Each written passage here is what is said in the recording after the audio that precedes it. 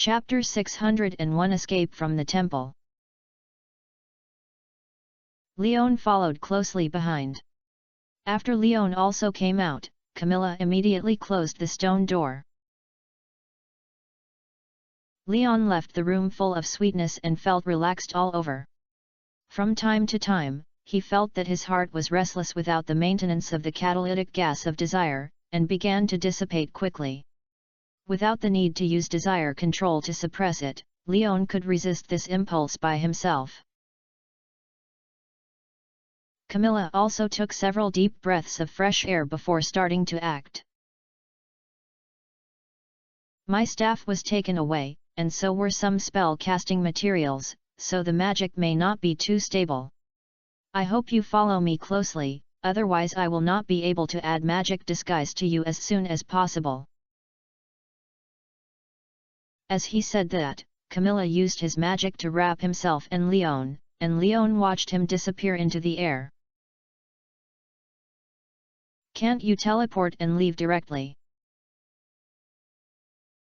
There is too much noise, and it will make them realize that we have escaped that damn room at the first time. Camilla explained. But I can't see where you are, so it's hard not to lose. Because of Camilla's magic, Lion's eyes were in a gap. Not to mention Camilla, if he hadn't been able to feel his body and the steps he stepped on, he wouldn't even know where he was. Camilla, although she didn't say anything, Leon had witnessed the method she prepared for this, because Camilla actually took the initiative to hold Lion's hand where she couldn't see it.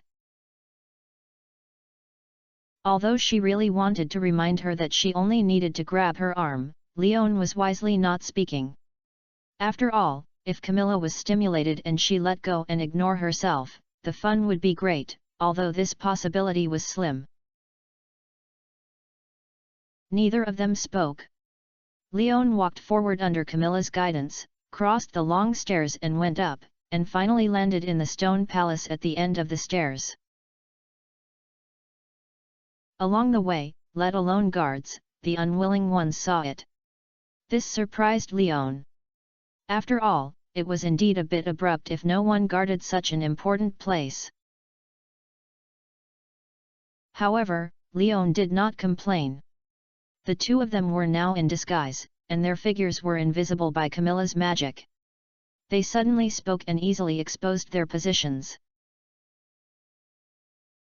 Camilla continued to pull Leon all the way forward, and the two of them walked forward against the wall in this long corridor without forks. Although the speed was not fast, they were better than quiet. After passing through the corridor, Leon saw the hall where he was just arrested, and looked around. Leon found that there was no one in this location, and he was even more confused. It seems that Rasmides puts a lot of pressure on those who are heartbroken, and this is a good opportunity. Camilla said at this moment, I plan to take a bet and use non-directional teleportation magic directly to stay away from this evil temple. What about your opinion? I have no objection, listen to you. Leon replied. Well, because this place is full of chaotic shadow elements, I need some preparation time. If someone finds it at this time, then you run away as soon as possible. I'll help you with the pad. If you can run out and see Rasmides, you're considering coming to save me. Camilla repeated the arrangements she had discussed before to Leon again, then let go of Lion's hand and directly revealed her figure. Then Camilla directly activated his magic power, and used the lines condensed by magic power under his feet to begin to draw the structure of the magic array. The speed of painting a magic circle is not fast, and the efficiency is a bit like painting on a blackboard with chalk. Every pattern on the magic circle is drawn step by step.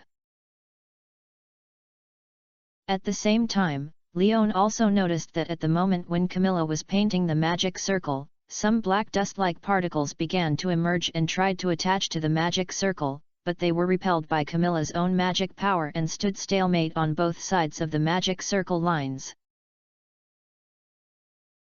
Seeing this scene, Leon understood why Camilla said she wanted to take a gamble. Even the shadow elements present here could detect Camilla's casting actions and try to counter it. It was difficult for the high priest who controlled the shadow element to not notice the movement here.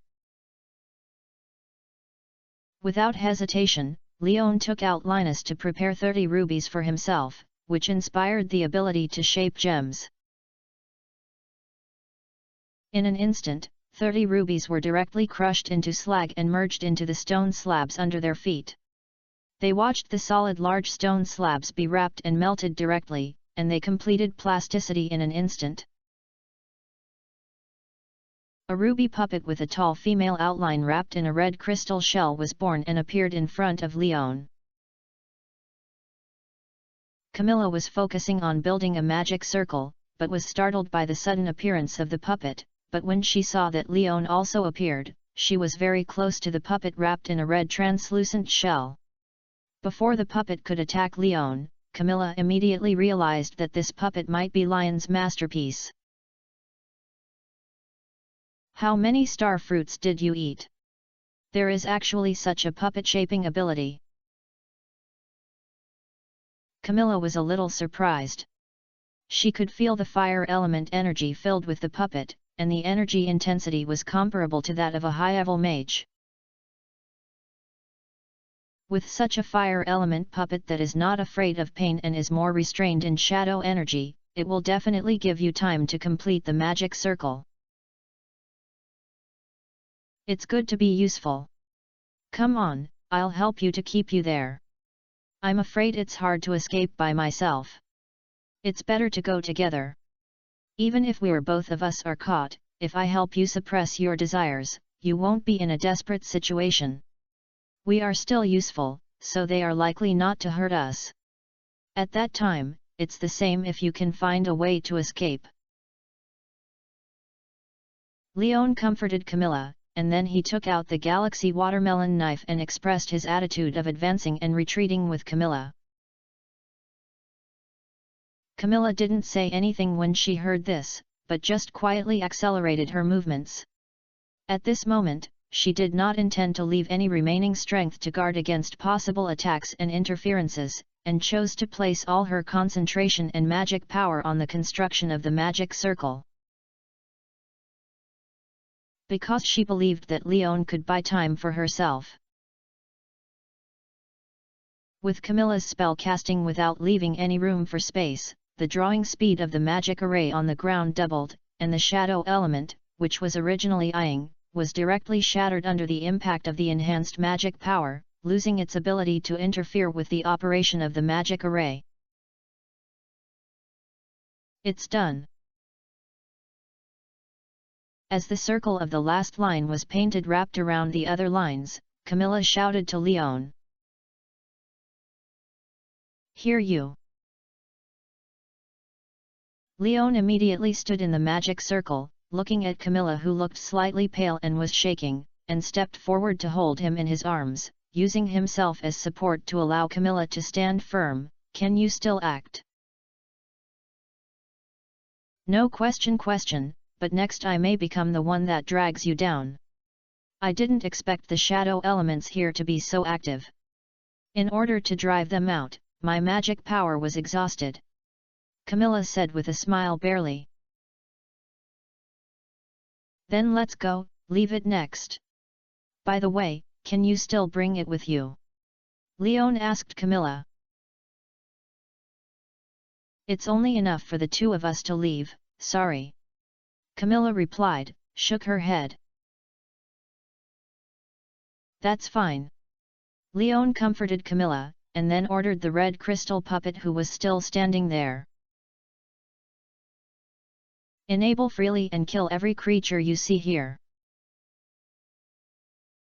Chapter 602 News from the Wind. Anyway, he couldn't take away the ruby puppet, so Leon planned to keep it to add some fun to the anti-human things here. After the order was over, Camilla did not hesitate and directly activated the formed magic circle to take him and Leon away.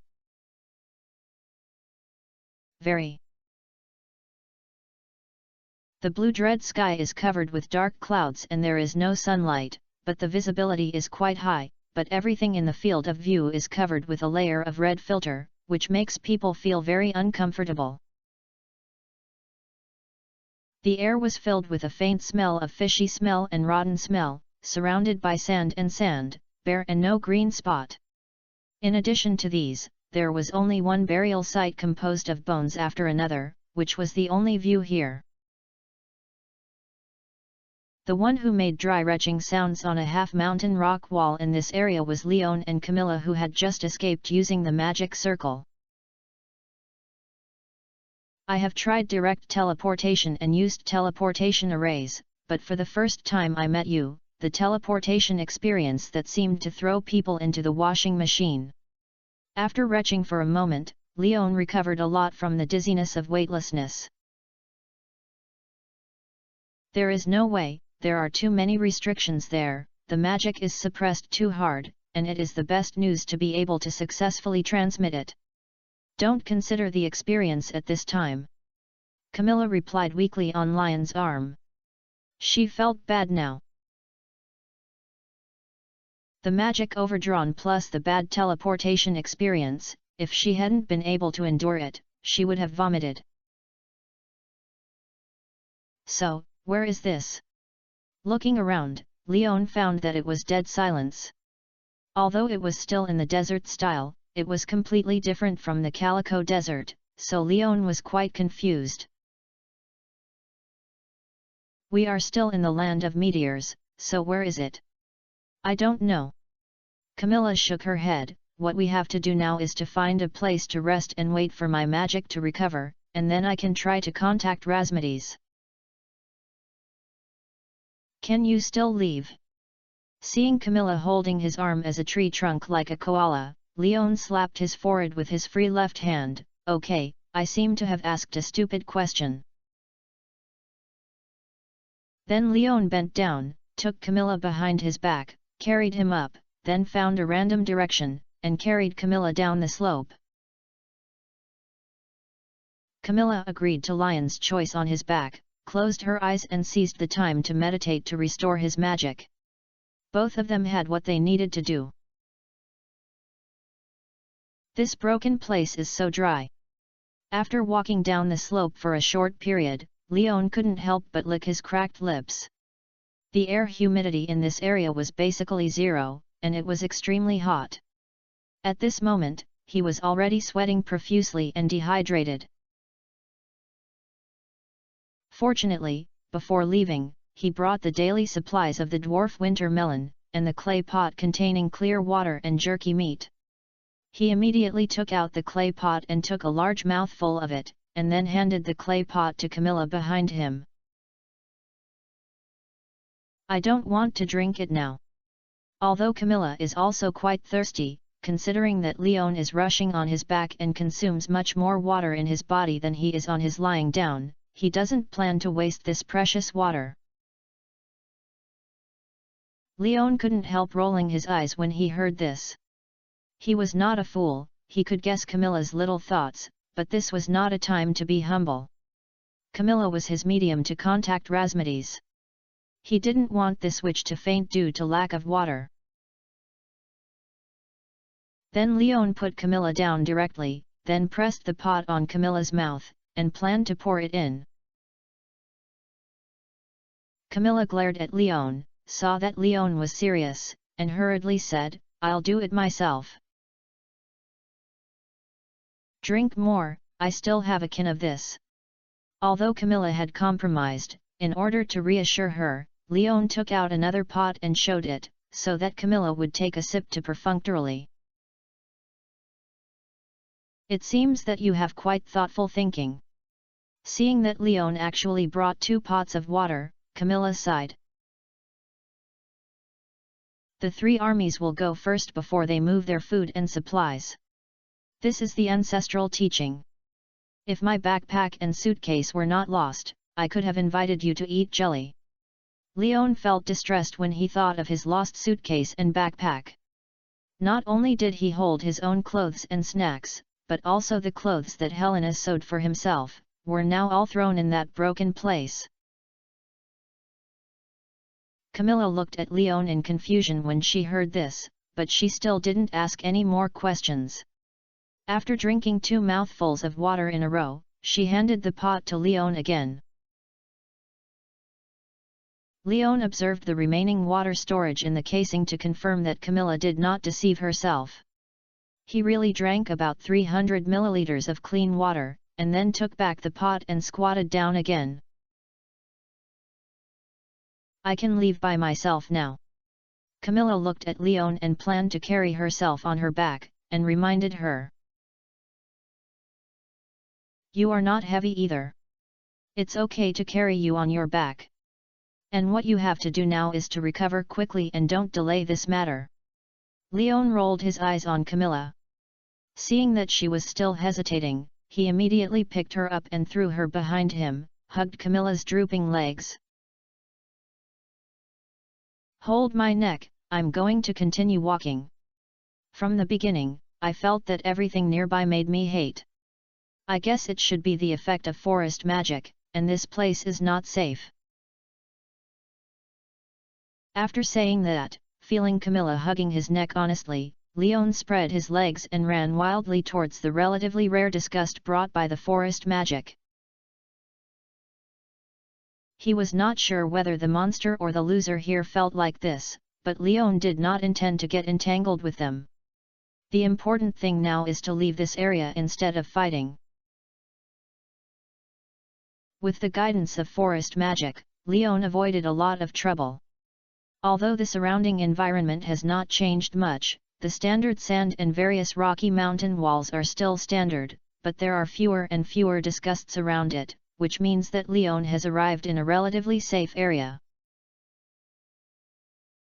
However, Leon still did not stop and continued to run in the direction he chose until he could not feel anything that he instinctively disgusted around him. He stopped, placed Camilla on a raised rock, took out the clay pot and jerky to share with Camilla. Do you want to take a break? Looking at Lion's eyes that were covered with blood and could not see clearly his black pupils, Camilla couldn't help but suggest. No, I can still hold on. Leon bit the jerky hard to replenish his energy. Although he knew that his current condition was not good, the nearby environment was obviously not suitable for rest, and he had to hold on. I think you need a rest.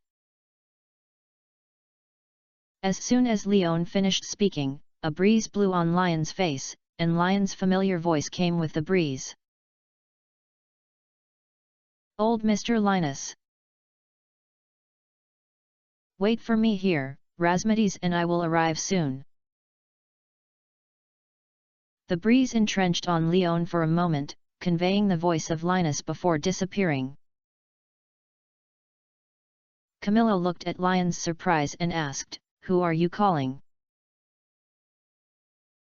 One of my elders, Camilla. Good news, we don't have to run away. I have contacted the person who came to support us. Leon was so happy at this moment. At this time, it was really reassuring to hear the familiar voice. That's great. Camilla couldn't help laughing when she heard the news. But before she could celebrating with Leon, Leon fell straight down. Fortunately, Camilla found out at the first time and stood up to hug Leon so that he would not fall on the hard and hot rock. Chapter 603 Get Home. This scene happened to be seen by Linus and Rasmides, who rushed over. Rasmides covered Leon and Camilla with magic at the first time, while Linus took out a bottle of green potion and prepared to pour it into Lion's mouth. It's okay, he's just too tired and fell asleep. Rasmides, who has already understood the situation of Leon, stopped Linus from moving. If Linus was asked to pour this bottle of life essence into Leon, Rasmides would be really worried that Lion's head would grow into leaves. After all, this essence that contains a lot of vitality and natural energy is not something that normal people can digest. He hasn't been asleep for a long time. Camilla nodded and echoed, let him have a good rest now. I didn't expect to see you here, Camilla, are you arrested? Camilla's speech made Razmedes finally realize that there was someone else here besides Leon. He was too anxious before. When he saw Leon fall, he didn't pay attention to Camilla's figure. Yet, Camilla was not embarrassed, after all, this was the truth. It seems that a lot of things have happened to you these days, but all of them have passed. Since you have escaped by yourself, it's time for us to go back. There is no point in staying here. Razmedes looked at Camilla holding Leon without any boredom or discomfort. He couldn't help but sigh, but he didn't say much. Then I will contact those explorers and mages to evacuate the position, Linus said immediately. Well, let the mermaids use the seabird to help cover them, and let the transportation team of the long-distance Chamber of Commerce retreat first. Razmedes nodded and added. Understand. Linus evoked a breeze out of thin air and sent it out. Then he jumped a few times and disappeared in front of the three of them. Razmedes looked at Camilla and Leon again, took out a gem wand that was more than 1 meter long, and carved magic runes one after another in the air. After these runes were formed, they began to shake in the air, and finally tearing a crack in the space in the air. On the other side is near the Crimson Desert Castle village. This is the longest distance crack in the space I can drive. You can take Leon back to repair it first. After I arrange the organization staff to help, then go back to the castle village. Camilla nodded, then hugged Leon and directly penetrated into the space crack. After the two left, Razmedes immediately closed the space crack and wrapped his whole body with wind elements to fly towards the camp. When Leon opened his eyes again, he looked at the familiar ceiling, and immediately planned to get up and slap himself to see if he was dreaming. A soft body pounced over. Looking at the long purple hair that covered half of his face, Leon was sure that he was really back. Don't worry, I'm here. Listening to Abigail's sob, Leon reached out to stroke her head and comforted her softly. I thought I would never see you again. Abigail's choked and hoarse voice made Leon feel a little guilty. He didn't know what Abigail was doing during the period of his disappearance, but he shouldn't be happy. Sorry, I didn't expect to encounter such a thing, but everything has passed. Am I safely back? Leon continued to comfort Abigail, then looked around and found that there was no one else in the room except Abigail. How are you recovering? Abigail raised his head and asked as he observed Lion's face. I was not injured, but I haven't had a good rest for a long time. This time I slept full, and nothing happened. Leon said with a smile, then got up from the bed, looked at his pajamas and asked, Who changed my clothes? Linus. Abigail did not answer, but the girl's blushing and dodging eyes were enough to tell everything. Where are Razmedes and Linus? Are Camilla safe? Leon did not joke about Abigail about this matter, but asked about his situation after he was unconscious. Everyone has come back. Now we should celebrate the success of the rescue in Gus Tavern. However, Camilla stayed in the castle village to deal with the problems left over the days after her disappearance, while Helena went back first with the seabird and the mermaid crew. Abigail's face looked a little complicated when he said this. Hi Lena. Leon felt nervous when he heard this. He did not mention hi Lena, but Abigail took the initiative to mention it and had such an expression. Leon knew that the matter between him and Helena should have been exposed. Well, the Mermaid Queen. The supplies and funds for this rescue operation were taken over by the mermaid clan she represented, and she also used a lot of relationships to hire a battlefield mage group that secretly formed a society. Even the trump card of the mermaid clan, the seabird, loaded with flying ability and magic artillery, was pulled out and joined the battle. Because of these conditions, the explorers of the Sharp Blade Head Guild sent 2 combat teams to join the rescue battle under the persuasion of Rashi and Ma Long. Abigail explained that it also allowed Leon to understand how much of his disappearance cost. Of course, it is more touching and heavy. After all, Helena has been very helpful in this wave. It is said that the most difficult thing to get the kindness of the beauty. This kind of favor is too great. Even if Helena is the queen of the mermaid, she is not in existence in the mermaid clan who covers the sky with only one hand. If you want to use these, you may have negotiated with the mermaid elders group for a long time. ABI, I have something to tell you. There is no full name Abigail. This title is generally a love name when Leon and Abigail were in love with each other. This title is also to make Abigail feel more intimate. But before Leon confessed his current relationship with Helena, Abigail reached out and blocked Lion's mouth. I know, Helena greeted me when she came, and the teacher also explained to me about Helena's relationship with you and the meaning it represents.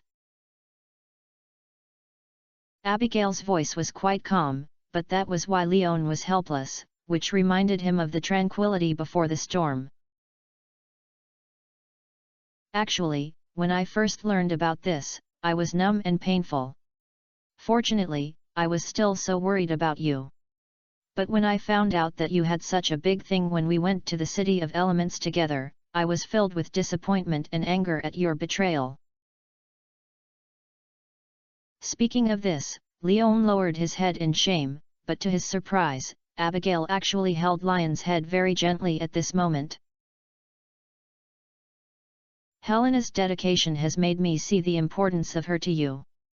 Compared to me who can only wait for your news and do nothing, I know that I lost this time, but I like you, and I just let you go and give you completely to her. Although Helena and you have known each other since childhood, I am the first girl to confess to you, so I don't want to lose again. Abigail's voice in his ears was very firm, but it made Leon feel scared. Although it is double the monthly ticket, everyone should be more at ease and just subscribe. I don't catch a cold on the monthly ticket, so I give it less and I love you. Chapter 604, Confession and In-Depth Communication. I just woke up and my body is still recovering. I know, you just lack sleep, and you are actually very healthy. I'm also planning to go to Starfruit Bar to thank those who came to help. Their celebrations will last until night, and it's just past lunchtime and it's still early. Didn't you say you're going to wait for me to propose to you, and you're going to do this again? Yes, but I can't wait anymore. I want to get back what I've been stolen. This is not a joke. Once you have taken this step, it will be too late for you to regret it. I only regret my previous hesitation. Kin. Hug me tight, Leon. Although Abigail, who took the initiative, was quite manly and really started fighting, he basically made mistakes that all newcomers would make, commonly known as being both naughty and loving to play. It is said that everything is difficult at the beginning, but as long as you overcome the hurdle at the beginning and rely entirely on your instinct, Abigail will regain the initiative. And rely on gradually acquired the combat skills began to launch a storm-like offensive against Leon. But the mage is a mage after all. Perhaps in long-range battles, Abigail can temporarily suppress Leon, but in close combat, how can a weak mage fight against a melee monster like Leon with amazing physique? At the end of the first round, Abigail stopped. Leon is energetic and can turn over and fight back at any time. But considering that this was Abigail's first fierce battle, Leon still couldn't bear to launch a counterattack. Compared to Helena's physique, Abigail may really not be able to stand his own conquest, so Leon surrendered voluntarily. Abigail also noticed this. Although she was unhappy, she found that she was indeed no match for Leon now. This guy's physical fitness was too exaggerated. Who is better than that mermaid queen? Abigail, who had been lying on Lion's chest for a while, recovered some strength at this moment, and his fingers began to fiddle with Lion's chest to the vest line, and asked softly. Such a bad question was spoken from Abigail's mouth, and Leon was really speechless. He, a man, was actually asked with such a line. Don't speak? Sure enough, you still think she is more attractive in your heart, right? That's right. After all, she is the queen of the mermaid clan. Compared with the girl in the town, I can indeed inspire your men's desire to conquer. Leon didn't speak. Abigail continued to condemn Leon in words, and as soon as he opened his mouth, Leon smelled the smell of onmyoji.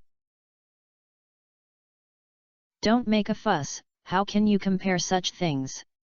Moreover, the situation was a bit complicated at the beginning. I was actually a victim at the beginning.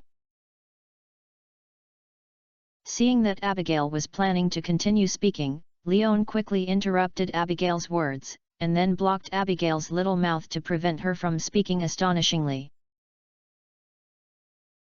After the suffocation attack, Abigail became much more honest, no longer complained, and his fingers became much more regular, because she noticed that Lion's weapon was unsheathed again.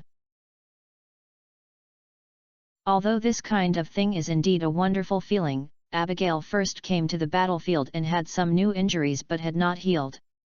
He did not dare to launch a second attack, so he could only temporarily paralyze Leon with a well-behaved appearance to avoid losing thousands of miles. Although Lion's weapon was unsheathed, he did not mean to directly conquer Abigail. The physiques of people are not consistent. At least, Abigail and Helena's female animal are much more normal. In the first battle, Helena's talent for continuous combat is the one that is wrong. Leon, who felt sorry for Abigail, naturally would not do anything randomly, but just held Abigail and started chatting. Although some things are quite unsightly now, if you don't say anything, Leon is worried that the thorn will continue to be buried and will explode one day. Actually, I was quite worried about the breakup between you and me before. What made you change your mind? I don't believe you just don't want to give up. After all, such things cannot be decided by winning or losing. Actually, it's because I know that Helena can't leave the ocean casually. On land, you belong to me after all, and you are definitely much more time on land than on the ocean. Abigail replied helplessly, and the most important thing is that I am also a witch now, and a natural barrier has been created between ordinary people. Compared with those ordinary people who have no common language and are particularly indifferent, you are the only guy who is interested in me and has a common topic. If I don't choose who you choose? But what if I say I have to take 2 days a month to visit Helena? Leon reminded. I know, Helena told me. Abigail said calmly, this is also what I discussed with her. After all, there are too many things involved, and you do have to pay for this favor. The main reason why the mermaids participated in the rescue is that you are the prince Helena recognized, so this relationship will naturally continue to be maintained. It seems you have talked a lot. Leon was a little embarrassed when he heard this. When he was not there, the Shura festival actually started, but depending on the situation, it seemed that Abigail and Helena had reached some kind of agreement. Well, I not only talked a lot, but also became a good friend.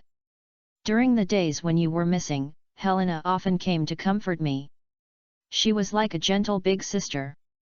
I felt it was not worth it for her. She was obviously such an excellent queen, but she actually fell in love with you as a bastard.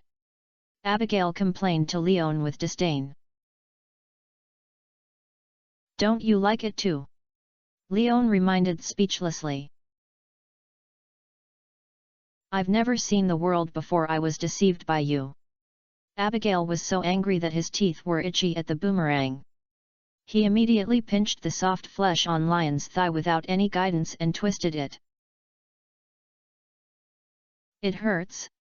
Leon shouted exaggeratedly. Humph, this is just interest. If it weren't for the teacher's concerns and Helena's gentleness, I would have taught you a lesson, a fickle guy. Abigail complained angrily.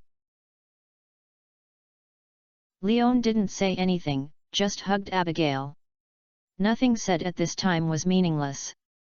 It would be better to let Abigail vent his anger. After all, Abigail did have reason to be angry in this matter. Moreover, Abigail can accept all this, which is probably related to the situation involved in Razmatiz's explanation and Helena's performance, but in the final analysis, Abigail should still be resentful in his heart. But Leon was not panicked, he had some ways to quell this little resentment. Chapter 605 Drink. Do you need me to take you to take a shower? After lying for a long time, he felt a little sticky on his body. Leon suggested on his own initiative. No, I can go by myself. Abigail broke free from Lion's arms when he heard this, then picked up his clothes on the ground, put them on and ensured that he would not expose himself. Then he immediately slipped to the bathroom downstairs.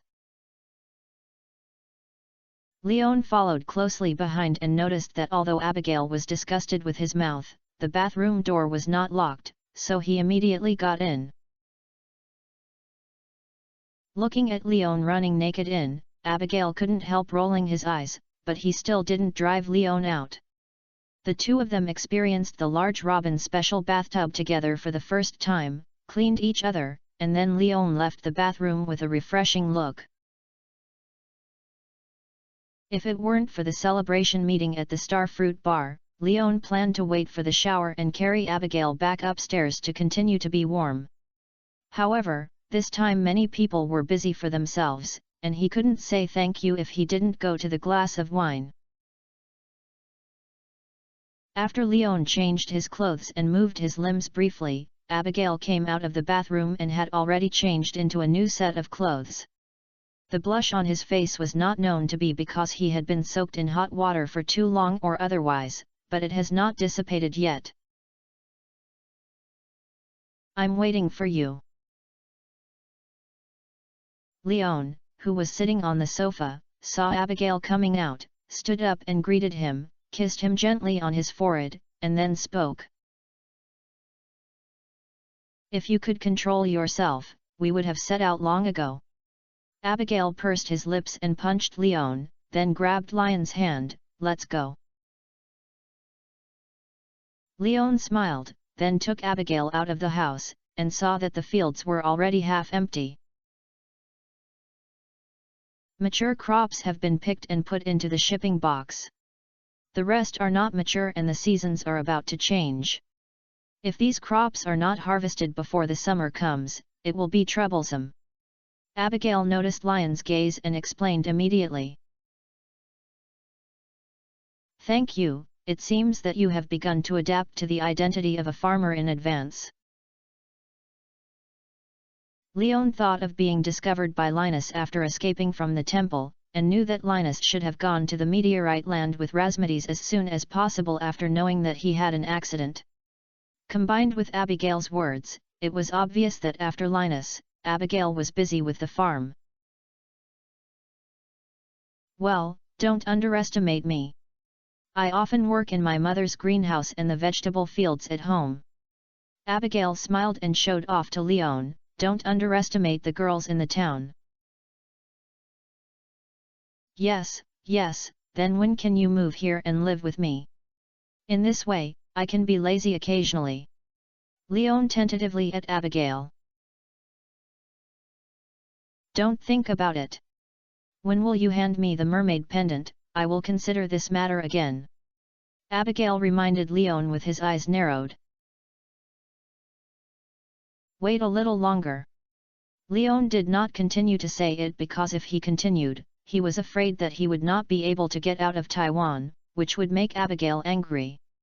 If he got married, he did have this idea, but it was not now.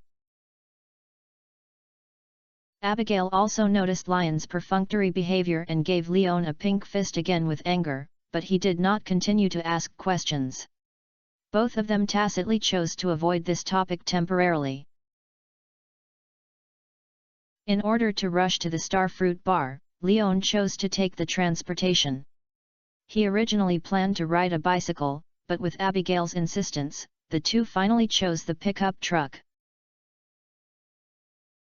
Leon wanted to protest this, but when he saw Abigail's red face and slightly awkward standing posture, he immediately reacted. After launching the pickup truck, Leon and Abigail headed towards Pelican's town together. Leon took the opportunity to find out about Abigail in the car and found out who were participants who stayed in Pelican's town. But Abigail didn't have much information because she didn't know many people, and only Rasmides and Linus knew. After docking the pickup truck next to the open space of the Starfruit Bar, Leon heard cheers from inside before he even entered the door. After walking in with Abigail pushing the door, Leon understood where the cheers came from. Rasmides changed his previous mage robe outfit and changed into a very elegant dress, but his actions were completely inconsistent with the style shown in this outfit. At this moment, he was grabbing a beer mug and staring at Linus, as if he was fighting for wine. Because the two of them were filled with wine glasses, half of which had been drunk, but Leon estimated that the beer in the remaining glasses would have at least 67 L. Leon recognized some of the people who were making excitement next to the two, such as Malone of the Stardew Valley Explorer Guild, Roche of the Bladehead, Django of the Chamber of Commerce, and the other 10 people. Leon was a little unfamiliar. "Hi, Leon, your friends are really good. The tavern hasn't been so lively for a long time." Gus, who was preparing beer at the counter, was the first person to notice Leon and Abigail's appearance, and immediately shouted enthusiastically, waving his arms to Leon. "Guess, long time no see."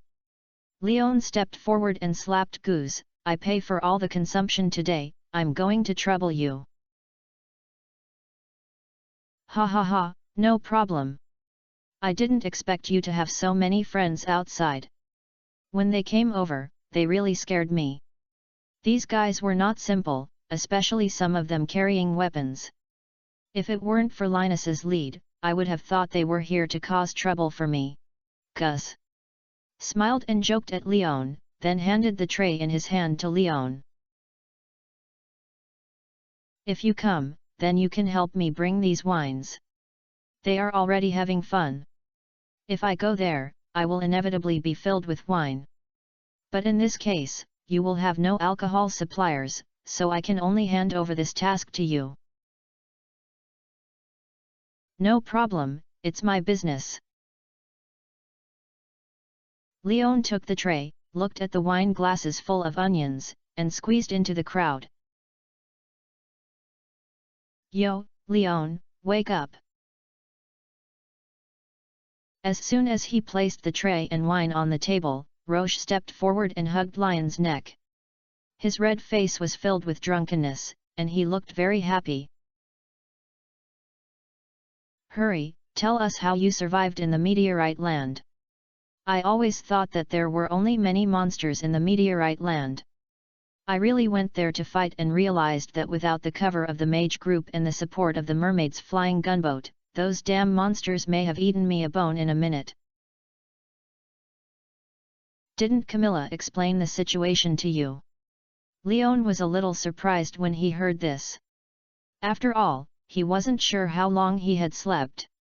Logically speaking, for such a big thing, Camilla should have explained the whole story clearly as soon as possible, and then let the people above be prepared for the plans of the losers. Why are the curious eyes around him telling them that they are unaware of this? This matter is included in the Parliamentary Confidentiality Agreement. Don't ask, and don't say anything about Leon. Rasmides, who had just finished filling a large bottle of beer with Linus, took the time and warned everyone. As soon as this said, everyone shrank their necks, threw the matter away from it, raised their glasses to drink with their friends around them, and Roche also treated it as if nothing had happened, and handed Leon a glass of wheat juice, then touched the glass and drank it all in one go. Then he looked at Leon provocatively. Leon naturally won't be timid. It may be a bit reluctant to drink white people. Isn't it just a matter of drinking beer? I immediately drank the beer stuffed into my hands. Okay, keep going. Come on. Chapter 606 Linus's Sharing. Tobacco and alcohol are one of the fastest ways for men to integrate into society. With Roche's lead, everyone started to raise their glasses to Leon, and Leon also refused. Although many people didn't know him, he would not disappoint because he participated in the rescue operation. After drinking one cup after another, Leon couldn't bear it anymore. Drinking too much not only made his stomach worse, but even wheat juice, there was alcohol. The quantitative change caused a qualitative change. Leon, who was full of confidence before, finally began to get confused in the second round. But these guys obviously didn't plan to let Leon go and continued to attack. Leon got up, so naturally he refused everyone. I don't know how many cups he drank, but Leon was finally overwhelmed and took the lead in lying down. Leon didn't know what happened afterwards. Anyway, when he woke up the next day, he found that he had already lying in the house, his clothes had been changed, and he could not see Abigail by his side. He had no memory of last night. Fortunately, although he was drunk, Leon did not feel a headache after getting up, which made Leon breathe a sigh of relief. After turning over, Leon rushed into the independent bathroom in the room immediately and put a little water. It took more than a minute to relieve his bladder, which made him feel uncomfortable. He washed his hands and brushed his teeth and washed his face. After putting on his shoes, Leon went downstairs. The downstairs were empty and there was no one to see, but there was a breakfast combination of sandwiches and milk on the table, and a note was left around it. The signature is Abigail, and the content is very simple. After breakfast, Leon remembers to dry the clothes in the washing machine. As for Abigail herself, she did not explain where she went. After finishing the love breakfast prepared by Abigail, Leon got up and cleaned the dining table, and went to dry the clothes that Abigail told him to wash.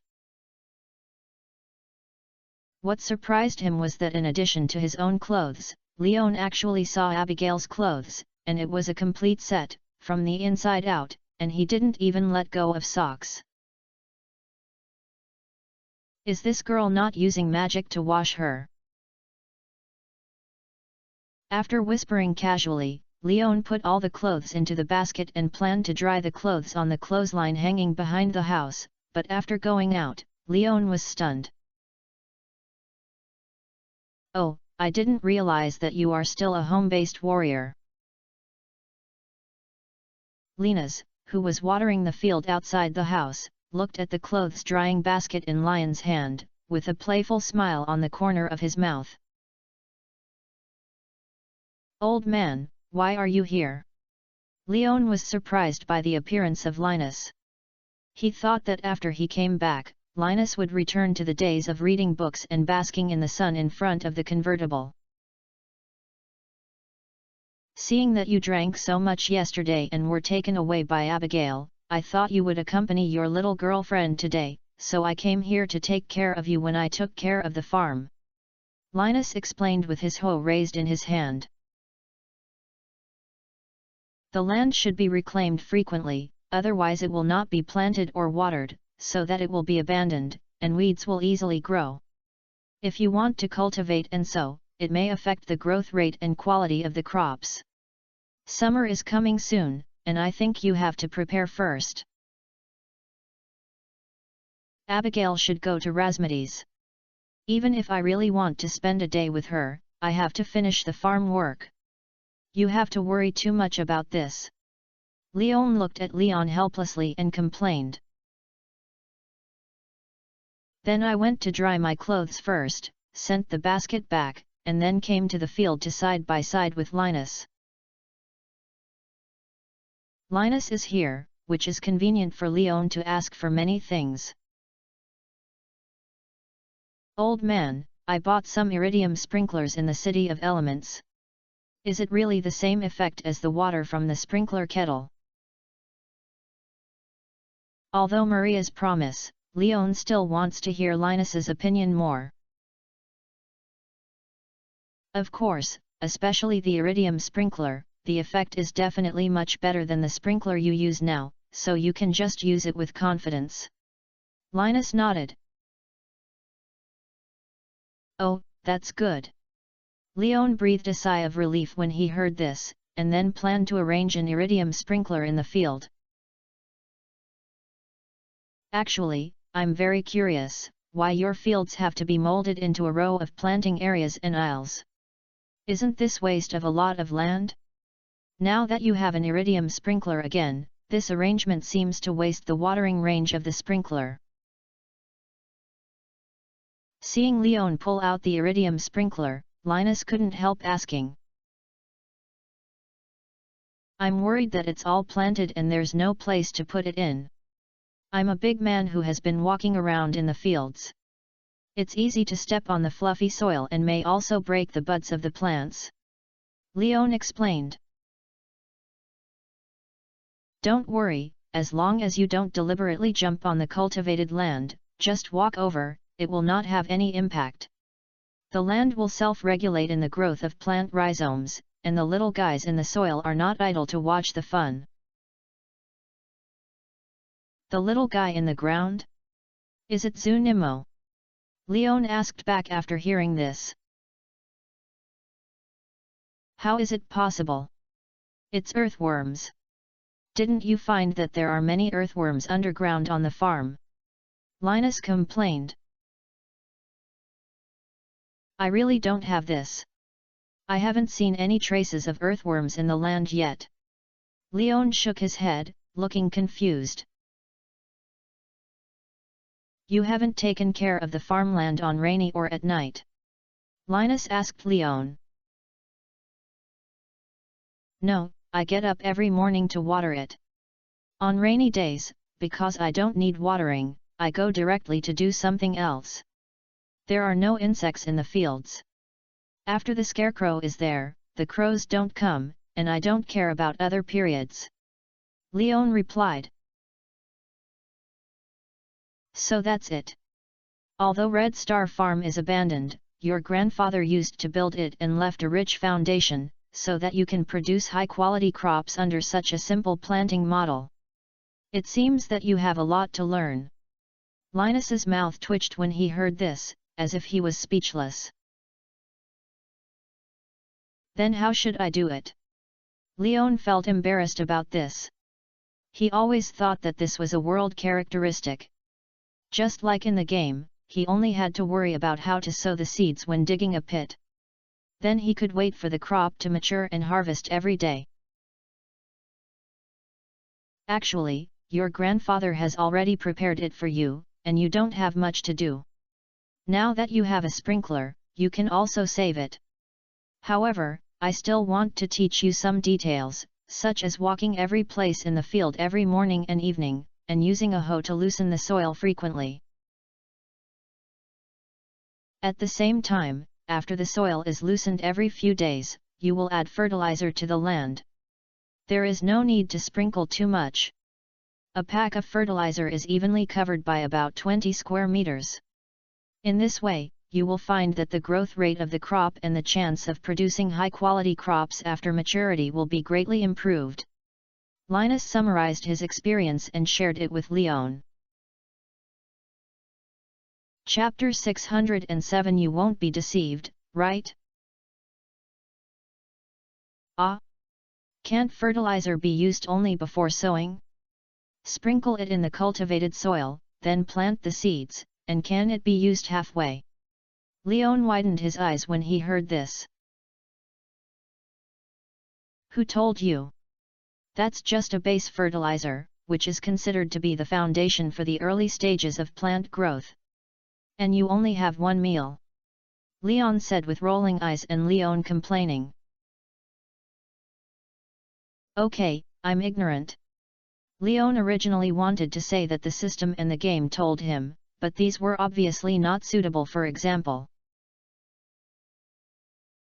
hey, the old guy left you with Red Star Farm, and I don't know if I left you with some instructions such as farming and animal husbandry manuals. It's really not a thing. Linus actually understands Leon quite well. After all, Leon is a city man who has become a monk halfway through the journey. It is normal for him to have shallow knowledge of agriculture. Since his grandfather doesn't teach him, he can only teach him by himself. Fertilizers must be prepared regularly. Pierre's ones are good. Of course, if you can do it yourself, try to make fertilizers yourself. Although your forest magic is passive, this passive effect has a great impact on agriculture. For example, the same fertilizer you make can significantly improve the effect compared to the one you bought. Besides fertilizer, you can also make some moisturizers. Although it is a sprinkler, the moisturizer can also retain dew in addition to retaining moisture in the soil. Don't underestimate these dews. Because of the special nature of Stardew Valley, these dews and nutrient solution are not much different, and they also have significant effects on improving plant quality. Leon said. Leon was remembering.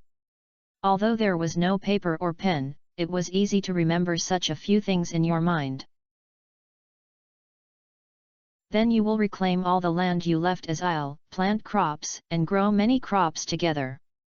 Although the nutrient requirements will increase, you will supplement fertilizer every few days as I told you. In fact, the effect is not much different from your current model, and symbiosis of multiple plants is actually beneficial. The vitality emitted by the growth of these crops can not only be improved, it affects other crops and also has a good feeding effect on you. Linus continued to explain to Leon, then pulled Leon to the edge of the field and pointed to the open space.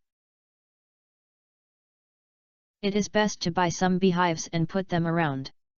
The bees will help you spread pollen, increase the pollination efficiency of the same type of plants, improve crop output, and also eat fresh and natural honey, killing two birds with one stone. Well, I've remembered it all. Are there any? Leon was still quite excited at the moment. With Linus' explanation, he benefited a lot. These are the daily maintenance and support skills. The others require special things.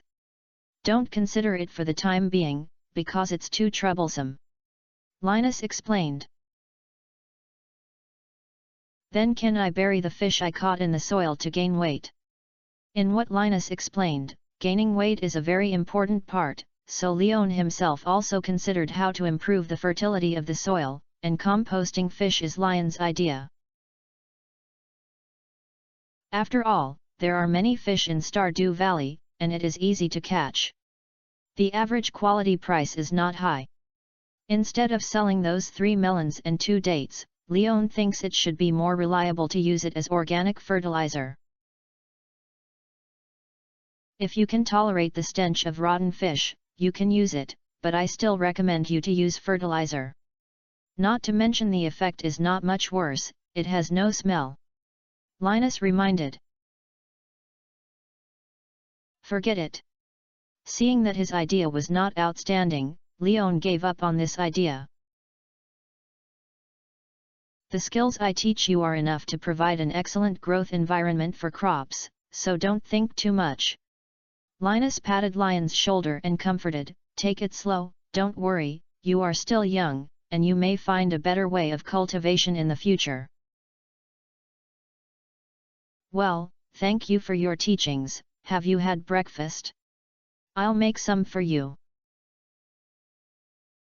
What Linus said has greatly improved Leon, and Leon is still very grateful to Leon for his teachings.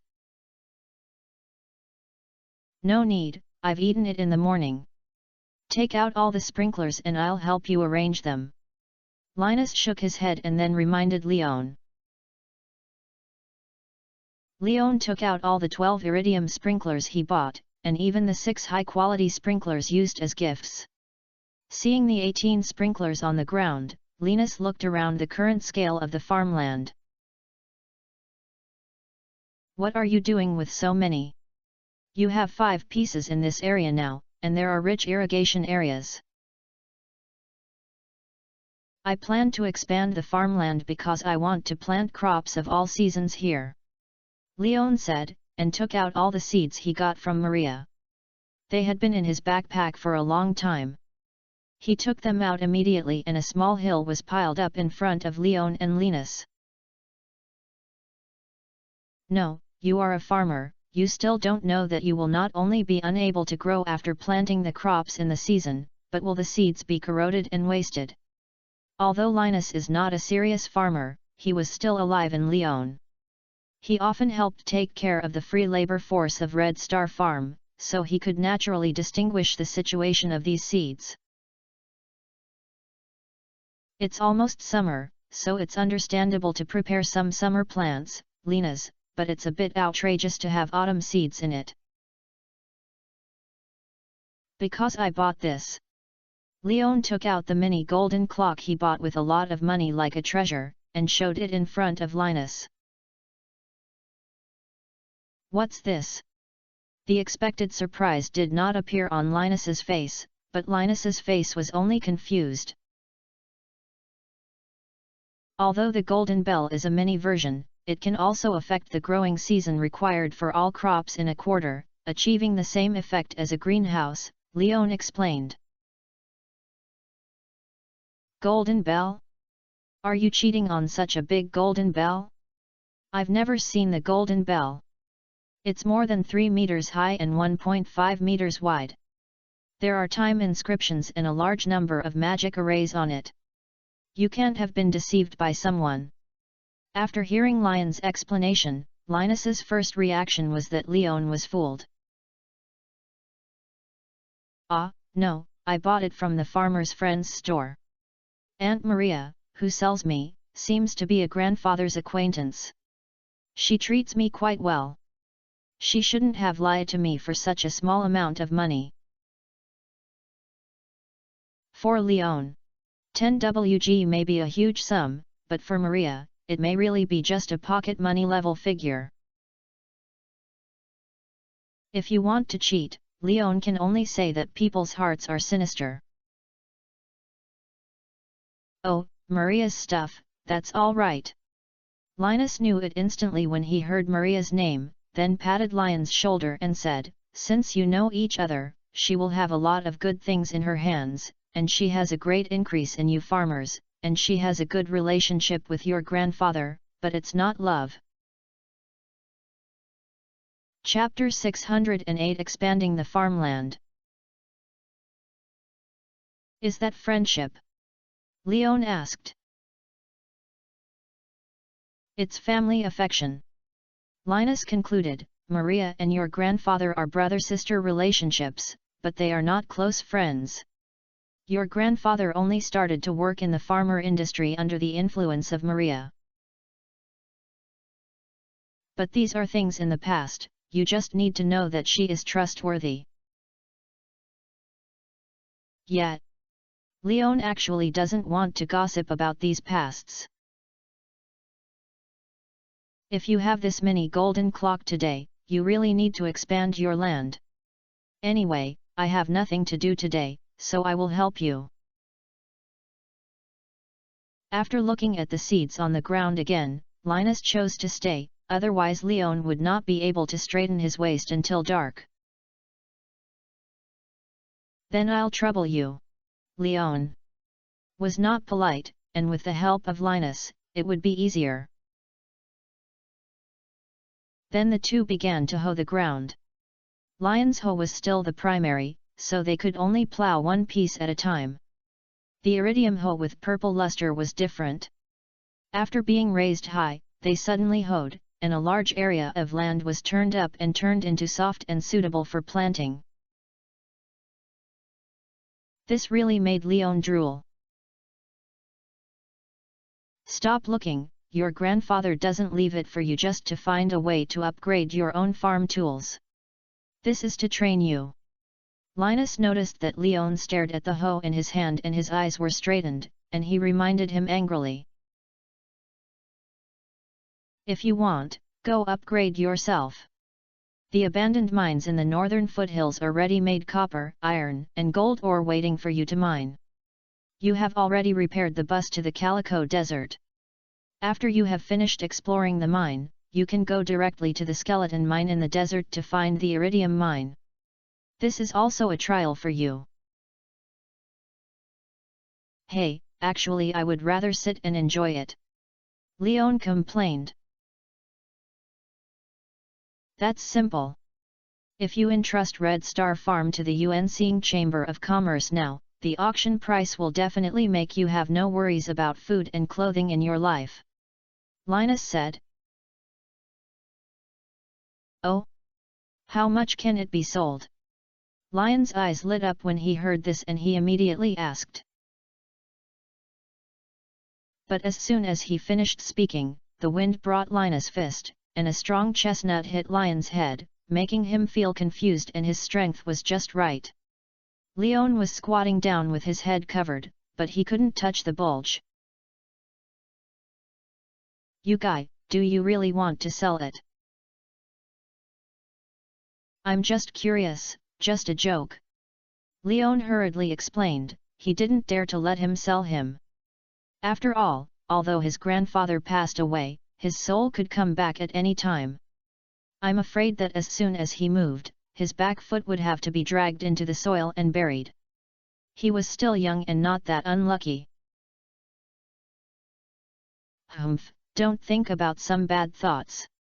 As long as this farm is still in your hands, you, and your future descendants, as long as you can manage Red Star Farm, the wealth and connections brought by it will become the most solid backing for your happy life, and take a long-term vision.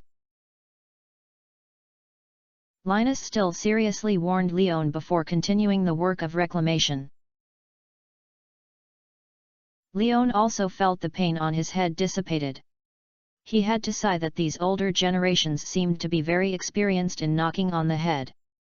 The pain was really painful at the moment of knocking down, but it would not leave any injuries. Even the pain time was controlled very shortly. If you call the police, you would probably not find any evidence. This time, Leon didn't joke with Linus and began to reclaim the land seriously. Although the efficiency was far worse than Linus, this was not the reason why Leon was lazy. Seeing Leon working seriously, Linus nodded with satisfaction. This is also one of the advantages that Linus likes most, that is, he is down-to-earth and hard-working. Although he never keeps the door in his mouth, he is never vague when he is really practical.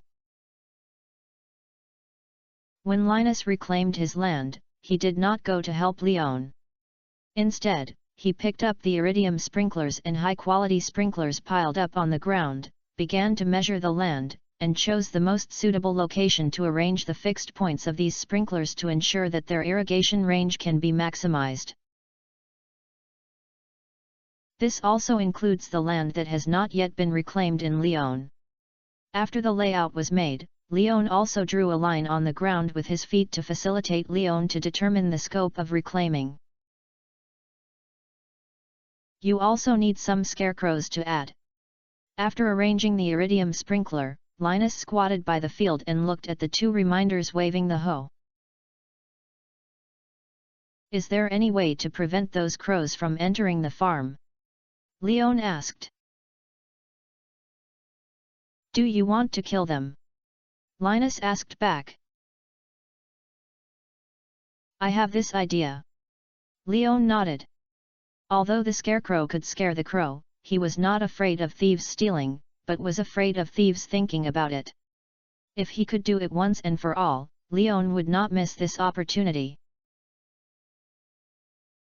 Crows are also natural life, and most of the pets who play magic are crows. If you kill all the crows because of such a small matter, it is easy to offend people. Go and get the scarecrow obediently. Linus looked at Leon speechlessly and complained. He didn't expect Leon to be so murderous. Hey, how many do you need? The main reason for not being a scarecrow is that Leon lacks fiber. Since he cleaned up the farm, he rarely took the initiative to collect plant fibers. Although this thing is easy to do, Leon does not have much inventory now. There are almost 3 more. The layout of these places should be able to protect the entire field. Linus replied after estimating. That's okay. Leon immediately entered the room after hearing this, found wood fibers and coal, rubbed 3 scarecrows with his hands before returning to the field, took the scarecrow out of his backpack, and inserted it into the field. You made it yourself. Linus was quite surprised to see that Leon took out 3 scarecrows just after he went back. Yeah. Leon nodded. What's wrong? Is there any problem? No, I just didn't expect you to have this kind of craft. This scarecrow is quite realistic and can independently exude the breath of wild beasts. It's quite interesting. If you have time, you can do more for the UNC Chamber of Commerce to help you sell, which may allow you to make an extra profit. Linus suggested. Oh? How much money can I sell? Leon became interested in it in an instant. I don't know, but it probably won't be too cheap. One can sell for about 4,500 G, right? Linus, the price range is given. That's not cheap anymore, it's just a bit of material. Leon was quite moved when he heard this. After all, the main needs enough materials to build a scarecrow. He used the system's synthetic panel to rub it casually, and the materials had to be done by himself. Because Leon had also tried before, except for the materials he got himself, the materials bought from other places could not unlock the system's manufacturing panel craftsman products, even the building materials on Robin and the copper ore on Clint. The recipes are the same, and there is still some difference from the game. I don't know if it is a system problem or other reasons. However, this kind of restriction is not outrageous. After all, Lion's materials are basically collected by themselves and rarely buy them on their own. Before renting out the Eastern Mine, Leon was indeed not rich, so he was used to the way to make himself rich. Brothers, it's the last day, and the monthly tickets don't need to expire. I'll give me some more, I want them. Chapter 609 Big Business. A scarecrow was inserted into the field, and Leon continued to open the ground with his hoe, and after Linus had a meeting, he took out a squirt that was still shining with purple luster and watered it on the other side. The efficiency of iridium tools is outrageous, and it can even be said to be magical. It is obviously a water kettle of the same size, but Leon can only pour one piece of land at a time with an ordinary basic style. The iridium water kettle from Linus is the same as the fire faucet equipped with a pressurized spray head. The head is tilted, so that a large area of land in front of you can even soak it thoroughly. Old man, look, although I don't have this thing, you don't need it. Why don't you lend me an iridium hoe first? Linus finished watering half of the land in a short time, and ran to the open space beside Leon and squatted to watch Leon roll over the ground piece by piece. Leon finally couldn't help it. Want to use it? Linus took out an iridium hoe and asked with it in his hand. Think. Leon nodded repeatedly. I don't want to upgrade myself. Linus directly took back the iridium hoe, then patted his butt and stood up and said, You should be able to finish the remaining space alone, so I won't be the supervisor for you. Come on, remember to sprinkle fertilizer before sowing, and I will go back first. By the way, I have fed the chickens in the chicken coop, and the eggs will be collected and sent to the delivery box, so you can devote all your time today to the field. After saying that, Linus turned around without hesitation and left the farm and exited from the northern exit, at an astonishing speed. This made Leon not have the chance to keep him. He could only watch Linus' departure, bent down again, and began to fight against the land under his feet with his basic hoe. Although the efficiency is still not fast, no one is watching him. Leon feels much more relaxed. He slowly tilted his land one by one, occasionally getting up and stretching his lumbar spine, going to drink water, or taking a little rest. When the sun was hanging high above my head, a hint of heat began to make sweat ooze on Lion's forehead. Although it was still spring, the noon sun had already begun to move closer to summer. Fortunately, all the land that can be covered by sprinklers has been reclaimed in Leon, but because the sprinkler has just been inserted and has not started working, so if you want to plant these soils, you have to water them by yourself. Watering is much more comfortable than cultivating. Compared to the past, Lion's upper limbs and arms have undergone a lot of reinforcement and amplification. Faced with this kind of work that does not need to bend over but just raise his hand, Leon feels quite relaxed. But this also takes time, because the squirt on Lion's hand is also of the ordinary version, and every time 60 pieces of land is poured, Leon has to go to the small pool next to it to fill the squirt. After working hard, another 2 hours passed quietly. If Linus had not settled the other half of the area in advance and saved half of Lion's time, Leon felt that it was up to him to do it all night today. After taking back the kettle, Leon felt uncomfortable when he looked at the new fields that had expanded more than 3 times larger than before, and the sparse and immature remaining crops. He planned to fill the whole field today, but he had to sprinkle fertilizer in all the fields. Although Leon also keeps some of the sap and can make primary fertilizer by himself, it still seems like a drop in the bucket compared to such a large area.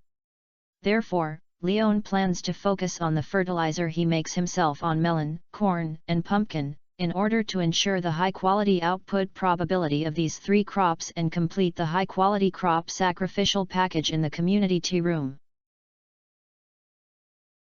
Although parsnips are also a requirement, Leon has never kept high-quality parsnips at all, and is not willing to plant parsnips again. When it is difficult to make progress, parsnips is the best choice for accumulating original capital.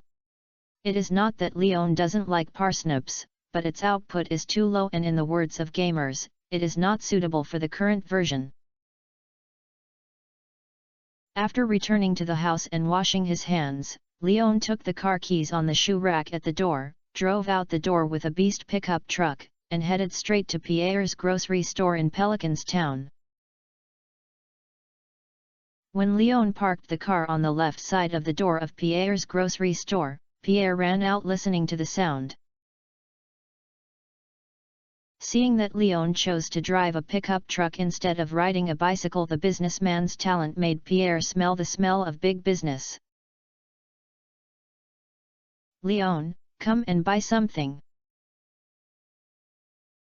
Pierre, who believed in his intuition, rubbed his hands and asked Leon with a smile on his face.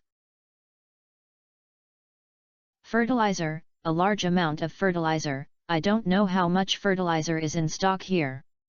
Leon was not vague and explained his purpose directly. "If there are fertilizers, I still have about 2,000 packs, which is definitely enough," Pierre thought to himself, and then immediately revealed his inventory. 2,000 packs, there are a lot of them, so let me get 1,000 packs first. Leon was quite satisfied with this number. Although Pierre sold only the size of a bag of salt, the price was not expensive. A pack of 5G is too cheaper than a pack of 100G in the game. "Are you 1,000 packs? Hiss, a big business, but Leon may still need your help. I am afraid I can't move it alone." Hearing this number, Pierre was happy first, and then thought that all the 1,000 packs of fertilizer had to be brought out by himself.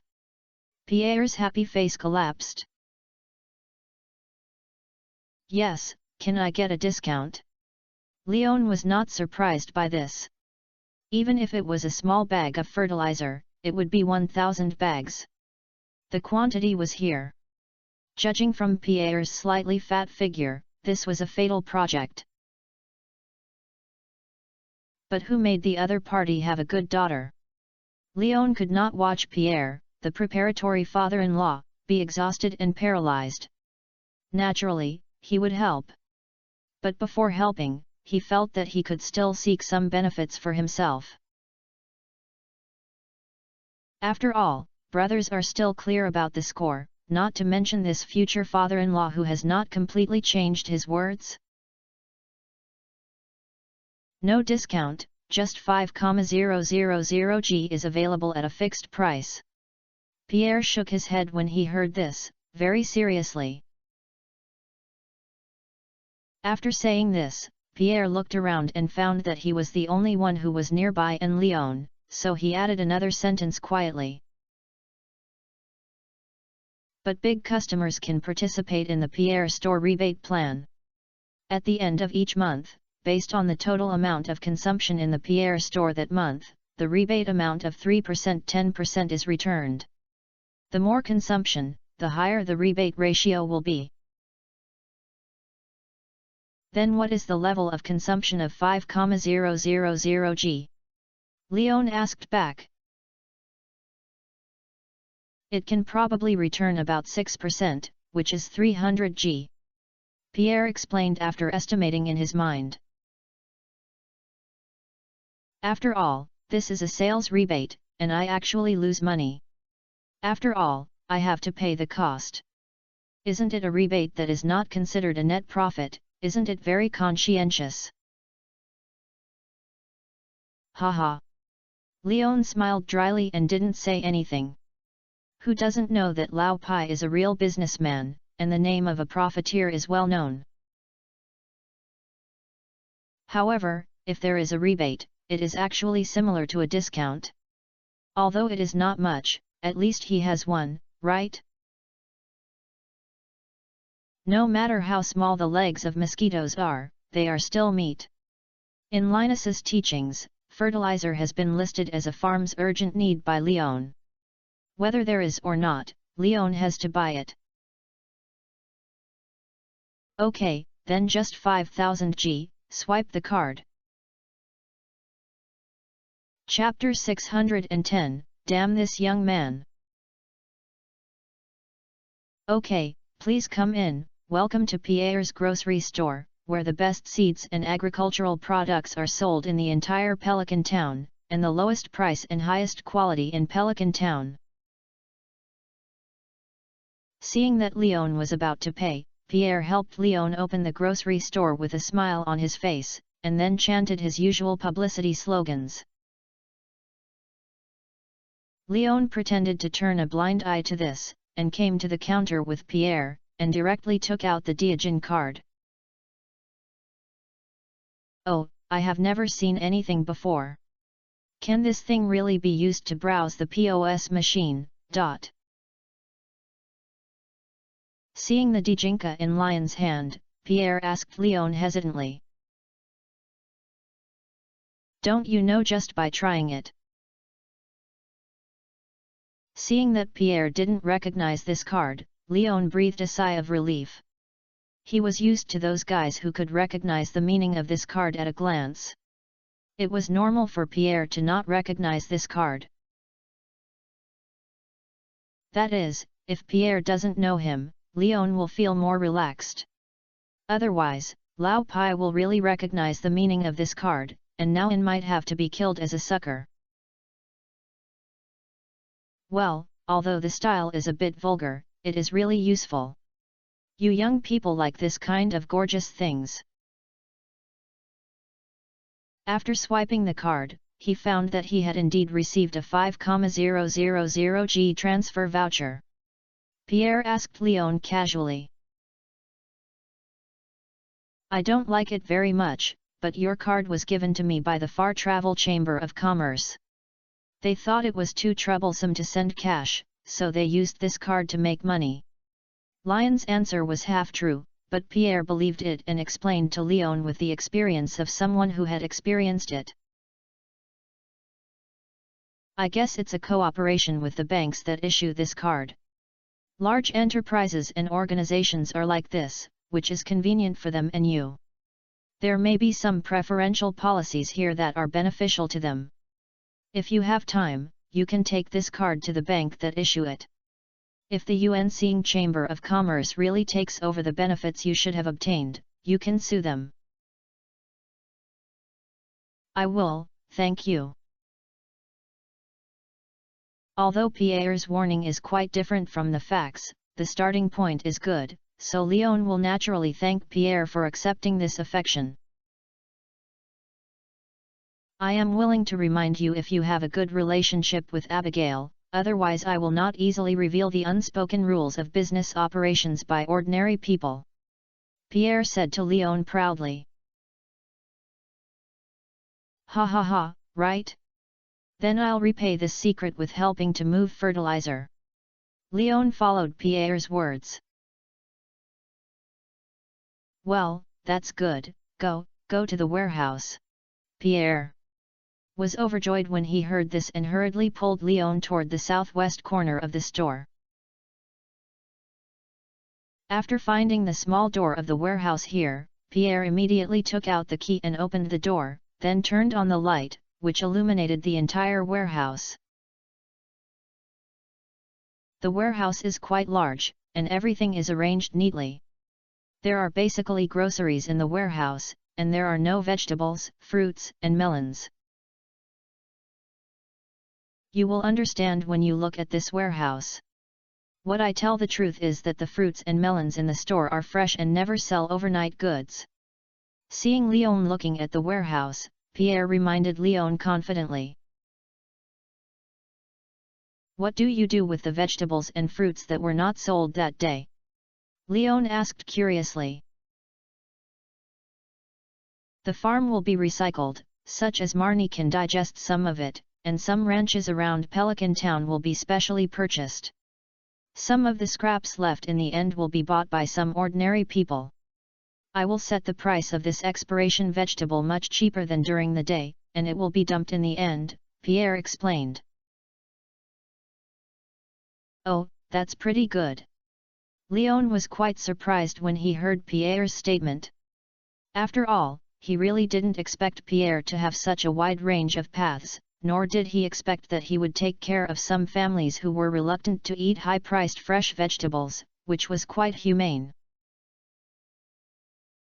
Move it, these are all unopened packaging. There are 50 packs in a large box, which means we have to move 20 boxes. Pierre did not continue the topic, but pointed to the large boxes piled up on the corner of the right side of the warehouse and said to Leon, "It's quite heavy. A box is about 50 kilograms. Let's carry it out together. I'll go in front and you can help me with some in the back." "I'll do it." Leon smiled at Pierre's proposal, then pushed Pierre aside, then he held up the big box in front of him with one hand and weighed it. It was indeed worth it, but not much. So Leon held up a box with his other hand, and with 2 large boxes of fertilizer, he left the warehouse first. Seeing this scene, Pierre scratched his head in confusion, then walked to the remaining box, raised it with his hand, and found that it was still so hard. He immediately sighed, "Young people are young people, they have really good physical fitness." Then he also extinguished his idea of moving. After all, looking at Lion's relaxed face just now, 20 boxes of fertilizer may be just a warm-up exercise for him. If you are trying to carry a box of 1, don't make trouble. Lion's speed is very fast and its efficiency is not low. In just 10 minutes, he traveled back and forth 10 times to the warehouse and moved 20 boxes of fertilizer.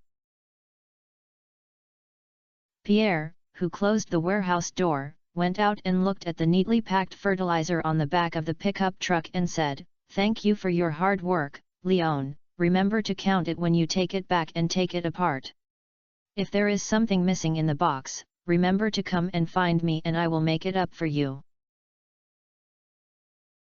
"Aren't you worried that I deliberately said that I lack fertilizer? I'll take yours for nothing." Leon couldn't help but remind him when he heard this. "I believe in your character," Pierre replied with a smile, "just pack of fertilizer. If you really want it, at worst I can give you another box." "Forget it, these are enough." Listening to Pierre's words, Lion's impression of Pierre was refreshed again.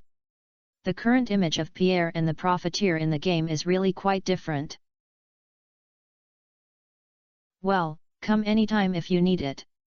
As long as it is not a special day, I will always be opening the business. Let's go back and work hard." Pierre nodded, then waved his hand to say goodbye to Leon.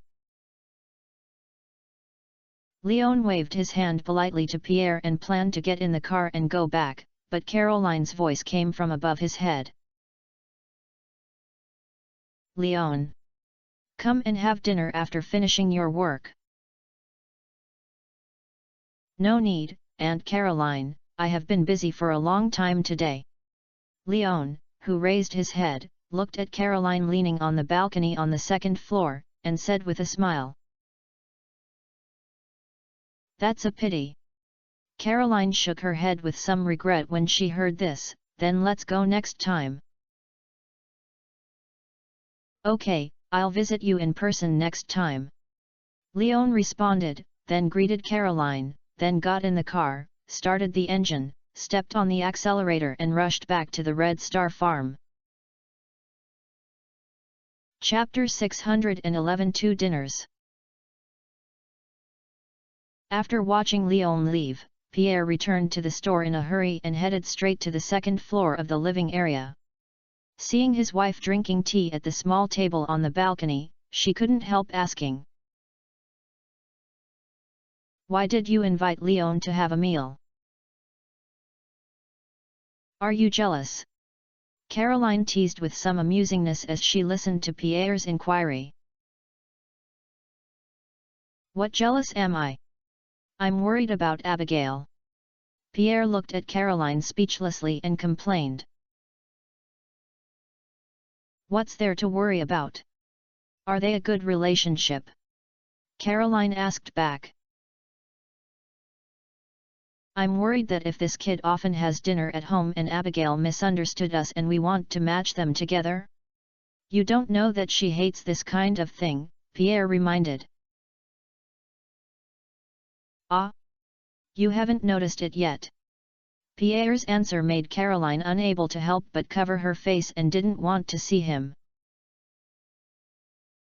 What did I find?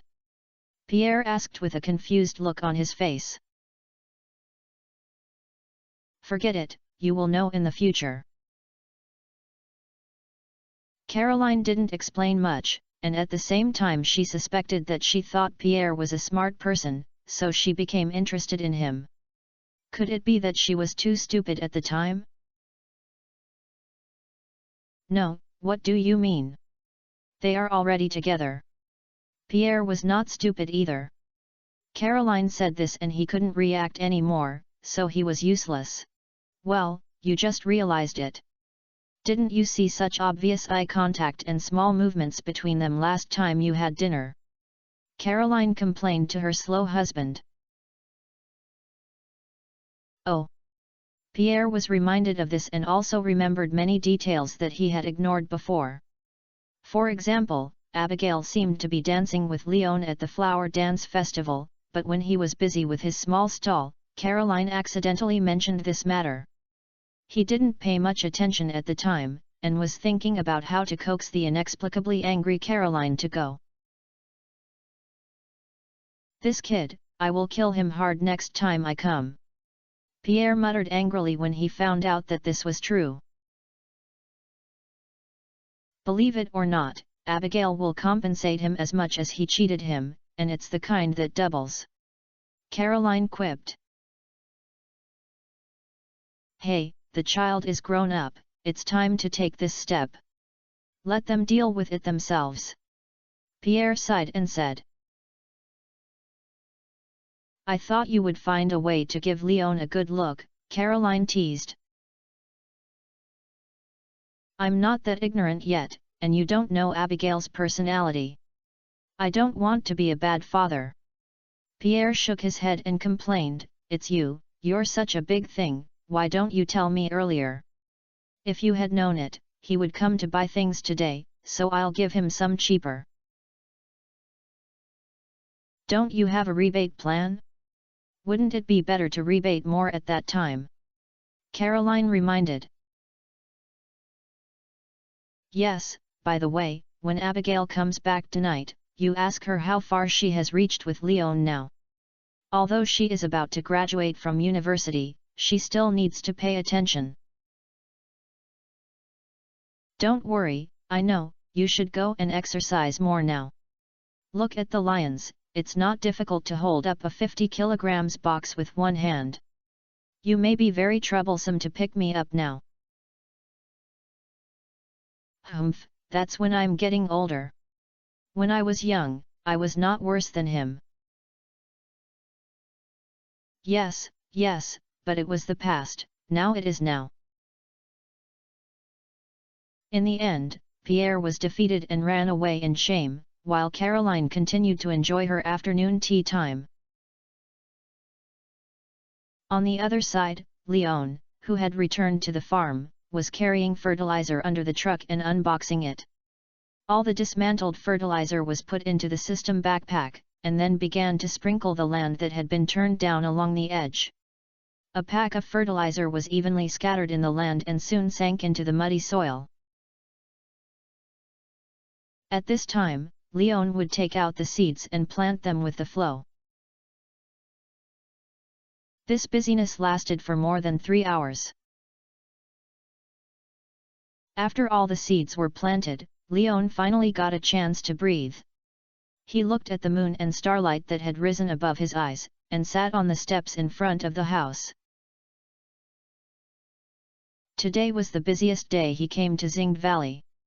He perfectly experienced the intensity of labor of getting up early and going to bed late. Although his waist was a little sore, Leon felt a strong sense of satisfaction when looking at the huge land with various crops in front of him. I have to be busy for such a day. Then with the automatic irrigation of a sprinkler, the work I have to do is much simpler, but tomorrow I have to get some seeds and make up the remaining open space to avoid wasting the land idle and wasting. After thinking about planting lions in these open spaces, I plant potatoes, give full play to the characteristics of enjoying the cool under the grass, realize the full high-quality potato production plan as soon as possible, and make a lot of money. It's a pity that the potatoes planted before matured during the days when they were taken away and then harvested. I don't know if it was Linus or Abigail. Anyway, neither of them seemed to have left high-quality potato seeds, and I don't know if they didn't pay attention or because they were not dug up by Leon himself, so I didn't enjoy the characteristics of enjoying the cool under the grass. This is quite a loss, but with the mini golden clock, it can continue. In 3 months, you can harvest 4 crops of potatoes. You should be able to save enough high-quality potato seeds to sow next year before next spring comes. After a little rest, Leon returned to the house and began to clean the mud on his shoes and the dirt on his body. All the fields have been converted into planting areas, and there are no dry paths to walk on. The mud has basically become the biggest trouble when plowing in Leon. However, these muds are not fishy, and they just look a little dirty, so they will be fine after rinsing. After taking a shower, Leon left the bathroom and prepared to turn on the fire to cook. At noon, he barely fooled it with the bread left before. At night, Leon had to prepare a big meal for himself and treat his taste buds. But when Leon, who was considering what to eat at night, heard the sound of the door being unlocked. Those with the keys were all self-evident and Abigail, so the identity of the visitor was self-evident. But what surprised Leon was that this time Abigail did not come empty-handed, but brought an insulated lunchbox. Mom said you seem to be very busy today and may not have time to cook, so I asked me to give you a serving. Have you eaten it? After entering the door, Abigail skillfully placed the key in his hand on the shoe cabinet, and then changed into his own pair of slippers before walking to Leon and asked, "No, let me see what delicious food my mother-in-law has cooked for me." Leon immediately left the stove, stepped forward and hugged Abigail and pulled him to the dining table and asked, "You guy is really thick-skinned. You haven't proposed to me yet." Abigail's eyes turned Leon, but the smile on the corner of his mouth could not be hidden. "Here, this is a high-calorie package she specially prepared for you, you can try it first." "Don't worry, compared to dinner, I actually want to taste your taste more. Why don't we have a pre-dinner activity first?" "You're going to die, I haven't taken a shower yet." "I'll help you. Go to eat your meal." After pushing away Leon, who had already started to get dirty, Abigail ran to the bathroom and locked the door. However, Leon heard the movement inside and knew that he would not have to sleep alone tonight. He immediately happily opened the insulated lunchbox and began to enjoy Caroline's special dishes.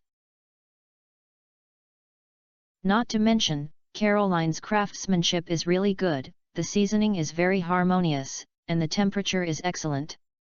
The most important thing is that the food prepared in the lunchbox is basically the dishes that Leon likes, and the more annoying broccoli and kale are not one of them.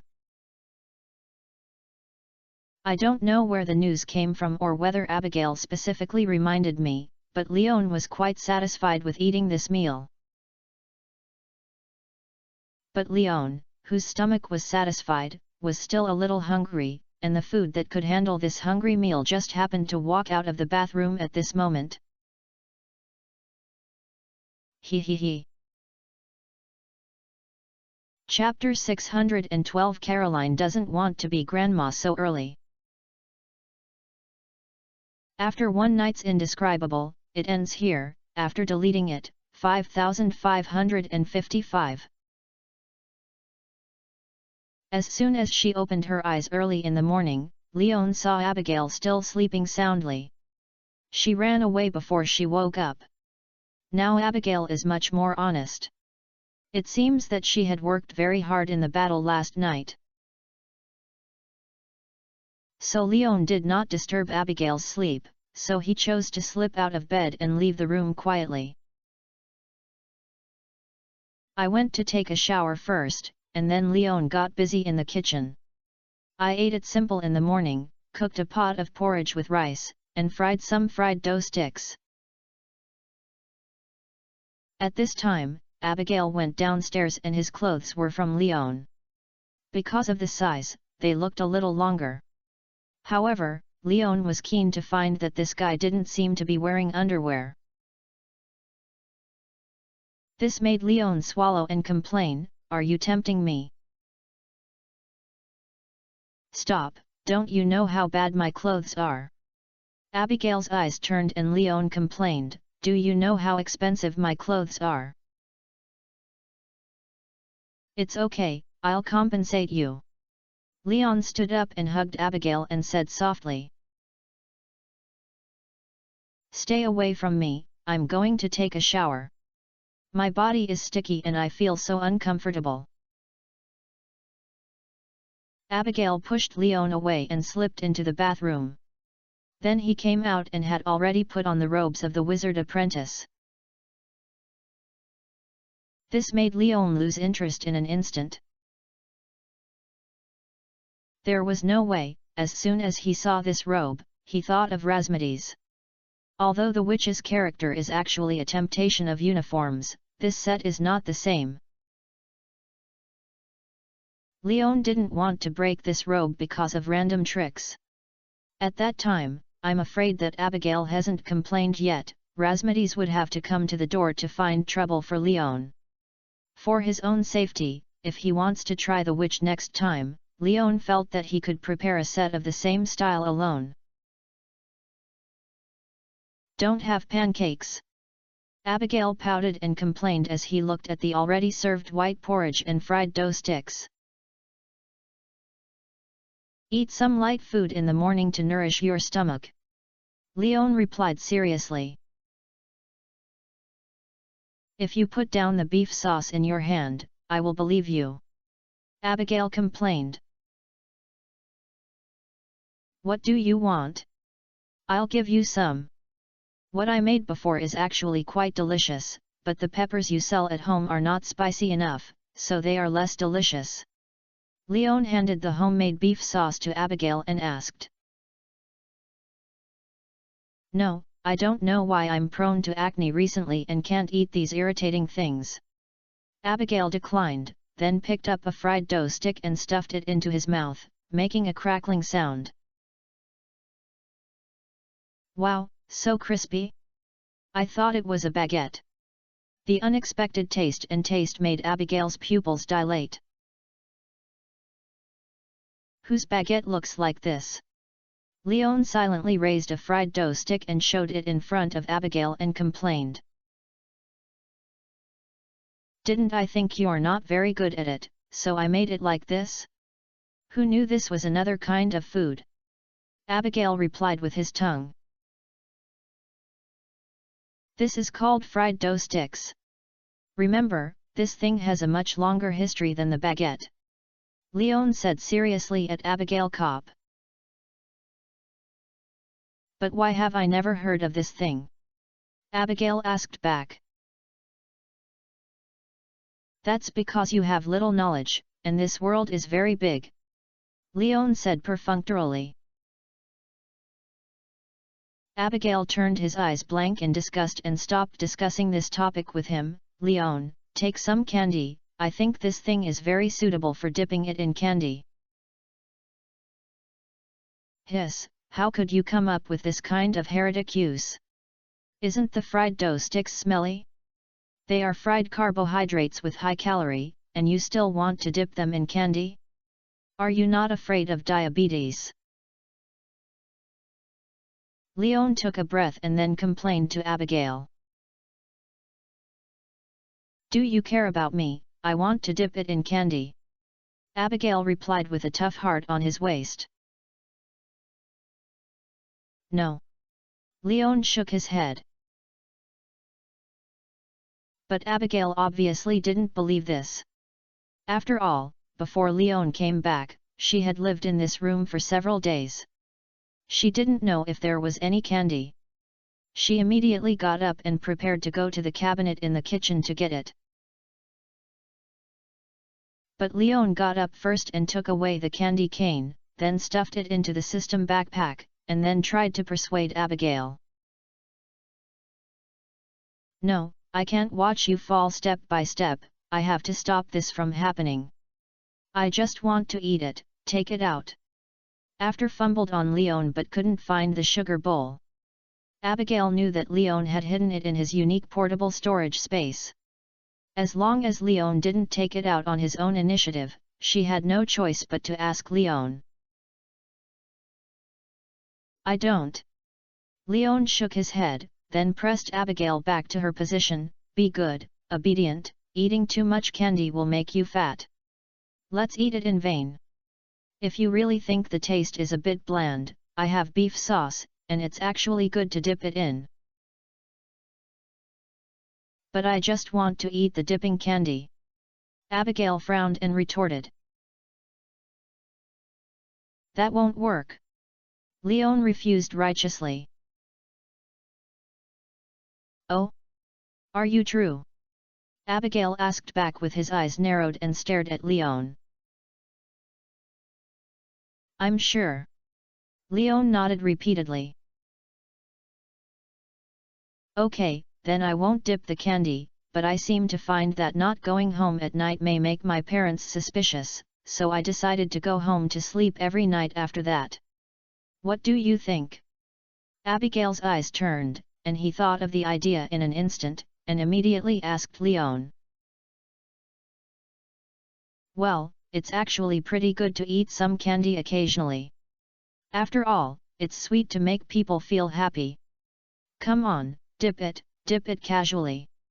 Even if you hold the candy jar and pour it into your mouth, I won't stop you from going home. You won't be so free. Are you thinking about it? Upon hearing this, Leon immediately took out the candy bowl from his bag, unscrewed it himself and handed it to Abigail. You guy! Abigail looked at Leon with disgust, but he was quite satisfied with Leon's reaction. At least this means that she is quite attractive to Leon. Although this guy is full of bad things, Abigail is not disgusted. After all, she is actually not willing to separate from Leon. Then Abigail dipped the fried dough sticks and said, What you said makes sense. It is indeed not free to go back. I will stay with you and choose a room, but I will only stay once a while. Don't you discuss it with your parents? After all, aren't you still living with them now? Leon asked back in surprise when he heard this. Mom won't have any objection, otherwise I won't stay last night. Abigail said this and added with a strange look, but she also reminded me specifically, saying that she doesn't want to be grandma so early for the time being, so I hope we can pay attention. Well, this is indeed something to pay attention to. Leon also deeply agrees with this, and at the same time he couldn't help but sigh at Caroline's enlightenment. Is this the free Western cultural style? Love it and love it. I wish you all a happy holiday and a happy birthday to the motherland. At the same time, I hope everyone will go out for more walks during this short holiday and stay at home less, but they should also pay attention to travel safety and keep warm. I didn't say anything from the south. I love you. Chapter 613 Planting Fruit Trees. Hee. Hearing that Leon seemed to agree, Abigail sneered immediately when he thought that Leon's actions were completely different from what he thought. Leon also realized this and immediately spoke seriously, you must pay attention next time. Abigail had white eyes, drank the porridge in the bowl, ate 2 more fried dough sticks, and stood up and said to Leon, I will go to the castle village with my teacher today. I may not be able to come back for about 2 days. Don't forget to change my clothes for me. Use your magic and get it clean. Leon complained. It's like this, but if I don't wash it, I always feel that it will sticky on it. Abigail whispered with a red face. Okay, be careful on the road. When you encounter danger, remember to run away at the first time and don't think about dealing with your teacher. Leon kissed Abigail's forehead in unison and then reminded him. Yeah. Abigail nodded, then gave Leon a cheek kiss, and quickly left the room. After Abigail left, Leon returned to his seat and finished the remaining porridge and fried dough sticks. After washing the tableware, he left the house. As soon as he went out, Leon set his sights on the field. The sprinkler had already started working. The water sprayed was as thin as silk threads, but the area covered was large and it was continuously output. This benefit is that not only the irrigation amount of all plants covered by the sprinkler is the same, but because watering this method can ensure that the soil will not be washed away. It's interesting. After squatting by the field for a long time, Leon even saw the rainbows sprayed from the irrigation under the reflection of the sunlight, which was quite beautiful. After looking for a while, I made sure that each piece of land was within the coverage of the sprinkler. Leon no longer paid attention to the situation in the fields. With the newly unsealed rice, Leon entered the chicken coop. Although he hadn't come for a few days, the hens in the chicken coop were still very enthusiastic about Leon. When he heard Leon open the fence door, he flapped his wings and giggled and ran over quickly, surrounding Leon. Leon did not disappoint these little guys. The short one stroked the fat hens along the hair, and at the same time poured the rice into the palm of his hand and let them peck at it. The hens were not polite either. They gently pecked at the rice grains in Leon's palm. Their movements were not big, which made Leon feel a little itchy. Looking at the shiny and smooth feathers and plump hens, Leon couldn't help but think of the old hen soup. Hiss, let's keep the egg. Make this terrible idea. Leon put all the rice grains on the ground and left the chicken coop. Although chicken soup is delicious, there are poultry for sale on John's side. If you really want to drink it, you can go to John's side to buy it. These hens in the chicken coop have been raised since childhood. The energy and feed they invested in and the amount of their natural cubs were shattering Leon's curiosity about their taste. After coming out of the chicken coop, Leon went straight to the cave. He wanted to see if he hadn't been on the farm these days and whether the fruit bats had left him any surprises. The cave is still dark, the mushrooms in the mushroom cultivation tank are already ripe, and the 2 chanterelles with orange-yellow fatty umbrellas are very conspicuous. Compared with the 4 surrounding areas, the ordinary mushrooms with a slightly wrinkled umbrella look much more attractive. The taste of chanterelles has been eaten several times. Every time the unique umami taste makes him amazed. At this moment, chanterelles are produced again, and the idea of chicken soup comes to his mind again. Then let's eat it tonight. After making the decision, Leon picked all 6 mushrooms and threw them into his backpack, then continued to move forward and came under the ceiling where the fruit bats were poured out. There are fruits, but except for an apple the size of a fist, looking complete and fresh, the remaining fruit that looks like a grape has begun to rot, but there are traces of being gnawed on it. It is obvious that it began to rot after the fruit bats bite it. Sure enough, I have to come and see it every day. It's only been a few days. Thinking of the previous suggestions for bringing fruits back from the fruit bats in the cave, Leon now understood why he had to come here every day, because if you don't come and take it away in advance, the fruit picker, the original fruit bat, wouldn't be polite. Picking up the intact apple, the rotten grape Leon was left in place, and he believed that nature and the fruit bat would help him deal with it. After leaving the cave, Leon began to be busy. The first thing he had to do was to cultivate fruit trees.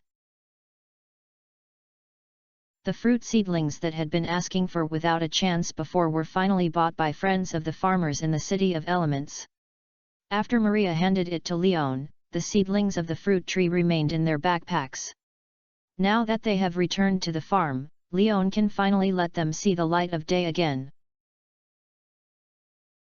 The planting location of the fruit tree was actually selected from the beginning, and it was located in the area in front of Grandpa's shrine. Neither the game nor the reality, Leon will use the land in front of the shrine. In the game, Leon will place a bunch of tables here and put various rare things on it as a platform, both for fun and for Grandpa to know what he inherited from the farm. In reality, Leon planned to change his approach, that is, plant fruit trees. On the one hand, it is to make this side look less empty, and on the other hand, it is to create a scene in front of my grandfather's shrine and help the shrine shelter from wind and rain. Of course, the most important thing is that fruit trees occupy space, and other areas are planned, so the open space in front of Grandpa's shrine is the most suitable. The fruit saplings were taken out, and there was no way to insert soil and live like in the game. If these fruit trees were to take root and grow, Leon had to prepare a tree pit for them. This is not a difficult task. In addition to digging the ground, hoes are also good at digging holes. Depending on the types of these fruit trees, the required depths are also different. Leon has specially customized a tree pit of appropriate size and depth for each fruit tree.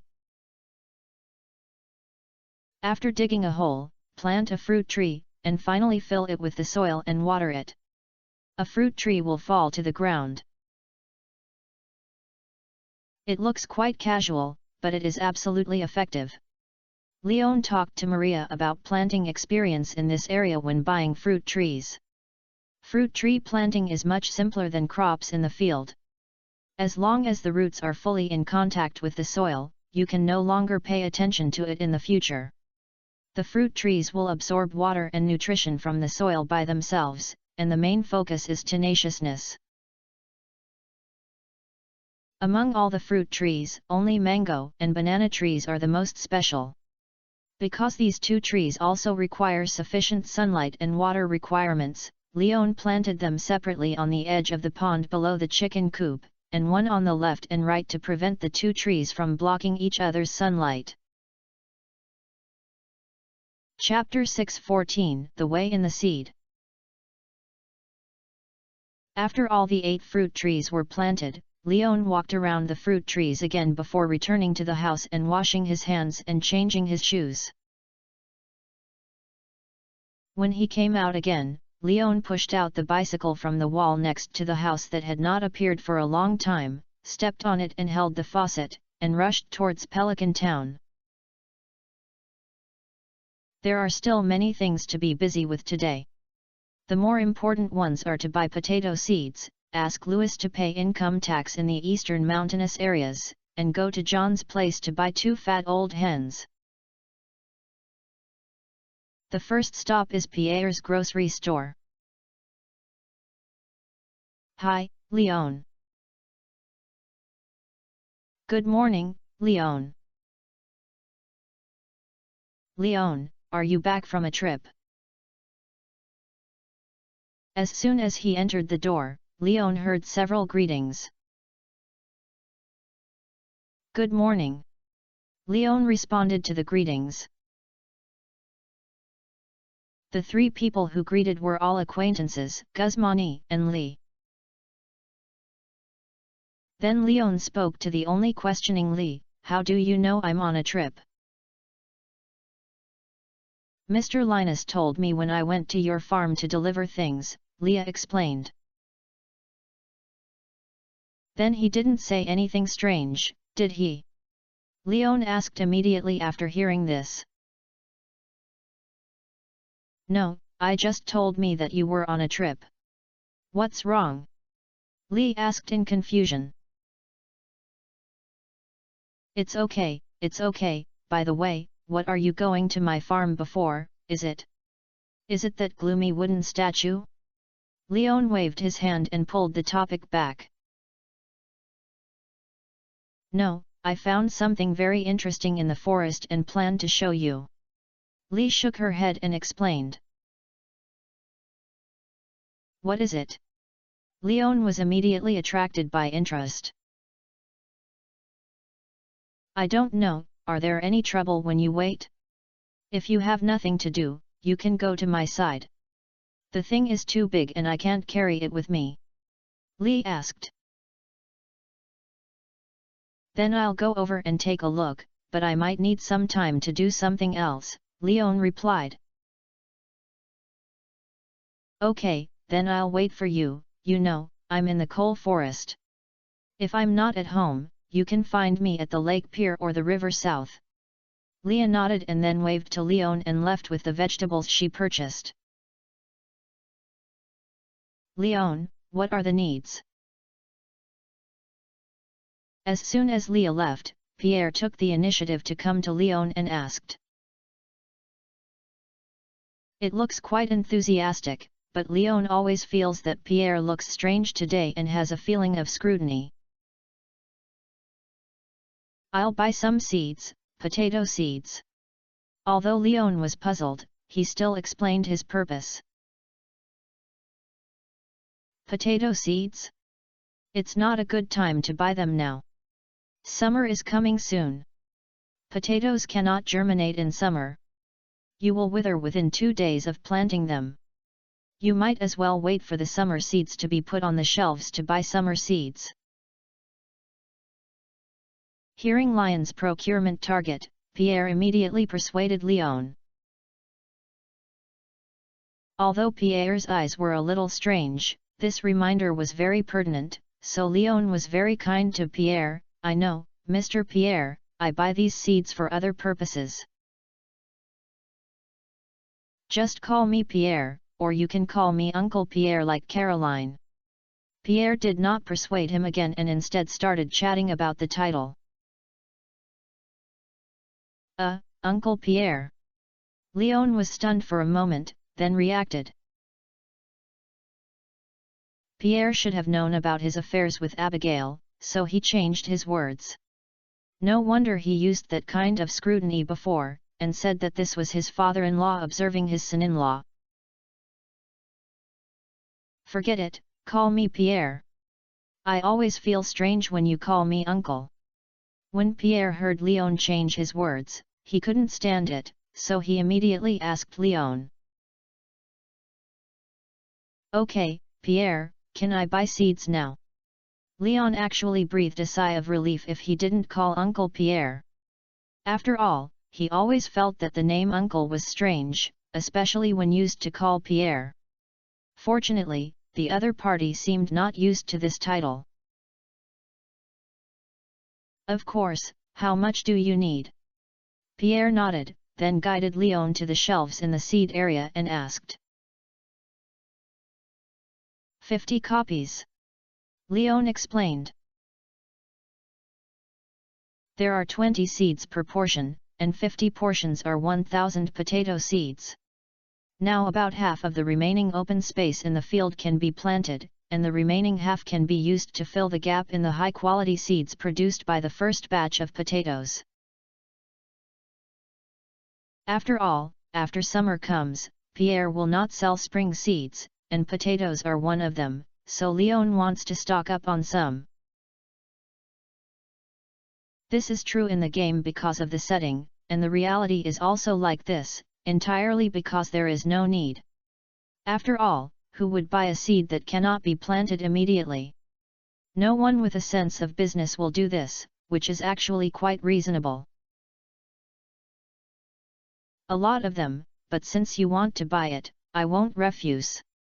You can help me clear the inventory of spring potato seeds. Pierre was quite happy about the order for this potato seeds.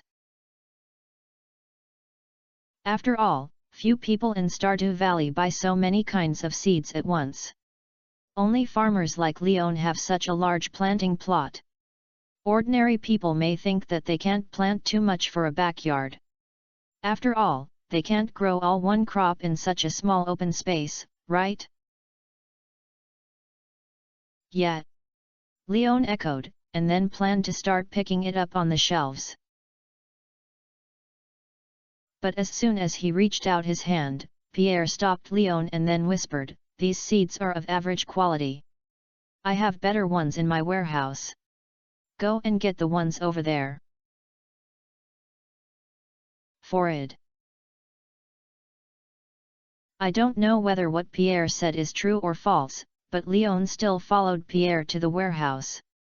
In the warehouse, Pierre took off a large basket of seed bags from the top of a trailer shelf with his feet. "These are what I provide to acquaintances in the town, such as Louis, Marnie, Robin, and others. You are also a part of Pelican's town now, so I think you can get these better seeds." Pierre, who picked out the potato seeds in the basket and placed them on the ground, also explained to Leon. "Is this an internal benefit?" Leon teased. That's right." Pierre's mouth twitched when he heard this.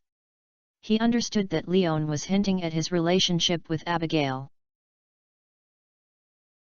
"What is the quality of those seeds outside compared to the seeds here?" Leon continued to ask. "The source of each seed is different. The seeds I'm looking for you now are the source of goods for an old farm, and the source of goods for a new farm on the shelves." Pierre did not hide it either. "This is also the internal information that we seed merchants know. The seeds on old farms, whether in terms of survival rate or growth status, will be better than those on new farms, but in essence they are all potato seeds, but compared with the seeds on old farms, the seeds on new farms, they need more care and attention." Learn. Leon immediately understood what Pierre meant when he heard this. Isn't this artificial selection? 6 Chapter 15 Stay. If there are not enough 50 servings, you have to make up some new farm seeds outside. After picking for a long time, Pierre picked out a total of 31 portions of potato seeds.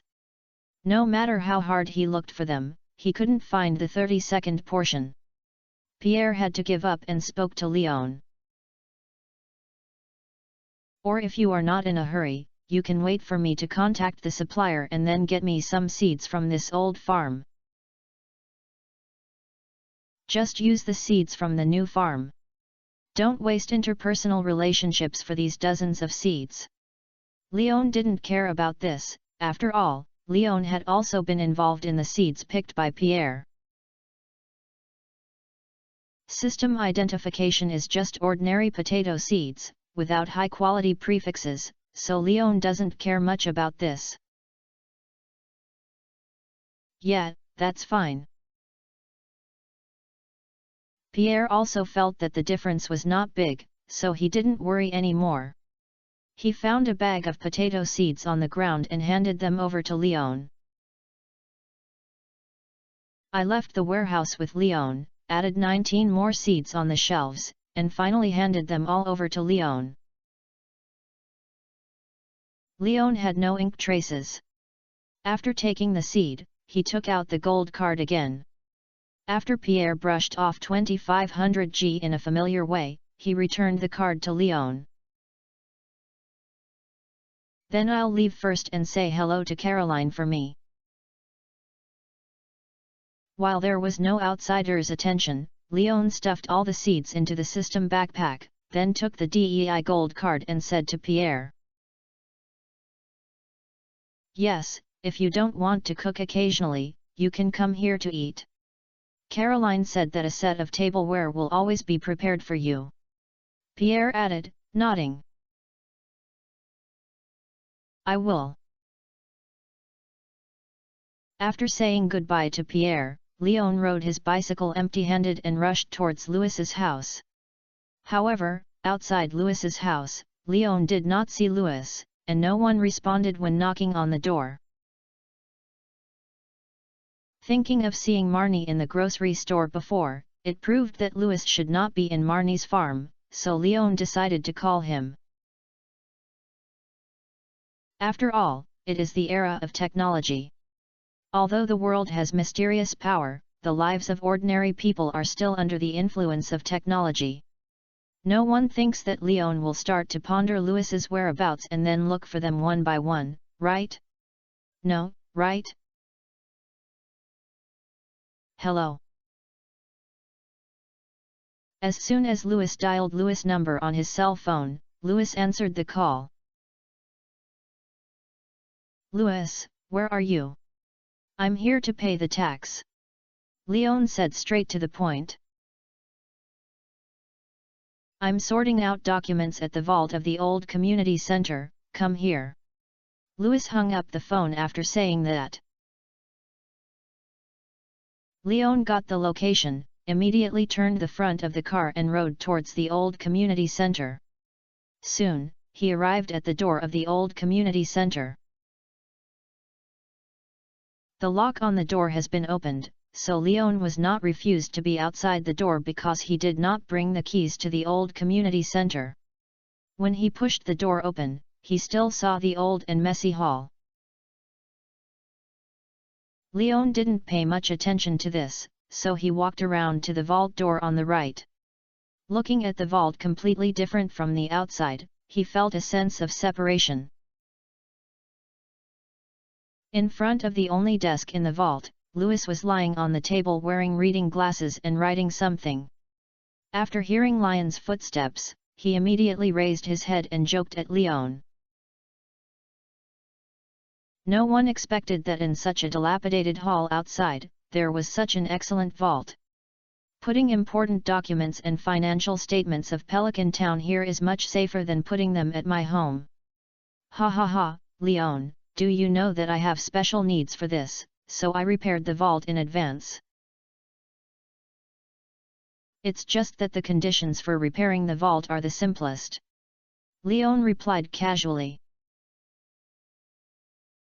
Is there a POS machine here? I'm here to pay income tax, Louis. Remember to issue me a receipt, invoice, or something. I was preparing for this when I received your call. You are coming a little soon. I will need a little time. Louis explained, pointing to the half-written paper on the table. Then I'll wait for you. Leon sat on the sofa beside him, waiting for Louis to finish his work. Louis was not vague and continued to work hard and write hard. The efficiency was completely impossible to tell what an old man with half a head of white hair could have. Okay, this is the proof. The official seal of Pelican Town has been stamped. This is a check. If you sign it, you don't need a POS machine. I can use this to withdraw money directly. This is your tax certificate. Because the time is a little rushed, I didn't prepare the shell. However, you can't use it now. Just find a place to put it in a random place, but don't lose it, because this may become a proof of qualifications for selecting representatives in the continent. If you plan to go into politics in the future, this is a good start and stepping stone. Louis pushed all 2 full papers and a check to Leon, and handed the pen in his hand. I'll take a look first. Leon did not rush to sign, but began to read the supporting documents and tax certificates.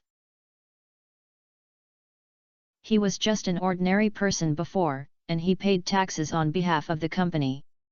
He had never paid taxes by himself, let alone becoming a major taxpayer, and was officially recognized by the official certificate. So Leon did not believe in Louis, but wanted to see it. But after reading it, I found that it was all written terms and was nutritious, so I lost interest in continuing to read. I signed my name on the check that had filled out the tax amount. Thank you for your contribution to Pelican Town, Leon. If you have the opportunity in the future, I will definitely leave this position for you. After receiving the tax, Louis smiled and his beard was trembling. With the money, the Hoja family's previous fines on illegal mining with the promise of road repair compensation, he can finally build the road from Pelican Town to the bus stop. By the way, I plan to repair the dirt road from Red Star Farm to Pelican Town. Do you have any objections? If not, I will directly build the road outside your farm so that you don't need to step on the mud on rainy days. No, if those tourists misunderstand and go to the wrong place, I will have a headache. Just walk straight through Pelican Town, and it's not cheap to have that long distance. Leon politely declined this proposal. It seems that it will indeed make travel easier on rainy days, but it is too expensive and it is easy to cause trouble. Leon naturally would not agree with such things that harm outweighed the benefits. Okay. Louis also felt that Leon was right, so he did not continue the topic, and instead talked about the next thing to Leon. Summer is coming soon, and it's not too short for you to come to Stardew Valley, but you shouldn't know much about some special circumstances of Stardew Valley. The 4 seasons of Stardew Valley are extremely clear and fixed. Once the time reaches April, summer will appear directly. At this time, the spring crops on your farm will wither, so it's best not to continue planting spring crops. I already know this, and before you, there were no less than 3 people who told me about this situation. Leon replied with a smile. Although he had heard it several times, he would not feel impatient. After all, these people were warned for their own good. How could Leon blame them? It seems that your popularity in Stardew Valley is really good, it's good. It seems that you not only built Red Star Farm this quarter, but also did not forget to socialize in the town. It's great. Louis smiled with relief when he heard this, then stood up and gave Leon a hug. I hope you continue to keep it up. I like you very much, Leon. I think the same is true for everyone in Stardew Valley. If possible, stay and treat Stardew Valley as your home.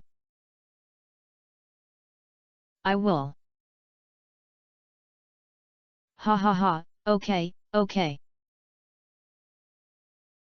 Thank you to the book friend 20240328211943260 for the bosses 410 starting point coins. I love you. Chapter 616 Terrifying Things. After chatting with Louis in the vault for a while, Leon was able to leave the vault and leave the old community center. Riding on his bicycle, Leon slid downhill all the way downhill and slid to the east, bypassed the large villa built on the land that Olivia bought, and turned left on the stone bridge leading to Hoja Supermarket. Passing through a small wood, Leon found John's butcher shop. This taciturn man was still busy in the butcher shop, as if he had endless meat and endless bones every day, but Leon had never seen impatient on his face. John, are there any hens you are killed now? Give me 2, the fatter ones. It is best to be the ones that are free from outdoor stockings, and don't want those who are locked in the farm.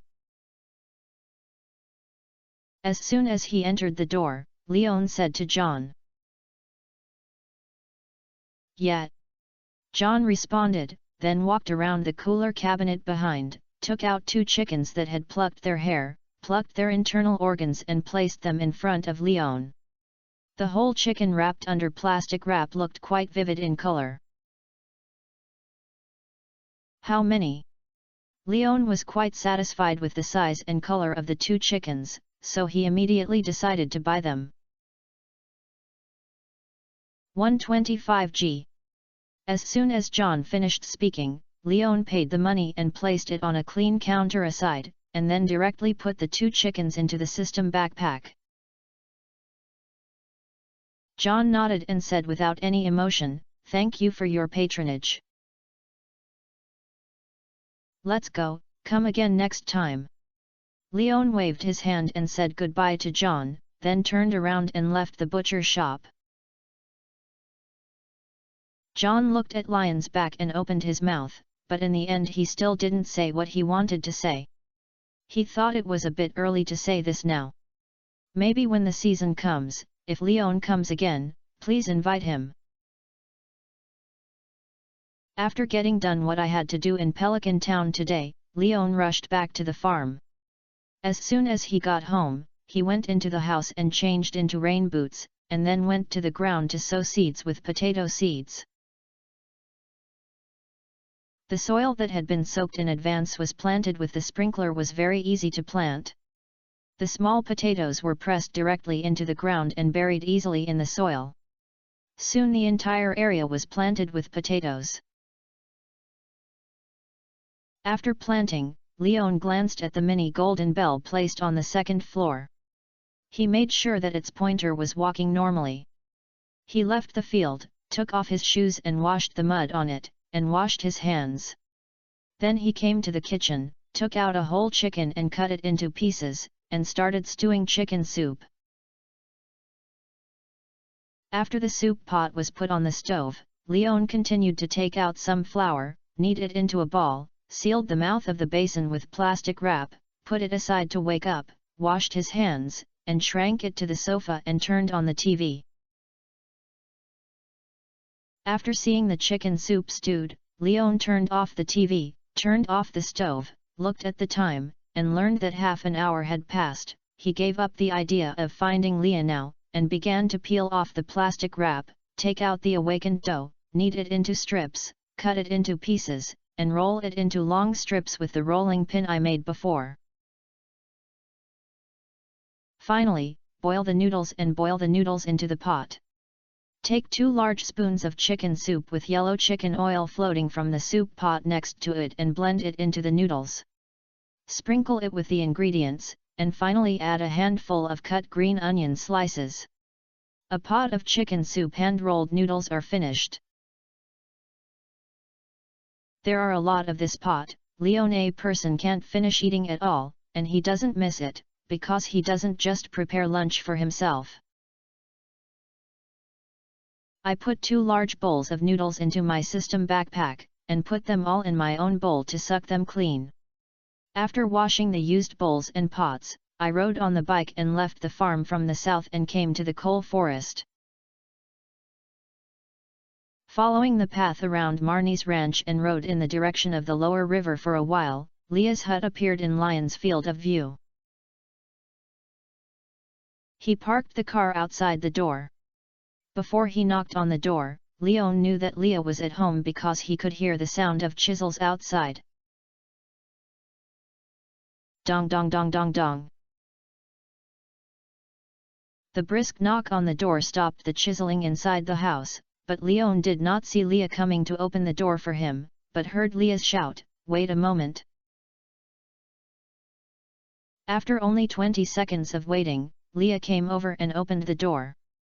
She just opened the door and saw Leah, which made Leon notice an interesting place, and her clothes were worn in the opposite direction.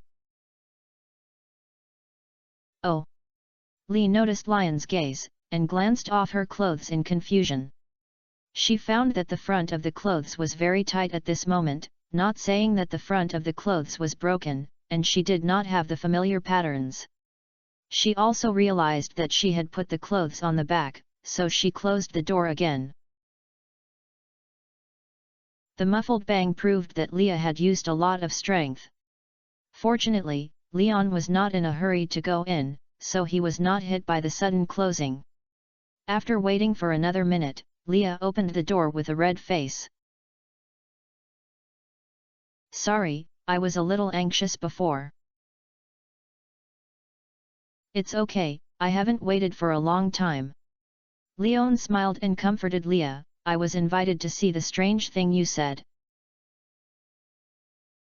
"Here is here."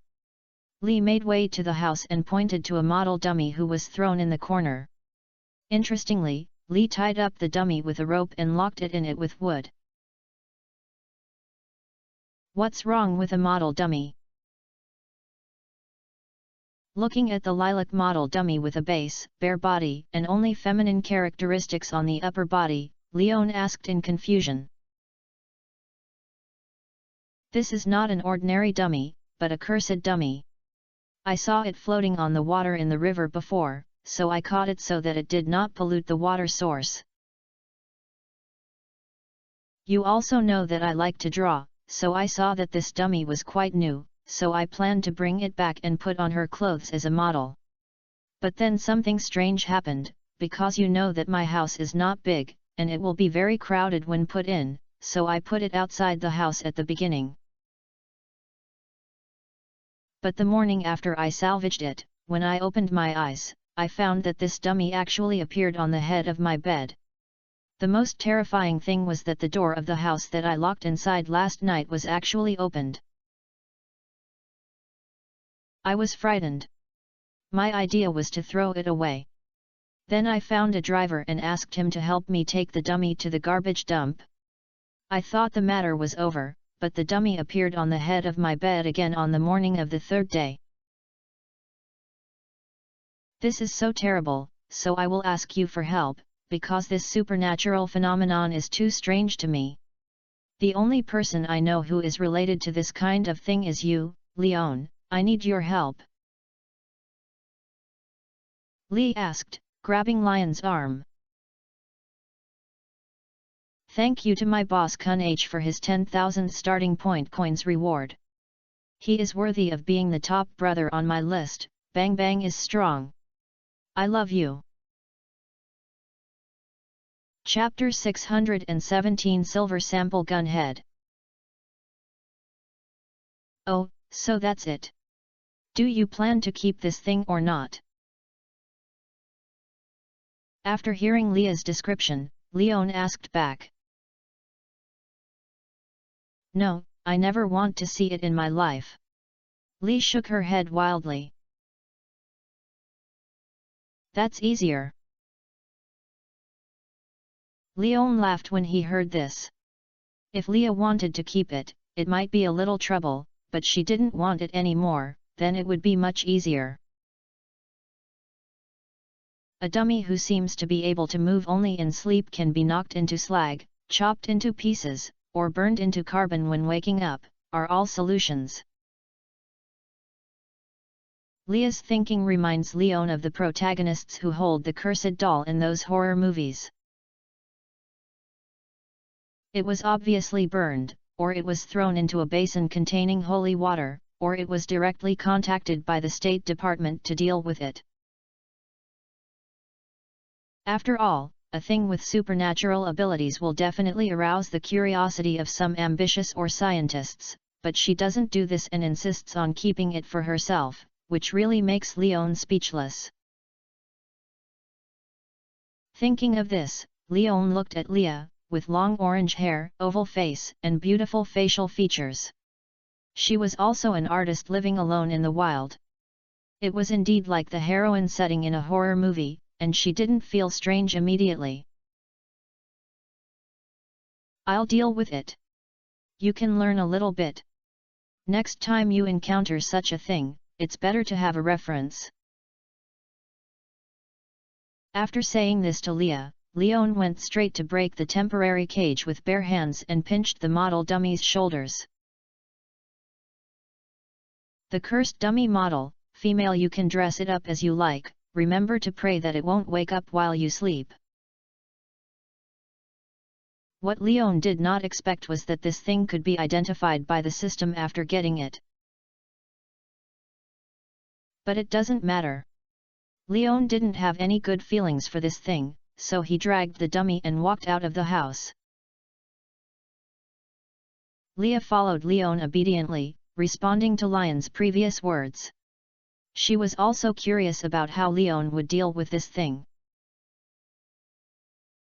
Leon dragged the dummy to a not far from the wooden house the clearing ground, then took out a sharp purple-colored knife from the void, and then Lee covered her mouth in surprise, as she watched Leon use the knife to dismember the model dummy. "Look, it's done." Leon, who put his hand on these pieces, did not see the system give another prompt, and knew that the thing should be scrapped. He immediately complained to Leah, "It's that simple. In fact, you can do it yourself. You can do it by yourself. After all, you can make wood carvings. Hammer and chisels, it may be even more broken than I am now. But, aren't you worried about destroying it and releasing the ghost or curse inside?" Leah asked at Leon with a worried look on her face. "Then come on. If you come on a ghost, I will kill it. If you are cursed, I will go to the magician to relieve it. A little thing that only dares to move when you sleep. How strong do you think it can be?" Leon shrugged his shoulders and his face was full of nonchalance. "Even if little Karami of this level has a curse, she probably won't be much stronger. Not to mention looking for Rasmades, I guess Abigail can help get this kind of thing. What's Leon afraid of?" "If you are worried, then bring some firewood over and we will burn it with a fire." Seeing that Leah was still quite worried, Leon suggested. "Yeah." Lee immediately returned to the house and found some firewood she usually prepared. Leon did not directly ignite the fire. After all, this is a coal forest, with more trees and vegetation, and the density is quite large. There was a fire on the mountain. It was not a joke that the director fell in love with me. In order to avoid causing a forest fire, Leon took out a hoe and dug a large pit in the land by the river, threw the firewood into the ground and lay the ground, then threw all the fragments of the dummy in, and then lit it. The dark smoke surged out of the pit, but it began to disintegrate and dissipate as soon as it came into contact with the sun. Leon and Leah both heard an extremely sharp wail, which scared Leah so much that she couldn't help but hug Lion's arm for comfort. But Leon raised his eyebrows and looked at the system prompt he had just received. Task Data Update Death's Revenge Reward, Hunting Ghost 1766, Mission Reward, Eye of Death. He didn't expect that if there was a ghost in it, there was no prompt to cut it off before, and it destroyed the hidden things inside when it was burned, but it was hidden very deeply. It's completely over, no need to worry anymore. When the flames gradually faded, there was only some charcoal residue left inside. Leon comforted Leah. "Thank you, Leon." Leah felt much more relaxed at this moment. She watched the thing chopped and burned into nothingness, and Lion's words testified. She was sure that she would not see this thing again every morning in the future. "A small thing, next time you encounter this, you can learn my method. No monster or monster can stand it. If it doesn't work, come and find me." Leon reminded Leah with a smile. "This is Stardew Valley. There is a big boss at the Guardian level in Rasmades. The extremely threatening thing is basically revealed in seconds. Since Rasmades picked up the cursed dummy model, Rasmades has not taken action. It proves that this thing is not very dangerous, or it is useless except to move. Just a silver-like gun tip, as long as you overcome the fear of the unknown in your heart, ordinary people can easily deal with it. By the way, have you had lunch?" Fill the soil back into the pit and stepped on it a few steps to tamp the land. Leon asked Leah.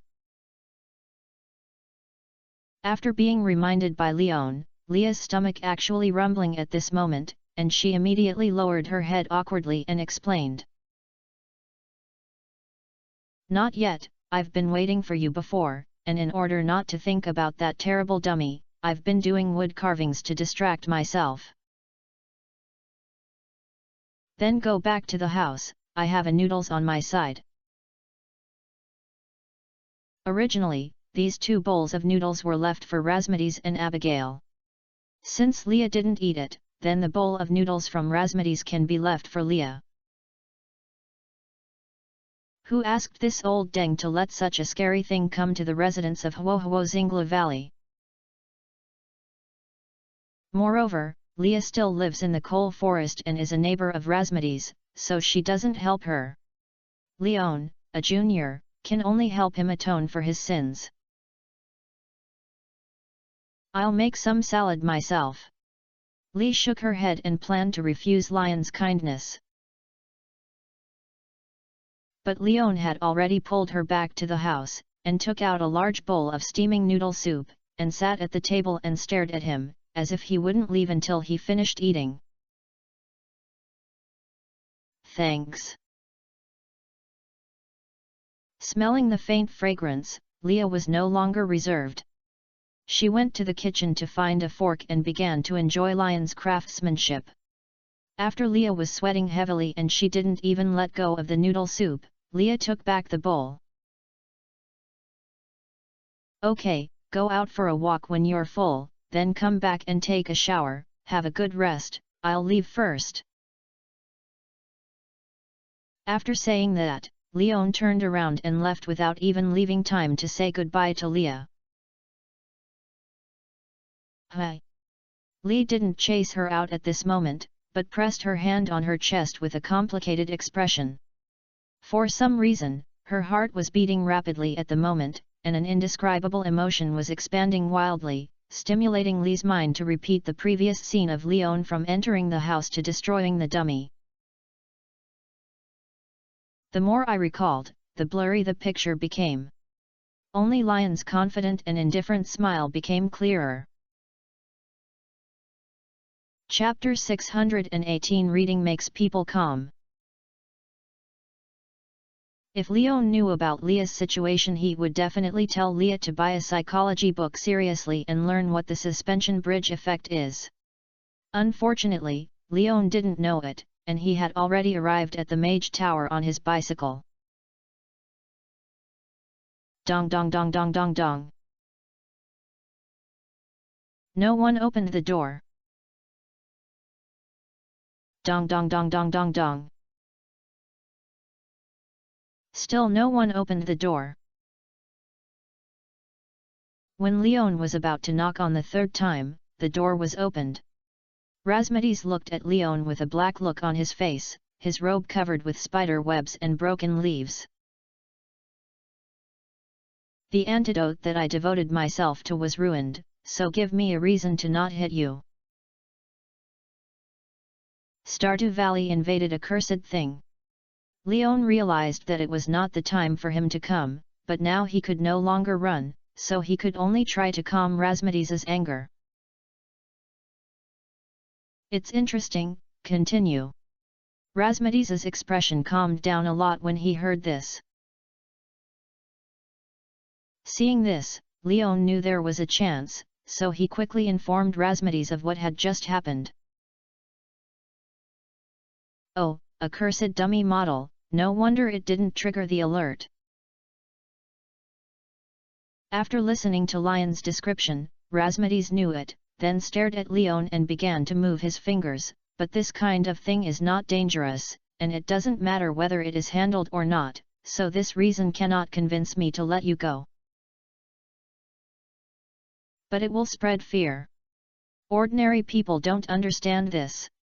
When they wake up and open it, a dummy will be scared on their faces. So I think it's necessary for me to come to you to tell me about this situation. Leon forced himself to retort. Forget it, what you said makes sense, but I'm not easy to do with this thing. If the warning barrier is set too sensitively, I will be annoyed to death. Razmedes thought about it after hearing this, and finally let Leon go. Forget it, it depends on your work. Forget it this time, just go back to work on your farm if you have nothing to do. This place is not suitable for a reckless man like you to visit. I don't want to come very much. Isn't this my girlfriend studying with you? I'll bring her food. Leon shrugged and explained. Do you think I'll be hungry? Razmedes smiled angrily. He would satisfy all the food requirements of Abigail, a girl with a granddaughter and a disciple, who had the dual status of apprenticeship. Leon actually thought about coming over to deliver the food? Is he looking down on his grandfather? No, I just feel a little excuse for interaction and meeting. Leon hurriedly explained. Then I can tell you that she has eaten it, and she has the omelette fried eggs from the King of Oysters deep in the Gem Sea and the quality steak from Prairie Island. You can take your rag back. Razmedes said to Leon with a bad expression. Is there any leftover rice? I want to try it too. Leon was a little greedy when he heard the dishes reported by Razmedes. These things were very high-end ingredients, and he was very interested. No. Razmedes said, then raised his hand and prepared to teleport to Leon. At this time, Abigail walked up from the underground library.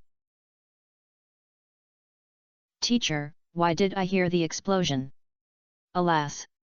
Leon, why are you here? Abigail's appearance interrupted Razmedes's plan. When Abigail saw it, he couldn't throw Leon out. I'll bring you lunch, but you seem to have eaten it.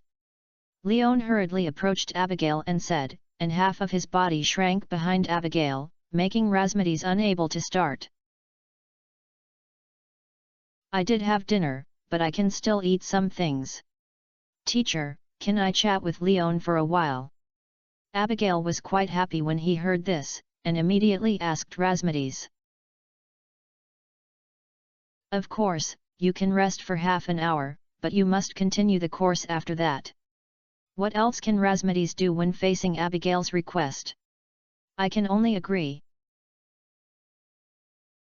Thank you, teacher. Go, Leon, let's go downstairs.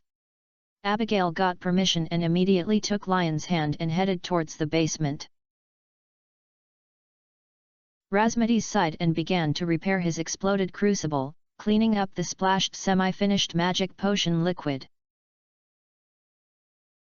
In the basement, there are bookshelves around it, and the only table is filled with various books, and you can see a half-written parchment. This seems to be where Abigail studied.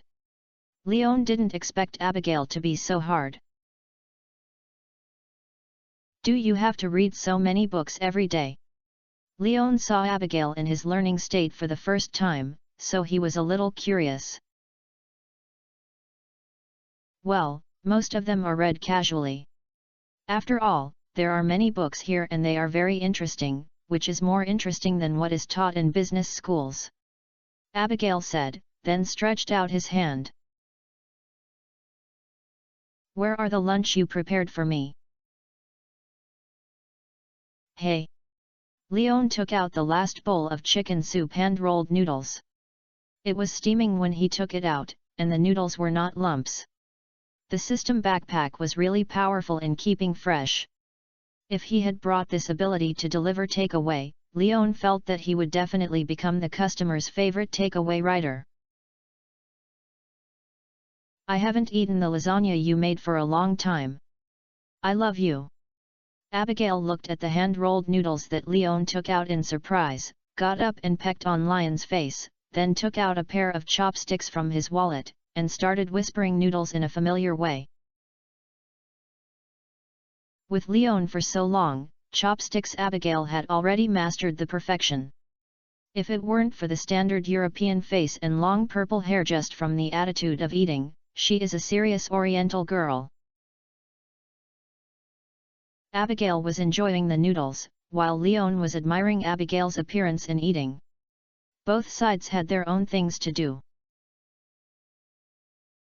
Soon, after eating, Abigail returned the bowl to Leon, which only 5 minutes passed, so he suggested, although the teacher gave me half an hour of rest, I am not tired, and I have a lot of schoolwork today, so I want to continue. Leon, are you going back first? I'll be with you. Anyway, the farm has finished working, and there is nothing to do today. Leon said. Then you can read books. In addition to magic books, there are also many travel notes and stories about traveling around, which are very suitable for passing the time. Abigail suggested. Okay. Leon nodded, then started rummaging on the table. When Leon took out a book called The Strange Material the Gem and planned to read it, Abigail suddenly got into Lion's arms. You want to study in my arms? Looking at Abigail's appearance, Leon complained with some amusement, are you sure you can calm down like this? It's mainly because it's more comfortable, and it can also test my patience, but you are not allowed to move around. Abigail replied seriously. Okay. Of course Leon would not do anything random. After all, this is Rasmodes's magic tower. Rasmodes is above. If he does something random here, he is afraid he will suffer. But the fragrance emitted by the beauty who was leaning on in her arms was really too erotic and stimulating. Leon was worried that he could not help but get hormones up, so he could only focus on the book he just took and read it seriously. As a result, after turning 2 pages, Leon noticed that the things shown in the pictures in the book looked so familiar, even the name was the same as the identification given by the system. Chapter 619 How to Use Crystal Stones in Another World. The lava area lives in some special creature, and some lucky explorers and miners often witnessed its movements near the magma. The Magic Council once conducted a special investigation on this, and explorers also tracked the activity and lifestyle of this creature simultaneously, and both came up with the same evaluation, that is, this creature does not originally belong to this world, they come from another dimension. This creature did not care about its existence that was exposed to and observed, and had not shown any aggression. It made the Magic Council and explorers evaluate this as a neutral creature, and included it in the species illustration and named it Bone Snake. Interestingly, a young miner once dug out an ancient doll while working, and was shocked by the doll. His fear made him unable to help but want to destroy the existence of this ancient doll, so he chose the magma around the mine as an incinerator and threw the ancient doll into the magma. Then the bone snake jumped out of the magma, swallowed the ancient doll, and before returning to the site, it left a green crystal for the miner, as shown in the picture. The miner will take the crystal out of the mine cave and come to the market to trade.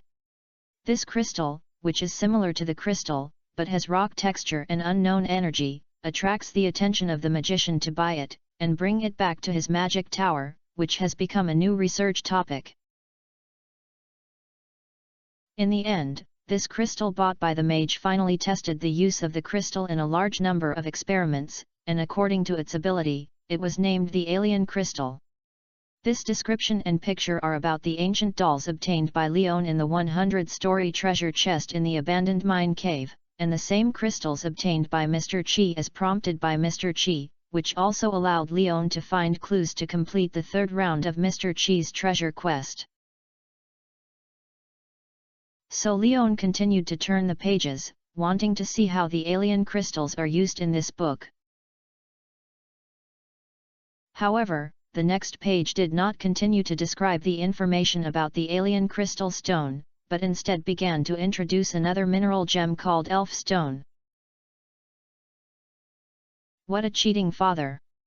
I'll take it out and sell it without finishing writing a popular science book. Leon, who did not find the answer, cursed and slapped the book Singular Materials gem in his hand on the table, venting his dissatisfaction with this eunuch-style popular science book that spoke halfway. "What's wrong with you?" Abigail, who was startled by Lion's movement, murmured. "I was so angry that I was only half of the work I wrote." Leon picked up the book again, turned to the page just now, and pointed to the content on it. "I was very happy to find clues about this thing, but it only popularized the output of this thing, but did not continue to describe the use method. Are you angry?" Abigail did not follow up, but read it carefully before saying to Lionco, "No wonder, the mage who discovered the crystal stone in another world only publicly named it and did not publicly use it, so it is normal for the author of this book to not know it. Is this what I don't know written? Ah!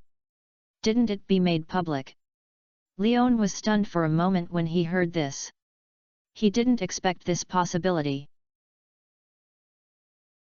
After all, it is something that others have worked hard to study.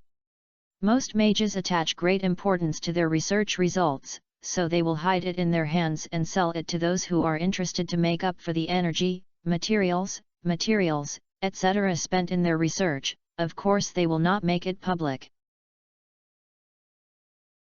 Abigail explained, "This is also the code of survival of mages that the teacher once told me, that is the value of knowledge. If I can also discover or research a new kind of thing in the future. Theories or materials of the matter will become the best guarantee for me to accumulate wealth and materials. Intellectual property protection, right? That's acceptable." Leon is understandable about this kind of behavior. After all, there is no protective means to obtain the rewards it deserves, so no one is willing to do such thankless behavior. So Leon supports this mage's undisclosed behavior. Although it is happy to have sex for free, only by supporting the authentic version can we develop sustainably. Since it was discovered by a certain mage, it would be easy to deal with. Finally, there is a clue. Leon, who had always had no idea about the crystal stone in another world, finally saw hope, and immediately picked up Abigail from himself and put it aside. "You continue to study, I'll go to Rasmides to consult this thing." Then he got up, trotted out of the basement, and found Rasmides, who was pouring water into the crucible, not knowing whether to continue cooking potions or brushing the pot. "Master Rasmides, do you know the crystal of another world?" "Yeah, I know." Rasmides raised his head and replied. "Then do you know how to use it? Or contact a mage who knows how to use it, and I can pay the consultation fee?" Leon immediately asked. "Actually, the way this thing is used is already a semi-public form, and you don't need to spend money to buy news." Rasmides explained, then looked at Leon. "So, do you have a crystal of another world on your hand?" "Yeah." Leon nodded. It was easy to find out. After all, if not, who would pay attention to this thing? "Then take it out. There is a crystal tower built before in my basement that can be used. You can try your luck." Rasmides immediately said to Leon. "You have this too?" Leon was quite surprised when he heard this. After all, he thought this thing was very rare. Of course, after all, this is an opportunity to get in touch with another world, so I will naturally not miss it. It's a pity that the portal opened by the crystal stone is one way, otherwise I will also go and see the world opposite first." Rasmides replied. I didn't bring the crystal stone with me, I'll go back and get it first. Leon, who learned the news, was also looking forward to it and immediately prepared to leave the Mage Tower and go back to the house to search for the box to take out the crystal stone of another world.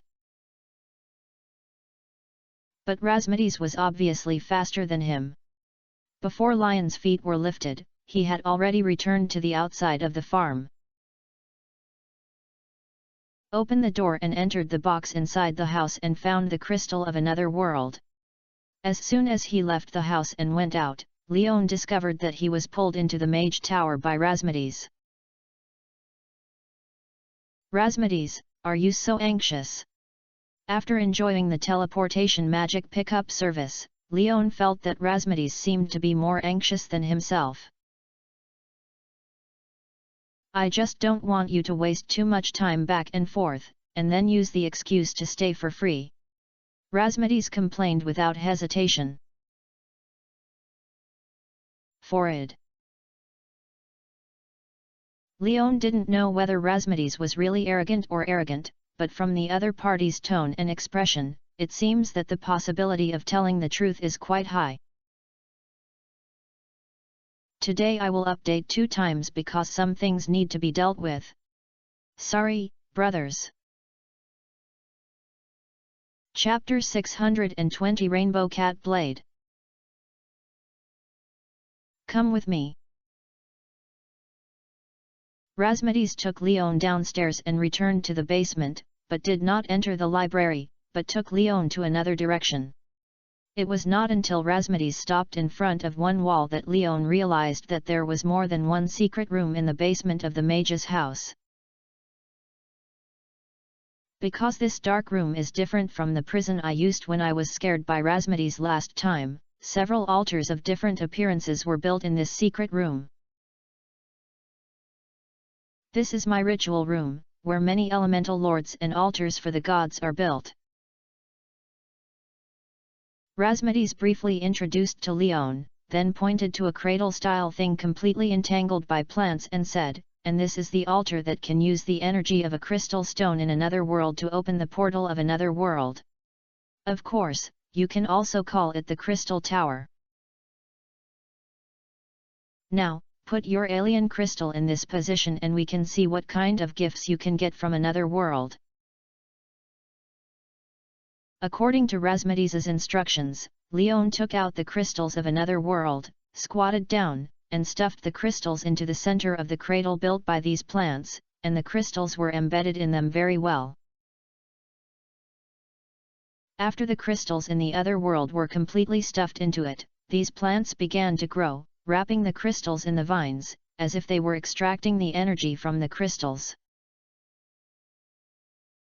Razmedes stretched out his hand at this time, and Leon was pulled to his side by the pull formed by his palm, away from the surroundings of the crystal tower. When cross-world magic is formed, it is still very dangerous. Although few people are injured or even died due to this reason, this is not absolute. Maintaining a safe distance will be beneficial to you. Thanks. Razmedes pulled himself over for safety reasons, so Leon naturally would not be ignorant of the good people's hearts. The plants that built the crystal tower were still absorbing the energy stored in the crystal stones of another world and grew a large number of leaves. Finally, these leaves began to gather together and form an elliptical portal. Leon can clearly see the world behind the door from this portal. It is a vast and endless green forest, and the towering and stout trees are taller than any tree Leon has ever seen. Even through the portal, I can feel the power of that world magic, but that world is probably not much safer than ours. Razmedes couldn't help sighing at this moment. Then do you think the terrifying creatures on the other side will come to our world with the help of this portal? Leon asked curiously. It is impossible. Although it is a one-way portal, it can only accommodate some less powerful creatures. If such an existence is hostile to this world, it will easily be strangled, not to mention the different rules of the two worlds. How long it can survive here is a question, Razmedes explained. Leon wanted to say something, but there was some movement on the portal.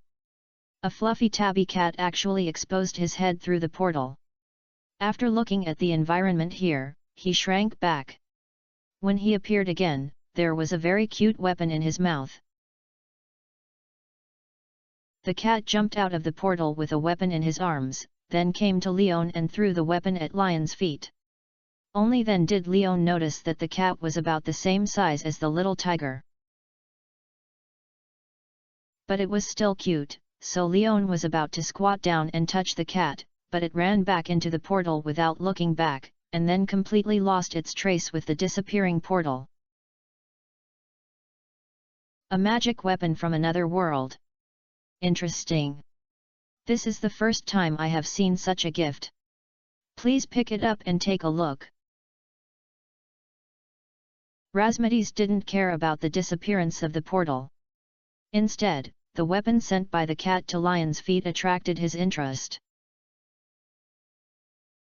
But he did not take the initiative to get in touch with the weapon first, but was waiting for Leon to pick it up. After all, this was a gift from another world to Leon, not a gift to himself. In case this weapon has the special nature of picking and binding, Razmedes did not want to invade what belonged to Leon. Leon was not vague when he heard this. He bent down and picked up the unique weapon on the ground. The curve looked like a sword. The sword blade was made of pink, and the sword blades around him were made of crystal translucent material. They looked very sharp, and there was a colorful luster flowing inside, as if a rainbow was put down inside. The more interesting thing is that the hilt of the sword actually looks like a cat's tail. The sword grid is simply a flat cat's face, with two high-rise ears. At the same time, the feel of the hand in the hand is also fluffy, as if stroking a kitten with thick hair. Rainbow Cat Blade, Level 4 Sword 2020 Damage, plus 4 Speed, plus 2 Weight. Rare weapons from another world, where some kind of creature's soul seems to be sleeping. A special weapon has a fixed damage value, no upper and lower limits. In addition to its unique shape, it is far from the aggression compared to the Galaxy Watermelon knife that Leon has now. However, the last sentence of the note in the system introduction made Leon feel that this weapon does not seem simple. It seems to be a weapon with souls, but I don't know whether the soul in it is the spirit of the weapon itself, or the sacrifice sealed in order to create it. Leon was not very clear about the study of the soul, so he threw the question to Razmedes in an attempt to get an answer from the learned guardian. There is indeed a weak soul inside, but there is no malice or resentment, but it is very friendly. However, I am not proficient in the study of the soul. If you really want to awaken it, you can talk to Tries. Razmedes felt the weapon carefully when he heard this, and then shook his head and gave him an answer that he could not help. If possible, I really don't want to go to the City of Elements. Leon complained with a bitter face. Then you can go find Camilla. She is also very skilled in controlling the soul, but her personality may not help you so easily, especially after those things happen to you. When it comes to the name Camilla, Razmedes's face was very strange, and his eyes were full of sympathy when he looked at Leon. After all, Camilla has a good relationship with him, so he naturally understands Camilla's personality. Leon can appear in front of him alive. Razmedes thinks that Camilla may have been dragged down by the impact of his disappearance, so he has no time to come and cause trouble for Leon. I think it's reliable for me to find my grandfather. Can you help me with a match? Leon immediately shook his head and refused the proposal. Whether it was Tries in the City of Elements or Camilla, who had a life-and-death relationship, he didn't really want to contact him. As for the study of souls, Leon thinks that the most reliable one is his grandfather. After all, his grandfather is in the form of soul now. Razmedes smiled when he heard Lion's thoughts. You ask him for help, I think he will definitely tell you to find a solution by yourself. Do you believe it? I believe it. Leon nodded, feeling that this was indeed something Grandpa could say. Because the Hongxiang farm, which he inherited and abandoned for a long time, is evidence that the old man is a practical person, and his main focus is on the idea that a child and grandchildren have their own blessings and can make himself rich and have enough food and clothing. Chapter 621 It's this fisherman again. In fact, if you don't ask for help, relying on the passage of time, you can naturally awaken the soul in this weapon. Put it with your transforming son of the wilderness, and the natural vitality will nurture its vitality. Seeing Lion's heart was so determined that he didn't want to find Tris and Camila, Razmedes changed his way to provide Leon with a suggestion. Well, that's good. Leon happily accepted the proposal. After all, he already has the galaxy weapon now, which is much stronger than this rainbow cat blade. Moreover, this weapon looks more like a work of art than a tool for killing. Leon doesn't want to use it to fight. The main reason is that the fluffy holding feeling makes Leon feel satisfied with petting a cat. He is really going to fight, and he is afraid that he will break this thing. I originally thought that according to the nature, you would receive special seeds from another world, but I didn't expect that the last one I got was a weapon. Seeing Leon put away the rainbow cat blade, Razmedes couldn't help but complain, so, are you actually a fighting maniac in your heart? Nothing is this. Leon shrugged his shoulders innocently. He had no desire to kill, nor had he any secondary idea of saving the world and becoming a brave man. He fought for nothing but to level the battle level and allow himself to go to mining safely. He never thought of taking the initiative to provoke disputes. Razmedes didn't say anything, but just looked at Leon quietly, his eyes full of disbelief. Leon did not explain much about this, because this thing is prejudice. Razmedes had misunderstood. No matter how much he explained, it was meaningless. So he just followed Razmedes to think about it. But he didn't quite understand that the reason for obtaining this rainbow cat blade was caused by the ancient doll specially prepared by Mr. Chi and the crystal stone obtained by providing exclusive methods. It was also the continuation of Mr. Chi's treasure hunting game with Leon for the sake of the previous one. The first treasure is a soul stone that can communicate with the dead. Although its applicability is limited, it is at least magical. The second treasure's Star Moon Ring is a special ring that can improve luck and share it with forest magic. Its practicality and potential are also amazing. The third treasure at this moment is actually a weapon from another world. Although it is beautiful, it is not practical. Leon felt that Mr. Chi's treasure this time was a bit ordinary. Of course, it is also possible that the sleeping soul inside this rainbow cat blade may be, and Leon is not very clear about it. I don't know if there is a fourth ring. In fact, Leon likes Mr. Chi's interactive mini-game very much, because there are good things, Mr. Chi really gives it away. To know this answer, it is actually quite simple. Leon just needs to go back to the farm to see if there is any letter from Mr. Chi. So Leon took the initiative to say goodbye to Razmedes, but Razmedes found out that the guy had said goodbye, but he had no intention of leaving at all. Do you want me to send it back to you? Soon, Razmedes understood what Leon was thinking about. Yet. Leon nodded repeatedly. He naturally didn't want to walk with a plane ticket to his home. After all, it took more than half an hour to go back from the coal forest, especially the road of the Mage Tower is full of small vines and shrubs, which are not suitable for cycling at all. Razmedes rolled his eyes with Leon, and then Leon felt the familiar teleportation, but this time the scenery around was not Red Star Farm, but outside the Mage Tower, and the gate of the Mage Tower was also closed. Obviously, Razmedes is not willing to let Leon be lazy. Mean. Leon silently complained in his heart, then walked towards the secret forest.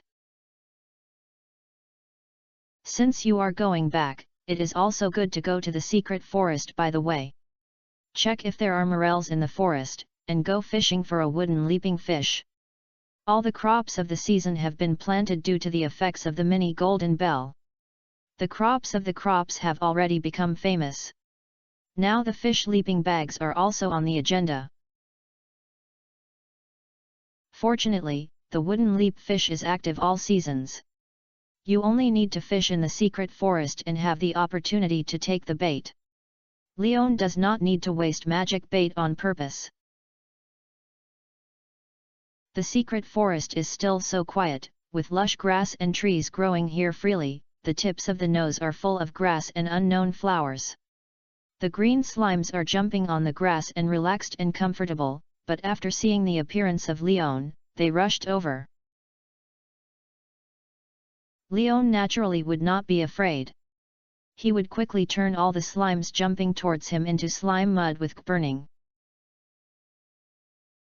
Long-term combat makes you stronger, and your combat level is increased by 1 level. During the battle, you fully realize that in addition to weapons, you also need more items that can improve combat effectiveness. The Warrior Ring formula has been unlocked. You have received the blessings of the God of War and your physical fitness has been improved. Warrior Ring, after killing the monster, occasionally send Warrior Energy, plus 10 attack power, lasting 5 seconds, to the wearer. Required materials, iron ingot 10, tears 10, coal *25. Yo, it's upgraded! After cutting slime, Leon noticed the long-lost upgrade prompt and was immediately happy. After all, every level of combat skills can bring more physical improvements to himself. Although Leon does not like to fight, it is also very useful to improve his physical fitness in the face of some bloodless battles. However, the formula for this warrior ring is better than nothing for Leon. After all, his current ring is still a magnetic ring. He does not plan to replace it until there is no higher magnetic ring or iridium ring. After all, magnetic rings are unexpectedly easy to use with system backpacks and can save a lot of effort, while most of the rings with gain attributes are not high, so Leon not very interested in this. After cleaning up the slime, Leon came to the only pond in the secret forest and took out his fiberglass fishing rod. It doesn't matter if he didn't prepare the fish. There will never be a shortage of insects and earthworms in the fertile land under his feet. If you look for it with a little patience, you will get something. After catching an earthworm, Leon threw the hook into the water, and sat quietly cross-legged, staring at the fish floating on the water, and quietly waiting for the fish to bite the hook. Soon, the fish float was moved, and after 2 ups and downs, it was suddenly dragged into the water. The fishing upgrades feature included, and the effect of fast hooking of the first 3 fish every day was stable. Leon quickly got up and lifted the rod, began to retract the line, feeling the pulling feedback from the water and his restless escape direction. Leon was very sure that this should be his target fish, the wooden leaping fish. Because the carp will only rush around stupidly away from Leon, and will not swim around in such disorderly manner. Chapter 622 Lu Bulletin rides a dog. Have the strength. Although Leon sighed so, his hands did not pause at all. Even though the fish was extremely strong in the water, it was just a little more effort for Leon now. As long as the strength of the fishing rod and the toughness of the fishing line can withstand it, Leon can directly pull up the fish struggling and escaped in the water. As the fishing line was retracted, the hook hanging from the tight fishing line successfully dragged the greedy wooden leap fish to the water surface. The struggled wooden leap fish twisted its tail hard, slapped the water surface and splashed a large amount of water. Unfortunately, the wooden leap fish, which was already half out of the body, no longer had the strength of the previous one, and the lack of oxygen caused by dehydration made its movements much slower. Rise. Leon also felt that it was almost done. He took a step back and exerted force with his arms.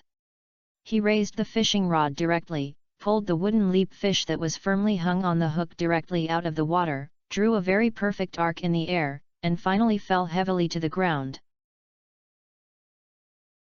This is a big guy, with a length of about 75 centimeters.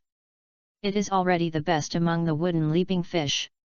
It is covered with reddish-brown scales, the scale patterns are a bit dull, the overall shape looks a bit like a tree bark, and its body is also very unique, the overall shape is cylindrical. In addition to the slightly shrinking tail, the head and body are basically the same diameter. The dorsal fin and ventral fin are even thinner. When the whole fish looks up from a distance, if it is not considered the tail, it will feel like this is a piece of dead wood, and the fins are branches that are forked. After appreciating the unique shape of the wooden leaping fish, Leon lifted it up, took off the hook and stuffed it into his backpack, and then put it away. The target fish has been taken down, so Leon will naturally not continue fishing and does not want to disturb Brother Xiang, so Leon, who took back the fishing rod, left the secret forest directly. Following the path back to Red Star Farm, Leon stuffed the wooden leap fish into the box, took out the fishing rod, removed the existing reel, and began to assemble the iridium reel that he had purchased in the City of Elements. With this line group worth 5,000 G, Leon felt that there should be no big guy in Stardew Valley that could break the fishing line, and the 60th floor of the mine cave and the 100C magma lake that had been avoided before will no longer pose a devastating threat to the fishing line.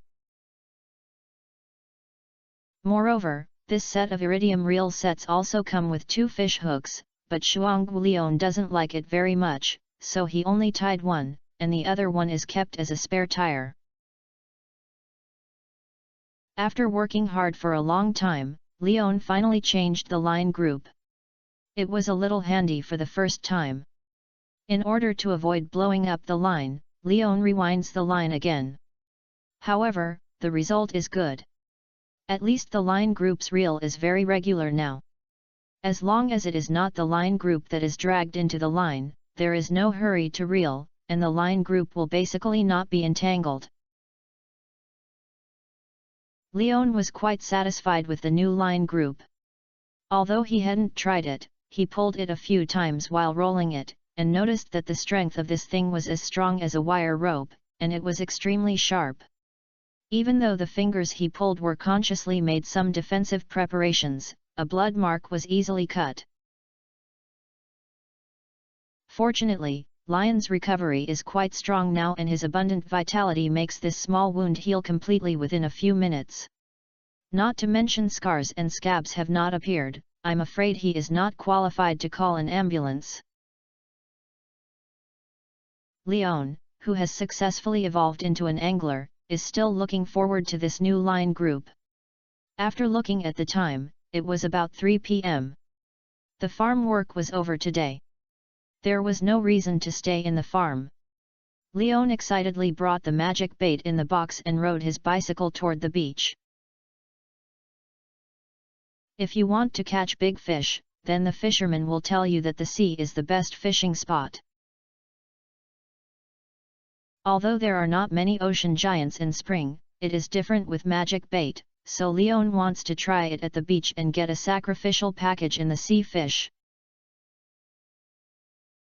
After passing through Pelican Town, before arriving at the beach, Leon stuffed his bicycle into his backpack, and then stepped on the soft and delicate sand to land on the dock.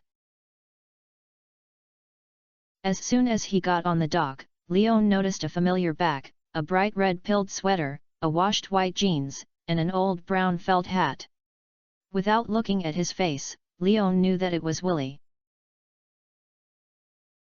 "Oh, Leon, it's been a long time no see, it's rare to see you coming to fish." Sitting next to the dock, facing the sea and enjoying the sea breeze, Willie heard the footsteps behind him, and immediately turned his head. When he saw that it was Leon, he stood up from the chair in surprise and greeted him and gave Leon a big hug. "I haven't seen each other for a long time, but I'm not unavailable to fish, but I'm just spending most of my time in the secret forest and the mine lakes in the northern foothills." Leon patted Willie on the back and explained. Since last Easter, he has met Willie twice, but he just passed by and said hello. It's true that he hasn't met for a long time. "That's it, I thought you had given up fishing." Willie sighed. "That's not. After all, I enjoy the satisfaction brought by fishing." Leon joked at Willie, then took out his fishing rod and hung colorful magic bait on the hook. "Oh? Where did your fishing line and bait come from?" Willie can be said to be an expert in fishing. When he saw Leon using the fiberglass fishing rod he had bought from him before, he was not surprised. He just saw Lion's original fishing line that reflected a faint purple luster in the sun, and the bait that looked more like rainbow candy, and was stunned. Because he has never seen these two things before. "I bought it when I was traveling outside." The fishing line was mixed with iridium powder. The bait was also amazing. It was made of magical materials. You can ignore the season and weather to fish all the fish that may exist in a water area. Leon showed off to Willie very proudly. "No wonder I can see this purple luster. I didn't expect that there was a fishing line that could add iridium ingots. I thought that the iridium gold fishing rod made of iridium ingots was already the ceiling of the fishing tackle. I didn't expect that there was a process of adding iridium ingots powder to the fishing line. This is a big deal." As an insider, Willie naturally understands the strength of the fishing line after adding iridium ingots. Not to mention fishing in the near shore, it is probably okay to go deep sea to fish in the king squid and sandfish. This also made him drool and immediately asked, "How much did you spend on this line group and fishing line?" 5,000 G. Leon replied. His. Willie took a deep breath when she heard this. The price was almost as good as the iridium fishing rod. It was just a line group. Even after abolishing his urge to buy one. Because 5,000 G is really not cheap, and this thing is not a necessity, he is still a little reluctant to let it go, and immediately complained to Leon with a soreness. "The things are good, but it is really a waste to add this kind of good thing to the fiberglass fishing rod. Why don't you buy an iridium fishing rod from me to match it? Don't be fine at that time, the fishing line will be broken, and the fishing rod cannot hold back the pulling force." Leon also felt that it made sense when he heard this, but the fiberglass fishing rod has not been broken yet. There is still some spare money in his hand, but it always feels a bit waste to add another new fishing rod. Just use it like this first, I will change it if the fishing rod is really broken. "Oh, it's a waste. Willie couldn't help but sigh when she heard this. Unfortunately, he is not an earthling, otherwise he must complain that Lion's current fishing gear configuration is the standard Lou bullet in riding a dog. It's okay, it's fine. By the way, aren't you interested in this magic bait that can ignore the seasons and weather to attract all fish? Leon was still a little unwilling to show off after showing off half of it, so when he saw Willie not mention the magic bait, he immediately reminded Leon. I'm not interested, because even if fishing is not fished in the fishing season, it is not fat enough. This kind of magic-looking bait is actually not very valuable. Willie shook his head and complained when he heard this. I have encountered something I need to be busy recently, and I will update less. I will find an opportunity to make up for it later. Sorry. Chapter 623, The Reckless Man. Willie is the best fisherman in Stardew Valley, so Leon believed what he said. Leon actually knows about magic bait. After all, he has a lot of use in the game, but in reality, whether magic bait is still so efficient and magical, Leon himself has no idea. If it is really as Willie said, even if the active fish were not caught in those days, Naoang could only use it as a means to complete the fishing sacrifice bag in advance. Originally, Leon planned to use magic bait to collect the target fish that he was offering a sacrificial bag while fishing for some fish he was very interested in to add food to himself. For example, squids that can be used as iron plates but only appear in winter, such as sweet and delicious meat, golden spear used as top quality fish sashimi, kuai, sea cucumbers that can strengthen the body and kidneys, suitable for scallion, etc., are all perfect ingredients that make Leon greedy. If you really don't catch this, or you're a minor child at all, you're really embarrassed to talk.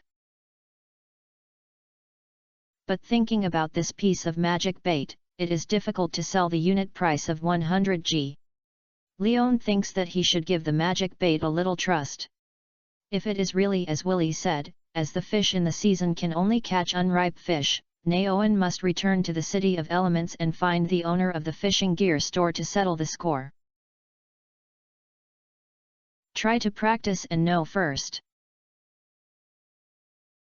After Leon, who had already made psychological construction for himself, lifted up the fishing rod and threw it out forcefully, throwing the hook and float out of the sea dozens of meters away from the pier. I'm not very strong. Willie was amazed at Lion's brute force, but there was a saying he didn't know whether he should complain. That's just ignore the inside. There is actually no difference between whether the high ceiling is near or far. If the high ceiling is far, it will make the closing line much more troublesome. Just as Willie was thinking about how to express his opinion in a tactful way, Lion's fishing line suddenly tensed and the fishing rod was pulled and bent out of the curve. Here you! Leon immediately became excited. The feeling of throwing the rod was so wonderful. It's a pity that he could only enjoy it 3 times a day. Long guy. Willie looked at the landing point of the lion's hook. Although he couldn't see what fish was hit by Leon, from the curve of the rod, he was definitely not a small fish like sardine. So powerful, the force is almost the same as a little wild boar rushing around. At this moment, Leon clamped the tail of the fishing rod into a creaking nest, and his left hand turned the reel to retract the line, while his right hand pulled the fishing rod in the opposite direction based on the direction of the escape of the fish. Leon could detect that this thing was definitely not much smaller than the giant catfish he caught last time. However, Leon is no longer the same as before, and the fishing rod has been upgraded and the fishing line is also the best match. This big guy may be able to bully those anglers who are not well prepared, but it is a lot worse to deal with Lion's Bull who can reduce 10 times with one force. The fishing line was retracted bit by bit, and the fish that desperately wanted to swim into the deep sea could only be pulled to the sea helplessly. No matter how hard it struggled, it could not escape the damn fish hook. In addition to the ability to attract fish quickly, Leon also has the ability to not drag the hook for the first 3 fish every day. This special ability, similar to regularity, is not something a fish can resist at all. It's a tuna, a good thing, and it's also an adult. After Willie, who had been staring at the sea, closed the line, and Leon finally saw the true face of the fish caught at the end of the line. The streamlined body, tight fish skin, the 2 iconic independent dorsal fins, and the blue and silver metallic texture that appear in the sun all promote its identity to Willie, the old fisherman. Leon naturally saw it, but now is not the time to appreciate it. Although the tuna seemed to have lost its strength before, it became closer to the shallows. The will to survive made the tuna come back and began to swim into the deep sea with a stronger force than before. Rise! But Leon was not vague. He put all his strength into lifting the fishing rod, locked the damper, and pulled the tuna out of the water. Bang bang bang! The tuna was pulled onto the dock and fell to the ground and made a crisp sound. Then the tuna, which began to struggle due to lack of oxygen, slapped its tail and knocked the dock into a series of dull sounds. Willie immediately came to the tuna and pressed it down to prevent it from sliding down the dock. Leon also stepped forward and took the hook out of the tuna's mouth, and then put it directly into his backpack. The taste and value of fresh tuna and dead tuna are very different. Leon doesn't want to waste such a fat tuna activity. I forgot that you still have that backpack. Willie felt the empty hand pressing in her hand, and was not surprised, and said to Leon happily. I took back my previous judgment. Your magic bait is indeed a good thing. Nowadays, tuna is basically near Paradise Island on the Gem Sea. It has not yet been time to migrate to the sea near Stardew Valley. You can actually catch such a big guy here, which makes me feel a little itchy. It's understandable that fishing for tuna is really good. Leon nodded in agreement. He had been fishing in Stardew Valley for so long. If you want to say that the best interaction and fluency is this tuna. It is obviously only 1.5 meters long, but judging from the feedback of strength and the heavy weight, the fishing experience of this tuna is much more comfortable than that giant catfish. Continue, let's see, this bait is really so magical. If you can really catch fish in autumn or even winter, then you might be able to try the Fishing King first. Willie rubbed his hands and thought that this magic bait could attract all fish across seasonal weather. His first reaction was to try the Four Seasons Fish King in Stardew Valley. Just King, forget it, I won't fish today. Thinking about the rapid hooking and never de-hooking effect that had been wasted twice, Lion's idea of the Fishing King was not that urgent. After all, if you are really lucky and take the hook, the Fishing King, but because of operation or other reasons, Naeun may not be able to help pumping a new energy fishing rod on the water. Okay, although your fishing skills are more mature now, your skills are still a little worse. There is no problem waiting. Willie didn't persuade him after hearing this. Although he really wanted to see Leon challenge the Fish King, if Leon was not prepared to be teased by the Fish King a few times because he was too anxious and then lost his patience and confidence, and completely gave up the fishing activity, it would be more than worth the loss. After all, this is an example of reality. Although there is only one resident fisherman in Zingla Valley, occasionally fishing enthusiasts and even professional anglers from other places will come to Zingla Valley to challenge the fish king of the season. Unfortunately, they are basically back in vain. Some fishermen who are fragile inside have even lost their confidence in their fishing skills because of the fish king's cunning and teasing. I understand, so I still want to learn more with you. Leon stepped forward and fucked Willy and said.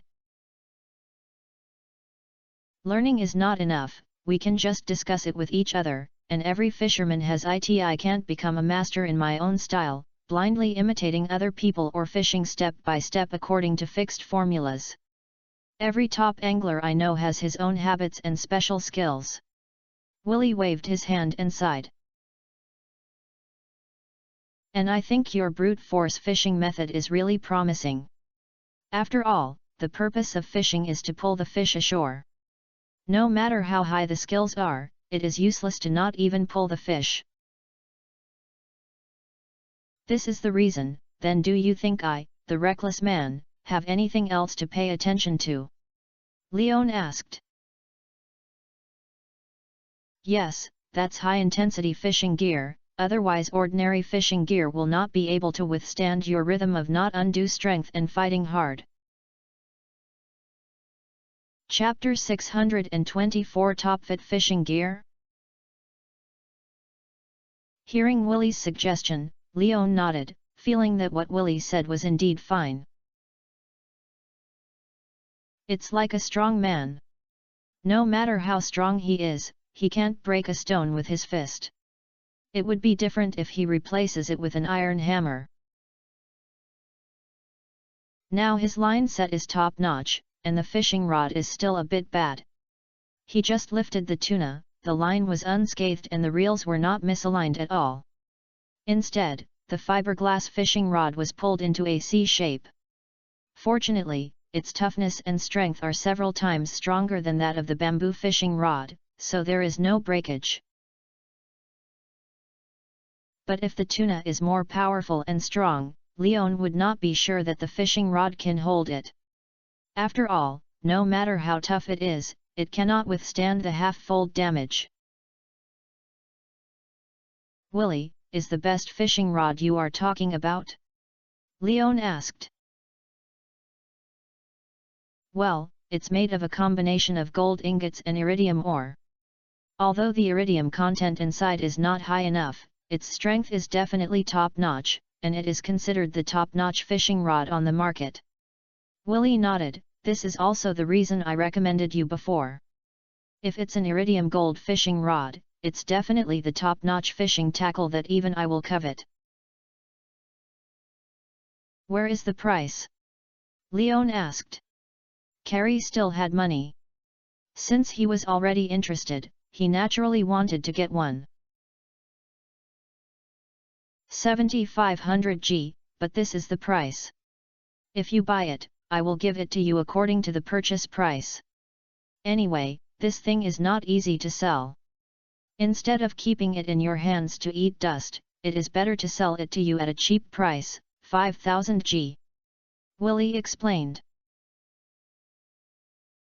Buy it. The price of 5,000 G is not low, but it won't seem too high. After all, the iridium line group is 5,000 G. The money in the card was paid taxes, and there was still 114,300 G, which was more than the previous 9.2 WG. The extra money was sent to the shipment box when Lena's and Abigail helped on the farm. The payment for the goods was transferred from the Far Travel Chamber of Commerce. Although the money was paid in the card, the receipt list was mailed. Leon only needed to look at the total price statistics to know how much money he made. This normal income is not under pressure for Leon to buy a 5,000 G fishing rod, and the remaining money is enough to upgrade the chicken coop and livestock shed. I'll give it to you. Leon was so straightforward that Willy immediately returned to the house and took a box in full packaging and handed it to Leon. After taking it, Leon did not rush to open it, but went into the house and paid. Willie also had a POS machine, but he waived the check signing procedures. After paying the money, Willie did not hesitate. After searching the shelves, he brought aside a beside doubly fish hook with ribbons and handed it to Leon. The hardcover spiral bait, relying on the reflection of metal sheets and the streamers brought by the water in the water, will attract the attention of fish. With the bait, it will greatly increase your chances of getting fish and give it to you. Thank you. Leon was not polite. He was also familiar with this hardcover spiral bait. After all, before cherishing the two special baits, bait and high-quality float, the hardcover spiral bait was his most commonly used and favorite bait. However, this thing is not cheap, and it is also a favor for Willie to send it over, so after Leon accepted this hardcover spiral bait, he did not forget to give back to Willie. As a gift for giving back, it is naturally the iridium-containing fish hook that was used as a spare tire by Leon and matched with the wire set. When Willie saw this ordinary fish hook, she did not dislike it.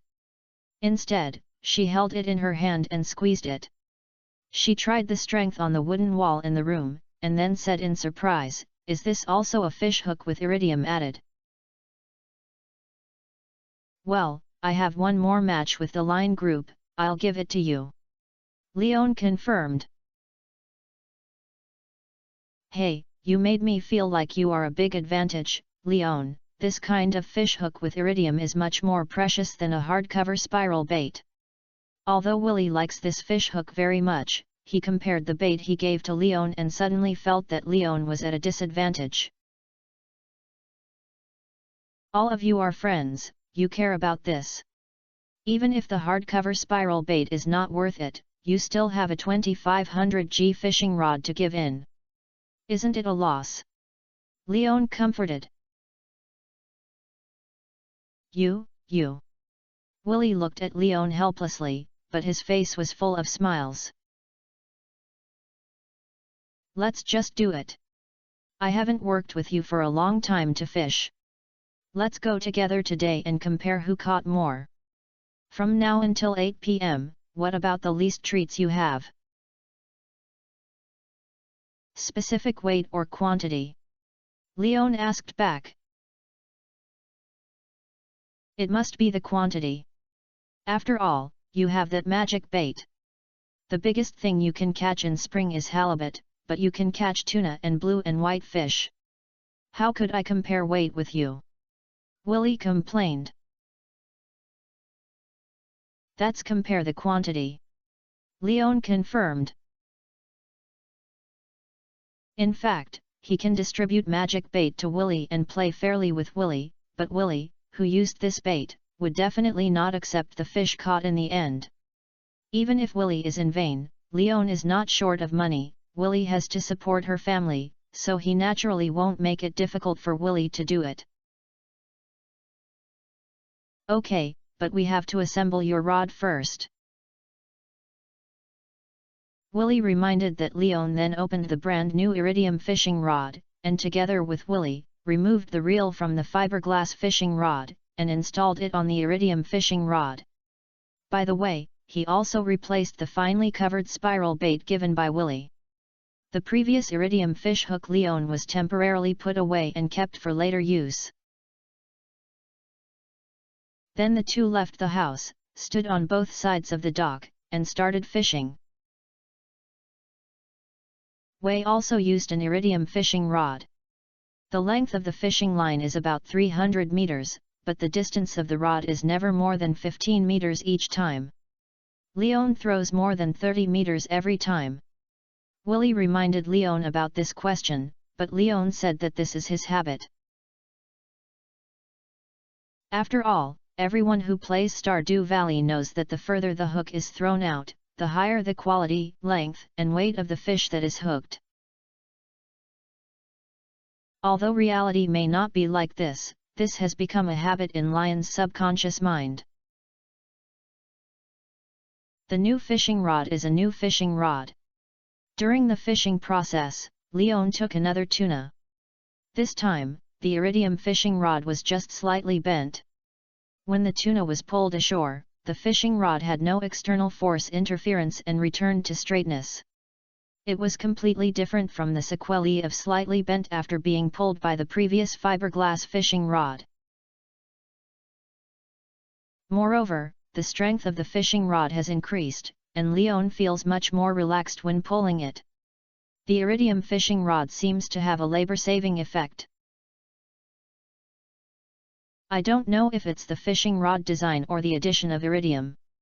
Leon always feels that as long as the tool is doped with iridium, it will become very magical.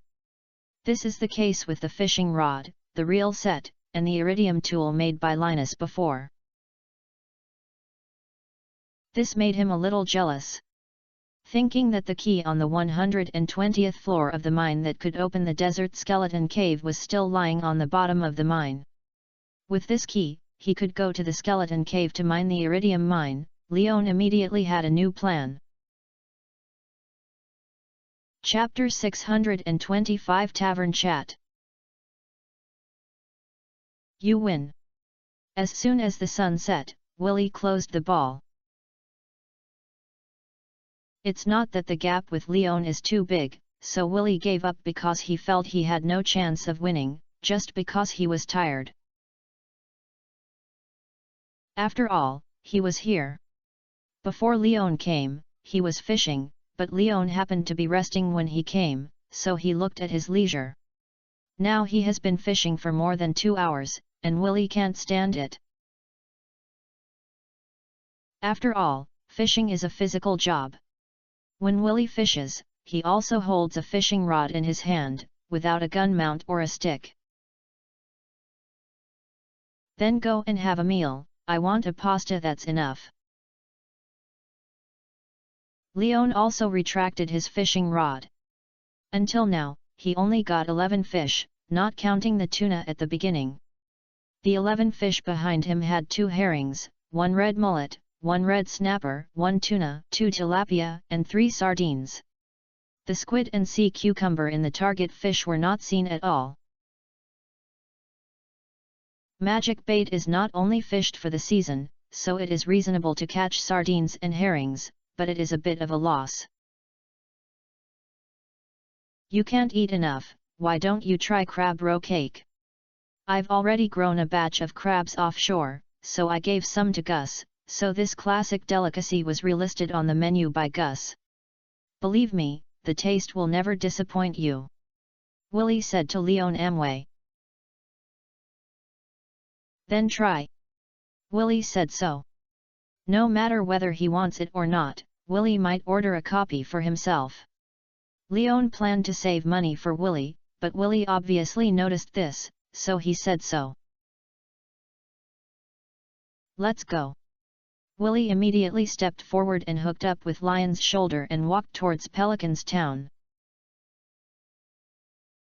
When the lights are on, every household in Pelican Town is on, and you can smell all kinds of smells floating in the air from time to time, which is very attractive. Gus Star Fruit Bar is the place with the heaviest smell. As soon as he entered the door, Leon smelled the obvious smell of crab. After a glance, I saw that most of the people who were drinking in the bar were placed in a plate of fluffy and golden cake-like food, but it was more fluffy and thicker than the cake, and it looked more like a flat cake. It looks really good. The scale of almost everyone's hand in hand made Leon sure that this thing not only smells fragrant, but also tastes great. After all, it's Gus's craftsmanship, and this is the crab I raise. Willie replied proudly, then pulled Leon to the bar, and did not look for a chair, but sat down at the bar. 2 glasses of beer, 1 pasta, 1 mushroom risotto, and 2 crab roe cakes. Yet. Emily took out paper and pen before the 2 of them sat down and wrote down Willie's order. Then, when she was sure there were no other requests, Emily immediately handed the order to Gus behind the kitchen, and reminded Gus that this was the order of Leon and Willie.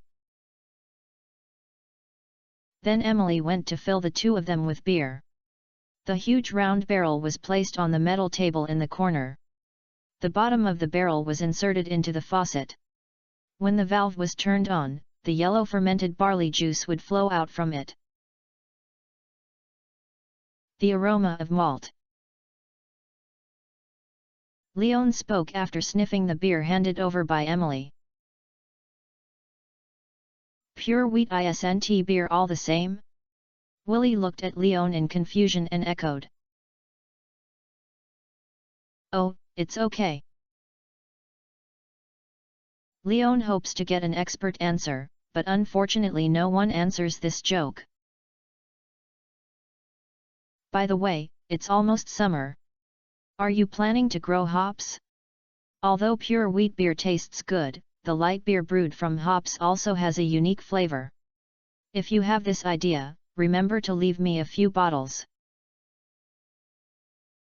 Willie, who had poured a large gulp of beer, asked Leon without caring about the foam on his beard. I can plant it, but I won't plant too much. In fact, Leon was also quite curious about what the beer brewed from hops tasted. After all, he drank so many beers, which were all fermented by wheat. He also wanted to try out the differences between hops beer. Now Willie reminded him that Leon had revived his thoughts. When the last batch of cauliflower in the field matured, he planned to plant 2 groups and try the water 40 hops. It's okay to grow some light beer and drink it yourself. If you grow too much, you won't be able to make wine, and it's not easy to sell. After all, summer is the season for grape planting and harvesting. Sophia is back and restarts the Blue Moon Vineyard. Naturally, she has to brew her wine in Stardew Valley. The wine market is not something you can't compete with. Willie sighed. Sophia also only sells wine, and the market in this regard is relatively single. I think I am still a little competitive. Leon complained when he heard this. After all, everyone is not only drinking wine. But wine will always be a regular customer on the table, right? I don't recommend you to go to the wine industry. Just at this time, Gus came out with 2 crab roe cakes and added that as a popular food at Star Fruit Bar recently, Gus Pot will never be short of fresh crab roe cakes. Let's talk about it. After all, I just have an idea. Leon can understand Gus and Willie's disapproval. After all, Sophia has already made her famous and has a high market recognition. He, a just starter, wants to challenge Sophia's position in the market, which is indeed a bit abrupt in the eyes of others. They didn't mean to watch Lion's jokes, but they really reminded Leon out of the concern of friends that if someone who is unfamiliar knows Lion's plan, they will probably only laugh secretly and then watch Leon lose all his money. Then you can grasp it yourself. We don't know these things, but I support you in Leon. At worst, your first batch of drinks will be placed in my place to sell them. I will help you expand the market. Gus did not continue to persuade him after hearing this, but instead promised to Leon seriously. Let's talk about it then. Leon nodded, but did not continue to say anything else.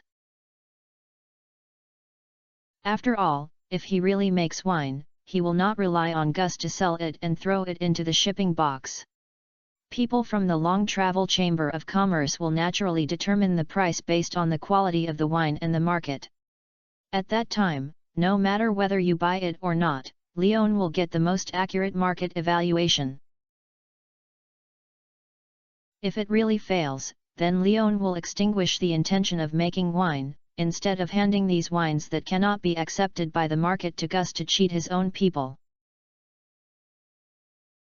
However, this possibility is not high. Leon is not a businessman who fights with Sophia. His ultimate choice for making wine will always be ancient fruit wine. Although star fruit wine is also good, it is too troublesome to plant one crop after another. As long as it does not involve winter, it can be harvested stably in spring, summer, and autumn. Isn't it more convenient than star fruit? Chapter 626 Willie's Worries. Gus chatted for a few words and went back, because he was the only one working in the whole kitchen. Leon and Willie's pasta and mushroom risotto had not been cooked yet, and there were food ordered by other customers. He was embarrassed to delay the meal and talked to Leon and Willie with Das Han. Willie and Leon did not continue chatting. After all, the 2 plates of steaming hot and oil-fried crab roe cake in front of them were so fragrant. This kind of caloric bomb wrapped in breadcrumbs and eggs, which added crab meat and crab roe. If you don't eat it while it's hot, it will lack a lot of flavor. It has to be said that the crab roe cake that can be ordered by each of the guests from Star Fruit is indeed outstanding. The swelling crab roe combined with crisp bread crumbs and the smooth and tender crab meat that can be bitten in every bite is absolutely satisfying. There is obviously not much seasoning, but the flavor of the food itself is already amazing enough. What is most satisfying is that it is clearly a crispy cake crust, but the crab roe inside is flowing. As the most essence of the crab, the unique oily aroma and mellow salty taste make the overall experience a step further. Even if I don't like crabs very much, I have to say that this crab roe cake is really good. After eating his own plate of crab roe cake, Leon still had the smell of crab roe in his mouth, which made him feel endless aftertaste. Don't you like eating crabs? Willie was a little surprised. Well, I'm not very good at eating, and the crabs I ate before were too thin and there was not much to eat. Leon replied. He is not eating crabs, mainly because he has been cheated too much before. Oh, no wonder you only fish and never think about crab cages. Willie suddenly realized when she heard this. I just didn't have time to do it. Leon explained, it has nothing to do with whether to eat crabs or not. Leon actually thinks it's a waste of time to crab cages. After all, although the crab cage is called a crab cage, the chance of catching crabs is really low. In the game, there are not many crabs being seen on the edge of the beach. I have been in a lot of paper garbage. Even if I have gained something, it is mostly lobster, oyster, cockles, and shrimp. Moreover, the crab cage collects the things in the sacrificial bag without the need for a crab cage.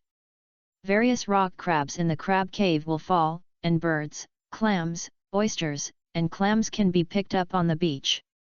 Just make up the sacrificial bags to meet the needs of the crab cage. Actually, you can consider getting some crabs. After all, crabs may feel troublesome to eat, but lobsters and shrimps are different. Even if they are boiled in clean water, they taste very delicious and much easier to deal with than crabs. Even if you don't like them, those shrimps are also the favorite foods of sea fish. They are used to crush them and add some corn flour or flour into a ball, which is also an excellent bait. As an old fisherman, Willie still highly recommends crab cages. After all, this is one of his revenue ranges, and his share is not low. Even if you are not interested, Gus actually has demand for these things. You also know that in addition to the characteristic Grampton orange chicken, Gus restaurants basically use fish as ingredients. If you sell the harvest in the crab cage to Gus, he will also come here, which is an extra income. After all, a crab cage can last for a long time and put it in the water. Remember to add some bait every day, so there is no need to manage it. Just come and see if there is any harvest the next day. Yes, this guy Willy's crab cage output is basically divided by the collector and the Far Travel Chamber of Commerce. A very small part of it will be left to me to fill the kitchen's ingredients, resulting in some of my specialties being only occasionally launched. If you start using crab cages in Lyon, that would be great. Just then, Gus came out with food again. Hearing the conversation between Lyon and Willy, he immediately inserted it into complaining. I can't do anything, after all, those old guys have worked together for so long. Willy was helpless in the face of Gus' complaints, and apart from the output of crab cages, I basically have a lot of your share in other fish. You can't always stare at this gap. Just kidding, but to be honest, if you have crab cages in Lyon, I will definitely not disappoint you. You have also seen the popularity of crab roe cakes, but they are always crab roe cakes, and customers are tired of eating them. I also have seafood chowder soup, lobster soup, coconut soup, French snails, and other ingredients. We all have to make money when you supply these crab cages. Gus first explained to Willy, then said seriously to Lyon. Why do I feel like you are urging me to start the crab cage industry? Seeing Willy and Gus inexplicably cooperating to Lyon and advocating the benefits of crab cages, Lyon stared at the two of them with a suspicion. It's not an instigation, but really want you to make some extra money. Of course, the most important thing is that we don't want to give this benefit to others. Stardew Valley has rich aquatic resources. Whether it is the river running through Pelican Town, the beaches and seas in the south, or even the lakes in the foothills of the north, it is a good place to place crab cages. Willy had been doing it before, but Willy is now older and has gradually lost so much energy to manage so many crab cages.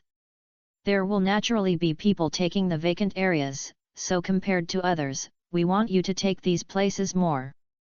Gus explained. Willy nodded from the side. It seemed that the two of them had discussed this matter before, otherwise they would not have been so organized at this time to convince Lyon. When Lyon heard this, he was a little moved and helpless.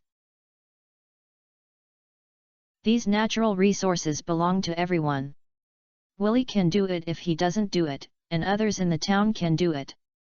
Isn't it a bit inappropriate to engage in monopoly?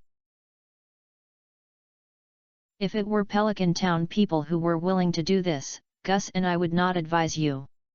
After all, you have such a large farm and have opportunities to make money, but the Pelican Town people are not interested in this kind of work, and the only one who has ideas about these things is the Hoja family. The Hoja family simply follows the traditional way of catching shrimp, crab, clams and clams with crab cages, but you don't know Hoja's efficiency supremacy principle. Compared with the tedious work of crab cages, they prefer to drive salvage boats and use various modern equipment to conduct large-scale extinction fishing. Although Lewis explicitly banned this behavior, the Hoja family was not a law-abiding existence, allowing them to occupy this field. Not to mention the crustaceans in the water, fishery resources would be affected. At that time, the fishery resources in Stardew Valley were about to decline day by day. Speaking of this, Willy couldn't help but throw the beer in his hand on the table. The bang was so scary that many guests around couldn't help but look in searching. Chapter 627, The water does not flow into the outsider's fields. If the cup is broken, you have to clean it yourself and you have to pay me the cup. Seeing that the atmosphere began to be wrong, Gus hurriedly joked at Willy in an attempt to alleviate the situation. Willy knew that she had lost her composure and apologized to Gus with an awkward smile, but the gloom and worry on her face did not decrease at all. This is also the reason why he stood at the dock in the afternoon and looked at the sea to think. He knew the urinary nature of the Hoja family, but now he is indeed old and cannot maintain this kind of work intensity, so he pinned his hopes on Leon.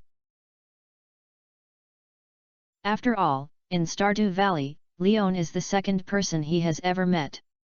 Others either don't like to deal with water all day, or he just didn't have the confidence to give up his stable job to do this industry. Except for Leon, he could not have imagined that others would be interested in getting involved in the field of crab cages. Originally, Willie planned to talk to Leon about this matter in person, and it happened that Leon came to fish on the beach, so Willie took the opportunity to invite Leon to have a meal. By the way, he used his mobile phone to communicate with Gus on his mobile phone and wanted Gus to help him. "Hey, I understand your thoughts and worries, but I am not a professional fisherman either. I still have to work on the farm. I can do the crab cages, but it takes a lot of time, cost, and pressure to arrange them in the entire Stardew Valley." Leon was actually quite stressful about the expectations of the two. After all, reality is not a game. From the beach to the northern foothills is not a small area. Even if you don't do anything, just walk around, it will probably take half a day, let alone arrange crab cages, and collect the creatures and supplementary baits in the crab cages every day. Why? Willie sighed again when he heard this, and he knew that his expectation was a bit difficult. "That's all that can be done is to supervise the fishing behavior of the Hoja family," Gussie said. "I'm afraid it's not easy to supervise. They can work at night. It's probably not easy for you to capture the evidence of their illegal operations," Willie retorted. Leon asked back when he heard this, "How much does it benefit in setting up a crab cage?" "It's very high, because of the water quality and environment of Stardew Valley. Not only is the fat fish in the water, but the crayfish, lobsters, oysters, snails, and corn snails also have amazing growth and are extremely delicious. If you really do it, the benefits will definitely not be low," Willie explained. "No one has done high returns yet," Leon complained.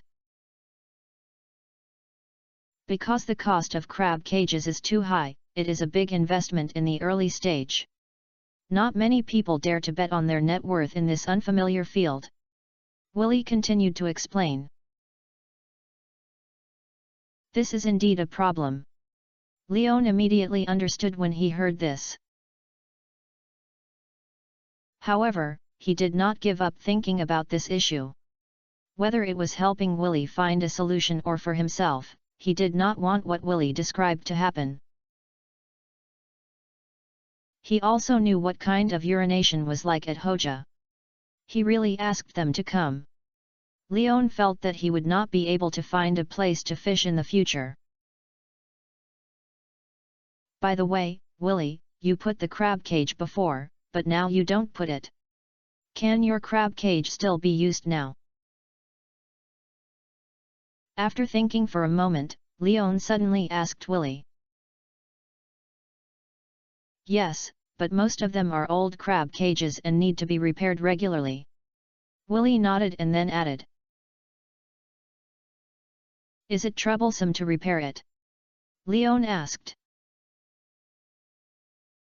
"Not bother, just pull out the damaged wood in the damaged area and replace it with a new one," Willie explained. "Then what arrangements do you have for this batch of old crab cages?" "It should be sold to others at a low price, after all, they are all old things." "Can these crab cages cover the waters near Pelican Town and the seas on the beach?" "Yes, after all, I used it before, so of course I was prepared according to the quantity prepared in these places." "That's easy to say. After understanding these things, Leon immediately had an idea and immediately shared the solution he had thought with Willie and Gus. In the early stage, we will rent the crab cages for free for people to use, and then collect rent after the renter has profits. After hearing Lion's thoughts, Willie summed up in one sentence and said, "Yeah." Leon nodded. "But if the workload is too high, no one is willing to accept it?" Willie asked. "Then let's rent it to a few people. The place is so big, so everyone can share it. For example, there is one person on the lake in the mining area at the foot of the northern mountain, the river in Pelican Town, and the beach. With more people, there will be less work. You can even complete this work in your spare time and get extra income from a daily job. I think many people should be interested in such things, but they have to help them solve the sales problem. Only when they see real profits can they have the motivation to continue working." Leon added slowly, and felt that the possibility and success of doing so would be high. Because he knew a lot of people who put cages in his previous life, and they all made money by doing it, like putting crab cages. Although he began to give up this small business because of the erosion of various fertilizers and sewage, Stardew Valley did not seem to have such troubles. Leon does not believe that people in Stardew Valley have wealthy families and happy lives. After all, there are differences between the rich and the poor everywhere. If everyone in Pelican Town is really well off, then Lewis will not find ways to make money all day long to improve the public facilities and construction of Pelican Town. Risk sharing and workload compression are indeed a feasible solution. After a little thought, Gus felt that Lion's method was very feasible. "Indeed, I was thinking too extreme. I have been thinking about letting someone take over this job, but I didn't think about finding a few more people." Willie also suddenly realized that if there were more people, the workload would drop, so naturally there was no need to worry that someone would feel it was too hard and retreat. "So, can you eat the ingredients harvested from the entire Stardew Valley crab cage alone?" Leon continued to ask. "After all, this is the key to whether anyone does it. After all, if you can't make money after working for a long time, everything will be useless." "I can buy all the crab cage harvests." Willie replied immediately. He replied that he runs this industry, and he was busy with these things before, some of which were sales channels and customers. "Even if Willie can't eat, I can still eat half of the share, and I can contact some friends who run restaurants with the rest. After all, the output of Stardew Valley has always been highly praised in our chef circle, and there is no need to worry about unsaleable sales." Gus also answered confidently. "That's all. I have tools, resources, and buyers, and now there are only executors left." Leon spread his hands and asked back, "If you have humble and hard-working friends, acquaintances, and good people around you, it's time to introduce them to a new way to make money, so you won't be able to leave the wealth of outsiders." Chapter 628 Leave It to You. Gus Willie looked at each other and asked for a look, then shook his head awkwardly. "Leon, you know me. I usually stay in the pub and spend a long time in the pub. I know all the guests who come to drink and eat. Most of these guests are not short of money, so no one should be willing to add another job to their lives." "Leon, you know me. I have always been alone. There are not many friends in the town. You, Gus and Lewis, and the others are all acquaintances. Otherwise, I wouldn't have thought of finding you to take these crab cages."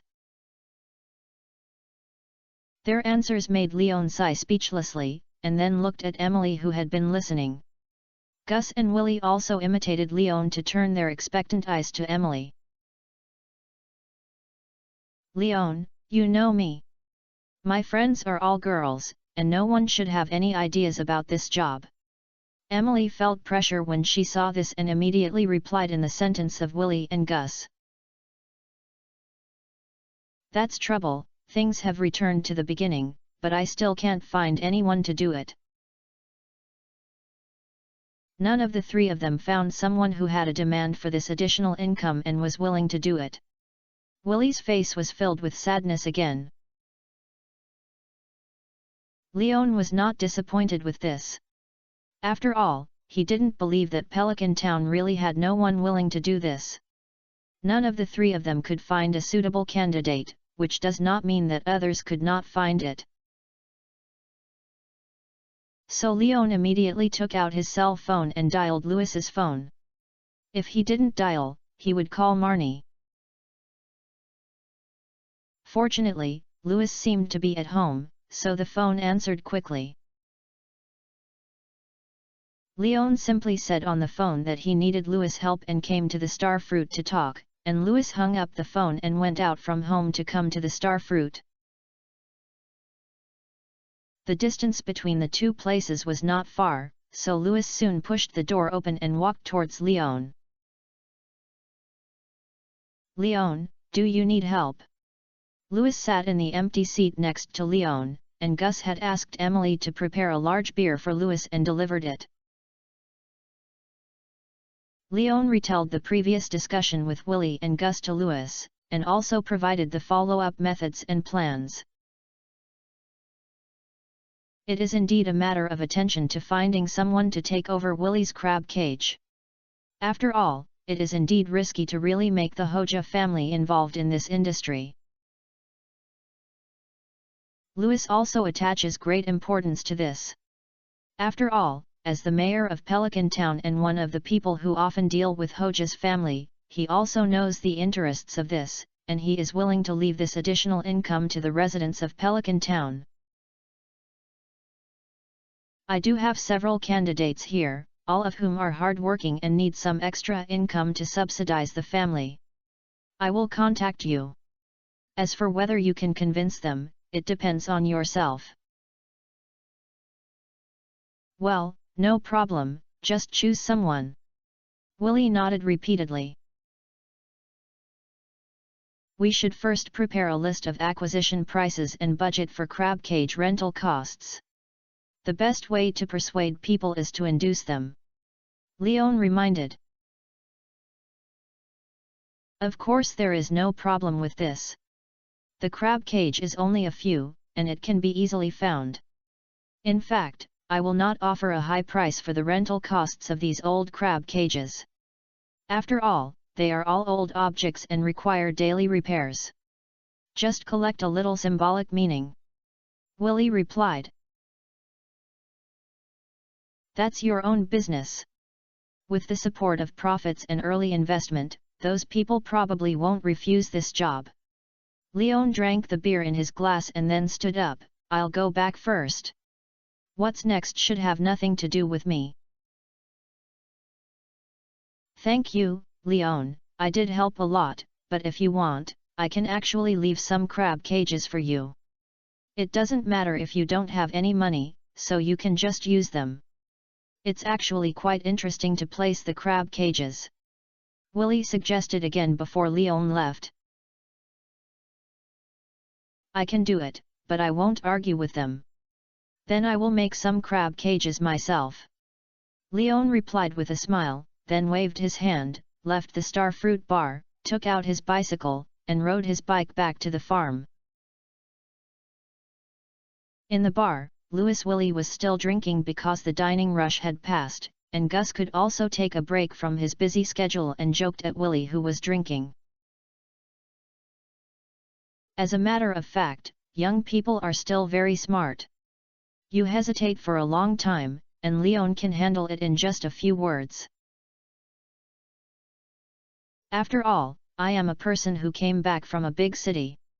My knowledge and vision are naturally much higher than that of me, the old fisherman in Stardew Valley. Willie did not refute, but looked happy instead. Yes, Leon came to Stardew Valley, many things are different, and it is also the luck of Pelican's Town. Lewis was also quite moved by this, because Leon and Pelican's Town have hope of solving many troubles, and Leon has actually won a lot of benefits for Pelican's Town, which were both troubles before. Lewis' big problem. Next, the three old men were drinking here and chatting about Leon. Although the three big men were talking about the situation of another man, Emily listened with relish. Only now did she realize that Leon had done so many things that were meaningful to Pelican Town. And this is not a boast, it is all true, which makes Emily feel that Leon is becoming more and more excellent. On the other side, Leon returned to the farm.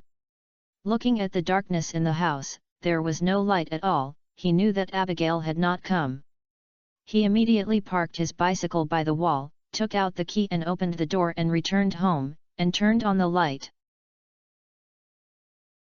Going upstairs to get a new set of clothes, go to the bathroom to take a shower, and change into new clothes, Leon threw the old clothes into the washing machine. While washing the clothes, he went out and took back the dry clothes. There were his own clothes and Abigail's. Leon took them all upstairs and hung them in the closet, which added a bit of daily life to the new home. It's still a little early to sleep, so Leon came to the balcony of the master bedroom and sat on a chair and looked out the scenery outside the window. The starry sky in Stardew Valley is always unhappy, and the mountains under the moonlight are also very interesting. Leon even saw a wolf roaring at the moon on the cliff in the west. Rhubarb, Rhubarb, when will you be reborn after breaking out of your cocoon? When he saw the wolf, Leon turned around and looked at the piece of ice wrapped in rhubarb on the dressing table. It had been almost half a month since the ice had no sign of melting. Rhubarb was still sleeping in the ice, and there was no change in the body shape. Leon didn't know when this guy could break the ice. He was both expecting and reluctant to leave. He was looking forward to seeing the transformation complete and lively Rhubarb.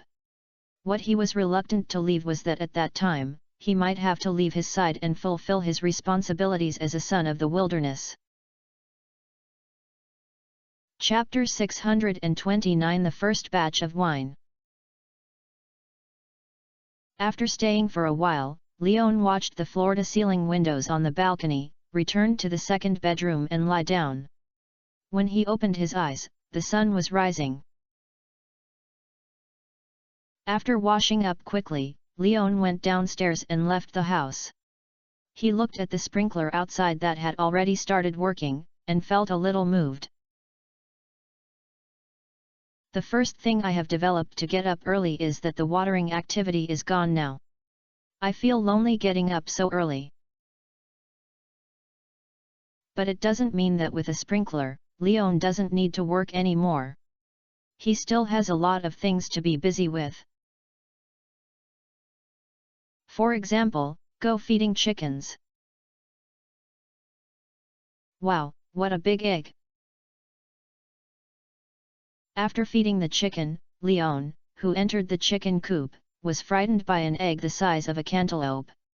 He knew that this thing was a big egg, but he couldn't imagine how the hen that gave birth to it was so big. Big egg, animal product. This is a very large brown egg. Don't be tidy if you don't live, it's too miserable. The system identification of big eggs made Leon couldn't help but complain. Sometimes the system identification was incisive, and sometimes it seemed dispensable, and the standard duality of gods and ghosts. However, it is a good thing to be able to harvest large eggs. At least 1/5 of the animal sacrifice bag has been completed. The rest must be raised for other poultry and livestock, and this is also something Leon needs to prepare, that is, upgrade the chicken coop and build a livestock shed. But it's still early, not everyone gets up so early like Leon, so before going to find Robin to upgrade, Leon has to work on the farm to find something else. Leaving the chicken coop, Leon turned around and walked into the wooden house where he had temporarily lived. The furniture and beds in the house were gone, but the combination buckets placed inside were not transferred. After all, it was a pity to demolish such a good house. It was a pity to use it as a winery house, which was a good use. What surprised Leon was that the indicator light of the combination bucket that had not been moved for a long time actually turned green, which means that the fruit wine brewed inside can be bottled and sold. It's a pity that these combination kegs are not as particular as in the game. They are automatically filled into the bottle after brewing, but instead they need to find a container to fill them. The container on hand is only a glass jar for storing branches, so if you want to hold wine, you have to contact the people from the UNC Chamber of Commerce to send customized wine bottles. After doing it, Leon took out his cell phone directly from the wooden house, found Django's phone number, and called. "Hi, Mr. Leon, it's rare to see you call me. Obviously you have prepared a business to talk to me, right?" Django's enthusiastic voice came from the other end of the phone, without any politeness, and went straight to the point. "Yes, Mr. Django, I need to order a container for wine," Leon replied. "It seems that Red Star Farm has completed the first batch of brewing wine. This is really good news. I happen to be in the warehouse in Stardew Valley. I will give it to you immediately. How much does Mr. Leon plan to get for ordering this time?" Django raised his voice a little and he couldn't wait to ask. "Get 1,000 bottles first. Leon will not delay the brewing of wine. Although there are only 21 combination kegs now, he can still reserve more wine bottles. Anyway, there are treasure chests that can be stored." "Okay, 1,000 empty wine bottles, what about the quality requirements? It should be thinner or thicker. Is there any need for glass color?" Django continued to ask. "Transparent glass, thicker. It would be even better if it could be convenient to block the bottle mouth and ensure that the wine in the bottle could be stored for a while," Leon said. "Ha ha ha, of course there is no problem. Each bottle will be equipped with an oak stopper, which is the most basic guarantee. You can rest assured that you will give me an hour and I will contact you in an hour." Django's promise was over, so he hung up the phone and started to help Leon. Neither of them talked about the price of the bottle. Leon planned to talk in person, but Django did not mention it, and Leon didn't know what the situation was. 1 hour was not long. Leon made himself a breakfast, had enough food and drink, and then dried his clothes and swept it down the floor. Django's phone call came over. "The car has arrived at the entrance of Hongsing Farm. It is up to you to decide whether to unload the goods outside or drive in. Come in."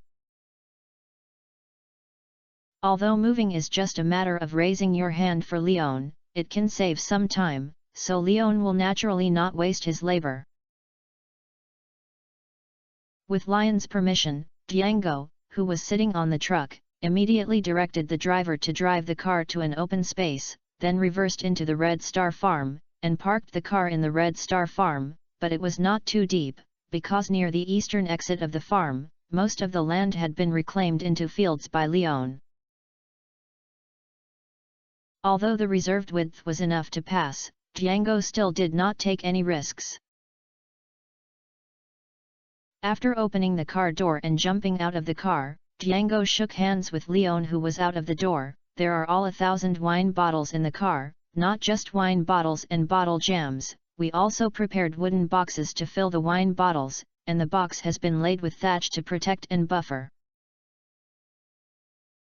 I'm determined. With the details and attitude of the other party's consideration, Leon also felt that Yuan Xingshang should become a giant in the field of commercial trade. This batch of wine bottles and packaging is all provided for free by the Yuanxing Chamber of Commerce, so Mr. Leon does not need to pay. Django brought another good news to Leon. But you need to hand over all the wine produced by me to the Yuanxing Chamber of Commerce for sale, right? Leon teased with a smile. Chambering with smart people is easy, but I think this will not have any impact on Mr. Leon. After all, we have worked together for so long, so I guess Mr. Leon doesn't want to go to other partners anymore. Django also smiled, smiling sincerely and confidently. Indeed, but I won't give it all to the Yuanxing Chamber of Commerce. After all, I have to leave some of these drinks for myself to taste or give them to my friends, Leon explained. Ha ha ha, of course there is no problem. In fact, if we can hand over these 1,000 bottles of wine from 700 filled wines to us, we will be very satisfied. I don't know the ratio, how does Mr. Leon feel? Django asked. A good proportion, but I may have sold much more than these. Leon is not a wine lover. Occasionally, a bottle may add some interest to life and add more color to his dining table, but he can't stand it even if he drinks it every day. There are really 1,000 bottles of wine, and he will leave at most 560 bottles. Then there is nothing to worry about, the cooperation is pleasant. Django stretched out his hand again, and Leon immediately held it in his hand, and both sides were very satisfied with the deal. Chapter 630 Gifts. Unlock the goods. After talking with Leon, Django shouted at the truck driver and another staff member who was traveling with him. The two of them opened the truck compartment quickly, one in the car and the other under the car, and began to carry boxes and wine bottles downwards. Each box is made of wood. Leon lifted the lid of one of the boxes, which was a 9-grid pattern. There was a wine bottle in each lattice, and there was an oak plug left on the wine bottle. The box is not small. According to this situation, 1,000 bottles are 99 boxes, so the truck compartment is full. Leon tried it and found that the system backpack could indeed contain a whole box, and when the second box was collected, it could also be stacked. He immediately stopped the two staff from moving and directly started to put these wine boxes into the system backpack in the air. This efficiency is much faster than transporting. In less than a minute, the truck compartment was emptied. Just 100 boxes were all stacked in the system backpack, occupying a backpack lattice. It's a pity that you have a rich farm. Otherwise, with your skills, I would definitely not be able to help but provide you with an entry contract and sign you into the valuables transport specialist of our long-distance Chamber of Commerce.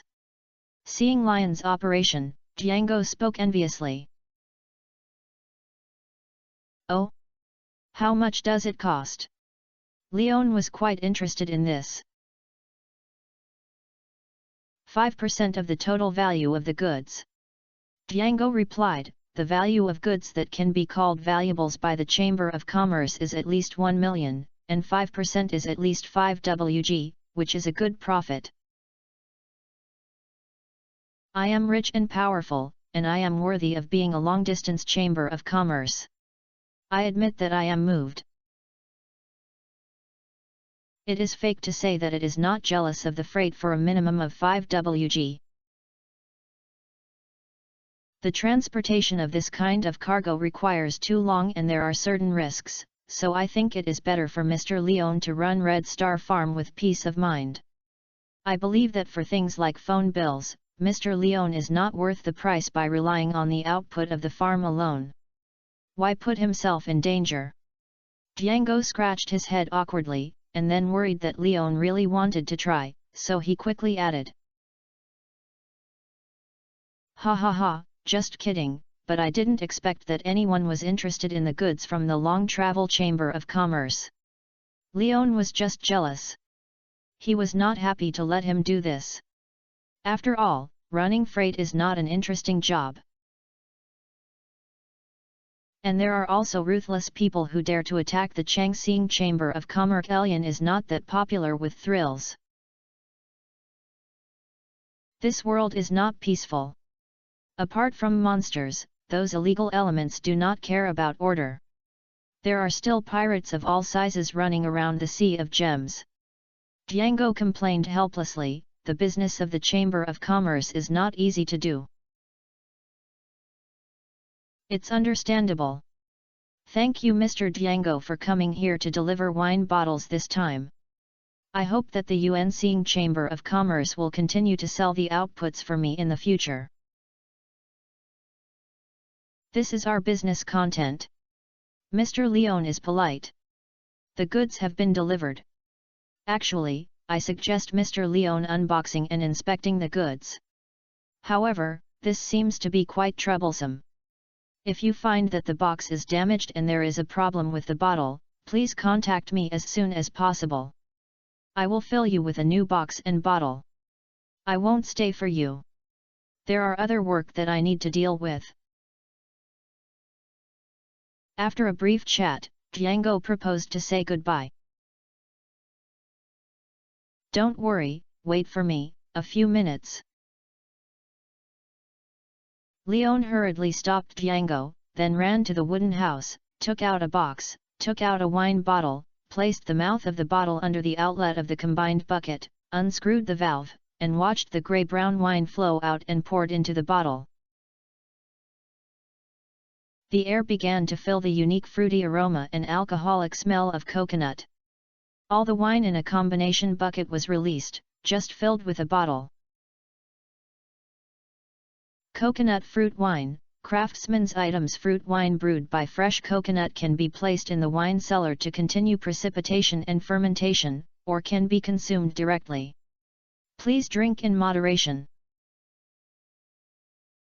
After filling, Leon saw the system's prompt, proving that in the system's judgment, this was already a complete bottle of wine.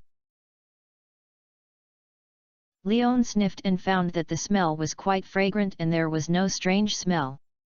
He immediately stuffed the bottle plug into the mouth of the bottle and left the wooden house with the bottle of coconut wine and handed it to Django. The first bottle of fruit wine at Red Star Farm is used as a gift for Mr. Django's help. I hope you don't dislike it. It's of great significance. Thank you Mr. Leon for your gift. Django took the bottle of wine with his flattered hands, and then said to Leon, although I really want to collect it, as the head of Mr. Leon, I still plan to go back and call the taster of the Far Travel Chamber of Commerce to share this bottle of wine for grade and price determination. I hope Mr. Leon can understand it. The processing rights of the things you give out are naturally in your hands, you can do whatever you want. Leon was not surprised by this. After all, the taste of the wine are the presentation of its value. Django did this for Leon. It's good that you can understand. I will inform Mr. Leon of the evaluation and results after the tasting. I hope Mr. Leon won't mind the objective evaluation of those tasters at that time. Django reminded.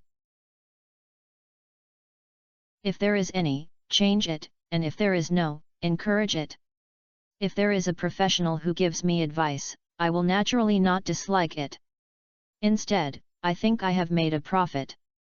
Leon replied with a smile. Ha ha ha, Mr. Leon is indeed a gentleman. Then I'll go back first and wish you a happy life. After Django boasted to Leon, he greeted the staff he brought and left Red Star Farm. Leon watched the truck leave, returned to the wooden house and continued to fill the remaining 20 small buckets of wine into the bottle. The liquid of coconut fruit wine is brown, and the cactus fruit wine is dark green, which looks a bit worse than the color of the wine, but the smell smelled in the bare nose. Leon felt that it should not be much worse than ordinary wines. There were 20 bottles of 2 kinds of fruit wines in total. Lions were not sealed in the box, but were placed directly in a backpack. Then I left the house and rode my bicycle. The first stop was the tent in Linus in the northern foothills. Leon was surprised that there was no trace of Linus inside and outside the tent. However, standing on the hillside and looking down, Leon soon noticed Linus in the eye-catching white hair and bright yellow poncho suit highlighted in the green surroundings. Turning the car and heading towards Linus's location. As soon as Leon arrived, Linus turned around and planned to run away. "Mister, don't run away in a hurry. I'm not here to ask you for help, I'm here to give gifts." Leon hurriedly shouted to Linus. God knows why he ran away as soon as he saw him, and Leon didn't remember that he was sorry for him. Chapter 631 Wine Tasting. "Sorry, I'm old and dazzled, I think you are your grandpa." Linus heard Lion's voice and stopped immediately, explaining to Leon with some embarrassment.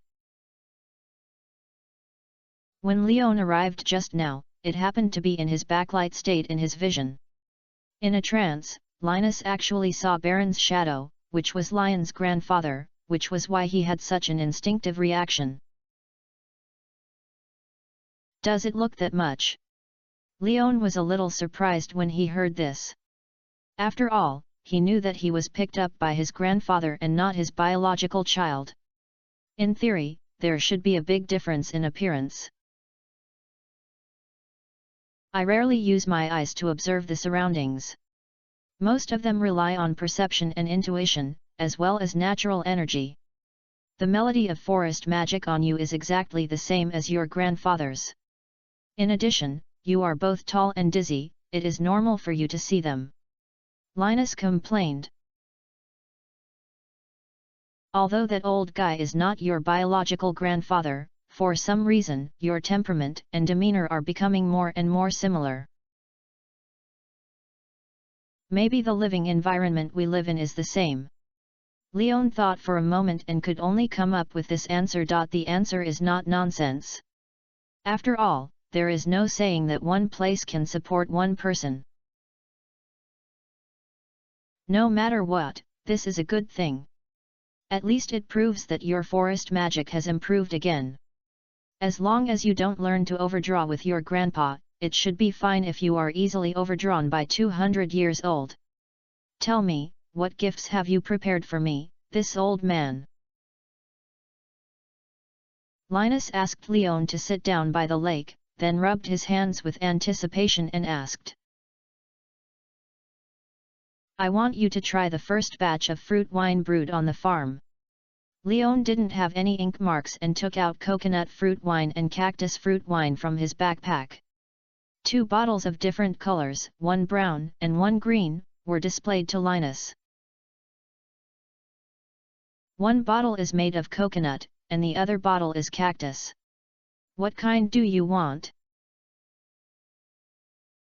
"I only want the choice for a child, I want it all." Linus took both bottles of wine without hesitation and said happily, "It can be considered that you repay me as old as I am. I have been running around for several days before." That kindness cannot be repaid by 2 bottles of wine. Leon naturally understood what Linus meant, and he was actually quite ashamed of this. After all, the matter he had made seemed quite big, which made many people run around and fight for him. During the last celebration, he was drunk by cup. He didn't ask how many people participated and how many were injured. Leon was actually quite timid because he was really afraid that someone would sacrifice in that rescue event. "You just need to remember Helena's favor. Everyone else is hired, including the explorers who follow the code of mutual assistance for explorers. They all received the right rewards. Your mermaid queen girlfriend is a serious rich man, so if you treat her well in the future, she will make a lot of effort. Linus comforted Leon. As for Rasmides, he actually owe you. After all, this trap was originally prepared for him. As for me, we don't need to be polite. We just called me old man at you, and I can't watch you encounter danger. After saying this, Linus stretched out his hand, a breeze blew from his palm, then rolled up the lotus leaves on the lake and brought it to Linus's hand. After buying the 2 lotus leaves, Linus somehow folded the lotus leaves into 2 containers of ice cream, pulled out the wine plug of the coconut fruit wine, poured half of the lotus leaves cups and handed it to Leon, and the other cup belonging to him was filled with his own. Well, the aroma of coconut is good and good, it's very suitable for breakfast. Sniffing the coconut fruit wine in the cup, Linus nodded with satisfaction, then raised the lotus leaf cup and tasted it gently. Yes, although it does not have a strong aroma of wine, it is already excellent in terms of its taste and flavor. It also has some coconut milk fragrance, and the taste is also very soft, which makes it feel like blending wine. It should be quite suitable for women to drink. After savoring the taste of the coconut fruit wine in my mouth, Linus gave a good review. Leon also raised the cup and took a small bite. The taste was indeed as Linus described, with a very moist taste and a very smooth sucking. Although you can taste the smell of alcohol, it is not obvious, but it is more of a coconut smell. It's too light, it doesn't suit my style. Look at the taste of the cactus. That's it, but Linus tasted a large glass of wine and then opened another bottle of cactus fruit wine. This time he didn't pour it on Leon because there were 2 sips of coconut fruit wine in Lion's lotus leaf cup. The emerald green wine flows out from the mouth of the bottle, which is a bit viscous, but there are no impurities in the wine, which is a bit like oily texture. The color is more bright than the lotus leaves, and the evaporation taste is lighter, not as obvious as coconut fruit wine. After taking a sip, Linus's eyes lit up. It's interesting. Although it's sweet, it's still a little spicy inside, which directly neutralizes the possible sweetness, and the degree is obviously much higher than that of this coconut wine. After the wine slid down his throat, Linus was surprised to find that there was still a trace of sweet and spicy fragrance left on the tip of his tongue. He exhaled, all with this smell. This is very suitable for careful taste, with a rich texture. If paired with grilled food, it is definitely a perfect meal wine. Come some for me too. Leon was also a little jealous. Although he didn't like drinking, it was not a big deal to taste it. So he drank the coconut wine in the lotus leaf cup in 1 sip, handed it out and asked Linus for it. You are the one who brews the wine, you are asking for wine with me, the one who receives the gift? I want to open a bottle with myself. Linus's eyes turned red with despise Leon, and then continued to taste the cactus fruit wine in the glass. Leon hesitated for a moment when he heard this, but finally did not take out another bottle of cactus fruit wine to drink it himself. After all, 21 bottles were released in this batch. Django gave 1, and Linus gave 2 bottles. There were also relevant arrangements for the remaining 18 bottles. Seeing that Leon had no intention of opening another bottle, Linus shook his head speechlessly and poured Leon a small mouthful of cactus fruit wine. It was not much, but it was enough to taste it. Thank you, old man. Leon was not polite either. He savored this hard-earned sip of wine and frowned. It's not that the taste is not good, but that he is a little uncomfortable with this complex taste, but to be fair, the taste is indeed pretty good and very distinctive. If you have this quality of your future wine, I think you should be able to make a lot of money. Don't forget me, an old man who likes to drink." Seeing Lion's expression, Linus smiled and then teased Leon. He understood the meaning of Lion's wine to him. On the one hand, he was sharing, and on the other hand, he wanted to get some pertinent evaluation. So after taking the wine, Linus made 2 cups to taste. Judging from his own preferences and perspective, Linus felt that Lion's first winemaking was a success. "I just don't know if this quality can be guaranteed in the future. If possible, maybe I should have a good time in the future." Chapter 632 Build for me. That's for sure. The output is not enough now and the cycle is quite long. If the equipment and wine are ready in the future, you will definitely be able to drink it happily. Leon promised at the first time that he would just make some homemade wine. Linus wanted to make him in a state of drunkenness and dreams every day. However, even if Linus was willing, Leon was not happy. After all, although the old man was strong, he could drink alcohol occasionally, but he would feel sorry for his liver if he drank it as water. If I remember correctly, the small barrels used for brewing wine require a lot of resin, wood, and copper and iron ingots. The latter are easy to get through. If there is resin, you have to accumulate it in advance. Linus took another sip of the wine in the glass. "You should have planted the oak seeds I gave you last time on the farm.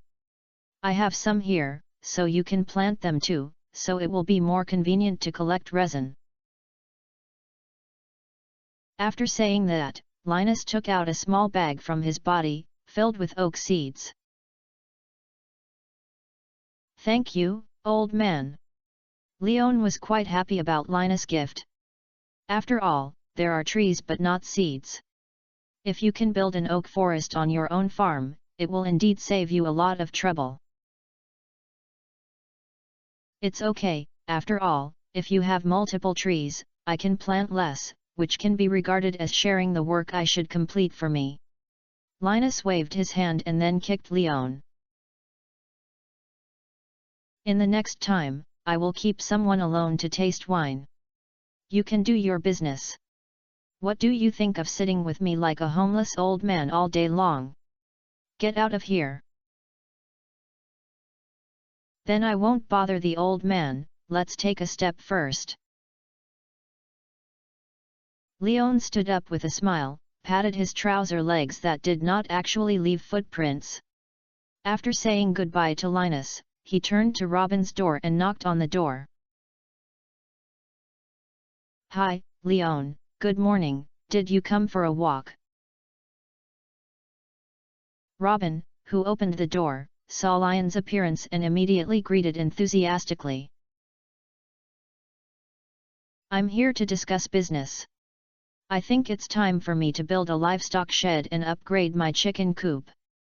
Leon replied straight to the point.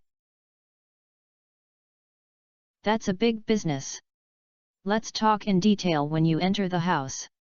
Hearing Lion's words, Robin became more enthusiastic and immediately came into the house with Leon, then brought a stool. "Why are you so polite? I'll come over and discuss the upgrade and construction with you. I'll leave later. There are other things to be busy with." Leon looked at Robin helplessly and complained. "I know, but I have to sit down and chat. It will be very tiring to stand." After Robin said that, she sat behind the counter of the carpenter's house first. It was obvious that she wanted to sit, but she was worried that Leon would look a bit rude when she sat on her own, so she moved out the stool. "A manual fee of 3000 G, plus 400 wood and 100 stones can create a primary livestock shed. This is what I said before. As for upgrading the chicken coop, the manual fee of 5000 G for large chicken coops, 400 wood, 150 stones, the handling fee of 10,000 G for high-end chicken coops plus 200 stones. The large chicken coops are given automatic incubators, and the advanced chicken coops are given automatic feeding conveyor equipment, but you have to go to the feed cage in advance to fill it with feed. The prices Robin quoted in turn are not expensive for Leon today. The main reason is that there are more materials. The chicken coop is directly upgraded to a high-end chicken coop, which is 900 wood and 350 stones. In addition to the livestock shed, lion's stones are enough, but the wood seems a bit stretched. What if I asked you to bring the wood here? What if it's money? Leon understood. A6G is the same price as the last time you sold me. You can calculate it yourself, but I don't have that much wood storage on hand. I can take out up to 500 pieces. If I have more, I have to buy it. Robin reminded. Then bring 500 woods, I will add 400 more, and I will also give out the stones. The chicken coop will be upgraded directly to the advanced ones, and a junior animal shed will be added. Leon didn't care about this price, after all, he is not short of money now. The money reserved is enough to pay and there is still a lot of leftovers. I'll do it. You need to prepare 800 wood, 450 stones, plus 2.1 Wg, and it will take me a week to finish it. Robin took out the calculator and tinkered there, and finally gave the total price and materials figures. Well, no problem. I'll prepare the rest for you on the farm. You can come here and start construction directly. Leon nodded very simply and replied. Thank you for your trust, then I'll go to your farm to start construction tomorrow. I have to prepare the wood today. Robin immediately stood up and shook hands with Leon. I'll pay the money first. Leon took out his gold card and suggested. Well, that's fine, just pay 2 Wg. We have worked together for so long, so I'll give you a discount. Robin said happily. I'll do. Leon didn't refuse too much, and he smeared it. It's really good, too. Robin took over Lion's gold card, found a POS machine and swiped out 2 Wg, and returned the gold card to Leon. In fact, in addition to raising poultry and livestock, you can also build fish ponds to raise fish, so that you can harvest fish roe. It is also a good profit if you pick it up into caviar. Moreover, raising fish is not a hassle. I can even help you transform it into automated farming, without the need for oxygen feeding, and even fish roe fish does not require you to do it. Robin was quite satisfied with his big business, but if she could, she still wanted to work more. Forget it, I'm not interested in caviar. Leon was not interested in this expensive batch, but the taste and edible experience were similar to pickles, and he was not even interested in anything that was reliable than pickles. As for the price, he felt that high-quality crops should not be expensive. After all, the world's fishery resources are terrible, and it seems that all fish can produce fish roe. In addition, no matter how high the price is, it is not much higher. Okay. Robin was not disappointed, but it was a pity. After all, she always felt that the small ponds in the Leon farm were very suitable for transformation into fish ponds. But if you can, I think you can consider creating a swimming pool for me. Although I am not very interested in swimming in fish ponds, if it is a swimming pool for tourists, then Leon will be very interested. It's summer coming soon. There is a swimming pool, and playing with Abigail in the pool is definitely a pleasant thing.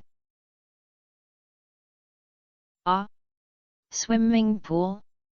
But Pelican Town is in the sea, it's a waste to build a swimming pool. Robin couldn't help but remind him when he heard this. The beach is crowded, and the swimming pool is very private, Leon explained. Oh! I understand, but I have never done this thing before. I have to study it.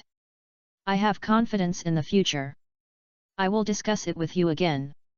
Robin chewed Lion's words, immediately understood what Leon meant and answered immediately.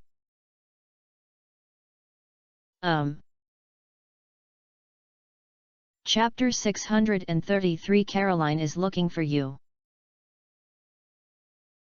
By the way, Robin, do you like drinking? After the main talks were over, Leon did not forget other things. After all, Robin is an old acquaintance and an old friend, so she naturally has her own fruit wine. Of course, but if you invite me to drink, I refuse. Robin replied seriously. I don't taste good wine, so I don't want to make jokes in front of you. It's better to have a young girl than to ask for a date for me. I'm not interested in Auntie. Leon grinned and teased Robin. Damn it, I wouldn't give you a discount if I had known. Robin pretended to be angry and cursed at Leon. No kidding, do you like softer wine? Leon did not continue to tease Robin and asked Robin seriously. Let's be stronger. Robin replied. After hearing this, Leon took out the cactus wine and handed it to Robin. I just finished brewing the fruit wine. Try it. It should taste pretty good, but I don't know whether you are accustomed to drinking it. Wow, this color is so healthy. What is it brewed with? Robin looked at the fruit wine handed over by Leon in surprise, and immediately took the smile and asked. Cactus fruit. Leon explained. That must be very special. I haven't drunk this kind of fruit wine yet, thank you. Robin was even more curious when he heard this. It's a pity that the time is wrong now, otherwise she must have tasted what the taste of cactus fruit wine. Just like it, let's go first, see you tomorrow. Leon left behind the cactus wine and planned to leave. Wait, you've given me a drink. Why don't you stay for lunch and taste it together? I'll let Demetrius prepare. Robin invited. Next time, there is still something to be done. Leon politely declined the invitation, then accelerated his pace, and helped Robin bring the door before leaving. Leaving Robin's home, Leon walked along the road to Pelican Town at the foot of the mountain. Because this route is straight, it is quite fast to arrive at Pelican Town. It took about 20 minutes to go down the slope and it was Pierre's grocery store. It happened to be the way, and Leon pushed the door and went in. The peak of the morning has passed, so there are not many customers in Pierre's store. Pierre is leaning against the counter alone and yawns, as if he has no rest. Hi, Leon, good morning. Seeing Lion's appearance, Pierre cheered up and greeted Leon, what do you need? I'm not here to buy things this time. Leon shook his head, then took out 2 bottles of fruit wine, 1 bottle of brown and green. This is the fruit wine I just brewed. I'll give it to you and Caroline for a fresh taste. Although the taste will not be too outstanding, it will not be too difficult to drink. Putting 2 bottles of wine on the counter, Leon explained, this bottle of green is cactus fruit wine, which has a rich and stimulating taste, and is a bit higher in alcohol content, which is suitable for serving meals. This bottle of brown coconut fruit wine has a softer taste, which is very suitable for daily drinking, and the alcohol content will not be too high. Thank you, I'm calling Caroline here, Pierre said to Leon happily. He really didn't expect Leon to come to deliver wine, and it was brewed by himself. He didn't know that Leon had such skills, and this was also too awesome. Don't bother Caroline. You can try it in your spare time. I have some things to do, so I'll leave first. Leon hurriedly stopped Pierre's actions. He knew that when Caroline came, he would probably have to have lunch here at noon. It is easy to refuse Robin, but it may be much more difficult to refuse Caroline. After all, Caroline is Abigail's mother. If nothing unexpected happens, he will be his mother-in-law in the future, so it is really hard for him to refuse. No, it's actually Caroline who has something to come to you. She originally planned to call you around 4 or 5 in the afternoon. At that time, you should have finished your work and come over and have dinner together. Now that you are here, you don't have to call you, Pierre explained. Is it an important thing? Leon was a little confused when he heard this, not knowing whether this matter was a public or a private matter. After all, judging from the information disclosed by Abigail last time, Caroline had a clear understanding of the progress of her relationship with Abigail, and even gave a thoughtful reminder that she did not want to be her grandmother for the time being. If she talked about this, Leon would be really scared. It should be a matter of planting. She mentioned it to me, and it seemed to be related to her sunroom, Pierre recalled.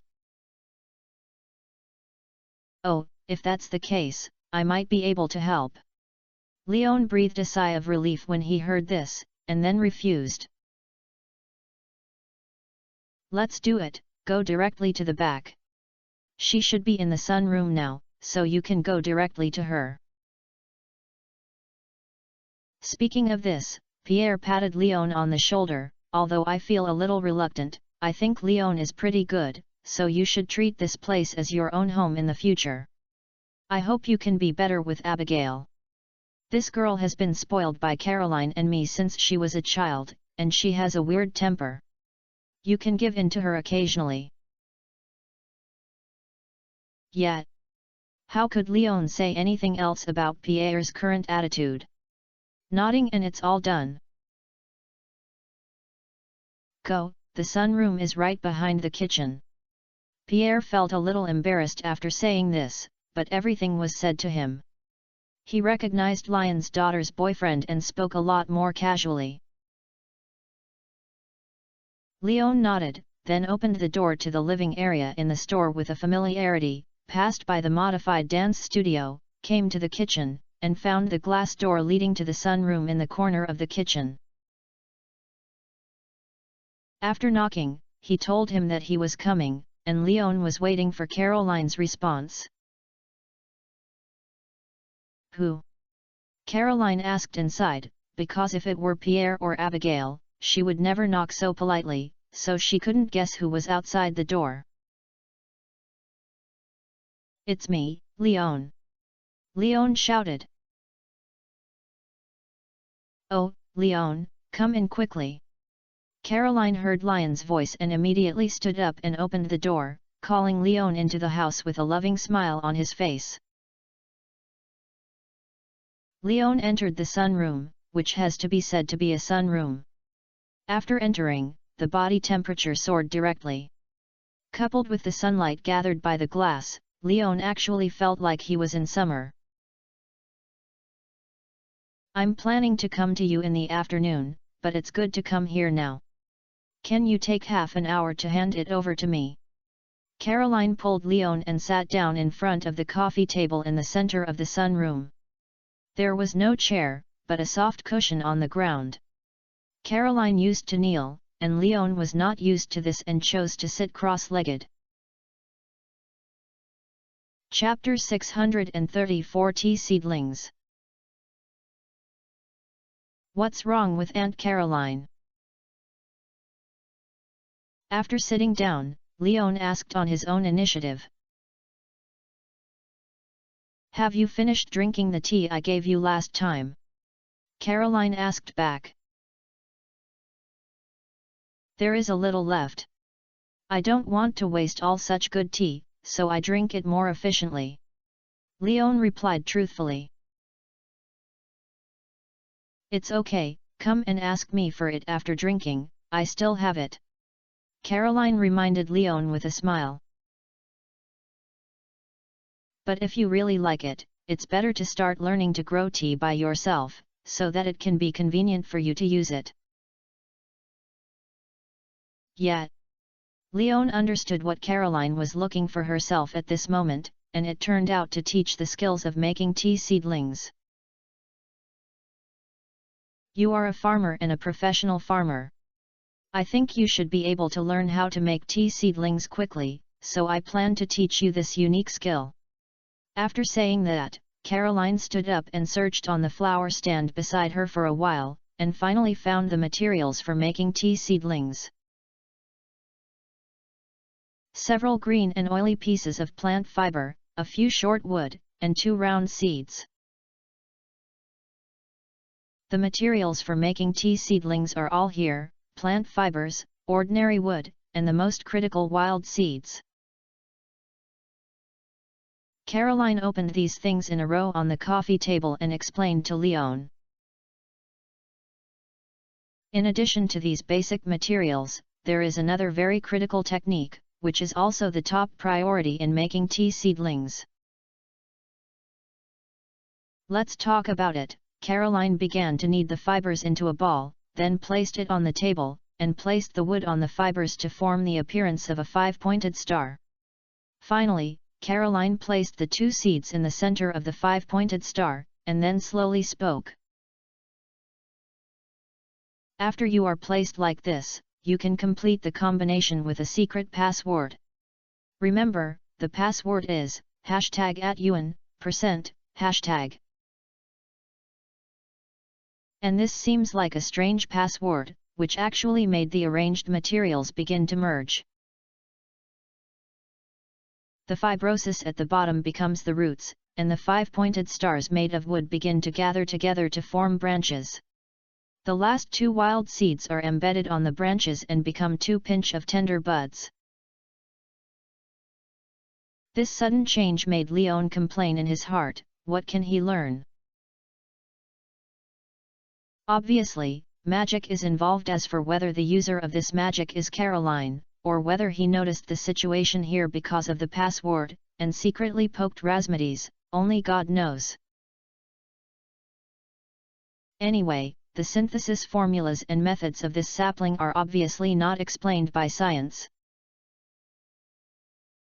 This will make me learn something. After Caroline's careful teaching, the host learned to make tea seedlings, and the tea seedling recipe has been unlocked. Tea seedlings, seeds. The growth cycle takes 20 days, and tea is produced in the last week of each month, except in winter, without watering, and indoor planting is required. Production requires fiber 5, wood 5, wild seeds, any, *2. Well, although it is not scientific, the system Leon owns is not a scientific creation. Now the recipe has been unlocked in the production panel, so just by collecting the materials, Leon can create the same tea seedlings. That's it, isn't it very magical? This is the secret recipe I found in my mother's collection. It seems to be the inheritance technique in the family. Now I will teach you it. You should understand the meaning of it, Leon. Caroline, who had finished the demonstration, smiled and suggested to Leon. I understand. Leon naturally understood Caroline's subtext. As long as Abigail did not dislike or give up, then Leon could guarantee that she would always have her place in his family. Then do you want to try it? After all, I have never taught anyone else, and I don't know whether you can learn it. Looking at the freshly baked tea seedlings in my hand, Caroline was still a little unconfident. As he said that, he took the same material and handed it to Leon, and even thoughtfully repeated her so-called command to Leon. After Leon got these materials, he put them in his backpack, opened the system production panel directly, and gently clicked the recipe icon of the tea seedlings. Then the materials inside the backpack automatically synthesize a tea seedling, and then took them out to display them to Caroline, which is basically the same as the tea seedlings made by Caroline. Wow, have you learned it so quickly? But why don't you need to read the command? Caroline widened her eyes and looked at the tea seedlings in Lion's hand. She was very confused about Lion's production quietly and did not follow her own steps. Maybe it's because of its outstanding talent. Leon didn't know how to explain, so he could only just say perfunctory. It doesn't matter. Anyway, you have mastered the production of tea seedlings. In this way, you can plant tea trees at home by yourself in the future. However, tea seedlings cannot be planted outdoors. You have to plant them indoors with flower pots, and this requires flower pots, and they are not the ordinary ones. Caroline didn't care about these details and continued to explain to Leon the precautions for tea seedling planting, and the most important point, that is, the container for soil required for tea seedling growth. I can make this special flower pot, but I can't teach you this recipe, because this is Grandma Evelyn's unique secret recipe, so you have to ask her for advice. If it doesn't work, I will tell you the materials you need, bring them here and I will help you make them, but I think Grandma Evelyn should not be stingy to teach you, she is very good. Well, I will ask Grandma Evelyn for advice. Leon was not worried about this. Grandma Evelyn had a good sense of his senses, so there should be no problem. Remember to bring some gifts. She likes the matcha cake I made the most. I will help you make it later. If you bring it over, it will be considered a gift. Caroline suggested. No, I'll send you something else, I won't bother you. Leon hurriedly declined. He didn't want to cause trouble for Caroline. But Caroline stood up directly, you are so kind to me. If nothing unexpected happens in the future, you will belong to my family. It is not my right to help you, and I will not help you in vain. You have to help me water the plants in the sunroom. Okay. After saying this, Leon was embarrassed to refuse, so he took the initiative and found the watering pot Caroline placed in the sunroom to water the various flowers and tropical plants and other ornamental plants on the shelves and the floor in the sunroom. Caroline also left the sunroom and worked in the kitchen. After Leon finished watering, Caroline's matcha cake was also put into the oven. Taking advantage of this, Caroline slipped back to the sunroom and chatted with Leon about family matters. Most of them were Caroline asking. At this moment, Caroline was really the same as her mother-in-law. While inquiring about Lion's family situation, she also hinted that Leon might be ready to go further with Abigail. Thank you for giving me the reward of 100 starting points coins from my boss and the 500 starting points coins from my boss. The boss is generous and the boss is healthy. Chapter 635 Flower Pots and Story. In the end, Leon was tired of fighting and used Tai Chi to get rid of the matter. He hurriedly left Pierre's grocery store with the baked matcha cake. Although he did plan to walk into the church with Abigail, it was definitely not now, because he was not ready yet, let alone there was a Helena between him and Abigail, which made things even more complicated. Fortunately, Caroline was just hinting that it was not to drive the ducks to put them on the shelves. The main purpose should be to inquire about Lion's attitude towards Abigail. The result was quite satisfactory. Although Leon did not seem to plan to get married in a short time, he was indeed sincere to Abigail, and it was enough to know this. Escaped from Pierre's grocery store, Leon carried the packaged matcha cake he turned around to Grandma Evelyn's house. Although Grandma Evelyn has white hair and a hunchback, her energy is still great. Grandma Evelyn, who helped Leon open the door, smiled even happier after seeing Leon, and pulled Lion's arm and brought it into the house. "I haven't seen you come for a long time. I just baked the cookies. Come and try it." The warm and friendly attitude was like treating Leon as his grandson. After pulling Leon to sit down in the kitchen, he not only brought a plate of biscuits, but also prepared a cup of hot milk. "Grandma, stop busy, that's enough. By the way, this is the matcha cake prepared by Caroline for you. I'll help deliver it." Leon saw that Evelyn was actually planning to make an egg for Leon, and quickly stopped her from making the egg. At the same time, he pulled Evelyn to the chair and sat down, pushing the matcha cake placed on the table in front of her. "Caroline's matcha cake is indeed delicious, I'll give you half of it." Seeing the familiar green matcha cake, Evelyn couldn't help but want to cut it open and give it to Leon to try it, but Leon stopped it again. "I've eaten it, no need."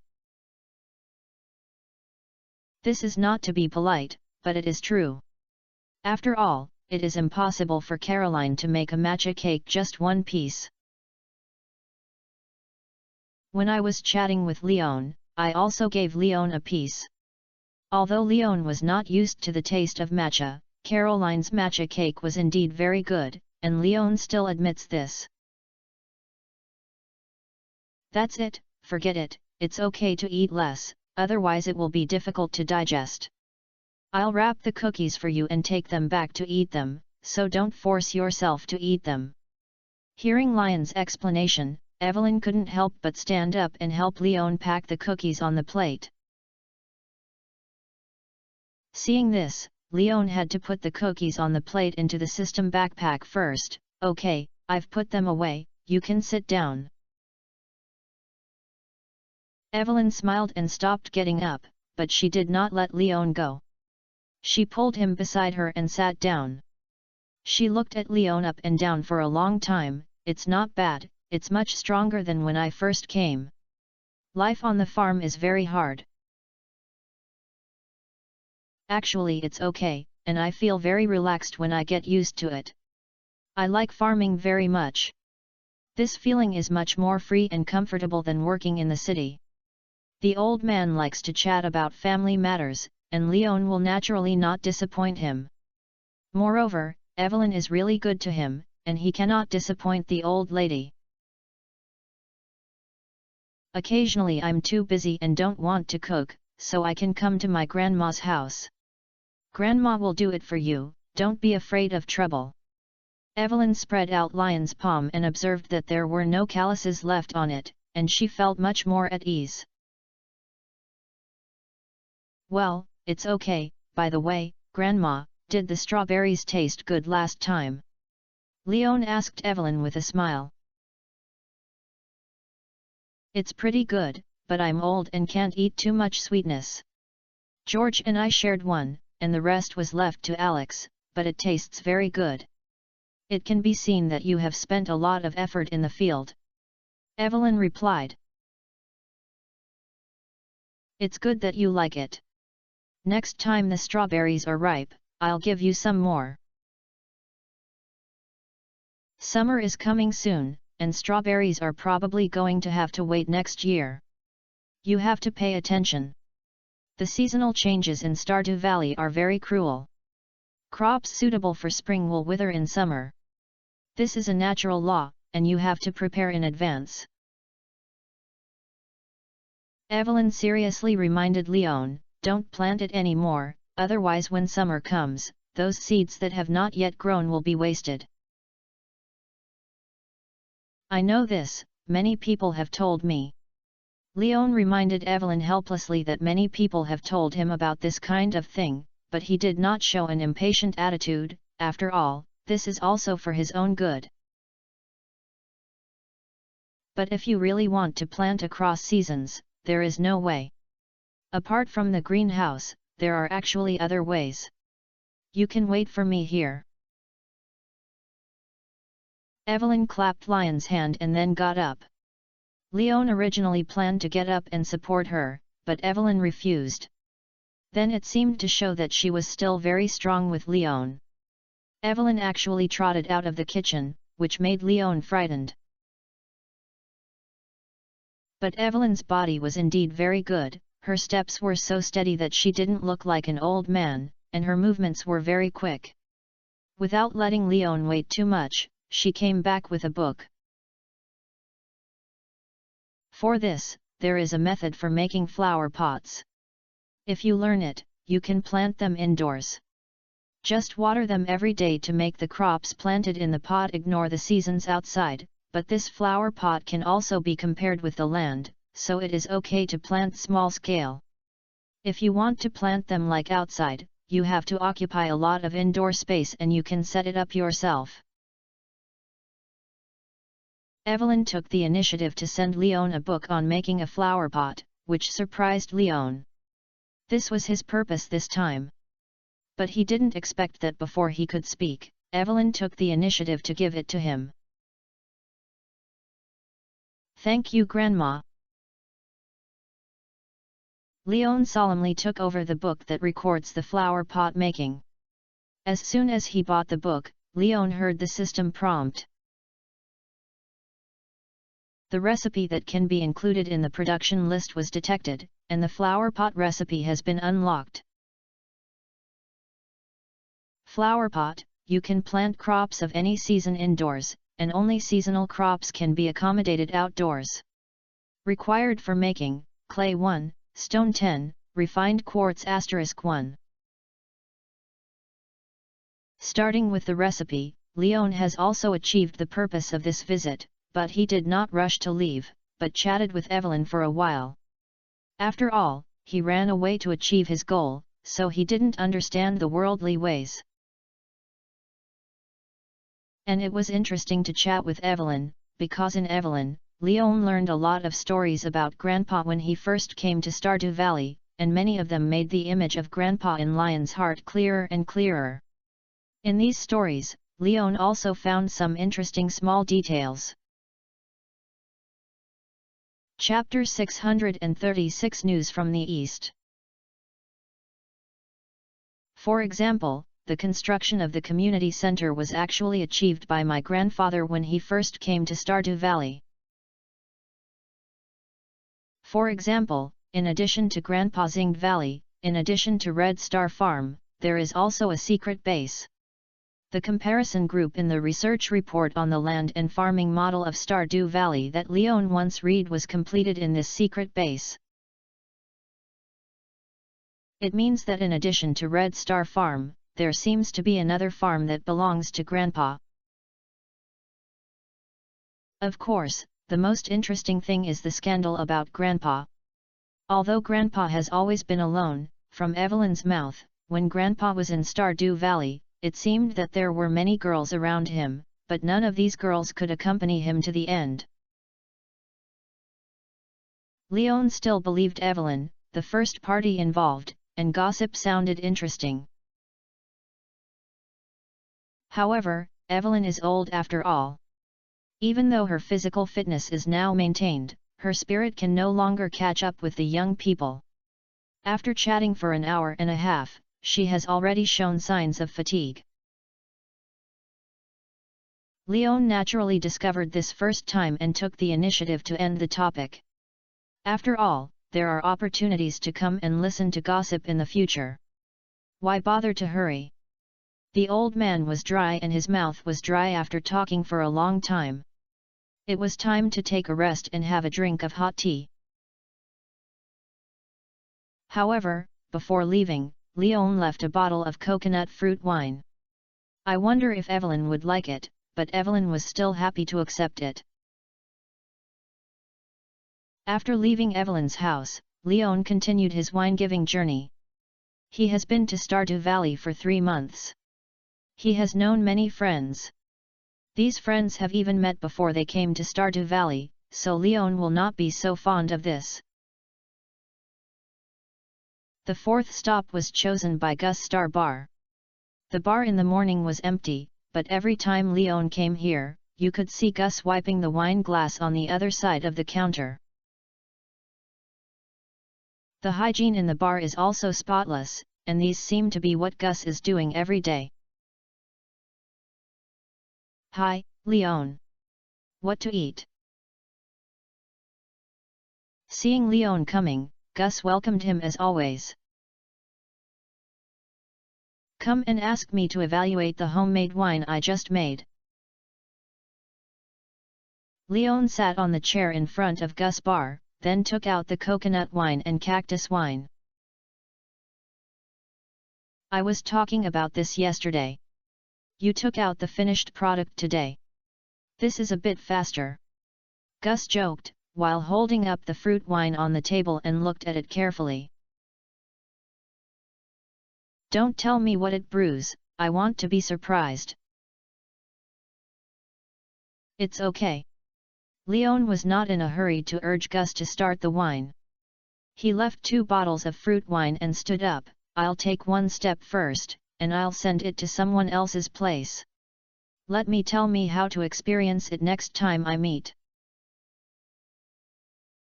It won't be too long. If you're fine at noon, you can come and have a meal together. I'll tell you in person at that time. Gus suggested. No, after all, several people have invited me to have lunch together today, but I have refused.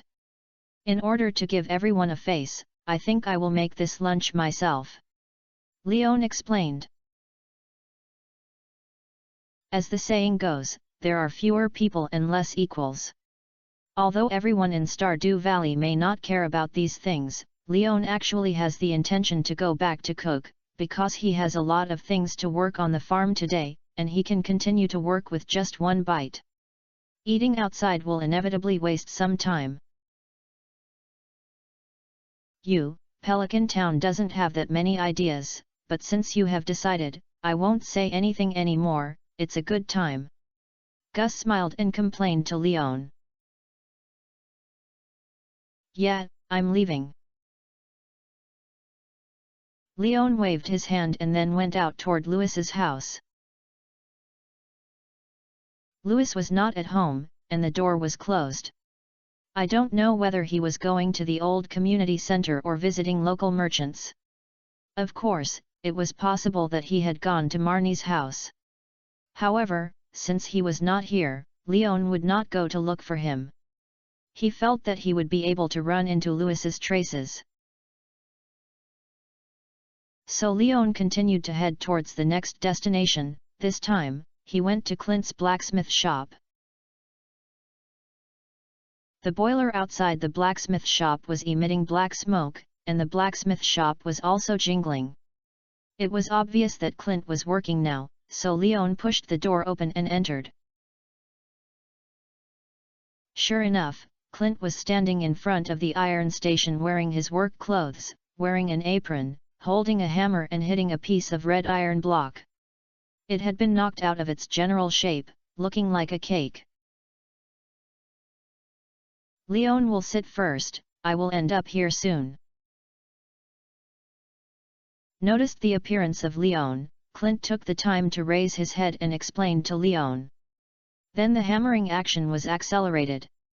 He quickly knocked the cake-shaped iron block, then threw it into the quenching pool beside it and cooled down repeatedly, then took out the shaping edge trimming, and stopped the movement. What are you fighting? Seeing Clint stopping, Leon was quite curious about this cake-shaped iron block.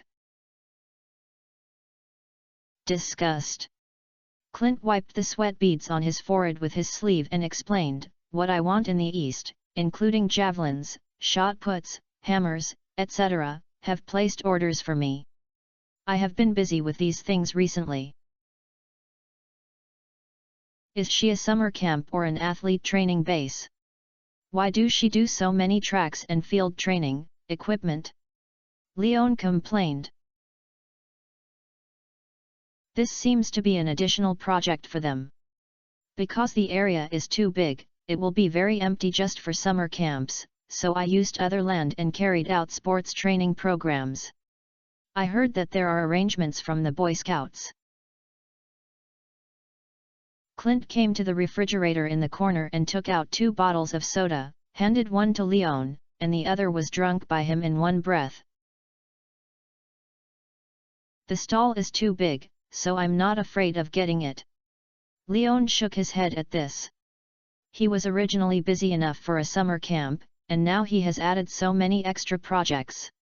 I don't know if that guy named Olivia can support it. It seems that many investors are optimistic about this project.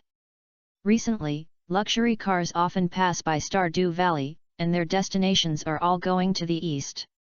Lewis said that the east seems to be a new big customer of Pelican Town, including daily life needs and various equipment, clothing, and props. I had also pulled us to hold a meeting before, asking us to prepare to stockpile some possible supplies for supply. Clint seemed to know a lot about these things, but he told Leon a lot of inside information. If it can be implemented, it will indeed bring a lot of income to Pelican Town, which is indeed a good thing, but these have little to do with us. Come on, the first batch of fruit wines released on my farm will come to give you a try. Do you like those with a lighter taste or a stronger one? Leon was just chatting, and after knowing it, he probably didn't plan to study it in depth. Thank you, I can do it. Clint was a little flattered when he heard that Leon was coming to deliver the wine. He wanted to give Leon a hug, but he was embarrassed and was embarrassed. He suddenly froze. Chapter 637 Photos. Leon also saw Clint's embarrassment and took the lead in reaching out and patting Clint on the shoulder. Don't be so polite, I often toss and do not dislike it. Yes, but you're pretty new now, Clint murmured. You're called social terror. Forget it, let's be a little more intense. You should be more active after drinking this way. You must be more active. Men, you have to be more helpless. Leon was a little helpless when he saw Clint's appearance. He immediately took out the cactus wine and handed it to Clint and encouraged it. It is not easy for people hesitating to do things, men have to be tough. Hey, Leon, Clint hesitated when he heard this, and he couldn't make a fuss for a long time. Seeing Clint like this, Leon was helpless. He didn't know whether it was an environmental problem or Clint's own reasons. He always seemed so unconfident, but he also knew how to help improve this matter. Mainly, there is no foot wash in Pelican Town, otherwise taking Clint to wash his feet can effectively improve this situation. Unfortunately, Pelican Town does not, so Leon cannot find other ways for the time being. You keep busy, I'll leave first. It seemed that because of the topic just now, Clint couldn't hold up a word in the future. It was too embarrassing to stay like this, so Leon had to say goodbye first. I'll treat you to dinner at noon. The strawberries you sent were very sweet last time. This time I sent homemade fruit wine, but I didn't give you anything. I'm a little embarrassed. Seeing that Leon was about to leave, Clint finally spoke. No, you're busy with your work, work is important, and you have time to eat. Leon politely declined Clint, then left and continued to stay, which was quite a waste of time. Judging from Clint's momentum just now, it was obvious that he was very busy these 2 days. When Leon was waiting for Leon, Clint looked at the fruit wine placed on the table and sighed deeply. Leon was one of the few people who were good to him, but his performance seemed to disappoint Leon again. Although Clint was anxious, he could not find a solution. Apart from sighing, he didn't know what to do. In the end, Clint decided to repay the favor next time Leon upgraded the tool or did another time. On the other side, Leon, who had left the blacksmith shop, turned to the library. The atmosphere in the library was as quiet as ever. In addition to Gunther, Leon also saw Penny sitting on the mat with 2 little guys, reading a book. This quiet atmosphere made Leon unconsciously slow down and quietly tiptoed to Gunther like a thief. Gunther, do you like to drink strong alcohol or have a lighter taste? Although it is a good habit to keep the library quiet, you must do so extreme. Gunther looked at Leon, who was thief-headed and thief-headed. If he hadn't known him, he would have thought this was a thief. By the way, isn't this guy a farmer? Why is the profession characteristics of this thief so familiar? Coupled with the words he said in a low voice, he looks like a street drug dealer no matter how you look. Hehe, isn't this not to disturb other people's reading environment? To be honest, do you like lighter drinks or more intense? Leon repeated with a smile. I usually don't drink alcohol, after all, alcohol can easily numb the brain and affect a lot of things. Gunther replied. It's a pity that I've just made a batch of homemade fruit wine, and I'm planning to give you a bottle.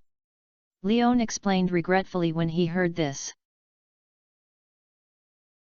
Actually, it's okay to drink some occasionally. I want to be stronger. Gunther immediately changed his tone when he heard this. Leon widened his eyes, but he still took out a bottle of cactus wine and handed it to Gunther. Then drink this bottle, the taste is very interesting, I just don't know whether you are drinking it or not. It should be no problem, I can accept vermouth. Gunther happily accepted the bottle of Sangria wine without labels, and then took out a pocket watch from under the table. I've given it to you before. Now I'm just taking this opportunity to give it back. Thank you. Leon likes this gift quite well. His previous watch was lost when he was kidnapped last time. He has been watching the time on his phone. Now he has a new flat substitute. Although it is a pocket watch, Leon won't mind. But when he opened the pocket watch, Leon was stunned because there was no pointer or dial inside. There was only an old yellow photo of the photo. The photo showed a handsome man smiling happily with a hoe. This is.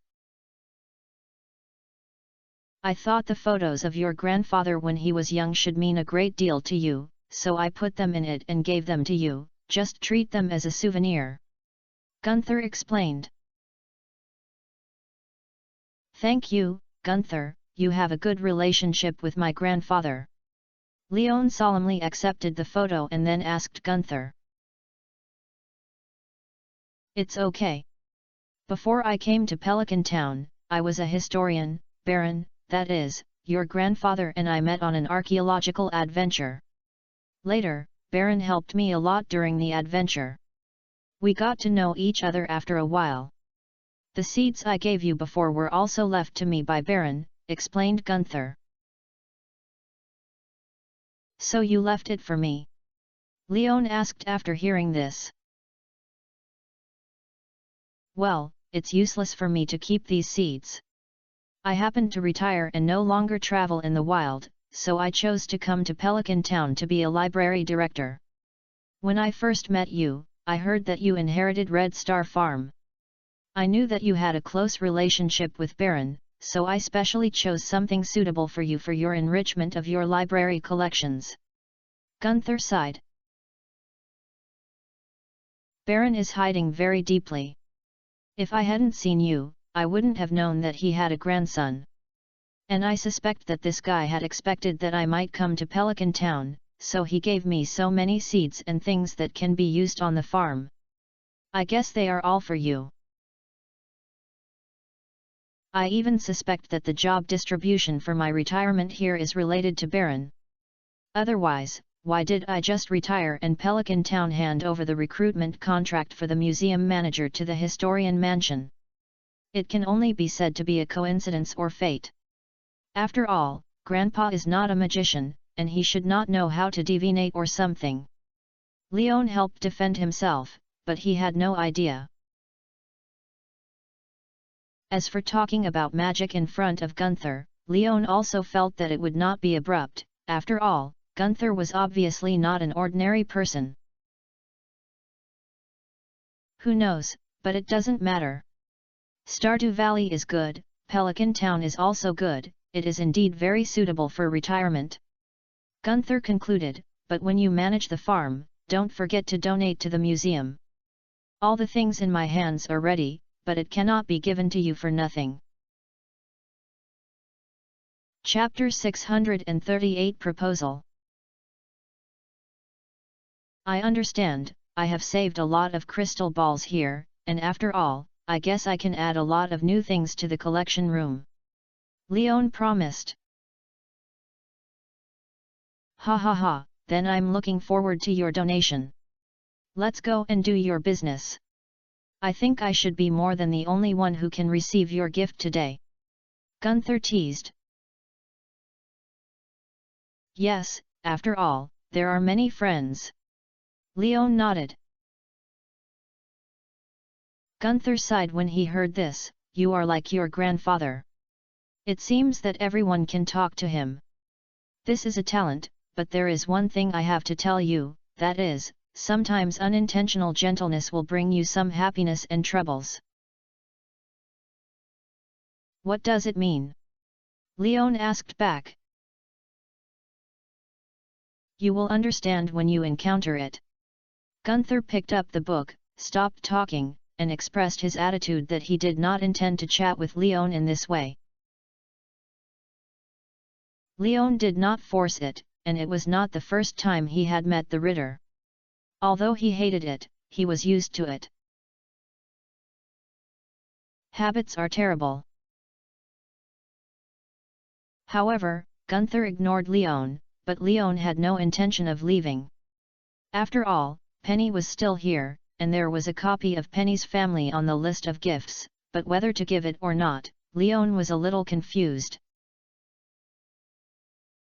After all, what I gave me was not fruits and vegetables, but fruit wine. Although the degree was not high, it still contained alcohol.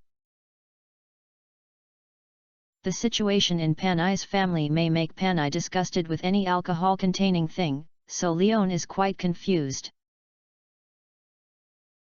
I'll give it to you. Panay may not be too happy, but if I don't give it to you, everyone has Panay, but it seems a bit inappropriate. In the end, Leon decided to explore Penny's tone first. So Gunther saw Leon standing on tiptoe again, shook his head speechlessly, and then stopped paying attention. Penny, Panay. Standing next to the bookshelf, Leon whispered to Penny's name. Although the sound was not loud, it still attracted the attention of Vincent, Jas, and Penny. Leon, is there anything wrong with me? Looking at Leon's stingy look, Panay couldn't help but cover her mouth and asked with a smirk. Well, can you go out to chat? It's just a short while. Leon nodded. No problem, Vincent, JAS, you guys continue reading here, the teacher goes out. Penny explained to the two children and stood up and walked out towards Leon. The two left the library side by side and sat down on a chair under the canopy outside the library. Is there anything? After sitting down, Penny led talk first. Well, I'm going to give you a gift, but I'm not sure if you like it. Leon said. Ah? Gift? Why do you think about giving me a gift? It's not an important holiday or birthday, there's no need. Penny asked in surprise when she heard this. This is not that there is something new on the farm. Not much, so it is not appropriate to sell it. I just want to send it to my friends in Pelican Town and try it out. Leon explained. What is it? Penny asked curiously. Well, it's wine, homemade fruit wine. Leon did not hesitate and told Penny truthfully. Wine. Sure enough, when he heard it was wine, Penny's face became very complicated. Leon didn't say anything, but just looked at Penny quietly, waiting for Penny to give herself an answer. And Penny didn't remain silent for long before she slowly spoke. Did you give this gift to me or my mother? Actually, it was given to you. Your mother and I are not familiar with you. Leon replied truthfully. After all, Penny has a good relationship with him. If Panmu says, please nod. If you give it to me, then I will accept it, but I will also want to give it back. You can't refuse this. Last time you sent strawberries, I was thinking about how to give it back. Penny breathed a sigh of relief and said to Leon seriously. The gadgets are worthless, there is no need to be so formal. Leon dissuaded. He also knew the conditions of the Penny family. If Penny insisted on giving him some valuable gifts, it would undoubtedly add unnecessary trouble to the girl. The things I give will not be too valuable, but I must give them. Penny replied firmly. Leon, I know you are not short of money, but if I keep accepting your gift without any expression, I will be uneasy. Well, okay, look at it. Leon was not surprised by Penny's answer. After all, Penny is a good girl, and she doesn't want to catch a fish, and she is not willing to have sex for free. In addition, she is a little sensitive because of family issues. If she really refuses, the relationship between the two may gradually fade away. What do you think of a sweater? The sweater I knitted is pretty good. I made all the sweaters on my mother. She also said that it is very warm to wear. Penny asked. Of course it's good, just don't give it to Summer. Leon joked. Of course. Penny also smiled, but there are also suitable summers. I'll make you a sun hat and give you the sweater before winter. A sweater is enough. Leon dissuaded. But you gave me a gift twice. Penny stretched out two fingers and emphasized, so I want to give you twice too. Listen to you, then I'll give you the gift first. This is coconut fruit wine. The alcohol content is not high, and it's more like juice. If you drink a little before going to bed, you may sleep better. Leon took out a bottle of coconut fruit wine and handed it to Penny, and gave it a drink suggestion. Well, although I don't like drinking very much, it's a problem to drink a little occasionally, thank you. Penny accepted Leon's gift with a smile, and seemed not so resistant to alcohol. Of course, this gift for Leon may be a different scene if it were someone else. You're welcome, just don't dislike me. Leon replied with a smile. By the way, did you teach Jas and Vincent to have a salary? There are some, what's wrong? Penny looked at Leon in confusion and asked. I think you are very suitable for teaching, so I thought, should you ask you to take other students in the area? Have you heard of the summer camp projects being prepared for construction in the eastern mountainous areas? They should need a teacher's position there, so I think you can try it. Leon suggested. But I haven't gotten the teacher qualification certificate yet. Strictly speaking, I'm not a teacher, and I need to take Vincent Jas with me, so I don't have much time to do another job. Penny shook her head with a wry smile. In fact, it's easy to solve it. Just bring Vincent and Jas with you. After all, children need to communicate more with people of the same kind. I think there should be many children of similar age coming to the summer camp there. Getting more friends and playmates will make their lives more interesting. Lion Ko-po said. But those children should be born in wealthy families. Vincent and Jas may be out of place with them, not to mention that I can't pass the interview, Penny sighed.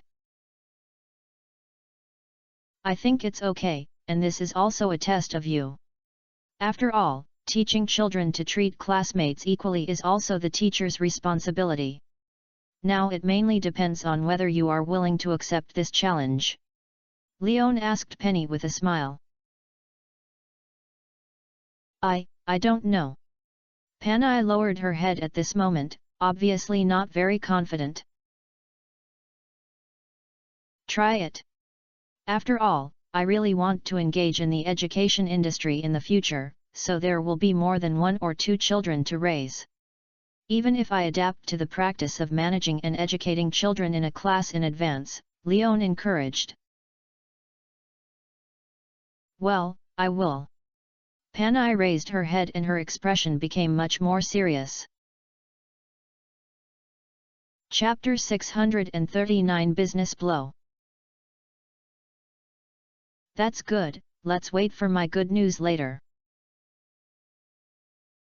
Leon still admires Penny very much. This self-reliant and self-reliant girl is really likable. If she could help her live a better life, Leon would not sit idly by. Whether it is for friends or when playing games, I love the character Penny.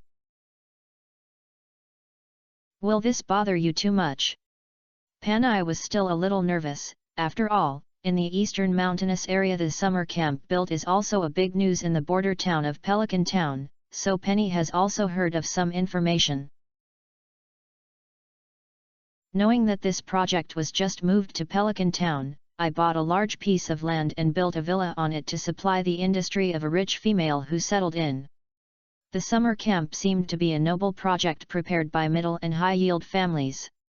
Can a reserve teacher like me who has not even passed the teacher qualification certificate really go in and work? No, and I think Olivia should support you too, as long as you have this ability. Leon replied confidently. Why? Penny asked back. Because she is from Pelican's Town now, and her summer camp also needs to be integrated into Pelican's Town. Leon replied. Since Olivia settled in Pelican Town, what she is essential is to manage the connections here and truly integrate into the town. So Leon felt that Olivia would not refuse Penny's job search.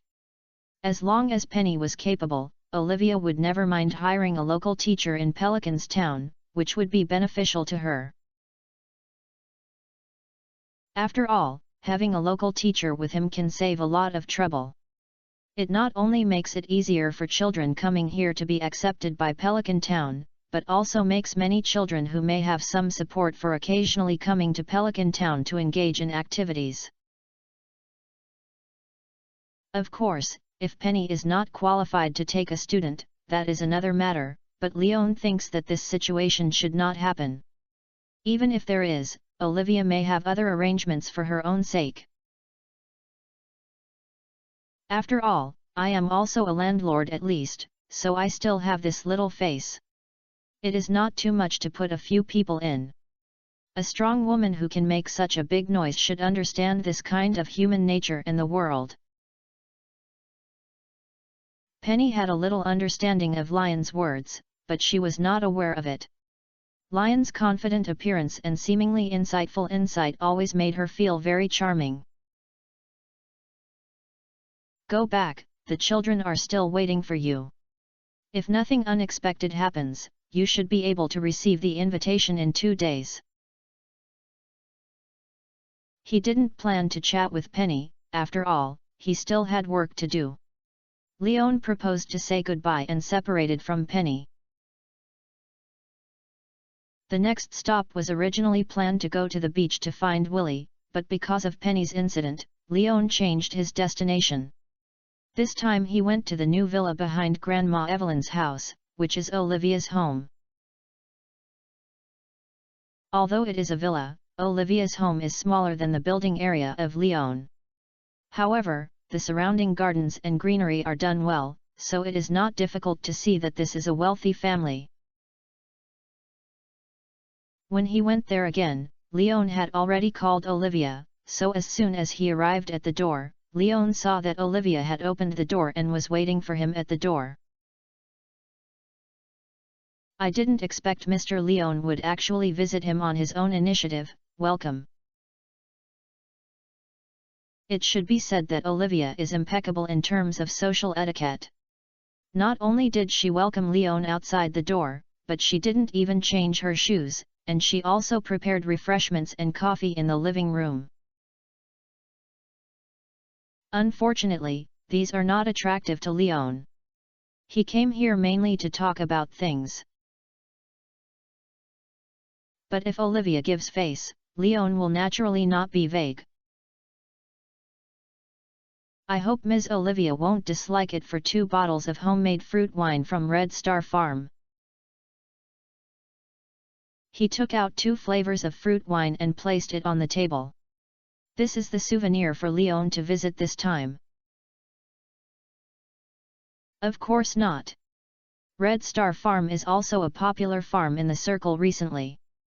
Many people are interested in the output of Mr. Lion's farm, but unfortunately the quantity is limited. Not everyone is qualified to buy high-quality crops. Olivia flattered Leon. That has nothing to do with me. I only produce so much. If you want to find it, you can only find the UNC Chamber of Commerce. After all, they are responsible for my products.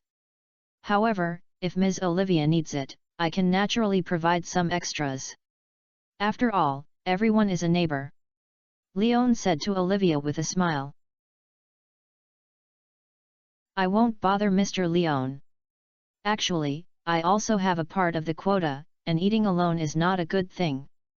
Olivia shook her head, then looked at Lion's young and handsome face and sighed. Mr. Leon should have come to the door only if he has something to do. Why not just tell me what the situation is?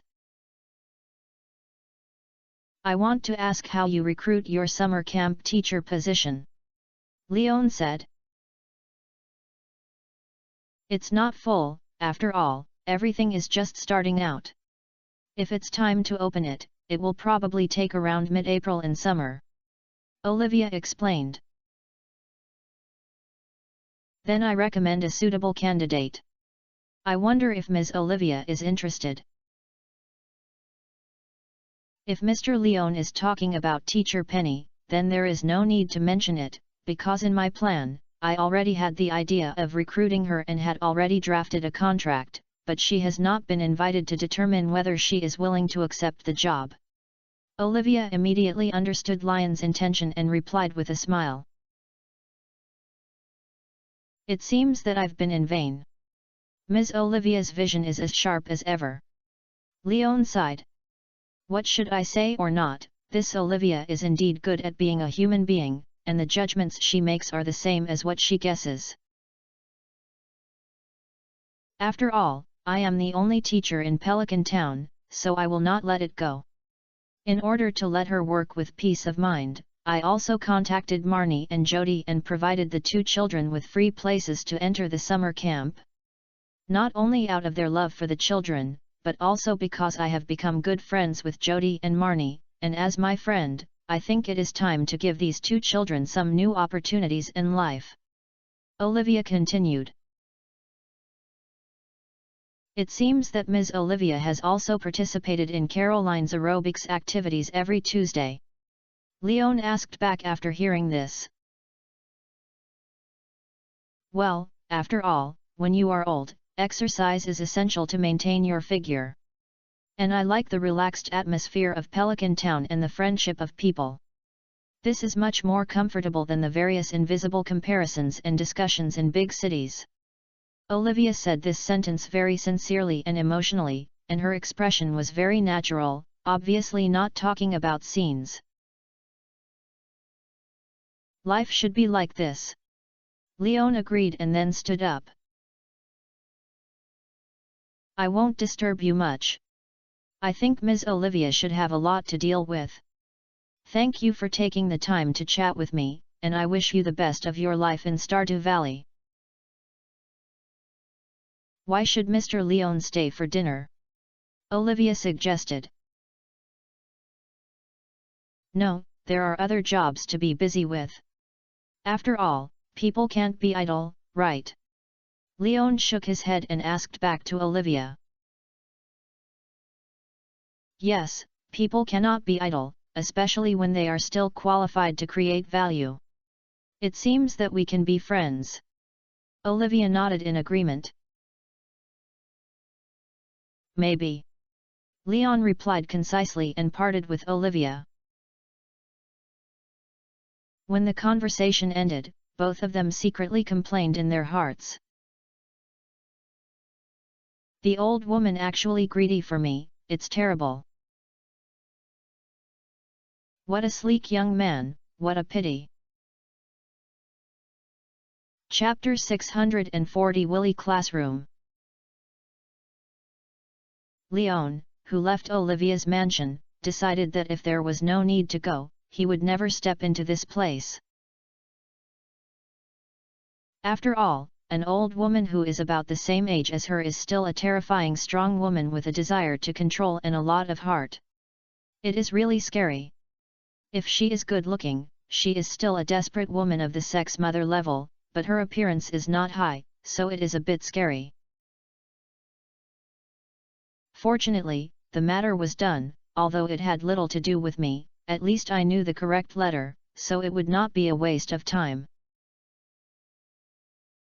Leon did not intend to notify Penny of this good news, because Olivia should have contacted Penny recently. In this matter, Leon felt that it would be better for Olivia to take on the favor, and there was no need to take credit for it. After all, Olivia is the employer, and she also expects someone to remember her good deeds so that she can integrate into Pelican Town faster. So what Leon has to do is to continue his gift-giving journey. Next stop, the beach.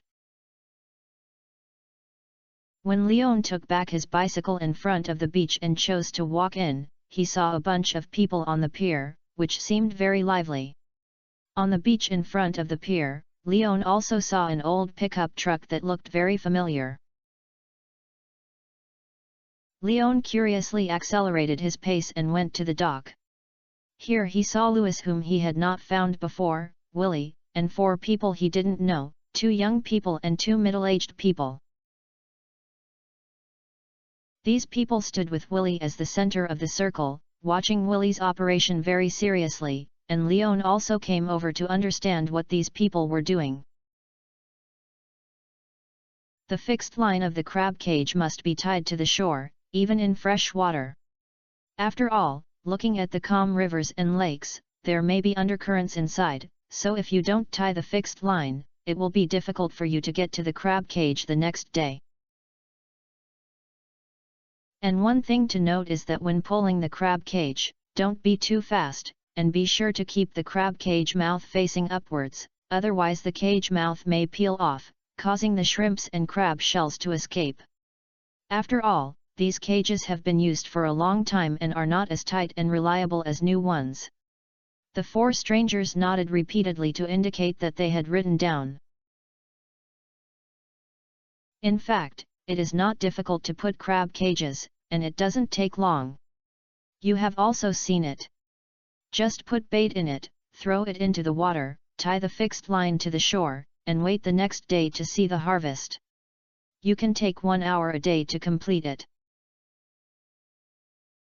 If you are more diligent, you can even collect twice a day, put the cage in the morning, come and collect it in the evening, and then put the bait in the morning, and then collect it in the morning.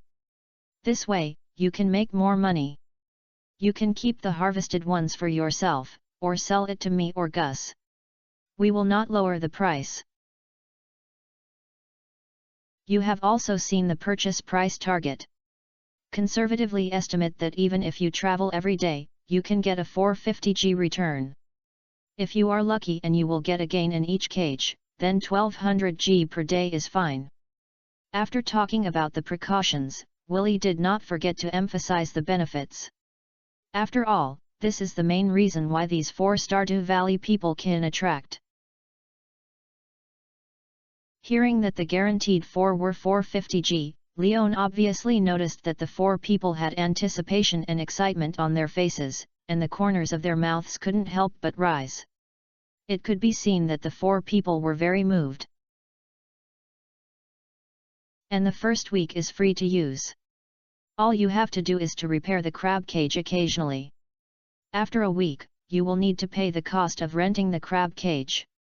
It is not high, 100G per month, if you want to invest in it for a long time. Then rent it for 3 months, and then the crab cage will completely belong to you. If you have money at hand, you can also expand the number of crab cages to earn more profits. Anyway, no matter how much you catch, I will acquire it. There is no need to worry about this. Willie revealed another information to the 4 people and looked at Lewis. Well, I can guarantee it what Willie said is true, but I want to say one thing, that is, after you get the crab cage, it is best to make your own mark on it, so that when others see this noun mark when collecting the crab cage, don't touch it.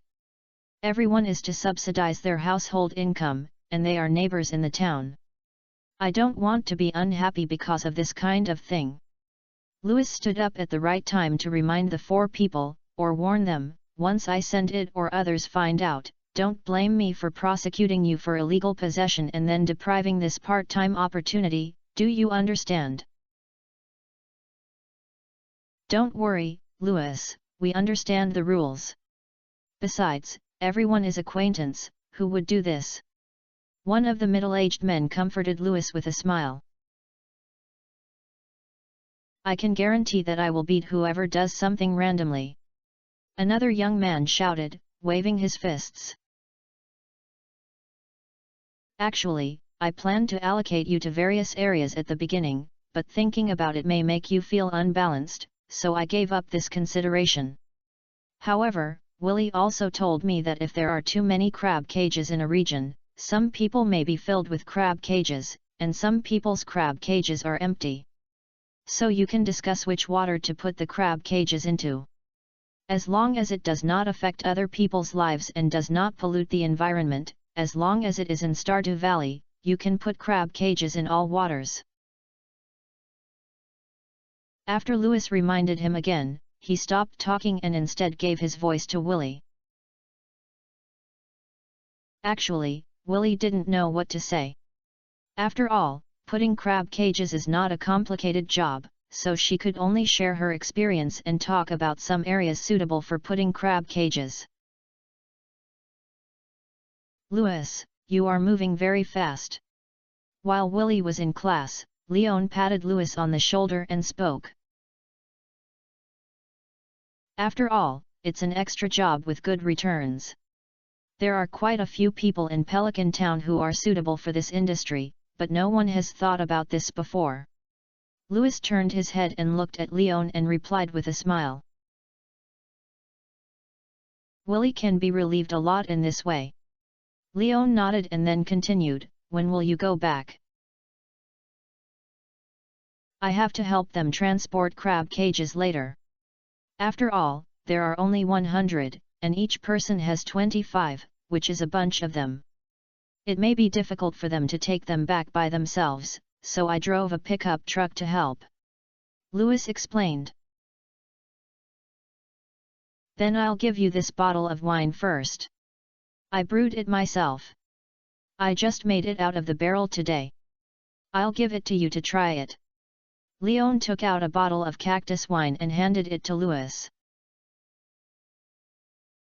Thank you, it seems that you have begun to expand the scope of the farm's business. This is a good thing, but I hope you don't forget that the crops themselves are the foundation of the farm. Louis took the fruit wine in surprise, and did not forget to remind Leon. Don't worry, I have a proper sense. After all, there is no good fruit, so where can I get the brewing ingredients? Leon quipped with a smile. Chapter 641 This thing is much more useful than daggers. Hi, Leon. Leon was chatting with Louis, and Willie naturally noticed the appearance of Leon. It happened that there was nothing to say here. Seeing Lion's appearance, he immediately found an excuse to escape, stood up and greeted Leon. Hi Willie, it seems that your crab cage industry has a successor, so you can take more time to fish in the future. Leon waved his hand to respond to Willie's greeting, and joked. Yes, I'm old and don't have that much energy anymore. The fishing resources in Stardew Valley are so good. If no one goes fishing, it would be a waste. Willie echoed, then handed the crab cage in his hand to the 4 apprentices beside him, so they could study it themselves and get to Louis and Leon. Is there one of mine? The extra fruit wine Louis had obviously given it to Leon, so Willie immediately understood the purpose of Leon coming. Of course you are indispensable, it depends on whether you like to drink lighter or stronger. Leon admitted. What kind of bottle is Louis' hand? Willie asked back. The more powerful cactus wine, the more light one is the more coconut wine. Then I'll just lighten it so that Louis and I can get 2 flavors together. Willie immediately chose. Okay. Leon took out the coconut wine and handed it to Willie. Willie immediately took it and held it in his hand, and winked at Louis. Louis, have lunch together, will I treat you? But I have to bring wine, right? Okay, I'm also curious about what the coconut wine tastes. Louis nodded simply. It is indeed worth celebrating if this matter is completed today. After all, those who were chosen by him to take over Willie Crab Cage were the ones whose family was not very wealthy in Pelican Town. It was also a good thing for Mayor Louis, so he was naturally happy. Leon together. Seeing that Louis agreed, Willie also invited Leon. No, I still have several households who haven't delivered wine, and the afternoon work has been arranged. After delivering the wine, I have to go back and get busy. Leon shook his head and declined. Okay, but you should also pay attention to rest and don't be too tired. Willie reminded Leon with regret. Yes, you are still young and don't need to be so anxious to make the farm organized. You need to relax yourself occasionally. Louis also echoed. Although he wanted to see Leon become a real big farmer, he was even more worried that Leon would be lying in Harvey's clinic because of overwork. Don't worry, I know, but I'm busy recently, I will be idle in a few days. Willy, let's fish together, I want to try the Fish King. Leon comforted the two. Okay, I will be your logistics and driver at that time. Willy responded readily and was looking forward to the arrival of this day early.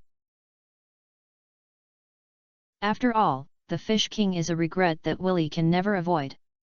Even though he has been fishing in Stardew Valley for many years, he has only caught a summer Fish King like Crimson Fish. Sure, you guys continue, I'll leave first. Without disturbing Willy's teaching, Leon would not delay trouble here.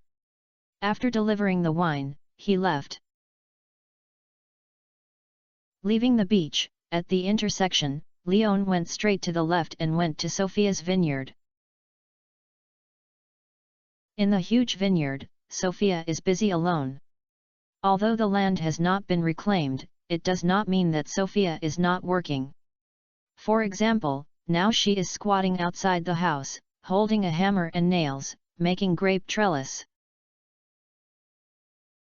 The grape trellis is shaped like a wong, with a height of more than 2 meters, which looks quite heavy, but Sophia can lift it up alone and lean it against the wall of the house.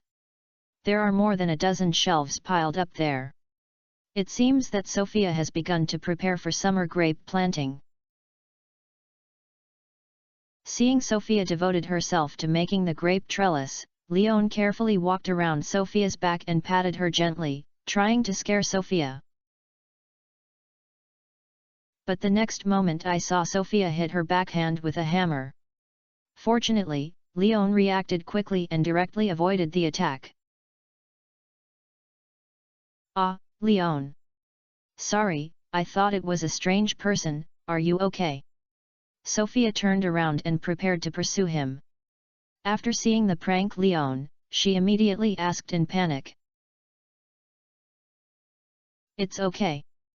Leon opened his arms and turned around in place, showing his unscathed clothes, then stepped forward and pressed against Sophia apologetically and said, I should apologize, I shouldn't scare you.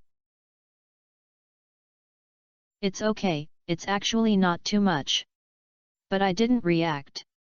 If I knew it was you, I wouldn't have reacted so much. Sophia comforted Leon. In fact, she didn't hate Washuodia's prank, because it was a joke between friends. But she didn't expect that Leon would not be afraid when walking, otherwise she wouldn't be scared. But I'm very happy to see you like this. Girls just have to protect themselves alone, but the hammer is still too lethal. Next time I'll get you a dagger and you can carry it with you. I think you have good physical fitness. If you have a little training, it's not easy for normal 3 or 5 people to get close to you in the armed state. I'm optimistic about you. Leon said to Sophia with a smile. Are you kidding? Sophia asked speechlessly at Leon. I'm serious, after all, you live alone. Leon nodded and confirmed. Did you forget my hunting rifle? Sophia couldn't help reminding Leon after hearing this. Oh, yes, you still have that thing. That thing is much more useful than a dagger, but it is not convenient to carry a hunting rifle. Leon then remembered the scene when Sophia was facing the thick gun barrel last time, but he still felt that his proposal was useful. I have more than just a hunting rifle, Sophia said, then lifted up her shirt. Leon instinctively turned his head, but thinking that Sophia should not be an exposure maniac. She should be trying to show her bionic tool, so she turned her head over again. During this turn, Leon saw what was Sophia's confidence in saying this. On Lion's belt, there was a small holster hanging, and there was a pistol the size of a palm in the holster. Lady's pistol, when I came back to Stardew Valley, do you still think I need weapons now? Sophia showed off to Leon with pride, not caring about the slender white waist shown by the clothes she lifted up.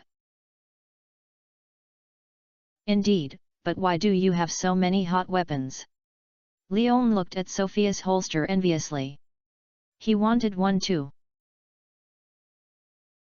Chapter 642. Let's say another word. Of course I bought it. Didn't I tell you before? The UNC Chamber of Commerce has this channel, and even a gun certificate can be used for you. If you want it, you can entrust them. Sophia saw Leon's envious eyes and explained immediately. I forgot. Leon then remembered this matter. He was quite concerned about it before, but he was busy with other things later, so he forgot it. The main reason is that he doesn't have this concept. After all, in his previous life, he basically never had much contact with guns. I forgot that the cultural background of Stardew Valley is the West, and guns are not a rare thing here. For example, Louis has one. Oh, you don't seem to need it either. Are you an explorer? Sophia complained. After all, a girl needs guns to protect herself, but Leon doesn't need it at all. After all, Leon is quite capable of fighting. You don't need to play with it. I'm very interested in this thing.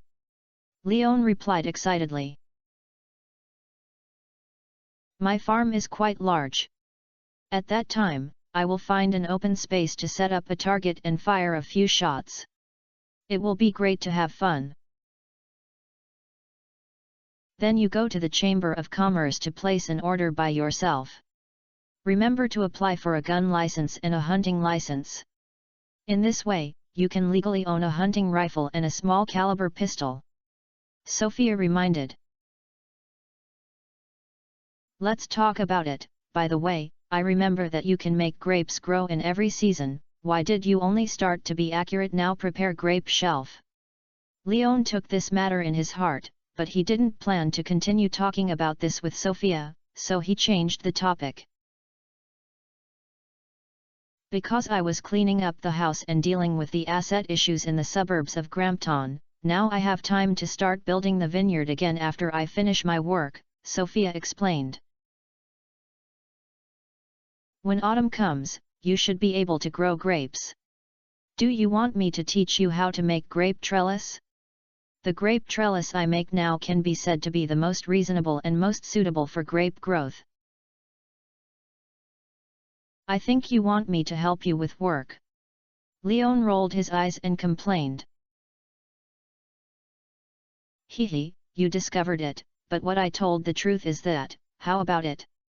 Should I go together? Sophia admitted her little thoughts with a smirk. Well, just a while, I'll stop doing it after I learned it. In fact, you can find someone to work in this kind of thing. If you make so much money, why do you have to do everything yourself? Do you also want to be a capitalist who only enters and does not leave? Leon did not refuse. After squatting down next to Sophia, he did not forget to joke with Sophia. The main thing is that there is nothing to do, just do it yourself, otherwise it will be boring to stay in the house all day long watching TV, comics, and games. Sophia complained. If I had so much money, I would choose to lie down. Leon sighed. At the beginning, you may feel very happy and comfortable, but over time, you will be bored. Believe me, that's how I came here. Sophia said to Leon in an old age. After saying that, he patted Leon on the shoulder, then took out the hammer in his hand and the nails in the front pocket of the denim suspender and handed them to Leon. You are responsible for assembly, I will divide the wood, we will divide the labor and cooperate. After the completion, I will treat you to lunch. I'll do one, and I'll leave after it. I still have something to do. Leon hurriedly stated when he heard this. After all, he had already arranged the work of logging in the afternoon. Leon, please, you can't watch me, a girl, work here. Sophia begged at Leon with her hands folded. Girls need to learn to be self-reliant. I am just helping you. Relying too much on men will lose their self-worth. Leon retorted to Sophia earnestly, he really doesn't catch a cold when he does this. What if it's helping my sister as an elder brother? Sophia pouted and felt a little dissatisfied when she heard this, but then she thought of another method and took it out and used it directly. You call me brother first. Leon was a little moved, but he was not stupid either. He wanted to bite himself without hitting his nest. Wouldn't that mean he was feudal? Ah! Sophia just had an idea. After all, since she met, Leon seemed to have always wanted to be his sister. She had this plan, but when she really called her, Sophia hesitated first. It's not that she felt that Leon was not worthy, but that she seemed ashamed of this. And compared to her brother and sister, she wanted to maintain such an equal friendship with Leon. Okay, this grape trellis doesn't need to be learned specifically. The structure is so simple, I can see it, I can leave. Seeing Sophia silenced and didn't shout out for a long time, Leon knew that the girl was teasing her, so he immediately stood up and pretended to leave. Sophia was a little anxious when she saw this. After all, she was so bored that she had built her own grape trench. It was rare that Leon came to find her to relieve her boredom. If Leon just ran away, she would have to play with the wood alone boredly. He immediately made up his mind and shouted softly, "Brother!" Oh, it's pretty good, it's a sweet call, just let's say another word. Seeing Sophia, Leon was so comfortable. Sometimes the psychological satisfaction is much stronger than the material ones. Especially Sophia is still a pink girl, not tall, and her voice is very sweet. When it is superimposed, it is too stunning. You're too much. Sophia blushed at this moment. After calling her brother, she felt as if she had been drained from her strength. She had no confidence in her voice, so this threatening words sounded more like acting coquettishly. Okay, it's okay, sister, don't worry, brother will help you fight the grape squat. Leon also knows the principle of harvesting whenever he sees it, and the future is long. Human nature is very interesting. As long as there is a first time, there will be a second and third time soon. So Leon cannot force Sophia to be anxious now, so he has to boil the frog in warm water to take his time. Now he has overcome the most difficult hurdle and it will be much simpler afterwards. Sophia widened her eyes and then hid aside. She did not go to see Leon. The work of helping saw the wood that she had promised to stop was also stagnant. However, before, Sophia also prepared a lot of short wood that linked two long woods, which did not delay Leon making grape trellis. This thing is indeed not difficult. It feels like a ladder when you sit down, but it is a horizontal version, more like a fence. These railing-like woods are the foundation for the vines to climb and grow, and the same is true when Leon planted green beans before. All vines need such an attachment. As for what the attached thing looks like, it doesn't matter, just climb. Chapter 643 Invitation for Lunch. After working for a while, Sophia finally joined in as the remaining wood of the right size was getting less and less. Maybe it has calmed down. I felt ashamed before, or I was embarrassed to watch Leon working alone. Sophia was finally willing to come over. But Sophia did not have the idea of talking to Leon at this moment. She was determined to compete with saw and wood. Even if Leon asked a few tentatively, she could not get Sophia's response. So he made more than 10 stands in a row in silence, and Sophia finally spoke up. Cook another meal, what do you want to eat at noon? All right, just don't go to Gus. Gus and the others invited me to dinner before, but I refused. If you go with you again, it would be a bit too much. Leon replied. Are many people treating you to dinner today? Sophia asked in confusion after hearing this. Yeah. Leon confirmed. Do you have a birthday today? Sophia thought for a while and asked. After all, there should be a reason for treating Leon to dinner. What she can think of for the time being is her birthday. My birthday is still early. Leon actually didn't know his birthday in this world. After all, no one said that, and he was picked up, but he could celebrate his previous birthday. Then why do they all treat you to dinner?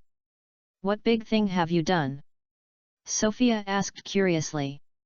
She knew that Leon had arrived in Stardew Valley and repaired the bus in Stardew Valley.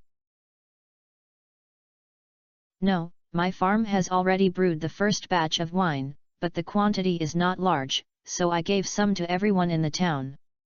They invited me to dinner to give back. I came to you to give you this to deliver wine to you. After all, you told me a lot of things when brewing the wine before, and you are my brewing teacher. After the students have completed their homework, they must not check it out for the teacher. Leon explained with a smile, then took out 2 bottles of fruit wine and placed it on the ground. How about it, do you want to taste my wine? I actually don't like drinking. Sophia shook her head and said, but before Leon could take back the wine, Sophia added another sentence. But for your sincerity, I can try it. No need. Leon didn't know that Sophia wanted to tease herself, so she immediately took back both bottles of wine. If you don't like it, don't force it. I have an advantage, that is, it is understanding. Sophia didn't say anything, but just stared at Leon straight at him. Leon felt quite uncomfortable when he looked at him, and finally he could only compromise and take out a bottle of coconut fruit wine. Then drink this one. This tastes a little gentler and tastes similar to juice, and it shouldn't make you inappropriate. Hee. Seeing Leon taking the initiative to give in, Sophia smiled proudly, then picked up the coconut wine on the ground and hugged it in her arms. Don't rush to drink, I'll stay here first and let you taste my wine at noon. I've drunk it, it tastes really good. Leon reminded. Your one is of ordinary quality. What I invite you is the best wine here.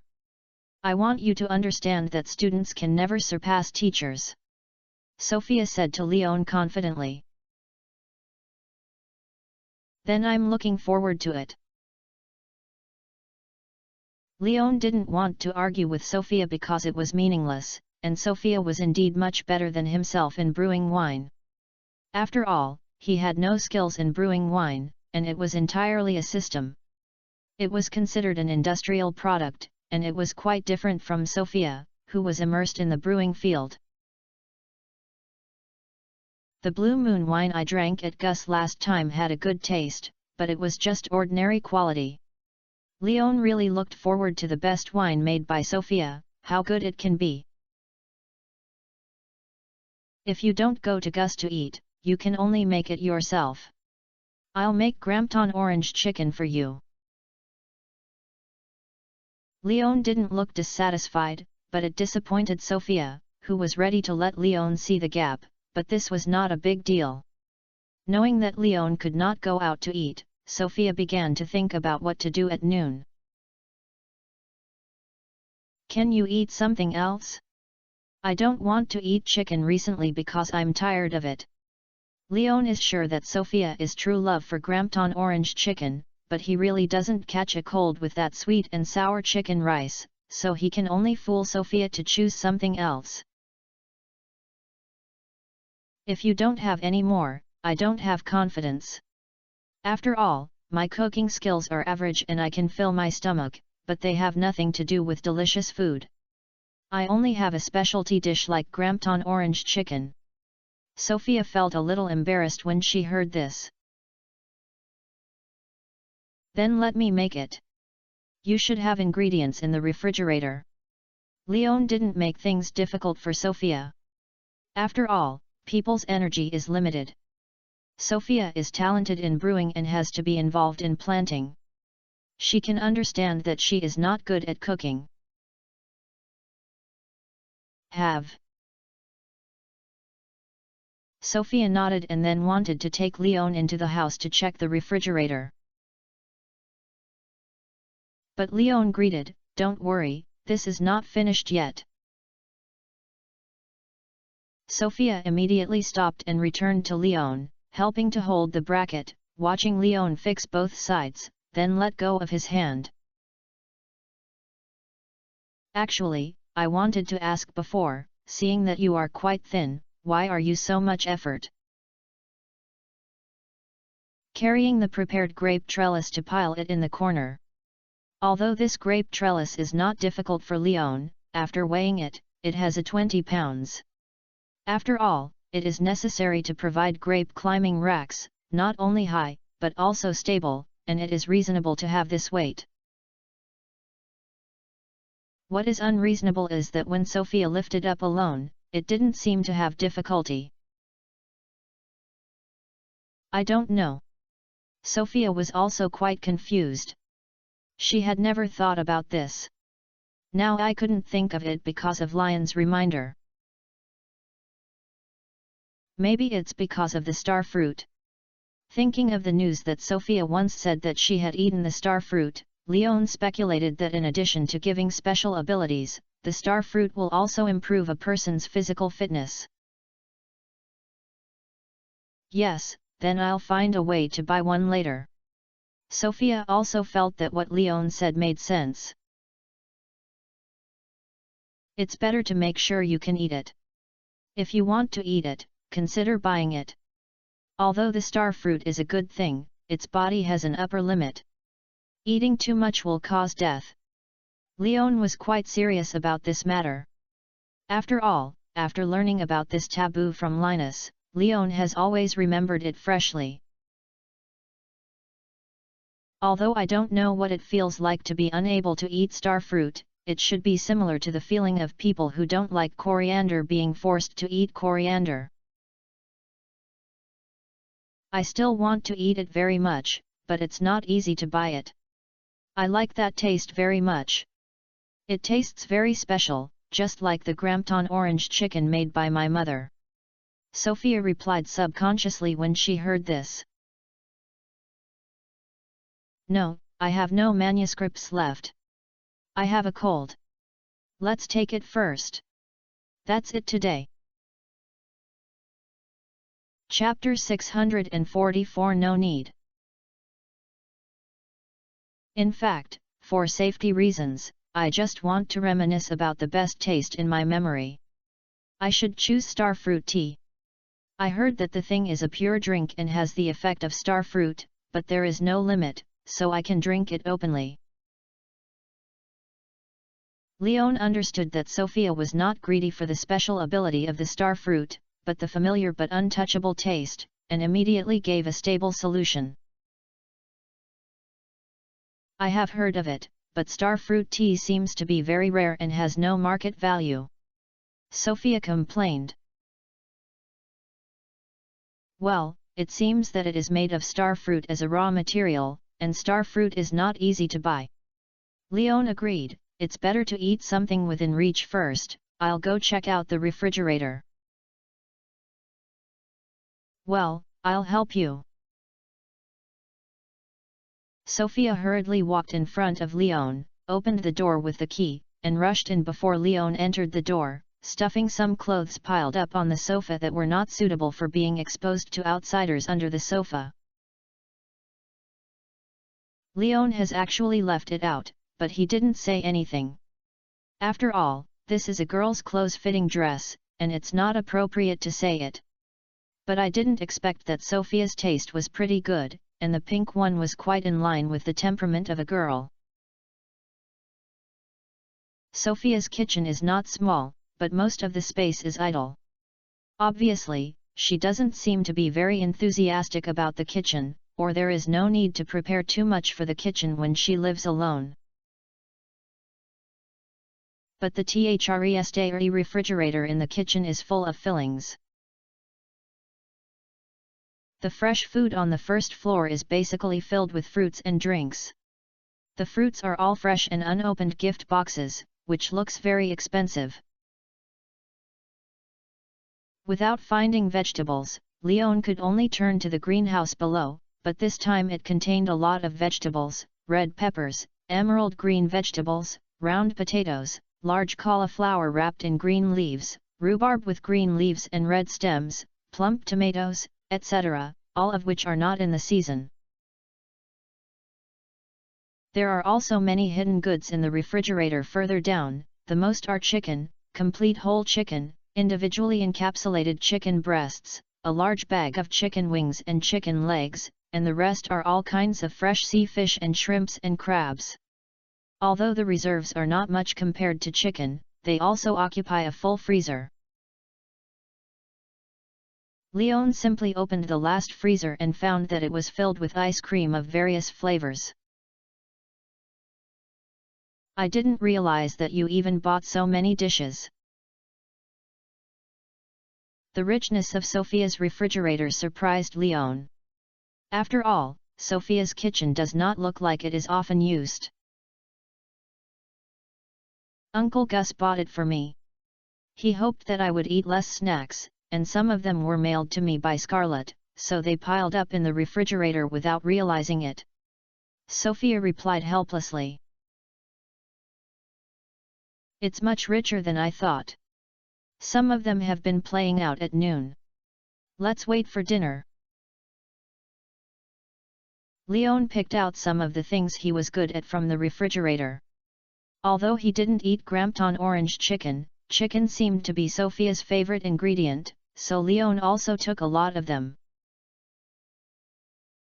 What do you do when cooking with Hoja's Coke? Seeing that Leon not only took the ingredients, but also took 2 bottles of filled Coke, Sophia asked in confusion, "Do you like drinking Coke? Let you see another way to use Coke." Leon smiled, then called Sophia to help him pick vegetables and wash ingredients, and he started to choose handy kitchenware on the stove. Although Sophia was curious, her hands and feet were quite nimble. She completed the work required by Leon quite quickly. She even handled it when Leon had no instructions, and the result was very consistent with Leon's requirements.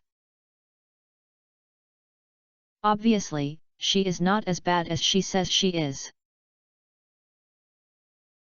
This led to Leon, who originally wanted to cook 2 dishes, saw the extra ingredients that Sophia had processed and had to add 2 more dishes.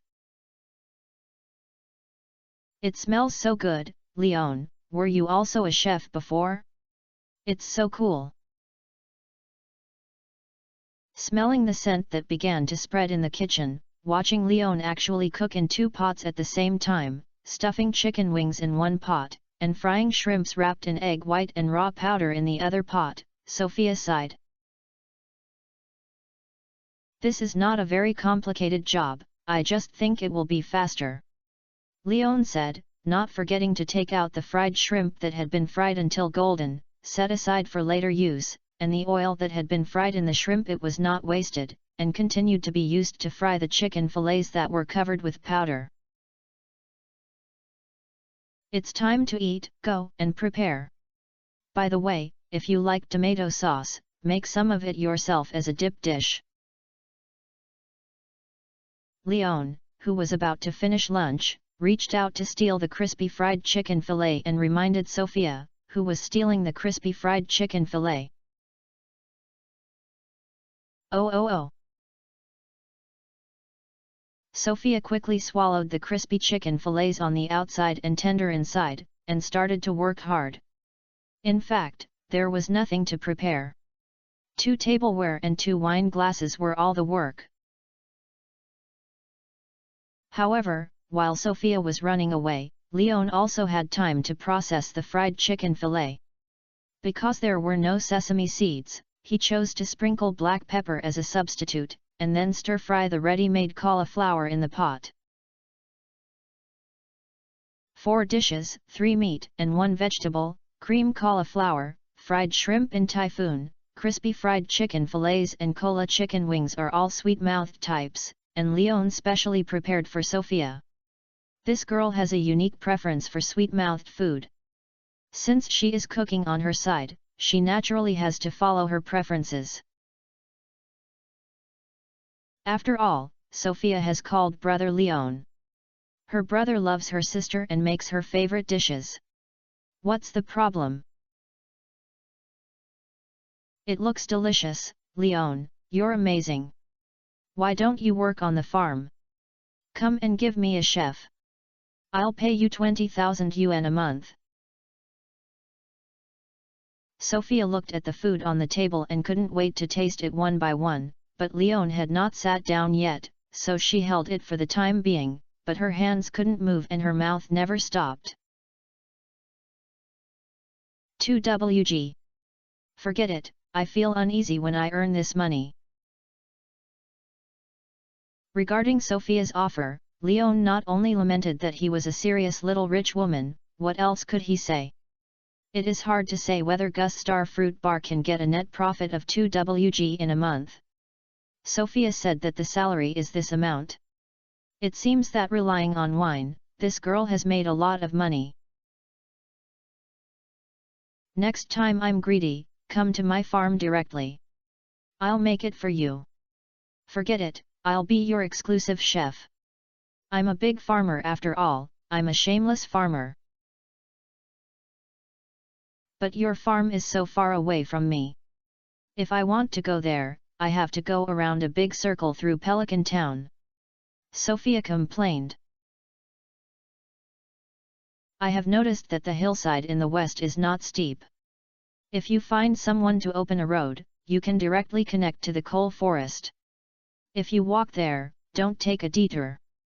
There should be no problem in building a road of 2WG. Leon suggested. Well, it's a good idea.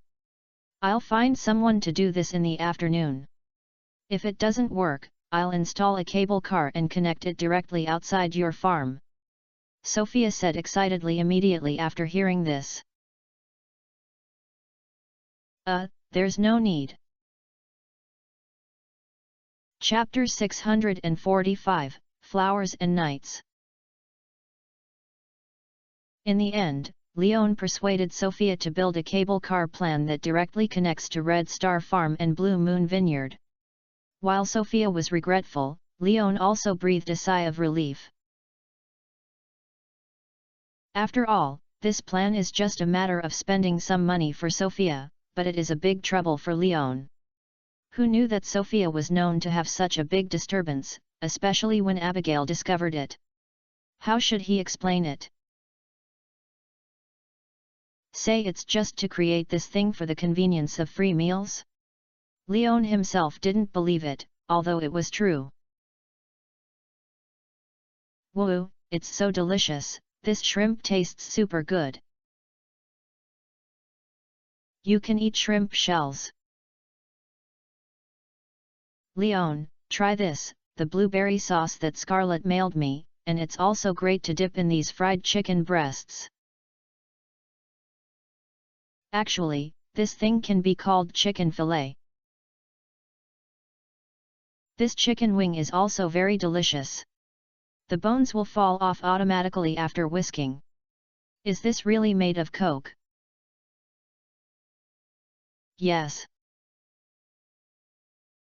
During the meal, Sophia not only had to deal with food, but also kept barking with Leon. However, seeing that Sophia was cute, Leon endured it and patiently answered Sophia's every question. "Print your mouth, the cream has been pasted."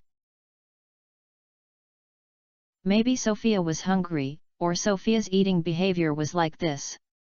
The way of eating was not a lady, so a lot of butter was splashed on the corners of Sophia's mouth and cheeks, which looked quite evil, so Leon couldn't help but remind him.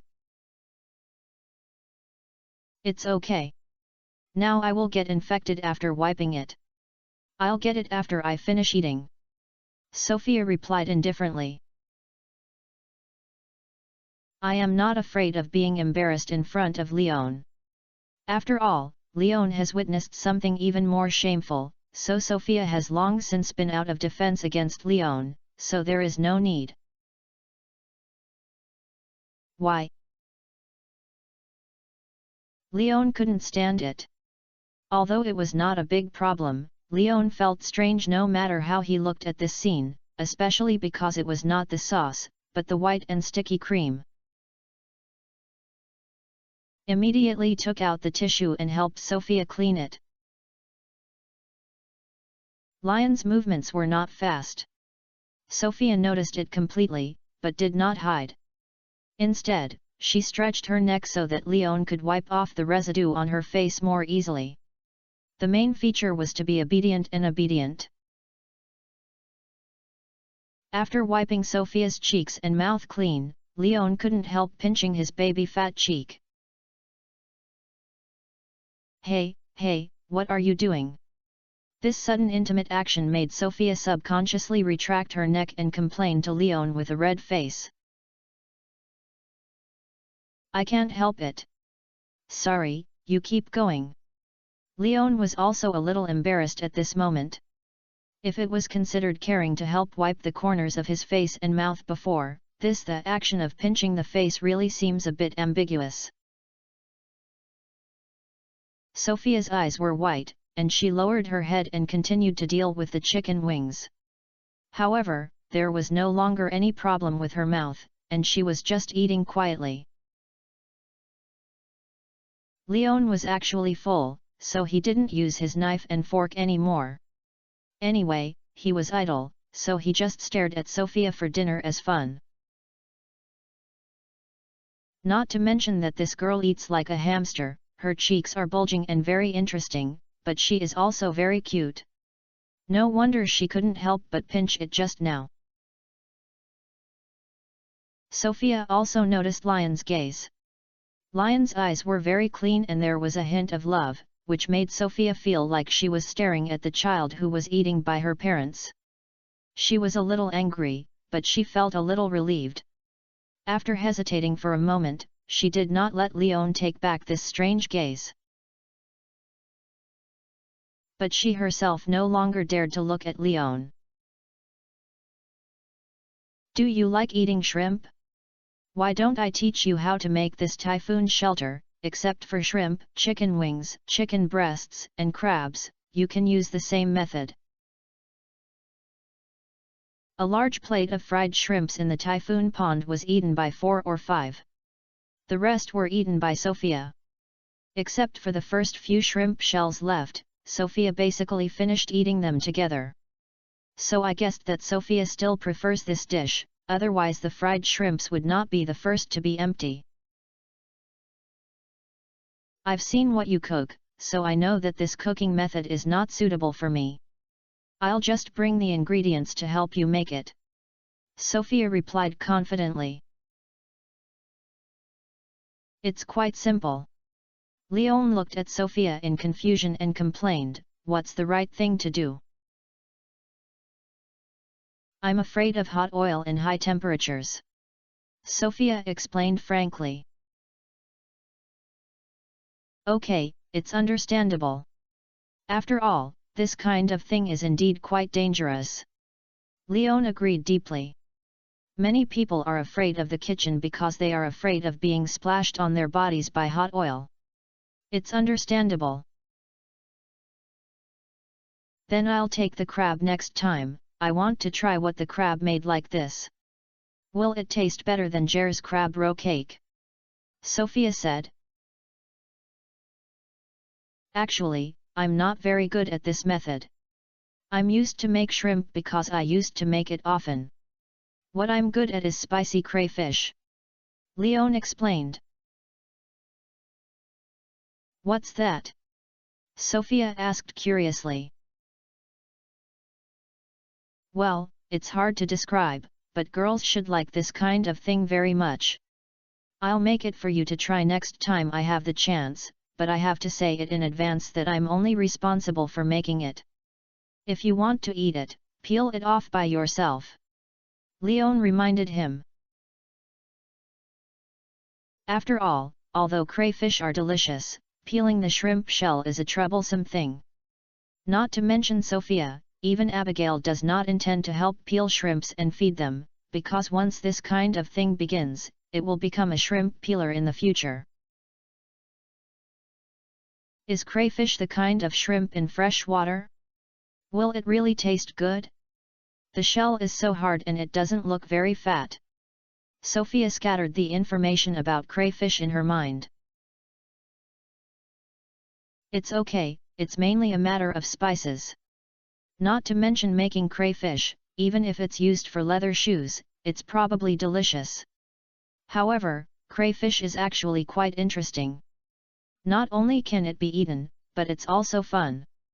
Fishing for lobsters is my favorite entertainment activity when I was a child.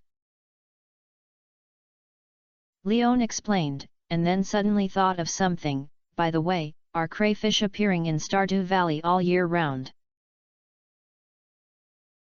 It seems so, I don't know much. Sophia shook her head, and she had only a slight understanding of this. After all, she had just returned to Stardew Valley and had never paid attention to these things. I'll ask Willie later. If it's really available all year round, maybe I can take you to experience the fun of fishing crayfish, and then we use the crayfish we caught to cook a big pot. It's definitely a good entertainment activity. Leon became more and more excited as he spoke. After all, he hadn't experienced this kind of entertainment for a long time. Work and life have occupied too much time. Now in Stardew Valley, there is no more pressure. Many things he once wanted to do may be picked up one by one. I will update 2 times today, and I'm so busy. I'm sorry. Chapter 646, Sisters are in conflict? Is it similar to fishing? Sophia asked after hearing this. Well, it's a bit different, and it's much easier than fishing, if it's rich in resources, Leon explained. There is no need to prepare any professional props.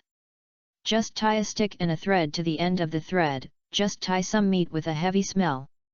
It's quite simple. It seems very interesting, I'll participate. Sophia listened to Lion's simple description and probably understood that if this is the case, it would be a difficult event and immediately responded to Lion's proposal.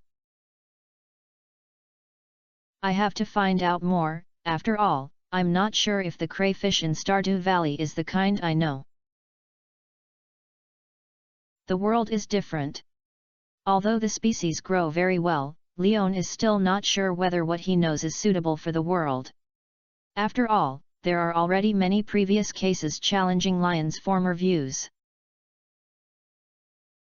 However, it is not difficult to understand first. Leon is actually quite looking forward to the arrangements for crayfish fishing. I'll wash the dishes after eating. I'll leave it to you. I'll go back. If I'll make sure of it later, I'll call you. Thinking that there is still something to do, Leon did not stay for more. He couldn't help washing dishes if he stayed. If he could be lazy, he should try his best to be lazy. Well, wait for your phone call. Sophia didn't think much about it, waved goodbye to Leon and started to clean up her meal. The table is here. Leaving Sophia's vineyard, Leon went directly to the beach and wanted to ask Willie about the crayfish, but there was no one seen at the pier, and the door of the fish house was also closed. Obviously Willie was not at home, so he was probably going to Starfruit with Louis for dinner. Leon was not in a hurry to chase Gus. Before the wine was delivered, he simply walked from the path below Pelican Town to Lou Lane. Number 2, Lou Lane. Outside the house of Emily and Haley, Leon was about to knock on the door when he heard the argument inside the house. I cleaned it last week, why did I still clean it this week? Can you not be so naive? I still have to make lunch. I can do it. The clothes I just changed are about to lie on the ground and clean under the sofa. What should I do if my new clothes are dirty? You don't have only one, and the floor has been cleaned and it won't be too dirty. I refuse. Hiss, it's not the time to come, next time. When Leon heard the noise of the two sisters making noises about housework, his first reaction was to leave. After all, he doesn't want to participate, because the two will definitely be pulled into an argument to evaluate who is right and who is wrong on both sides. But as soon as she turned around, the door behind Leon was opened. It was Haley, who was about to run away and did not intend to argue with Emily. Leon. Leon. Haley and Emily also noticed Leon's back and shouted in surprise. Then Emily pulled Leon into the house and grabbed Haley, who was about to escape. Leon, tell me, I asked Haley to help me clean the sofa, but she didn't want to. It was obviously a public area and I was busy making lunch. Is this her problem? Looking at Emily's waist struggling and asking for her, Leon sighed, but he still didn't run away. But we agreed to rotate every week, I've cleaned it last week. Haley retorted dissatisfiedly. But last week you just swept the floor and there was no need to care about many hidden corners. If I hadn't found a spider on the sofa just now, I wouldn't have known that the sofa cushion was so dirty. Emily looked at Haley angrily and said, It's your turn to clean this week. Haley looked very dissatisfied. Leon, say. Seeing that the argument was meaningless, Emily could only ask Leon to judge. You go out to play, you go to cook, I'll sweep, don't make any noise. Faced with the gazes of the two women at the same time, Leon was helpless and offended anyone, so he wouldn't do it himself instead. No, this is our job, how can you bother you? Emily rejected Leon's proposal as soon as possible. Yes, this is Emily's job, you don't need to help her. Haley didn't want Leon to do these things. Then you guys keep arguing. I'm just passing by and giving me something. Leon looked at the two of them speechlessly and knew that there would be no conclusion about this matter for a while.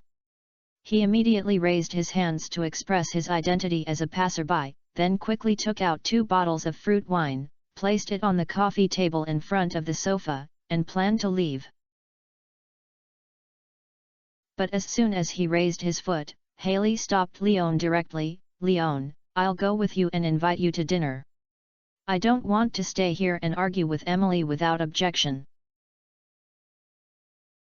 This is part of life, how can it be meaningless? Haley, don't want to run away. Emily also ran over and stopped Haley.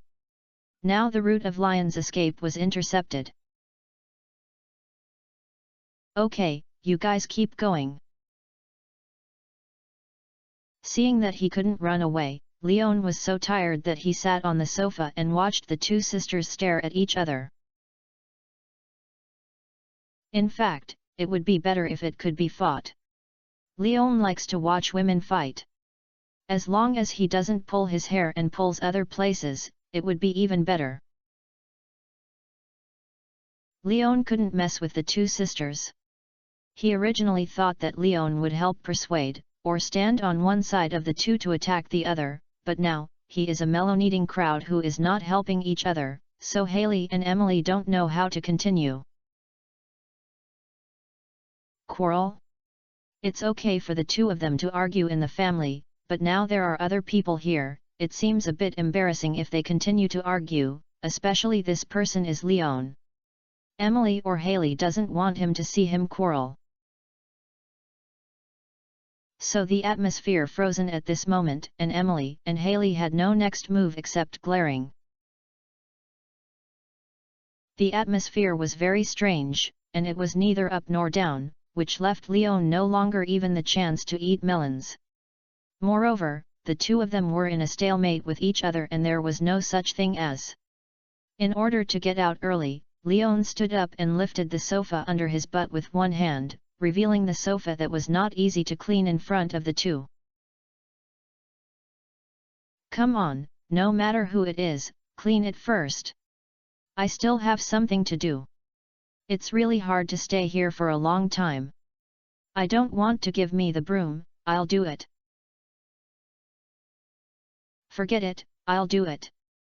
Haley saw Leon holding up the sofa, and felt embarrassed to stand like this again.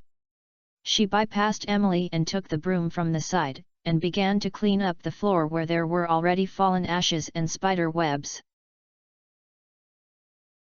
Emily did not take advantage of the victory and picked up the fruit wine sent by Leon on the coffee table. Leon, thank you for your gift, stay for dinner together, I'm just about to cook.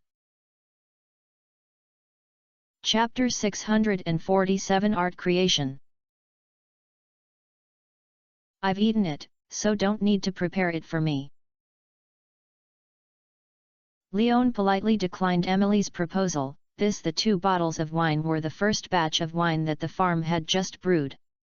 There were not many, so I thought to give it to everyone.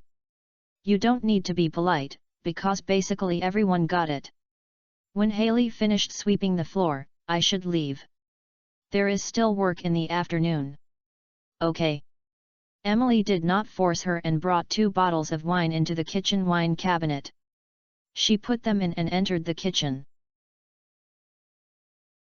Haley also accelerated her movements, swept the ground clean, and then poured the garbage from the dustpan into the trash can. Thank you, Leon, the sofa can be put down. Well, don't go out, stay and have a meal with Emily. The 2 sisters have nothing to argue with, so I'll leave first. Leon, who gently put down the sofa, reminded Haley and prepared to leave. I'm afraid Emily won't give me a good face. She might be really angry today. Thinking of Emily just now, Haley shook her head and complained, and I guess she won't pay attention to me in a day or 2. Not it. Leon was a little confused when he heard this. After all, in his eyes, Emily had always been easy to talk to.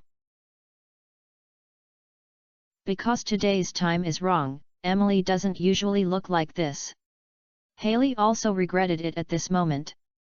She had a quarrel before, only thinking about winning or losing, and not considering some off-court factors. I understand, these are the days of each month. Leon immediately understood when he heard this. After all, it might be that a girl with a good temper suddenly escaped, but it could only be that a relative came. Haley looked at Leon with disgust and joked, "Do you react very quickly to this aspect? Is this difficult to understand? After all, I am not a savage, so I still know some common sense things." Leon shrugged his shoulders and complained. You should think about how to relieve your sister's emotions. Hey, I'll do the housework this week. I hope this will make Emily feel better. Haley sighed and chose to compromise. Come on, I'll be optimistic about you. Leon said perfunctorily to Haley, then ran away at the speed of light. After leaving the door, he jogged all the way to Jody's house next door and knocked on the door. Hi, Leon, good afternoon. It was Jody who opened the door, with a gentle and enthusiastic smile on her face. Good noon, Jody, for you. Leon took out a bottle of cactus and handed it to Jody, and there was only one bottle of coconut wine left. He planned to leave it to Abigail. Did you brew it yourself? Oh, thank you, this is such a good gift. Seeing the bottle with no labels on it, Jody understood the origin of this bottle. I made it smart, but not much, so I plan to give some fresh food to my friends in Pelican Town. Leon nodded and explained. It seems that you have completely integrated into the community. This is a great thing. I still remember the first time I met you, you were unfamiliar with everything around you. Jody joked at Leon with a smile on his lips. Come in and have a cup of tea. If you don't have a meal, I can make you a sandwich. No need, I still have some things to be busy with, so I won't bother you. The things have been delivered, and it's time for me to leave. Leon replied with a smile. Okay, then I won't delay you. By the way, Leon, does your farm have cauliflower? I want to buy one as an ingredient for supper. The cauliflower on Pierre is not very fresh. Jody suddenly spoke before Leon left. No problem, I'll send it to you later. Leon remembered that there were still some cauliflower left in the box, and immediately agreed to Jody's purchase. No, I'm going to walk around in the afternoon. Then I'll go to your farm to get it myself. By the way, I'll see what you've made the farm look like. Wouldn't you not welcome it? Jody suggested. Of course we welcome, then I'll wait for you on the farm. Let's take a step first. Leon confirmed and then said goodbye to Jody. There is a coal forest to the west of Liuxiang, so Leon walked directly along the west, but he was not in a hurry to go back, but went to Marnie's farm. He gave a bottle of cactus wine to Marnie. Although he refused Marnie's invitation to sit for a while, he also received Marnie's gift before leaving, and a box of packaged fresh eggs. After saying goodbye to Marnie, Leon continued to walk in the coal forest. The next step to go is Leah's cottage. Fortunately, Leah was in the house. Hi, Leon, good noon, have you eaten?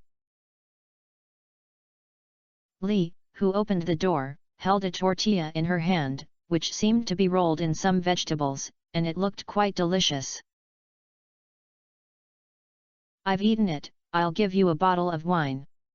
It's homemade, and it's not very good. Leon took out a bottle of cactus wine and handed it to Leah and said. Thank you, it's really great to have such a generous and versatile neighbor. I really don't know you can make wine. Leah looked at Leon in surprise and sighed. I'm just starting out, so don't have too many expectations on the taste, but I can drink it, and the safety is quite guaranteed. Leon laughed at himself. By the way, since you are here, I just happened to have something to hand over to you. Come in and sit for a while. Leah invited Leon into the house, then went to search for her easel, and soon got a framed sketch. Hey, I'm giving it to you, thank you for helping me with the gift from that terrible dummy model last time. Looking at the sketch handed over by Leah, Lion's old face turned red. Because the picture on this sketch is a scene-based character with Leon as the protagonist. In the scene, Leon holds the galaxy watermelon knife and faces the demonized cursed dummy model on the other side. The composition is very beautiful. Although the lines are simple, it can be seen that Leah draws it very seriously. At least Lion's side face and back in the picture are quite handsome and tall. The overall picture looks a bit too second, which is why Leon feels ashamed. I used a little bit of artistic processing, but I'm honest, you gave me the same feeling as in the picture, a warrior who bravely faced danger. Leah saw Lion's embarrassment and explained from the side. But, I remember that I just waved the knife at a dummy, and the dummy didn't resist, just like wood. Leon reminded. So this is art? Lee said with a mischievous look at Leon. Okay, understand, I accepted the painting, a great work, thank you. Despite this, Leon decided to take the painting back and throw it directly into the treasure chest. It would be too shameful to hang it on the wall with a permanent seal. Chapter 648 New Area. However, Leah's sketch is quite good. Leon thinks that as an artist, he may still need to work hard, but as a cartoonist, he only needs to systematically learn the composition and comic structure, and he should get started quickly. It was just that this idea came to Lion's mind and Leon asked it out. Leah, your sketches are great. Have you ever considered drawing comics? Comics? No, because I'm not good at telling stories, why do you ask that? Leah looked at Leon in confusion and asked. I think you may be very suitable for drawing comics. After all, your painting skills are very good and you have a clever grasp of composition. Maybe being a cartoonist is also a good choice? After all, comics are also a work of art, and they are more likely to be appreciated by the audience. Leon explained. Although that's right, my main focus is on sculpture. Leah reminded Leon awkwardly when she heard this. What about sculpture? Well, okay, I misunderstood. I always thought you were a painter. After all, I saw you painting every time, and the paintings were great. Leon was also embarrassed when he heard this.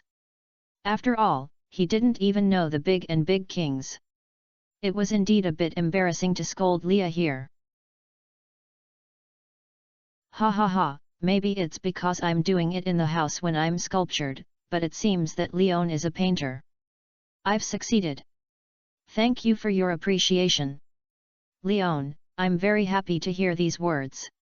Leah covered her mouth and smiled at Leon. You always support me. It's great to have you as a friend. No matter whether I succeed in the future or not, you are the one who is most meaningful and helpful to me.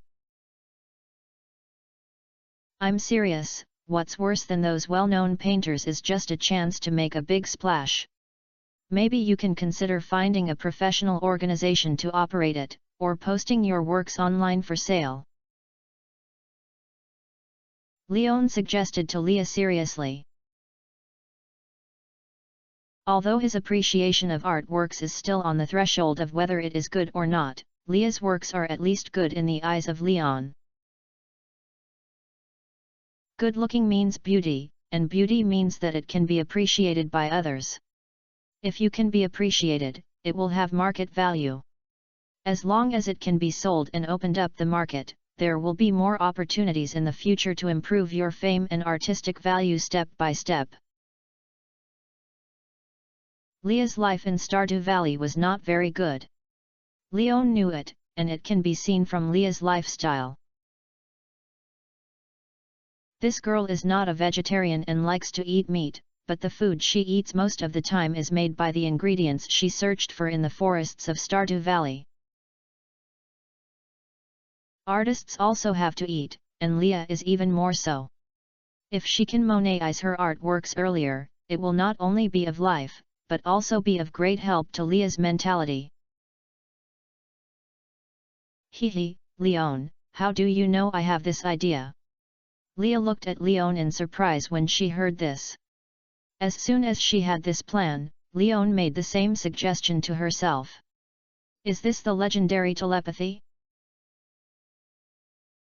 That can only be said that our vision is similar. Come on, I'm optimistic. By the way, which website would you choose to sell it? Leon answered casually, and asked about Leah's plan. I plan to prepare a website myself to sell my own artwork. Lee replied excitedly, I saved enough money for this to buy a laptop for myself. That's pretty good.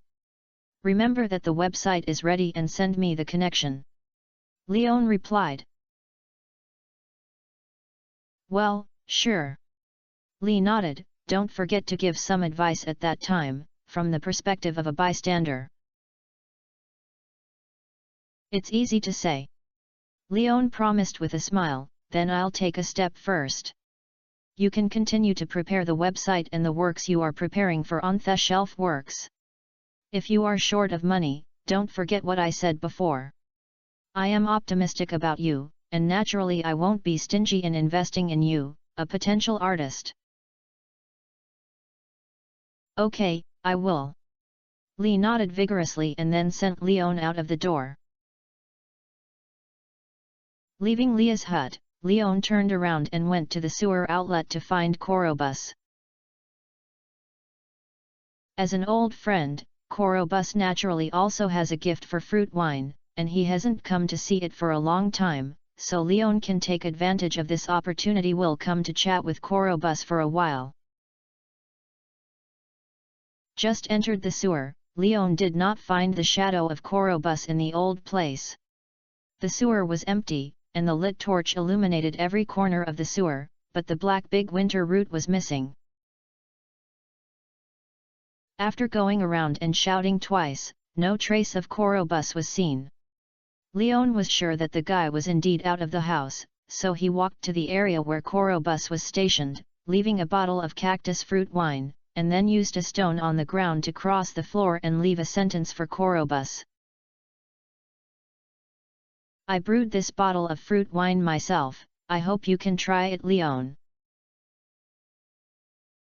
After leaving this sentence, Leon left the sewer along the outlet.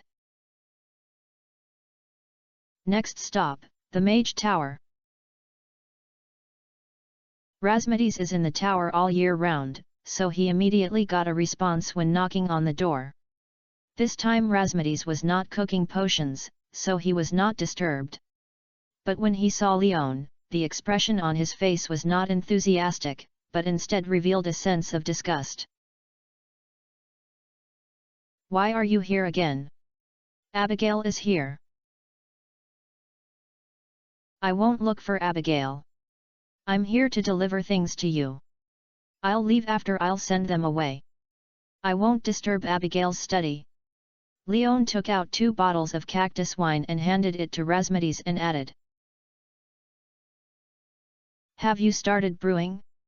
I was a little surprised, but thank you. Seeing 2 bottles of wine without labels, Razmedes's expression improved a lot after taking it. As long as Leon is not disturbing Abigail's study, he is absolutely welcome. Then I'll take a step first. By the way, Razmedes, I cut down trees in the coal forest. I shouldn't destroy the things you arranged here, such as magic circles. Leon asked more before leaving. No, but for coal forests, there are still fewer trees. You really need to cut down wood. I recommend you go deep into the west of the coal forest, where there is a larger forest with enough high-quality trees in it, and you don't need to worry about destroying the natural balance due to excessive cutting. You just need to bury the unexpectedly harvested tree species back into the soil during the cutting of trees. Perhaps because of the 2 bottles of fruit wine in Lyon, Razmedes simply informed a good logging area. Chapter 649, Oak Forest. Where is probably it? The coal forest in reality is quite large. Without the exact location guidance, Lyon would not confirm how long he would look along the west. I'll send you over and help you open the passage there. Before that, the area was actually closed, but I think it should be open to you. After Razmedes finished speaking, he used teleportation to send Lyon to the entrance to the area further west of the coal forest. It was said that it was the entrance, and the front was full of dense forests, shrubs, and thorns, which didn't seem to be able to pass easily. However, Lyon did not take out his weapons to clear the way, and waited patiently for more than 10 seconds. Then I saw the shrubs and thorns in front of me began to grow against the growth, shrinking from the lush green leaves and vigorous branches, turning into seedlings. Finally, it was buried in the soil. Without the obstacles of shrubs, the spacing between trees is enough for Lyon to pass by. After walking a long way forward, I passed through this bushes, and I suddenly realized that behind the bushes was a very flat green space. The trees here grew gratifyingly, but not dense, as vast as a plain. In terms of area, it is definitely not much smaller than its own farm. What surprised Lyon even more was that here, the wild picking radar given by his forest magic is crazy about the growing large amount of collectibles near Lyon. What a good place! After walking forward less than 5 or 6 steps, Lyon had bent his waist 3 times and harvested a dandelion and 2 leeks. In front, there were many green spots of light showing Lyon his presence. However, Lyon did not rush to collect these spring collectibles, but took out his axe and started logging nearby.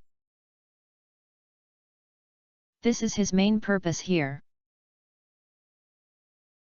The sound of axe slashing broke the tranquility here. The sharp axe could knock down a thick and tall tree in dozens of strokes. The trunks of the land began to disintegrate into wood with uniform specifications, as well as drops of thick yellow sap that could not be integrated into the soil. As long as it is covered by the small magnetic ring, Lyon only needs to have a thought, and these wood and sap will obediently enter their system backpack. After receiving these, in order to ensure that the growth of the next batch of trees is not hindered, Lyon also cut off the stumps that were cut off from the main pole. Although it is not as much wood as the main trunk, it also has a harvest of 6. The only regret is that you cannot cut down one seed without harvesting it. But this regret was made up after the second pine tree fell. This pine tree fell with pine cones that could plant pine trees, and there were 2, just filling the gap in the previous one. After planting it in the nearby open space, Lyon rolled up his sleeves and continued to wave his axe. Occasionally, he would dig out spring collections such as leek, wasabi, dandelions that grew on the ground, and he had no time to be idle. Cut the way westward, Lyon's axe did not stop, but most of its physical strength was consumed. Continuous logging was all about strength. Although ordinary axes were sharp, they would take more than a dozen strokes to cut a whole tree. After looking at the wood harvested in the backpack, it occupied 2 grids, totaling 1,350, which also means that at least 50 trees have been cut down. It is a big project. The trees here are not the kind of little guys with a bowl size. They are all big guys with a diameter of 340 centimeters. They use an axe instead of a chainsaw, which makes them more physically intensive. Normal lumberjacks are the same amount a day, and Leon only took more than 2 hours. Maybe after a break, you can cut more, but these woods are enough for Leon to use, so Leon put away his axe and returned to the plain as usual. If you remember correctly, Jody seemed to have to go to the farm to buy a fresh cauliflower for herself in the afternoon, and Leon could not let Jody wait. At the same time, I also had a batch of acorns given by Mr. Linus and the acorns I harvested when I just logged, all of which needed to be planted on the farm. And the 30 oak trees before were almost mature, so it was time to install sap collectors on these oak trees. These were all things that Leon needed to work on. So he left this forest and returned to the coal forest. Leon accelerated his pace and trotted back to the farm. First, I went to the house, took out all the sap from the box, and called out the system panel to roll it into primary fertilizer. After a wave of conversion, 340 packs of fertilizer fell into Lion's backpack. After restoring these fertilizers into the treasure chest, Leon searched for a batch of melted copper ingots and began to continue to make a sap collector with the wood obtained from the logging. 2 copper ingots have 40 wood, which can make a sap collector. 30 sap collectors are 1,200 wood and 60 copper ingots. The wood is enough, but the copper ingots are a bit anxious. It's not that Leon didn't go down much ore, but that there were not many finished copper ingots in the box, and basically all were unsmelted copper ore. Oh, I'm lazy. After silently sarcasticizing himself, Leon hurriedly took the copper ore and coal out of the door and walked around the area where the furnace was specially placed, and put the copper ore and coal into the furnace. The activated furnace instantly shone flames, which also raised the surrounding temperature to a scorching level. However, the 5 furnaces were still a little bit bad. Leon is not short of copper ore now, so he found another stone and rubbed 5 furnaces again to put them here. As soon as these furnaces landed, they started to work, and instantly further increased the surrounding temperature. Just standing around, Leon felt a little sweaty. It's a natural drying area, and you may be able to dry some vegetables and clothes here in the future. As long as the furnace is turned on, such high temperatures will be emitted during the smelting process. Leon feels that he should not waste this high temperature environment. It should be excellent to release some dehydrated vegetables and speed up the drying of clothes. However, there are no such arrangements now, so Leon consciously stayed away from these furnaces and brought the 21 sap collectors he had built before to the area where oak trees were planted. The oak here has grown into a tall project, and towering projects are arranged neatly in front of Leon like soldiers. Thanks to Lion's specially planned area before planting trees, there is such a neat oak forest.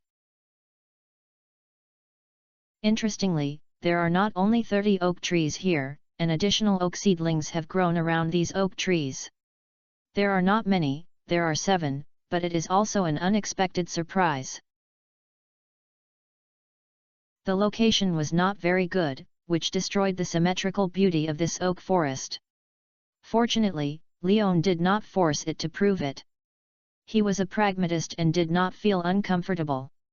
Instead, he happily accepted it, and also took out the acorns in his bag and continued to expand the scale of the oak forest. I took a break today and overslept. I finally had a good time.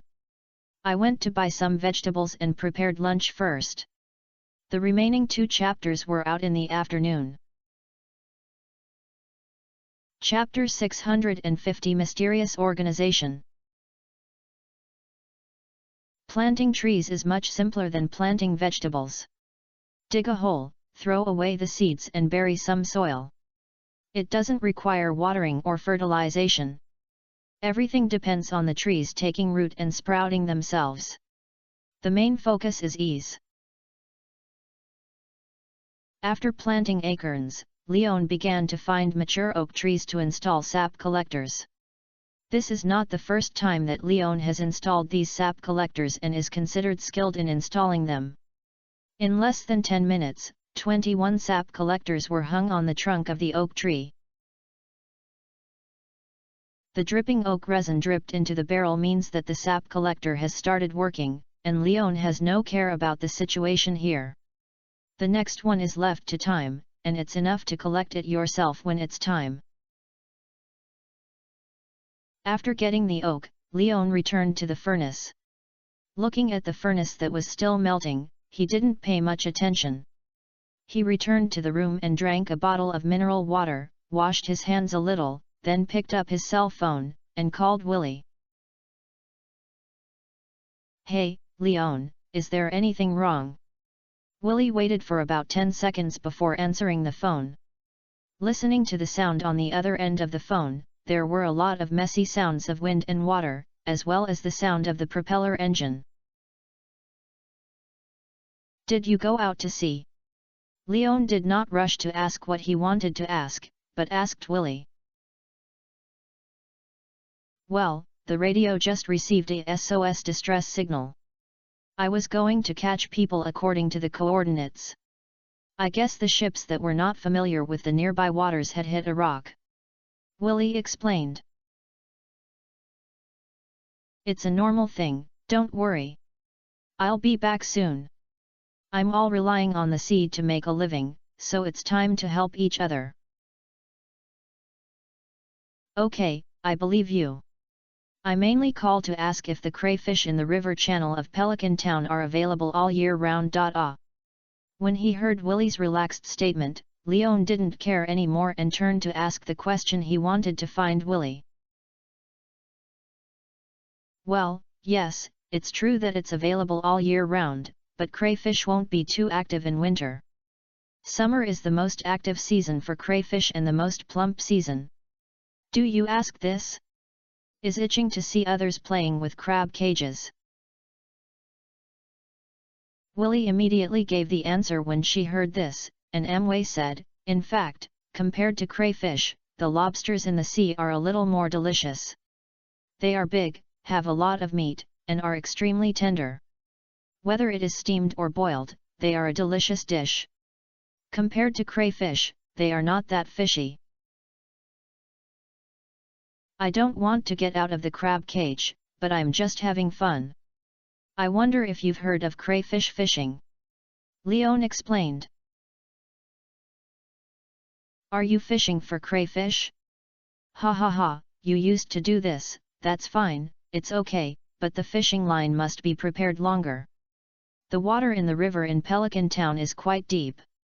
At least a line of more than 3 meters must be prepared to ensure that fishing on the shore can make the bait bottom and the bait for shrimp luring. I recommend pig liver. You can ask for it from John's side. Not many people will ask for this thing. He is usually sold to fertilizer dealers and zoos. If you want it, he will never be stingy." Willie said a long passage to Leon, and it can be seen that he has a lot of experience in fishing crayfish. "Okay, thank you." After receiving the accurate reply, Leon thanked him, and then reminded him again, "Willie, if something is wrong, be sure to call me, or take out your shell necklace that can summon fishmen, don't turn it over." Leon remembers that in addition to ordinary merchants and fishermen who traveled to the sea, there were also pirates. If Willie's rescue this time was a ferry jump, not someone was really killed, it would be troublesome. "Ha ha ha, don't worry, this sea area is still near the sea, there are not so many threats, and I have been in this sea area for so many years in vain. I won't encounter any accidents. Don't worry, hang up first, I'm almost here." Willie comforted Leon and hung up the phone. After hearing this, Leon had to take back his cell phone and continue his business.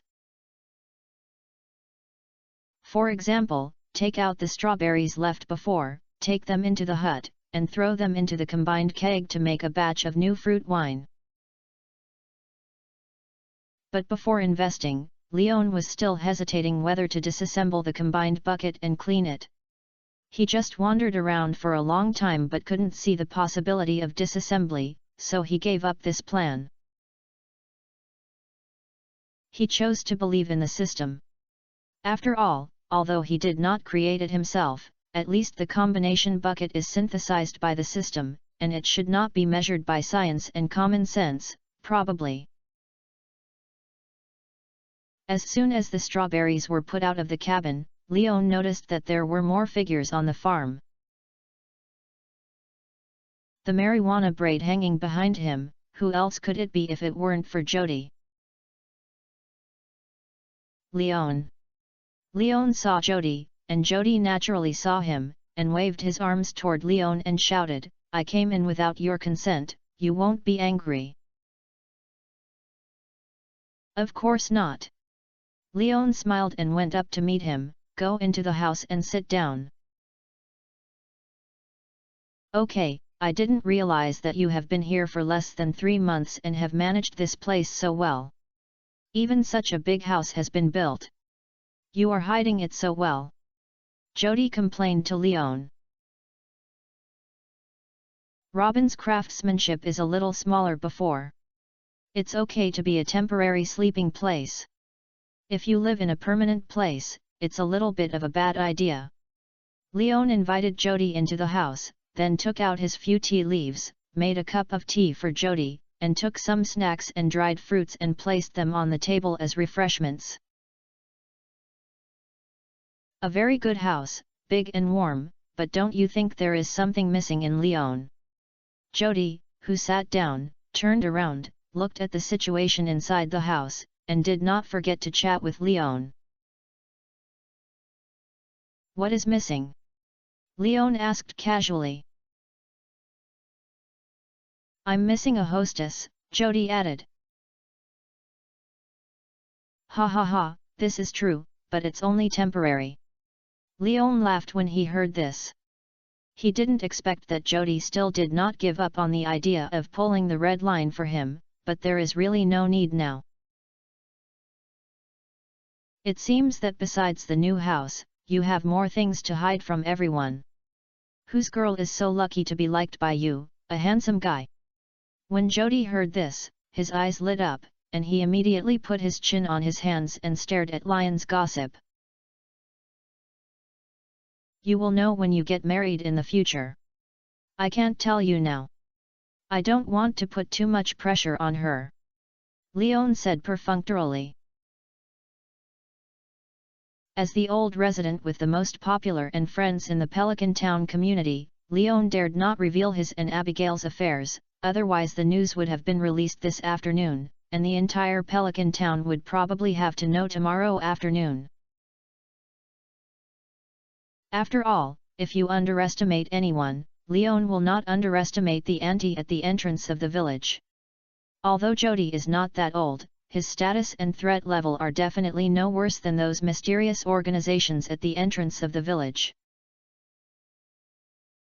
Chapter 651 Summer is coming. "Okay, although I'm curious, I still respect you. I hope I can participate in your wedding as soon as possible. At that time, I will let Vincent and Jas be your flower boy. If you need a best man, Sam can also ask him to help." Jody didn't ask much, but showed extremely strong enthusiasm for Leon's marriage. "I've passed it. After all, I'm still in the entrepreneurial stage. I'm accumulating enough capital first and then considering these. It's too early to say these," Leon explained with a headache when he heard this. "Yeah, nothings, I just remind you, after all, everyone is from Pelican Town and will definitely help you when the time comes," Jody quipped at Leon with a smile on her mouth. I won't talk about this anymore, wait for me. Leon skipped the topic and came to the treasure chest placed in the kitchen. He searched for it, found a cauliflower of roughly the corresponding silver star quality in the game, and handed it to Jody. The cauliflower you want is absolutely fresh. Thank you, Leon, this cauliflower is so beautiful and must be delicious. Holding this high-quality cauliflower that is obviously a circle larger than the cauliflower I often buy, Jody was very satisfied. This body shape should be a high-quality cauliflower. No, the high-quality one is much larger than this one and is a little more rounder. This is ordinary cauliflower. Leon fooled. How much? Jody put the cauliflower aside and asked out her wallet. 15G, friends discount.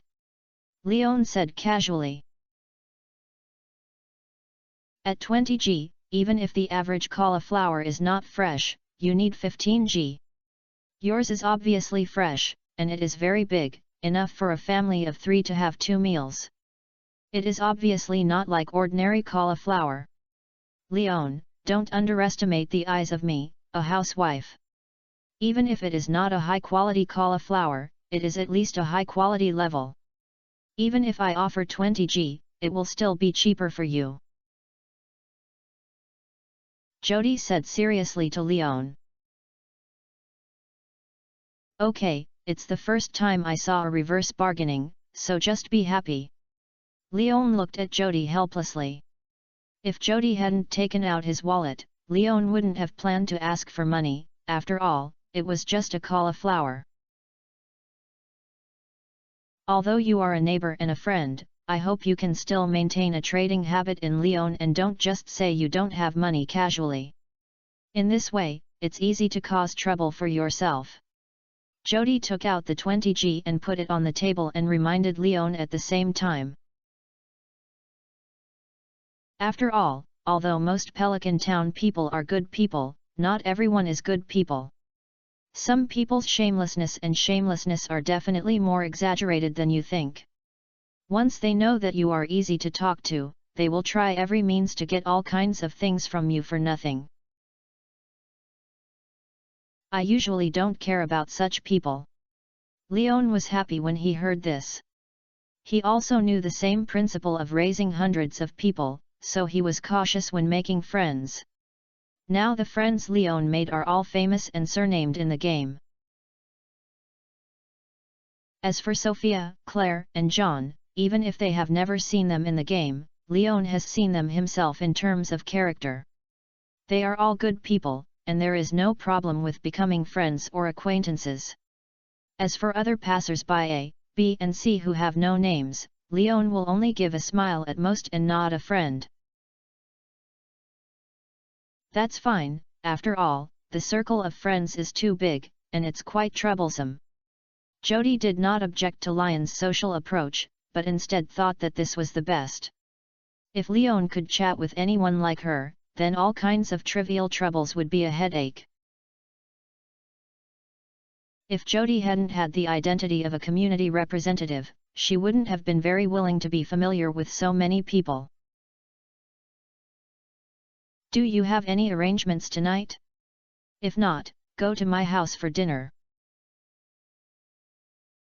After talking about social issues, Jody picked up the cauliflower and prepared to go back, because it was not short to come here. The time spent on the way back was that he had to start cooking immediately when he got home. But when they all came, they got such a good cauliflower at a very discounted price. Jody thought of inviting Leon to go back for dinner.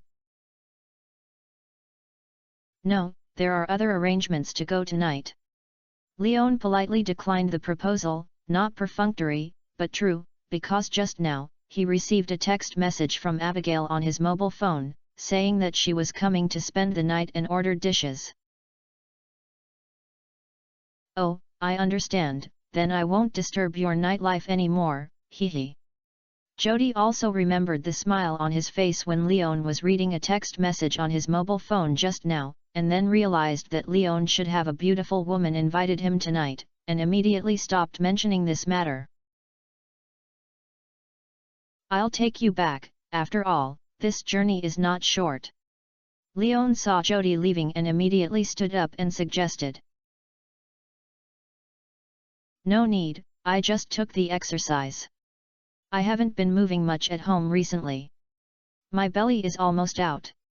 I don't want Kent to see me from his beloved girl to an obese aunt when he comes back," Jody quipped. "Okay, you can leave the south of the farm, which leads directly to the coal forest. Walk from the road in front of Marnie's house, and the journey back will be much shorter," Leon suggested again. "This is indeed a shortcut, so I'll go back according to this route. Leon, you're busy with yours. By the way, it's a full moon tonight. It's very suitable to admire the moon and stars on the roof. Remember not to forget to miss this romantic opportunity. I'll leave first." Jody held the cauliflower and couldn't help but remind Leon before leaving.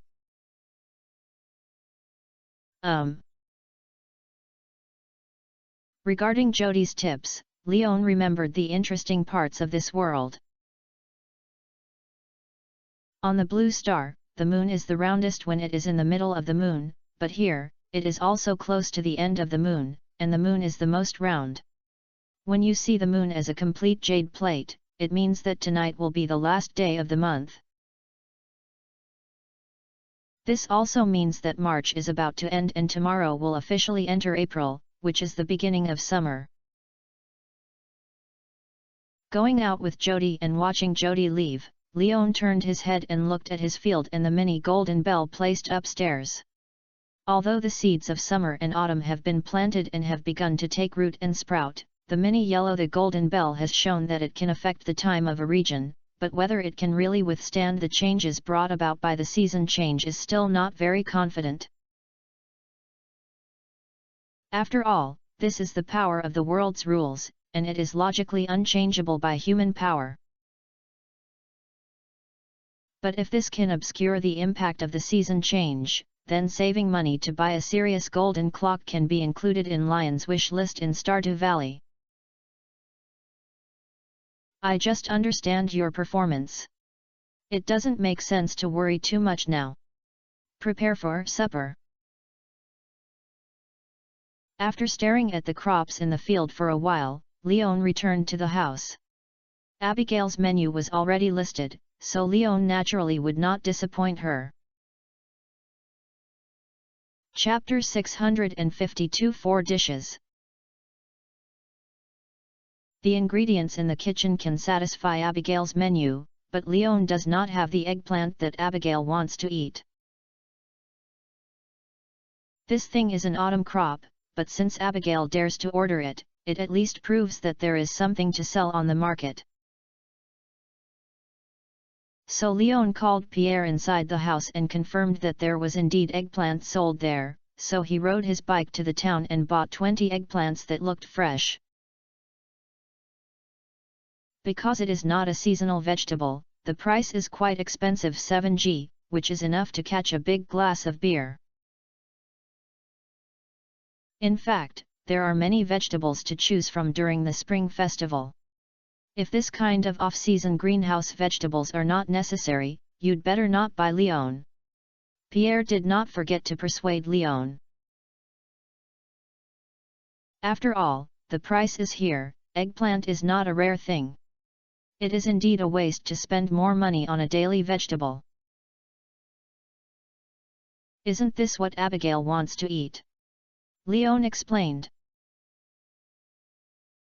Oh, no wonder, I just said why she said she wouldn't come back to dinner tonight. Pierre suddenly realized when he heard this, and then stuffed 4 of them into a bag that had just filled 20 fresh eggplants before handing the bag to Leon. You can actually build a greenhouse on the farm, so that you can plant various non-season crops, so you don't need to spend money in the future. This is also one of my future plans. There is an old greenhouse on the farm, but it is broken, so I have to repair it, Leon explained. Okay, then you have a greenhouse and you need non-season seeds, so call me in advance and calculate the number of seeds you need. I'll order you from the seed dealer. Pierre promised. Thank you, Pierre, I'll leave first. Leon picked up the eggplant and paid, and left Pierre's grocery store. As soon as Leon left, Pierre jogged back to the living area behind the shop and found Caroline, who was tidying up the room. Caroline, Abigail is going to have dinner in Lyon tonight, so don't prepare her dinner. I know, didn't I tell you the news that she won't come back? Caroline looked at Pierre in confusion, then noticed Pierre's eating in Lyon and Pierre's words, and immediately understood what Pierre meant. Do you want me to call her and tell her to come back after dinner? Yeah. Pierre nodded repeatedly. She has not graduated from college yet, and the two are not engaged yet. If she had been spending the night outside so early, I would be worried. Then you call this? Caroline interrupted Pierre directly and pulled Pierre to the landline phone in the room and complained, I don't want to be blamed for being interfered with her life. I don't want to be hostile to Abigail. Pierre muttered awkwardly, scratching his head. Although she has not graduated from college, she is also an adult. She knows what she is doing and what she wants to do. And I think this is also a good thing. Leon is not an unemployed vagrant or has no rules and is a little fool who is lying around outside. I believe the two can get along very happily. Carlos comforted Pierre. What if I have a child? Pierre asked in a low voice. Why are you saving so much money? Not to mention that Leon is still a farmer, and the four of them can't raise a child? And I've talked to Abigail about this kind of thing. At least in a short period of time, you don't need to worry about becoming a grandfather. Caroline blew her eyes and said, Elle's complaint. But I'm still a little worried. Pierre sighed, after all, who knows whether they are together because of love or hormones. I don't want Abigail to regret it. Leon is much more reliable than you think, and Abigail is no longer the little girl who likes to act coquettishly with you. Believe in them. Caroline held Pierre in her arms and comforted her. And don't you think they are very similar to when we were young? Don't you think they are very familiar with a boy who came to Pelican Town to work hard and have a love relationship with a girl in a small town? But I really love you. Pierre said seriously. I know, otherwise you won't be my husband, so believe in Leon. I think he is much more reliable than you. Caroline teased. How is that possible? Pierre was very dissatisfied. After all, if he wanted to talk about the model husband of Pelican's Town, he would definitely dare to say that he was the best one. At least Leon is willing to cook for Abigail. You never seem to have prepared dinner for me on your own initiative. Caroline complained. Then let me leave it tonight.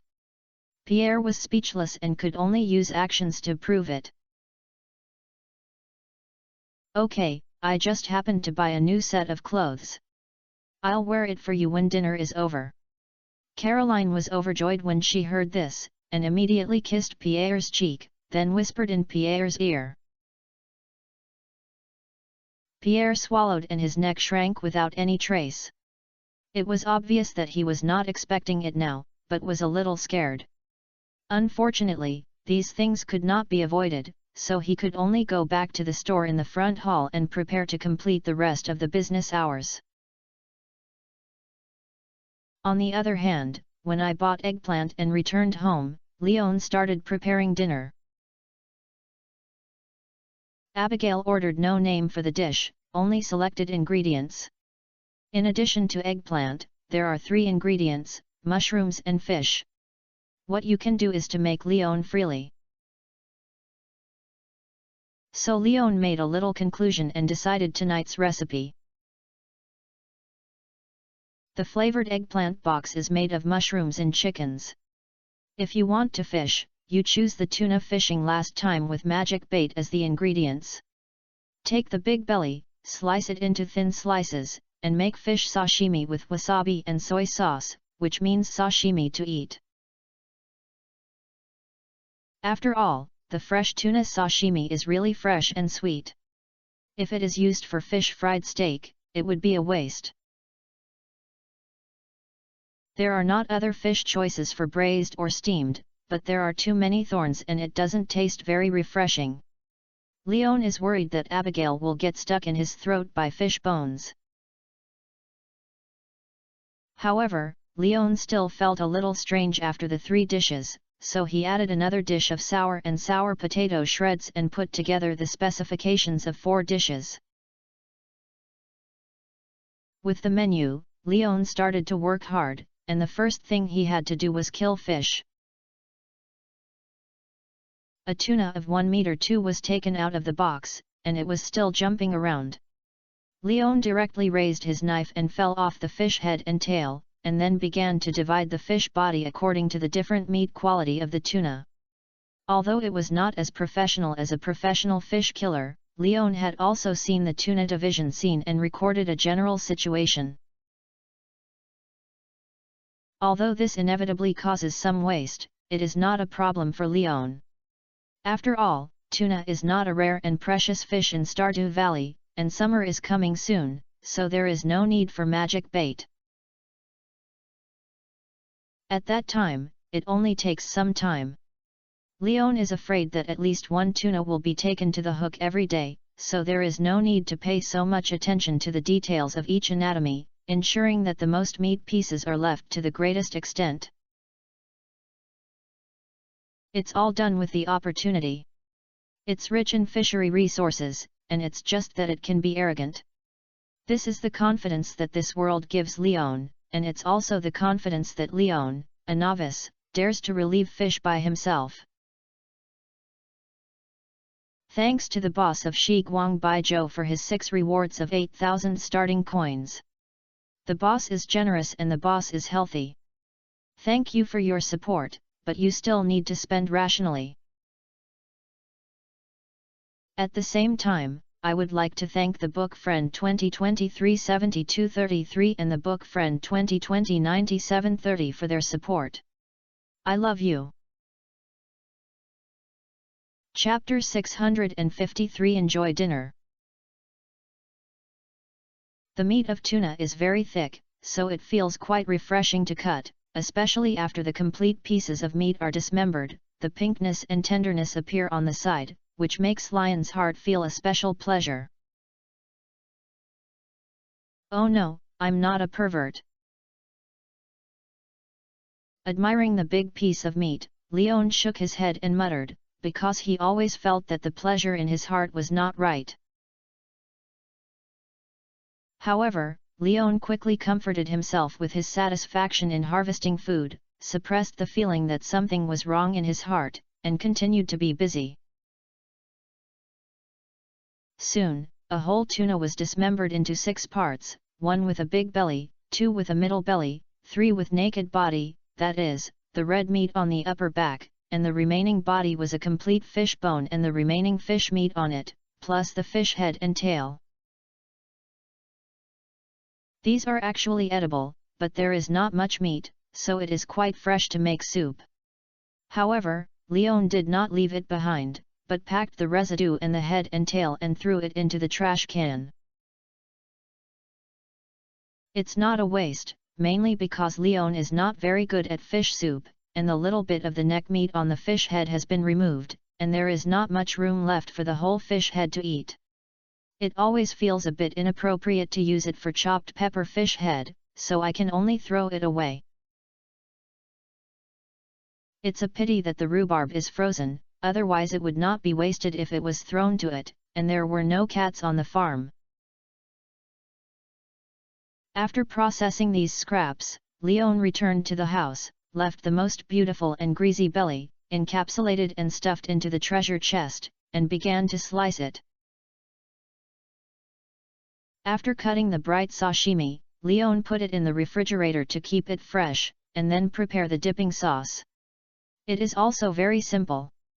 Peel the washed wasabi and beat it into sauce, place it alone in a small plate, and prepare a plate of soy sauce. The dipping sauce on the big belly of the tuna will be considered to be full. Then wash the mushrooms, cut the chicken into pieces, put oil on the pan with a fire, stir-fry the chicken first to bring the aroma, then add water, pour in the mushrooms and cut them into low heat and simmer. Start the stove again, cut the eggplant into thick slices and chop it into sauce and mix it into sauce, then wrap it with egg liquid and starch, put it in the oil pan and fry until golden brown, then stir-fry it, pour in the prepared sauce and pour it into the juice, and then turn it from golden brown to soy sauce and then take it out for a serving. Everything seemed to be orderly, Lion's movements were very fast, and the two pots greatly improved their efficiency. As for rice, Leon did not cook it, but added pasta to the chicken stewed mushrooms as a flat substitute for vermicelli. Although this method may drive the northeastern brothers and Italians crazy, these people cannot educate themselves across the world, so Leon added pasta without any burden, and even broke the pasta, highlight one's own way of doing things. Taking advantage of this, Leon washed the pot that had fried eggplant box before, drained the water, and then resimmered the oil. When the oil temperature was right, pour in the cut chili peppers and stir-fry the pot. When the spicy taste became good, pour in shredded potatoes and start preparing the last dish. Done. The shredded potatoes were served on a plate. Tonight's dinner was almost ready. In addition to the chicken and mushrooms squatting in the pot, the other spicy and sour shredded potatoes and eggplant boxes were loaded into the system backpack and kept fresh by Leon. It's a pity that the system does not have its own consciousness and is very rigid in machinery. Otherwise, it should be complained or praised, but it is less meaningful. After looking at the time, it was just past 6 o'clock. Before Abigail came, Leon stared at the pot while watching TV from a distance and was killing time. "I'm here, it smells so good." When the chickens in the pot were almost stewed with mushrooms, Abigail seemed to push open the door and walked in. As soon as he entered the door, he smelled the fragrance in the air. Abigail took 2 deep breaths with happiness on his face, then changed into indoor slippers, ran to Leon and gave Leon a big hug. "Thank you for your hard work. Wash your hands and eat." Leon rubbed Abigail's head and reminded. "Did you eat so early?" Abigail looked at Leon in surprise and asked. "The night is long, I will finish my breakfast and do other activities," Leon explained. "Bah, pervert. Abigail is not a girl who doesn't know anything." She naturally understood the subtext of Lion's words in seconds. She blushed Lion's chest, but she still went to wash her hands obediently. Leon began to prepare tableware, and at the same time took out the steaming eggplant box and shredded potatoes from his backpack and placed it on the table. At the same time, he placed the tuna belly and dipping sauce in the refrigerator on the table. Finally, he served the chicken stewed mushrooms, waiting for Abigail to start the meal. "Hey, sashimi! How do you make this?" Abigail was used to other foods, but the tuna fish was very surprised. She didn't expect Leon to be so good. You can eat the best tuna with a big belly, or you can eat it with dip in ingredients. It has two flavors, wasabi and soy sauce. You can try your habit of eating it first. Leon handed the chopsticks to Abigail and reminded him that after all, not everyone is used to eating fish soup. Of course, my dad likes sashimi, so I like it very much. This fish is so beautiful. What kind of fish is it? Abigail took the chopsticks familiarly and asked Leon. Tuna, didn't I say it? Leon complained. Sorry, I just watched and smelled it. I didn't hear you clearly. Who made the dishes you cook so fragrant and beautiful? Abigail stuck out his tongue and looked cute, and did not forget to provide some praise to Leon. But isn't this still in summer? Where did you get the tuna? Have you heard of magic bait fishing?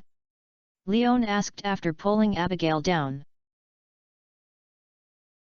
No, but I can ask the teacher tomorrow. Abigail shook his head. Then find out how to make it. These baits are so expensive. If we can make them ourselves, we can save a lot of money. Leon suggested to Abigail with a smile. Yeah. Abigail nodded. If she could help Leon, she would naturally not refuse. After all, who made her now tied up with Leon? It would be considered as saving money for Leon for herself. Try eggplant first, this is called eggplant. After chatting, the next time was naturally time to enjoy the food, so Leon took the initiative to pick up a piece of eggplant box for Abigail and blew it a few times to make the eggplant box not so hot, so he put it in Abigail's plate. Abigail picked up the eggplant box with great shame and put it into his mouth. The crisp sound was creaking, and combined with the prepared sweet and sour sauce, Abigail widened his eyes. Wow, it's so delicious! Can eggplant be made like this? If you like it, eat more, go for more.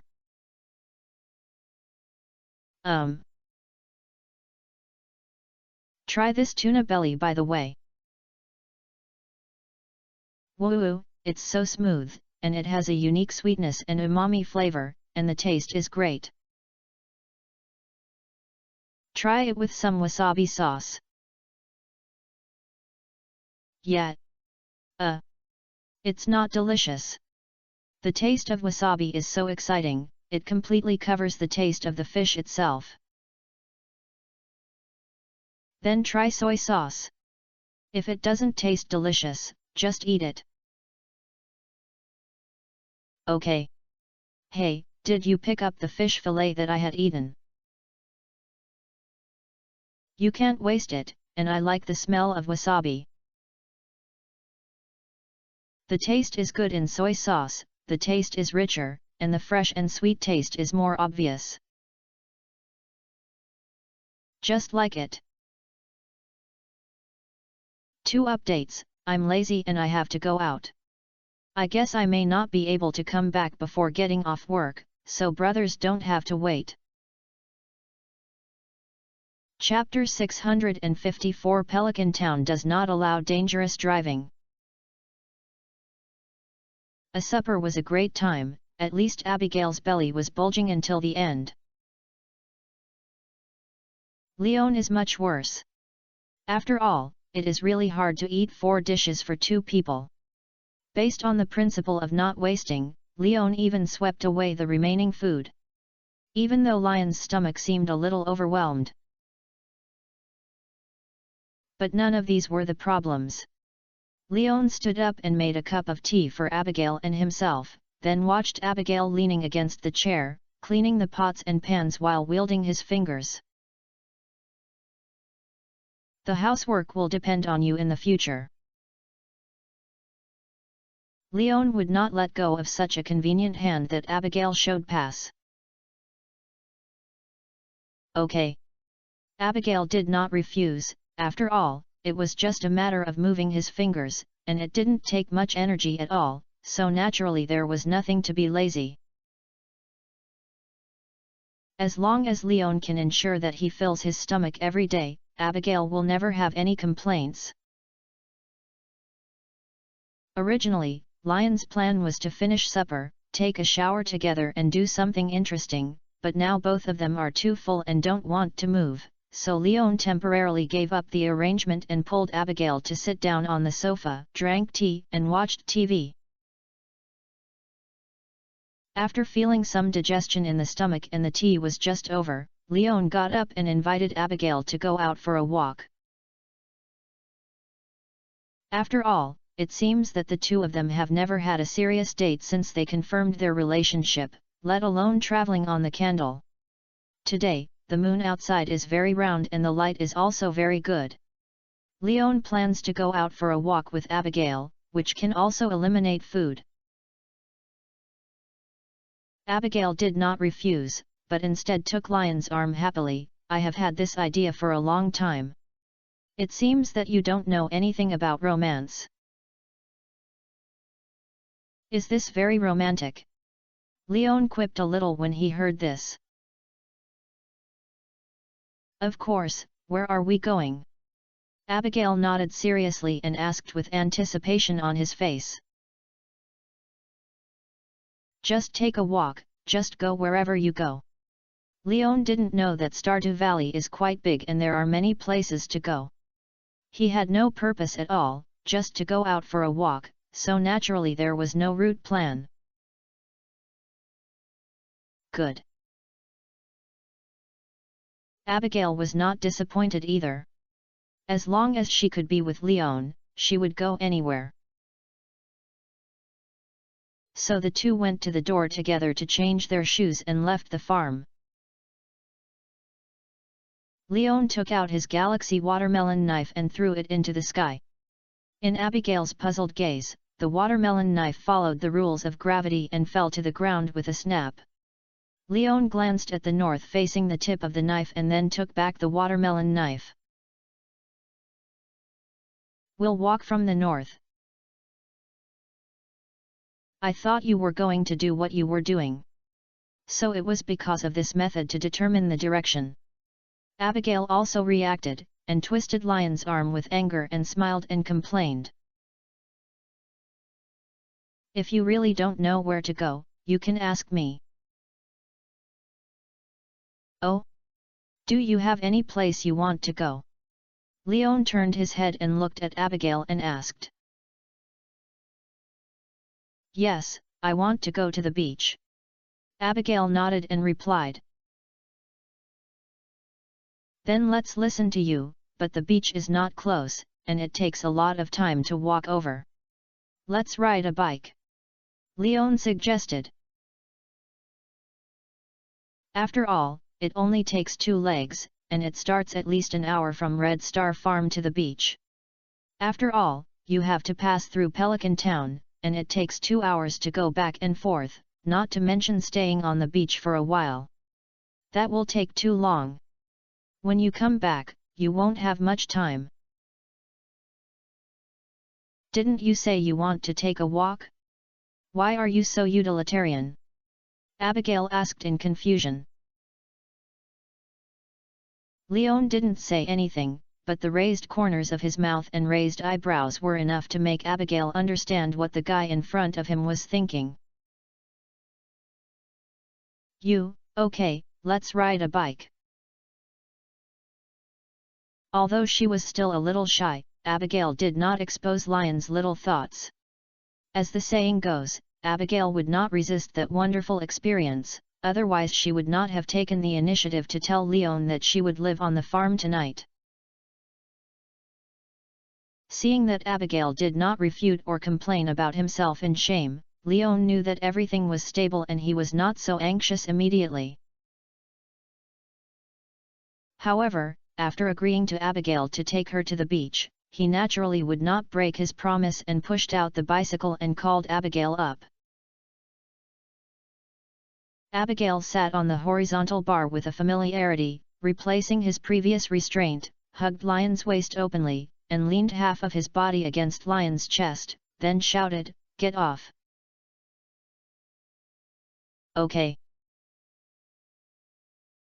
Leon echoed, then stepped on the pedal. The rolling chain turned the pulley and pulled the bicycle forward slowly. As the mechanical energy increased, the speed became faster and faster. Lion's strength stepped on the pedal and naturally the speed soared rapidly. "Leon, please slow down." The more violent speed than before made Abigail hug Leon. It was not that the speed was too fast, but that this old bicycle had no shock absorbers.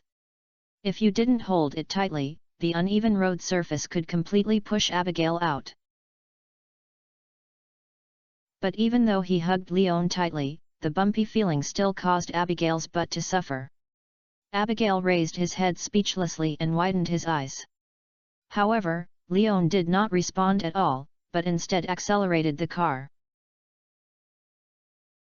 Knowing that Leon did it on purpose, Abigail did not complain anymore, but instead imposed a light body spell on herself without any trace. Although it could not make Abigail fly, the sudden weight loss also prevented her from being troubled by the bumps. Leon also clearly felt that the car body had become lighter. If it weren't for the waist that could still feel Abigail's hands, the tip of his nose would still be harassed by the ends of his hair blown by the wind. Leon thought Abigail had fallen. It was confirmed that Abigail used magic to resist his bad thoughts.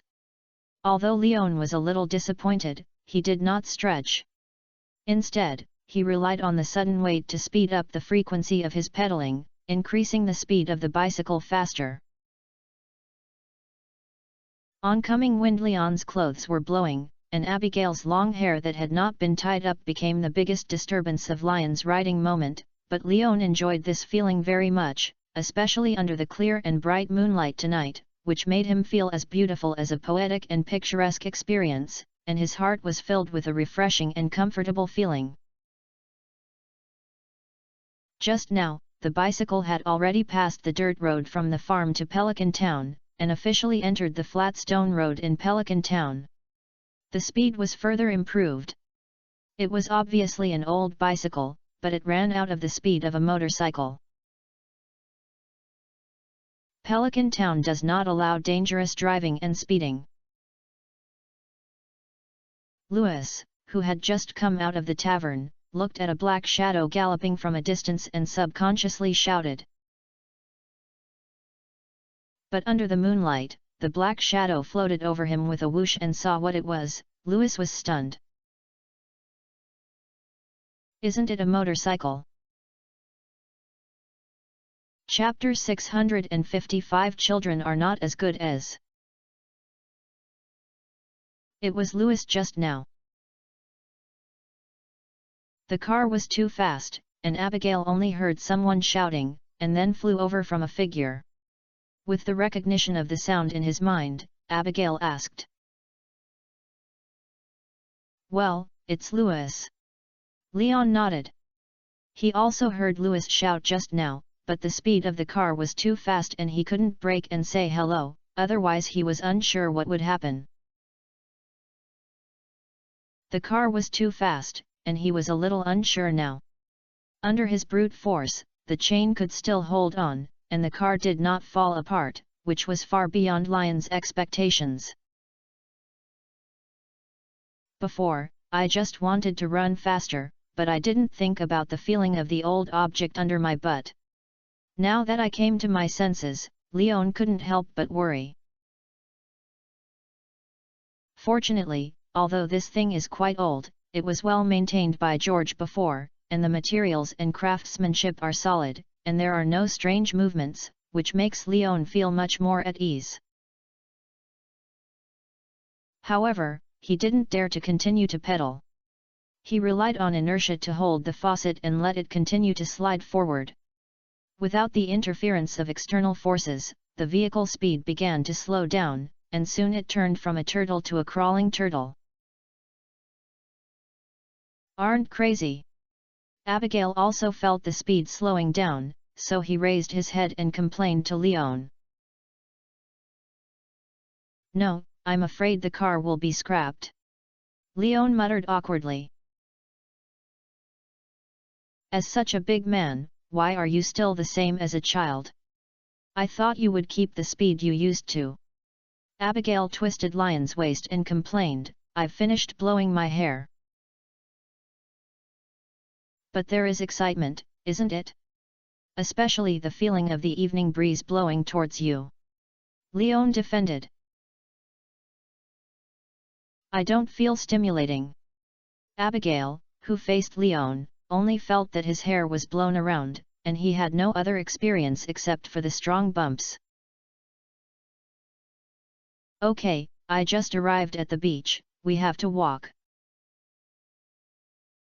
At normal speed, he rode to the junction between Pelican Town and the beach. Leon pressed the rear brake, and supported his foot on the ground, and raised his bicycle and suggested to Abigail.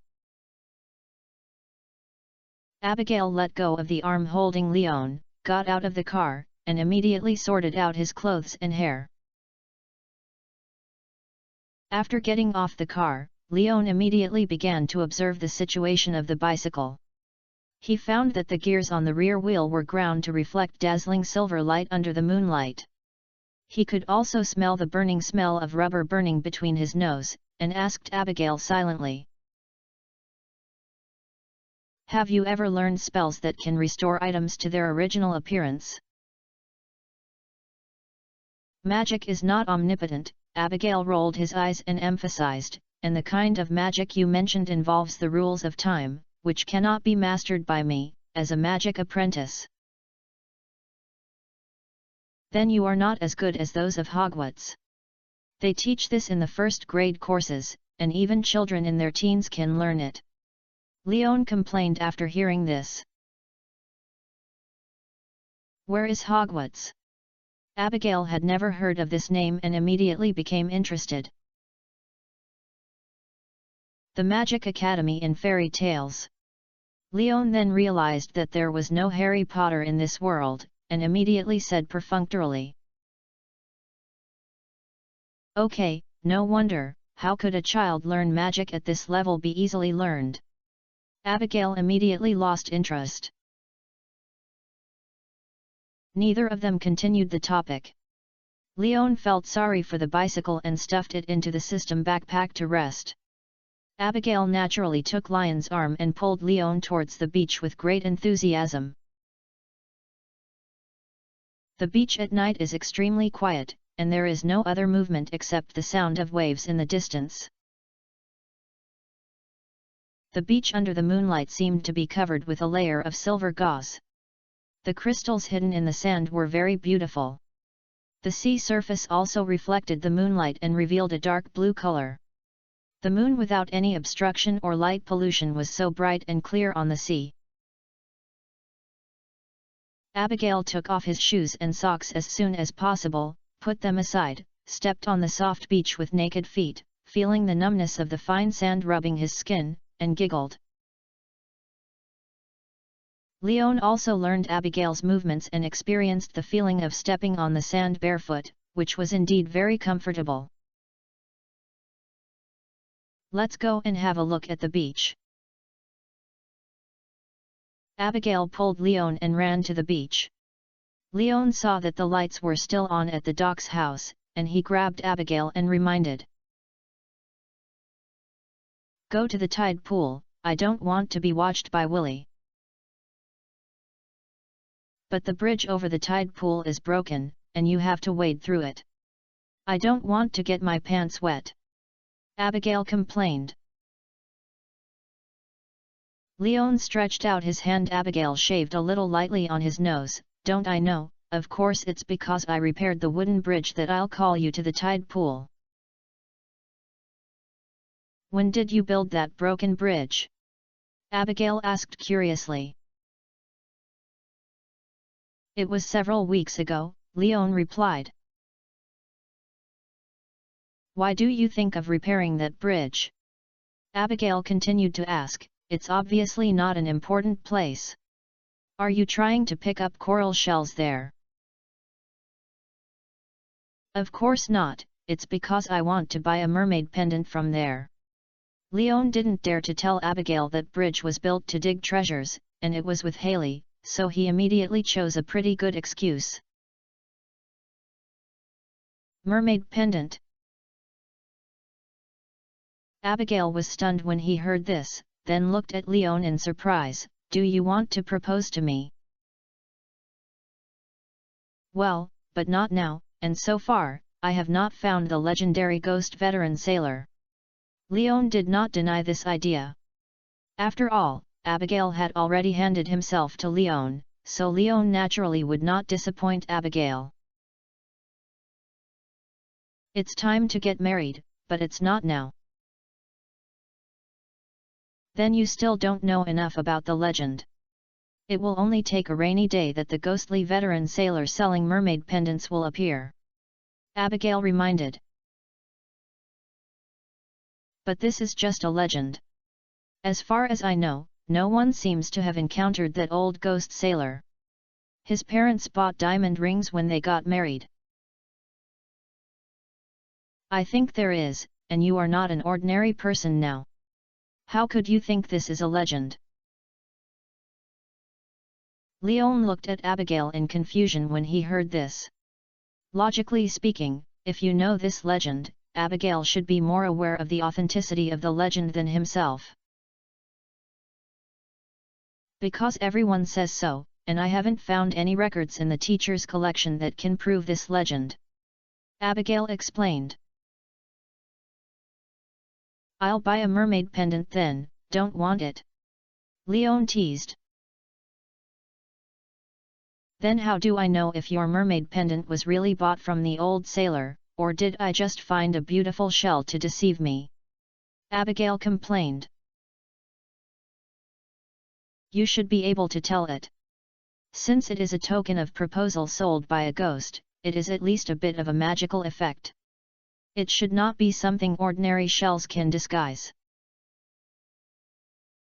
Leon was very confident about this legend, not only for games, but also because when he was repairing the bridge last time, he really heard the voice of the old ghost sailor, but he had never come here on a rainy day, otherwise Leon should have met the old ghost sailor. I just don't know if I am qualified to buy a mermaid pendant now. After all, I have to confess my love in the game and achieve a 10-star favorability. There is no such data-based favorability display in reality. Chapter 656, Soldiers Never Get Tired of Deceit. Then let's wait until you buy it.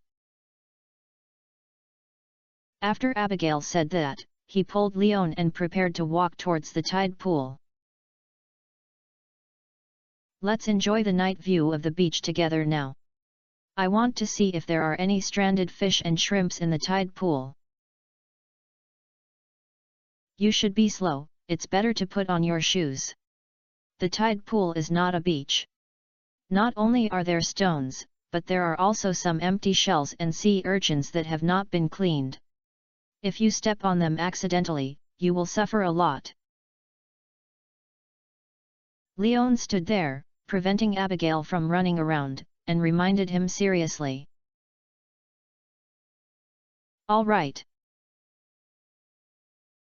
Although he was reluctant to step on the sand barefoot, in order not to make this night tour a quick rescue, Abigail still went to find shoes and socks to put on.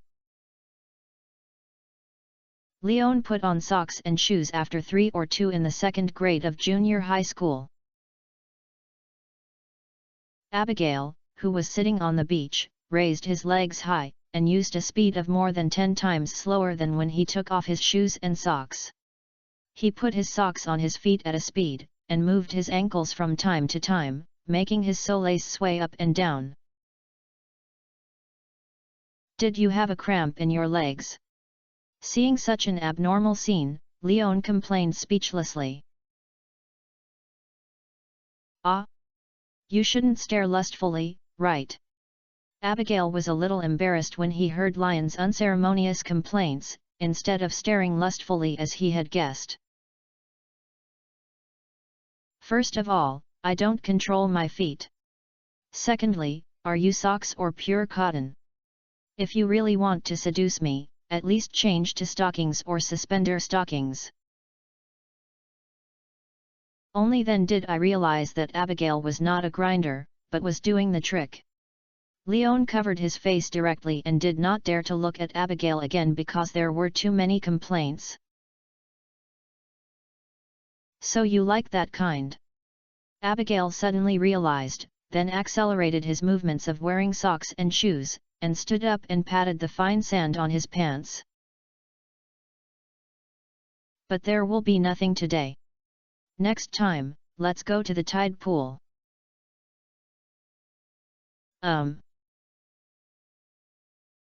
Leon shook his head helplessly and headed towards the wooden bridge connecting the beach and the tidal pool.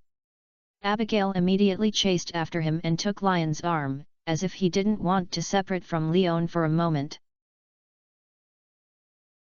But on the wooden bridge, Abigail still let go of his hand because the wooden bridge is not narrow, and it is quite easy to pass by one person, but if the two of them walked side by side, it would be a bit reluctant. Leon crossed the bridge first, and Abigail followed closely. As soon as Leon entered the tide pool, he squatted down and put a sea urchin with a hideous thorn at his feet into his backpack. You took away the sea urchin just now. Abigail saw Lion's movements and immediately asked, I heard it's delicious, can you make it? No. Leon shook his head. He was from the mainland before, so it was fine to cook some easy-to-prepare seafood, but the sea urchin was the besties obviously beyond the class. In the eyes of Leon, this thing is more troublesome, complicated and difficult to deal with than a crab. But I want to eat. Abigail looked at Leon with a pitiful look, and did not forget to shake Lion's arm and act coquettishly. Then I'll ask Gus for advice later. Leon comforted Abigail's face with a doting spoiled look, it shouldn't be too difficult. I knew you were the best for me. Abigail smiled happily when he heard this, and stood on tiptoe and kissed Leon on the cheek. Then I will help you, let's find sea urchins together, and try to get enough ingredients that can help you learn and cook. Okay. Leon also agreed with this. If he just walked by the beach, it would always be a little monotonous. If he joined the sea, it would be more interesting. Just as the tide of this tide pool faded, many of the marine creatures left in the tide pool were washed up by the tide pool but did not keep up with the ebbing tide. They were all given away for free. Go to compete, Leon, see who finds the most. After Abigail finished speaking, he ran out first without waiting for Leon to answer, and searched the sea urchins in the tide pool in a carpet-style search. In addition to paying attention to sea urchins, Leon has not missed the corals, birds, clams and other shellfish they saw. Whether these are eaten or bought, they are considered an additional benefit. Under the moonlight, in the tidal pool, Leon and Abigail walked one after another on the mudflats mixed with gravel and sand, and each time they bent down, they gained something. Leon, look! As soon as Leon picked up a piece of coral, he was still looking at the shape of the coral. Abigail ran to Leon excitedly, holding a crab the size of a meal plate in his hand. The crab was still alive. In order to break free from Abigail's hand, 8 steps were swaying and struggling, and the 2 big claws were even waving randomly, trying to clamp any part that could make the enemy feel unpainable and get rid of the fate of being held high. It's quite big. Seeing the crab's size, Leon sighed. He had seen crabs before. He had also dropped them when he was killed in the mine. However, compared to this crab that lives seriously by the beach, the crabs that fell from rock crabs are much smaller. Let's take it back for midnight snacks. Abigail suggested excitedly, completely forgetting the embarrassment of being held up so hard that he could not walk during dinner. You can digest your supper first. Leon gently knocked on Abigail's head and complained, if you have a crab, you'll eat it next time. Then you keep it first, keep it for tomorrow night. Abigail did not refute and handed the crab to Leon. Leon put it into the system backpack, then looked at Abigail's empty hands. Didn't you say you wanted to compete for sea urchins? You just found a crab? If this continues, I will win. If you win, just win. Anyway, I didn't talk about the bet, so winning or losing is not that important. Abigail asked Leon with a smirk, I think you must have found a lot of sea urchins. As you are still using the competition to motivate me, but unfortunately, I don't pay much attention to sea urchins, but coral cockles and clams. Leon replied to Abigail with a smile. He was not angry, but was happy for Abigail. My mind is much more flexible, this is a good thing, and I won't suffer any losses outside in the future. Don't you want to make sea urchins for me? That's why you mean it. Abigail complained to Leon with his waist and crossed his waist. I think you don't want to eat, otherwise you won't work hard on your own, Leon retorted. Who said that the sea urchins I found were all in the pool? Okay, there are so many thorns, I can't hold them with bare hands.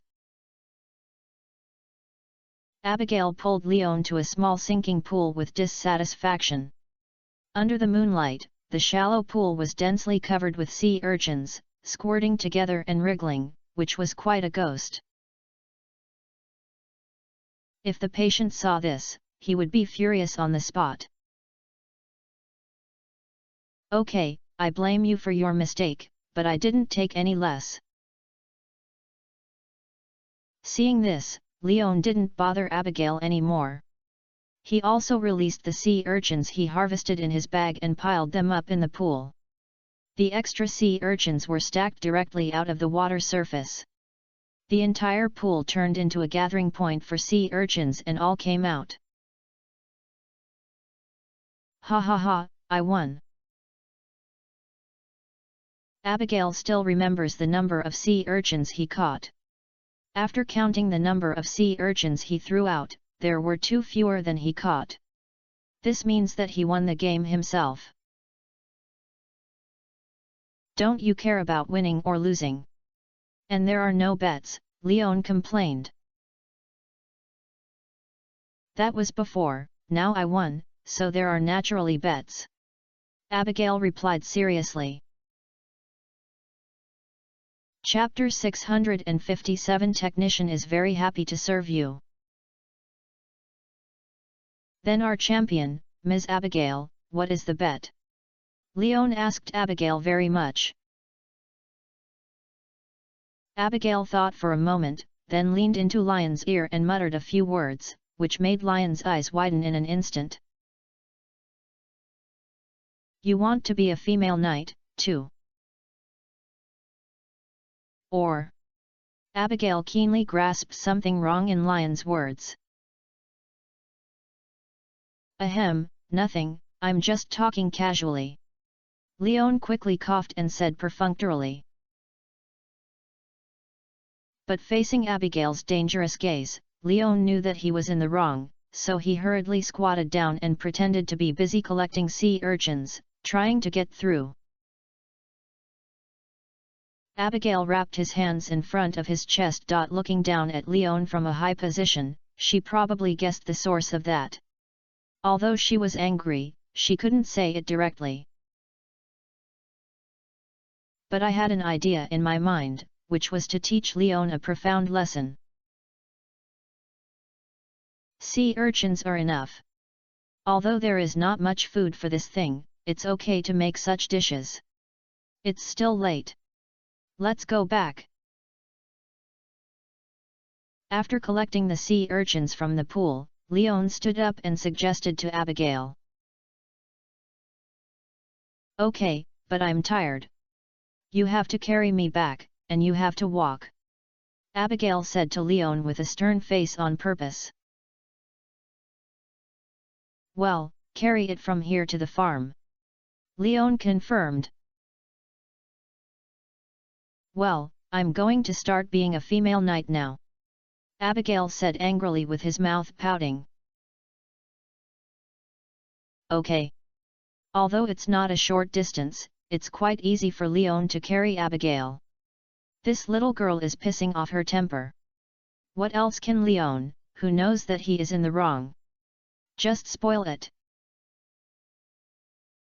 After all, this pot is indeed my own and cannot be erased. So Leon half squatted and bent down, waved his arms back, and invited Abigail, "Princess, please get in the car. It's getting on the horse." Abigail was amused by Lion's words. After correcting Lion's description of himself, he had no trace of ink and jumped lightly onto Lion's back. Like an octopus, he hugged Lion's neck with both hands and wrapped his legs around Lion's waist, pressing tightly. In order to make Abigail more comfortable, Lion's body leans forward, which can ensure that Abigail's weight is pressed on his body, rather than relying on his hands and legs to ensure that he does not fall. If Leon stands straight, the person on his back will suffer due to the influence of gravity. This is the same as the feeling of holding a straight telephone pole and lying on a crooked tree. Only those who have experienced it know the difference. When Abigail settled down, Leon moved forward steadily, his pace was steady, and he breathed in. Not only was the speed not slow, but he didn't sway at all. Abigail lying on Lion's back had a very good experience. However, when Leon carried Abigail across the wooden bridge and walked across the beach, Abigail still felt soft. The way back was not short. Leon might feel extremely uncomfortable when he kept bent over and carried himself with him. So Abigail quietly imposed a light body spell on himself again, reducing most of the weight for Leon. Leon naturally noticed Abigail's small movement at the first time, and the corners of his mouth raised a lot. It seems that Abigail is punishing himself, but in fact, this girl still knows that she feels sorry for her, which is very interesting. In fact, Abigail is not too heavy.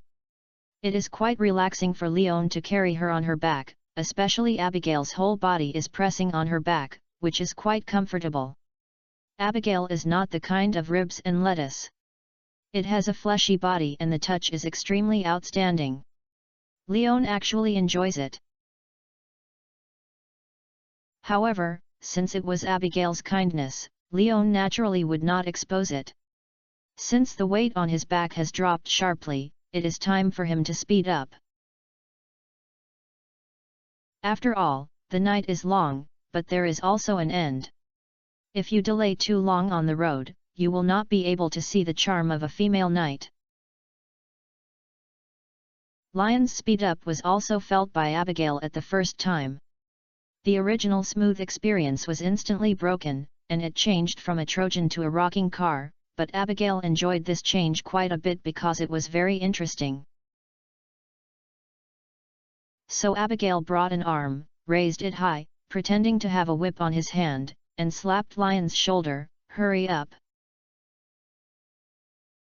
Seeing this, Leon shook his head helplessly, but he still cooperated to speed up his pace, from fast pace to running. For a moment, the wind rose again, making Abigail's long hair float back like a flag, and also brought a touch of coolness that made people feel comfortable. Gee!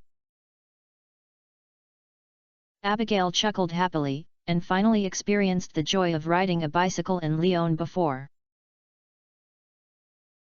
Fortunately, most people in Pelican Town have rested at this point, and no one has seen this scene. Otherwise, the discussion center of Pelican Town the next day would probably be Leon and Abigail now. Leon returned to the farm after trotting half of the walk. At this moment, Leon just felt a little panting, but not tired.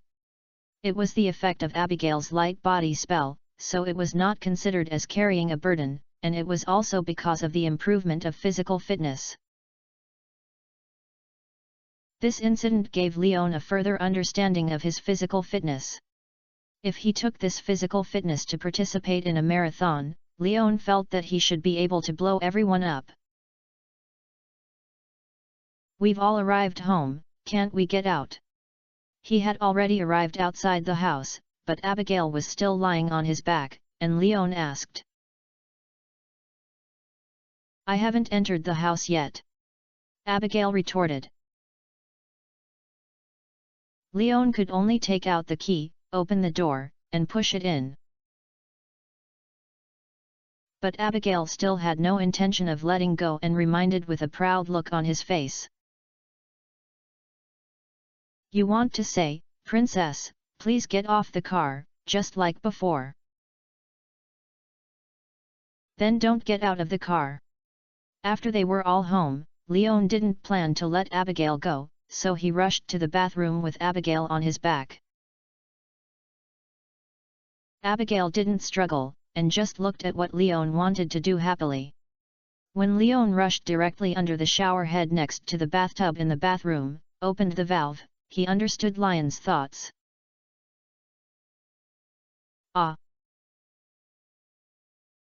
Most of the water was instantly wet by the gushing out, and this situation continued to expand. Abigail exclaimed and wanted to escape from Lion's back, but Leon was backhanded clamping it. "You can't escape at all. Now you can't escape." Now it's Leon and laugh again.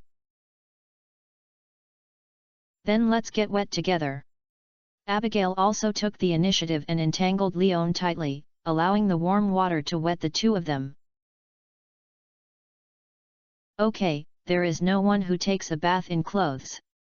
Stop making trouble. I'll let go of the water. Let's take a bath together later." After playing for a while, Leon let go of Abigail and let Abigail slide down from his soaked back. "I didn't prepare my clothes, please get them for me," Abigail said after landing, twisting Lion's waist. "What clothes are you wearing at home? Just go out after taking a shower. Anyway, there are only two of us in this farm," Leon complained. "I'm a girl," Abigail complained. "Isn't this the time when you want to be a female knight?" Leon teased. "Forget it, you've been seen by you anyway. Just like that. Rub my back and you have to massage my arms. Holding you for so long, my arms are sore." Abigail didn't refute. Anyway, he had already handed everything to Leon, and there was nothing to cover up.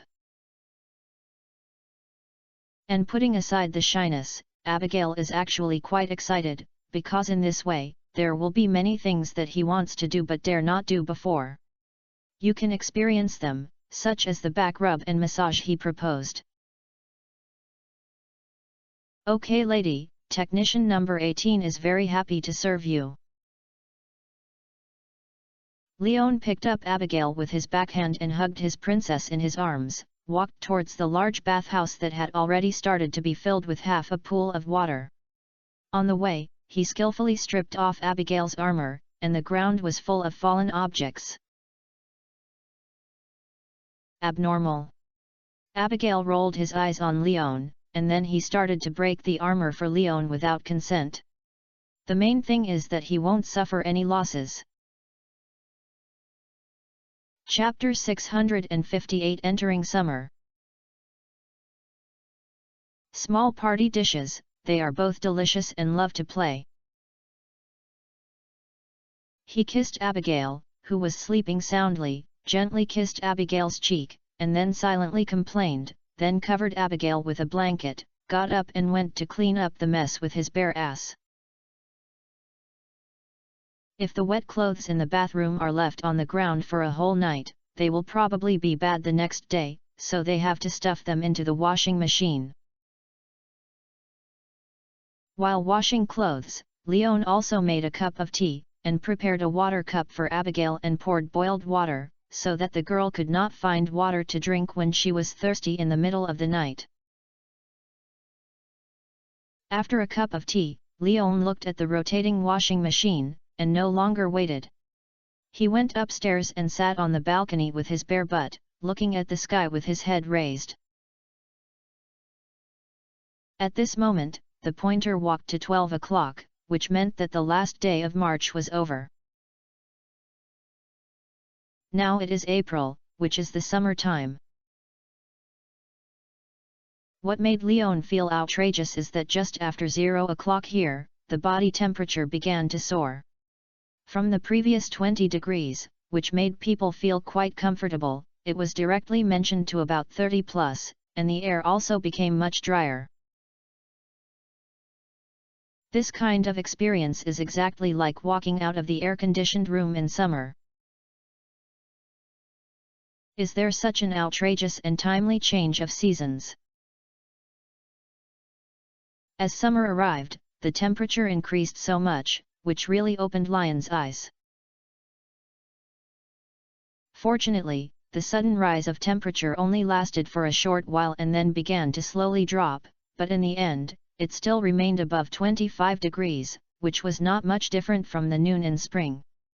This was still the early morning, the lowest temperature of the day. Leon looked towards the field below in unison, and saw the still green crops through the moonlight. He breathed a sigh of relief. It seemed that the mini golden bell was in effect.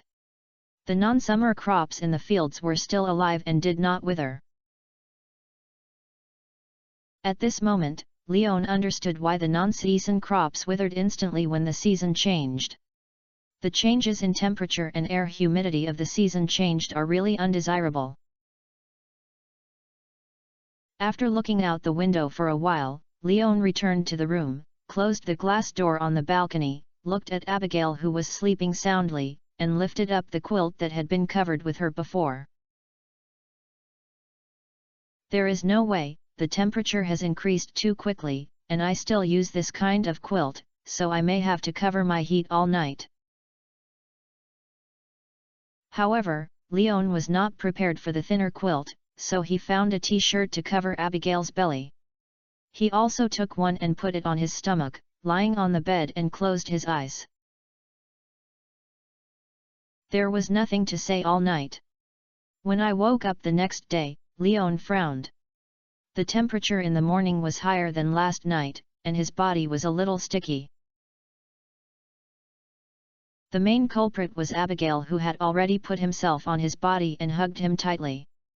The girl's forehead was also covered with sweat. She was obviously so hot that she just refused to let go. Hey, I have to add air conditioning. Leon wanted to pull Abigail away, but the more he pulled, the tighter he hugged. Leon had no choice but to endure this big hand warmer that was not in line with the season.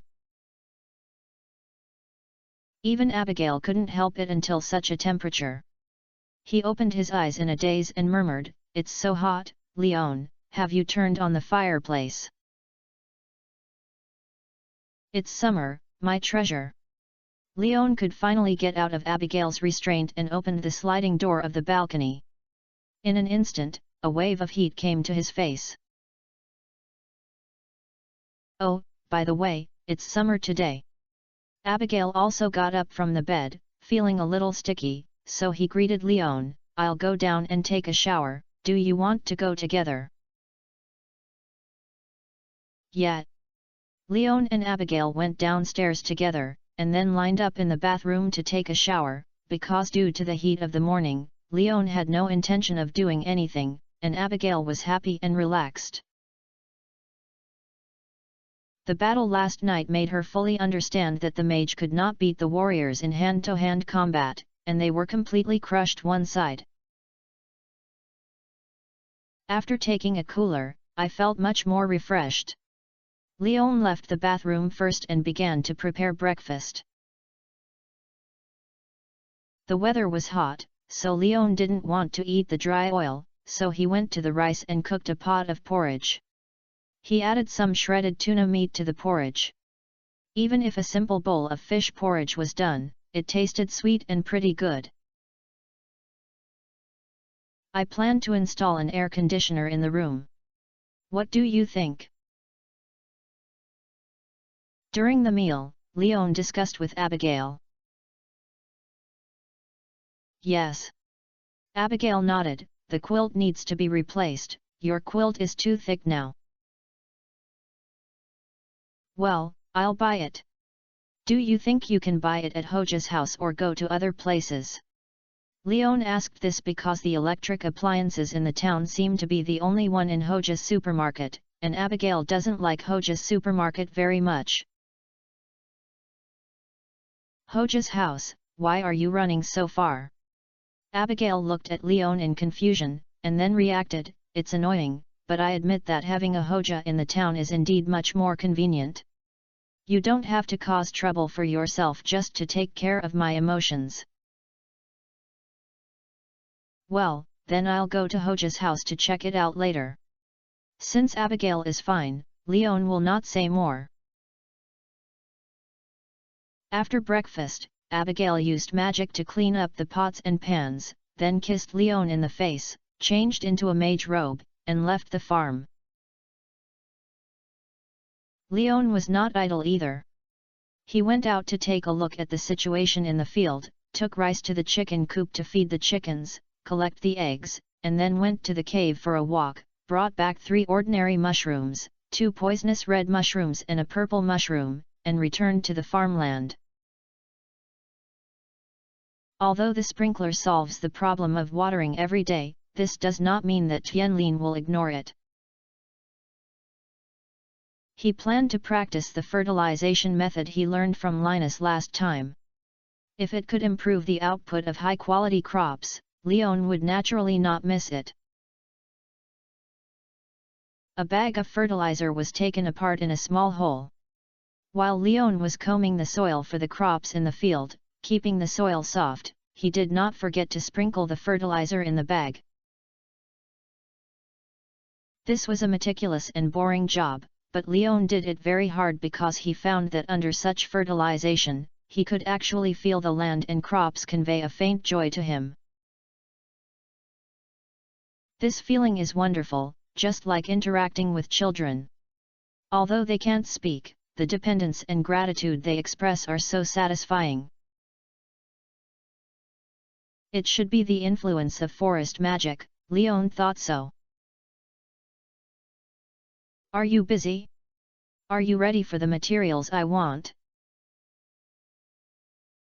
Leon, who had just finished the complete block of about a quarter of the field, raised his head by the roar of the engine and saw a pickup truck full of neatly arranged wood. Robin in the pickup truck asked with a smile and waved his hand at Leon. Chapter 659 Starting Construction. Hi, Robin, good morning, wait for me. Leon took back the hoe and fertilizer, walked out of the field, returned to the house to wash his hands, then took 800 pieces of wood from the treasure chest, put 450 stones into his backpack, and then went out. Robin had already driven the car to the edge of the chicken coop and was gesturing with a drawing. Seeing Leon coming, Robin asked, "If you choose another land for the animal shed, should you build it next to the chicken coop? Build the edge. If you need to demolish the fences, you can demolish them. You can repair them later," Leon affirmed. Well, by the way, I also found the design drawing of the swimming pool for you. Look, you can transform the pond on your farm, which saves costs and ensures that the water in the pool is underground water and does not easily breed bacteria. Robin handed the drawing in his hand to Leon. Leon took it. Although the drawings are quite professional, it does not prevent Leon, an outsider, from seeing the general appearance. Is this thing troublesome to clean up later?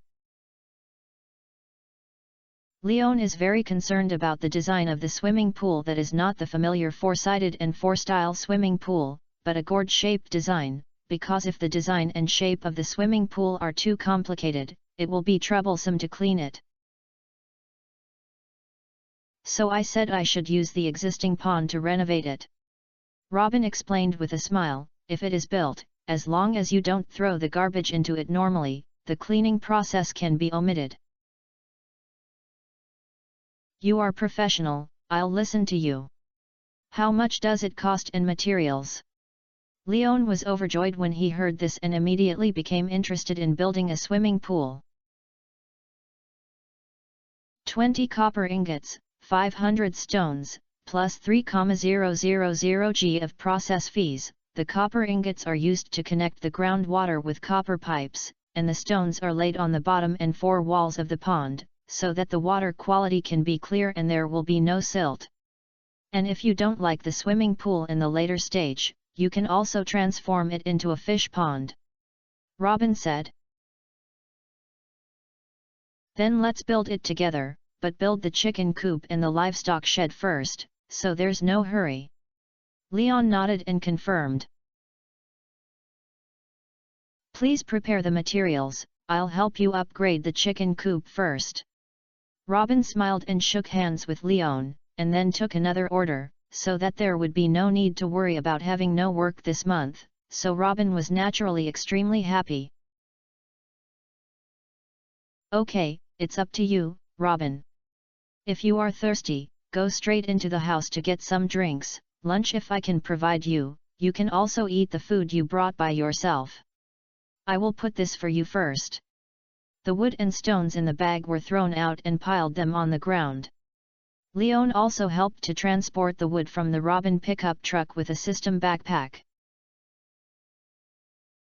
After all, I paid the money before. These woods are essentially from Leon, so they can naturally be packed into a backpack without any barriers. Leon's actions made Robin feel very relieved. Thank you, then let's start work.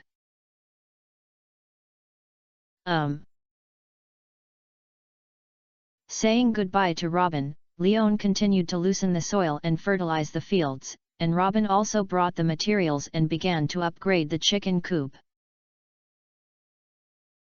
In one morning, Leon sorted out all the fields, and used 80 packs of fertilizer, which could be sprinkled with more than a dozen pieces of land. It is enough to show how big the field in Leon is now, and Leon has a deep understanding of this.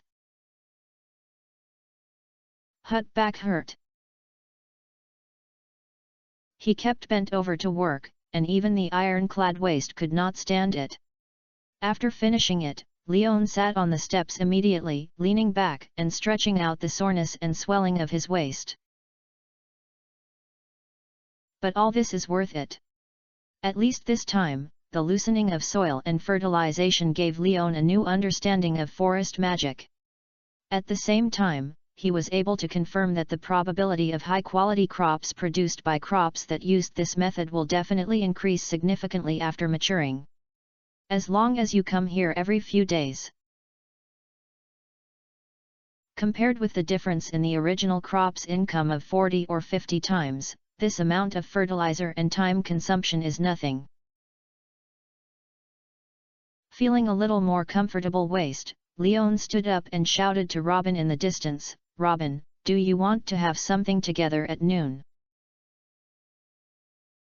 "Okay." Robin, who was tearing the wall next to the chicken coop, raised his head and replied, and Leon entered the kitchen. The morning was light, so I had to eat something solid at noon. In addition, Robin wanted to be with me, both of them were busy with physical work all morning, so Leon chose meat at noon. Yesterday's tuna sashimi was very good, but today Leon planned to eat it differently.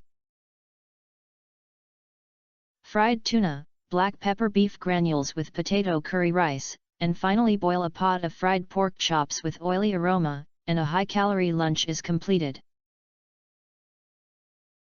Robin, who had washed his hands, looked at the lunch filled with calories on the table and took a deep breath. Leon, you know I go to Caroline every Tuesday to participate in aerobics. You can't be wronged by your body to lose weight. Leon looked at Robin helplessly and complained, as if no matter age, girls have an uncontrollable need for body management.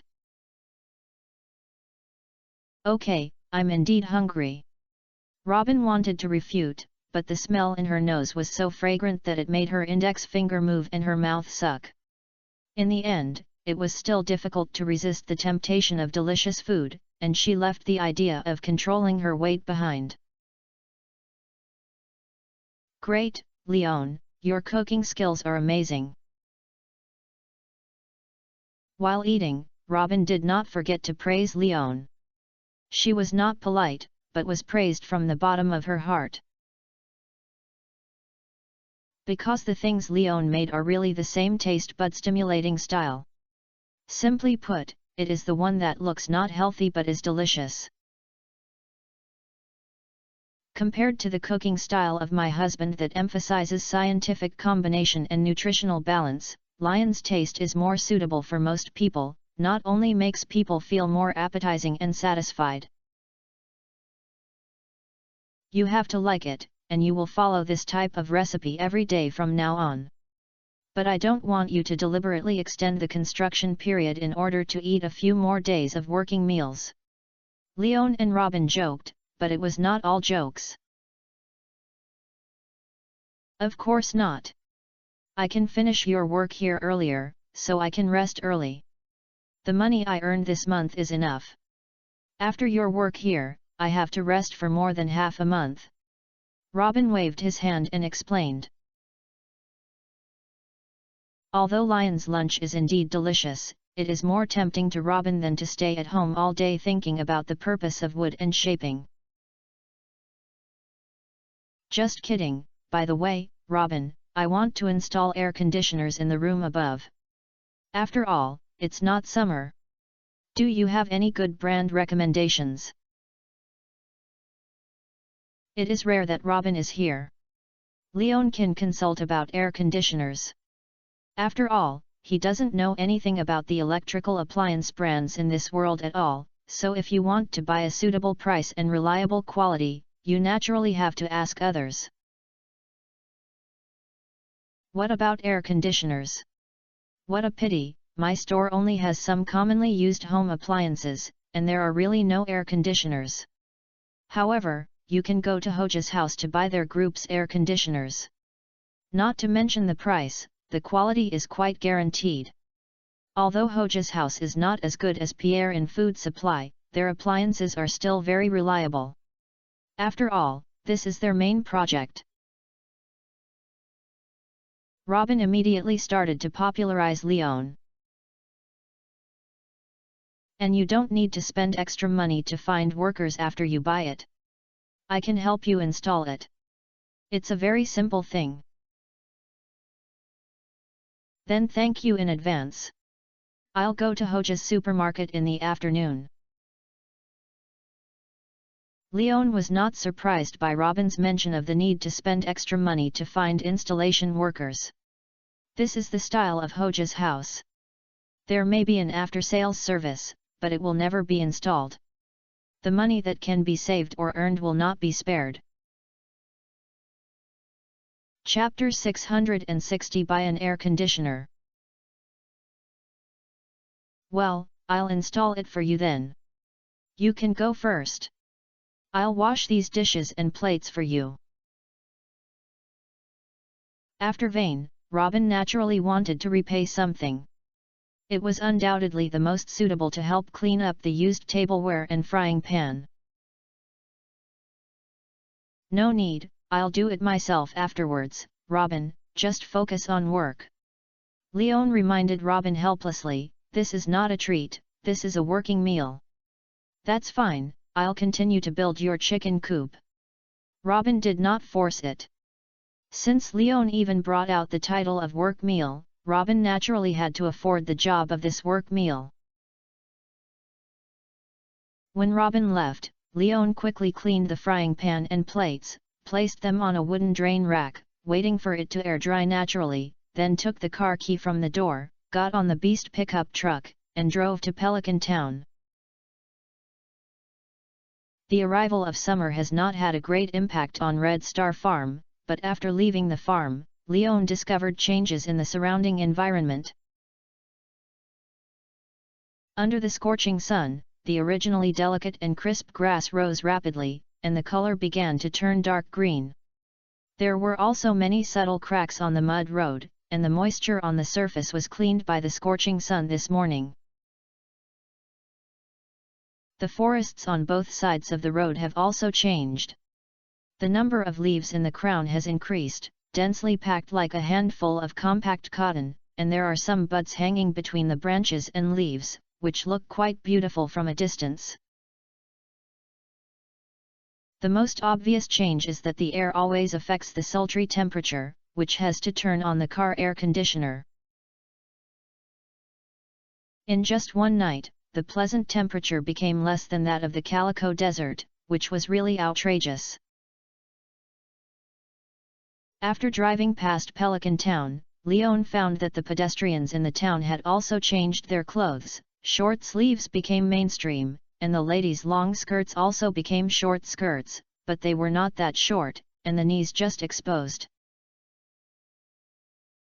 What made Leon feel regretful was that stockings did not seem to be popular in Pelican Town, which made Leon, who was already looking forward to it, retract his vision to discover beautiful things. I drove slowly to the entrance of Hoja's supermarket. Leon did not turn off the engine or pull out the key. I parked the car in the shade and got out. I trotted into the Hoja's supermarket in the fierce sun.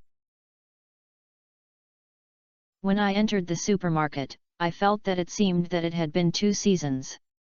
The air conditioning in the supermarket was very high. The skin that was already a little hot was calmed down as soon as it came in, and even caused a small layer of goosebumps due to the temperature difference.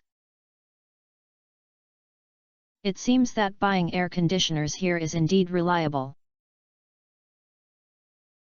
Feeling the air conditioning effect of Hoja's supermarket, Leon has more confidence in this procurement plan. Welcome to Hoja's supermarket, Leon. What are you going to buy today? Passing by the cashier, Claire, who was rarely dozed off, asked with a smile after seeing Leon. Buy air conditioner. Where is the electrical area? Claire took the initiative to say hello to Leon, because it avoided the embarrassment of running around the supermarket to find the target area. Go to the end. Claire stretched out his hand and pointed at 8 o'clock. Thank you. Leon thanked Claire and rushed towards that direction quickly. Soon, at a counter against the wall, he saw an employee wearing a Hoja hat and a blue uniform of the Hoja family. There are quite a lot of people here. In addition to Leon, there are several Pelican Town people talking to employees nearby. Leon listened for a while and it seemed that everyone came to buy appliances for cooling off, but very few bought air conditioners. Most of them were asking about fans and ice makers. The clerk's attitude towards these customers can only be said to be official, perhaps because they asked too much, or because the purchase of such small-priced products cannot stimulate him, but at least he does not pretend to be dead with a stern face, but he is still quite dedicated. Hello, I want to buy an air conditioner. Seeing everyone asking, Leon had no idea of queuing up and was the first to explain his purpose. Air conditioner. Oh, sir must have heard of the excellent performance of our Hoja home appliances.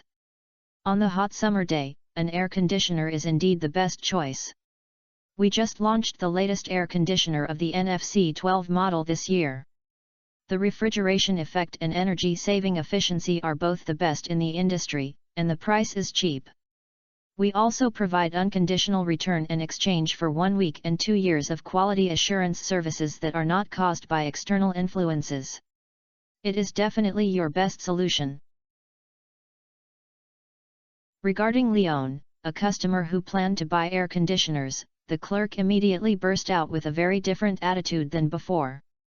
Not only did he promote his own products at the first time, but he also extended his hand to pull Leon to see what NFC 12 is. Mr. Leon, I'll serve you, and you will continue to provide sales services to other customers. But before he could get started, Morris, who suddenly appeared from nowhere, stood next to Leon and issued instructions to the employee. Yes, manager. Although he was unwilling to be taken away by someone, an additional income was compared with the relatively stable job now. The employee clearly knew how to choose the latter, so he immediately changed his goal and continued to communicate with those customers who were still hesitating. At this moment, Morris spoke to Leon. When choosing the appliances of Hoja, I have to say that Mr. Leon is very sensible.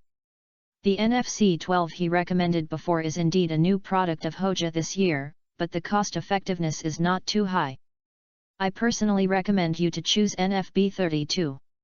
Although it is last year's style, it has been verified by the market and is also the model with the highest sales volume in the air conditioning category of Hoja supermarkets. What about the price difference? Leon looked at Morris, not knowing whether this guy was saying true or not, but this did not prevent him from asking anything else.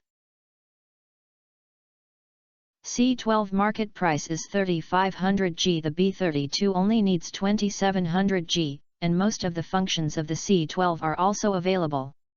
In addition to the newly added air humidification and noise-free mode, the performance of the B32 is more powerful than that of the C13. Morris quickly quoted the price and also helped Leon analyze the differences between the two. B32 is very loud. Leon asked. It's not big, it only runs about 20 decibels. If you don't listen carefully, you can't hear it at all. Morris added. Where is the energy consumption? Leon continued to ask. If you do not use extreme temperature mode, keep the most comfortable 26 degrees, and the energy consumption is about 6 kilowatts in 24 hours. Morris answered. It's really very cost-effective. What about the effective range? Leon was a little surprised when he heard this. After all, this energy consumption is already extremely low. A normal air conditioner of 1 horsepower is about 510, and the energy consumption of 6 kilowatts is not low. It is enough to cover 40 square meters of space. If it is a little larger, the cooling effect may not be so outstanding. Then this one. Chapter 661 Sugar-coated? Cannonballs. To be fair, Leon has no objection to Morris, and his opinions are also directed at the Hoja family. Morris has always been friendly to Leon. Although he doesn't know what Morris is planning here, in some places that will not benefit him much, Leon believes that Morris is really considering himself. So Leon chose to believe Morris' recommendation and eat this sugar coating first. As for whether there are shells behind the sugar coating, it depends on Morris's idea. Of course, thanks to Mr. Leon for his support. I can prepare the latest batch of NFB 32 air conditioners for you immediately. There is no need to wait. There is stock in the warehouse, and I can also provide you with free installation services in my personal name. Morris immediately smiled and expressed his gratitude to Leon. Thank you for your kindness, there is no need to install it, I can install it myself. Leon did not accept Morris's kindness. After all, the current air conditioner transaction is a business, and Morris provides free package installation, which is a favor. Although I believe that Mr. Leon has the ability to install air conditioners alone, there may be some accidents. If the air conditioner is damaged during the installation process, according to the Hoja Home Appliance Protection Regulations, we cannot replace and repair it for free.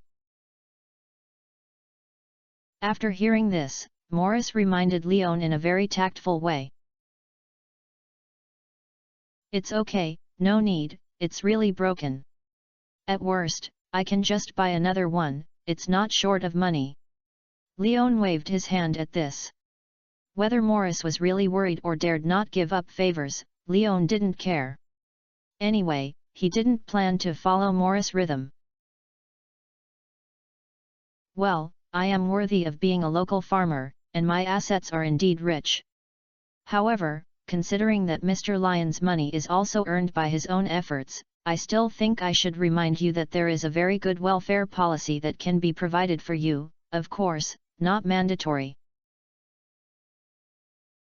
After hearing this, Morris did not continue to persuade him, but changed his approach and first flattered Leon, and then revealed some news about internal discounts.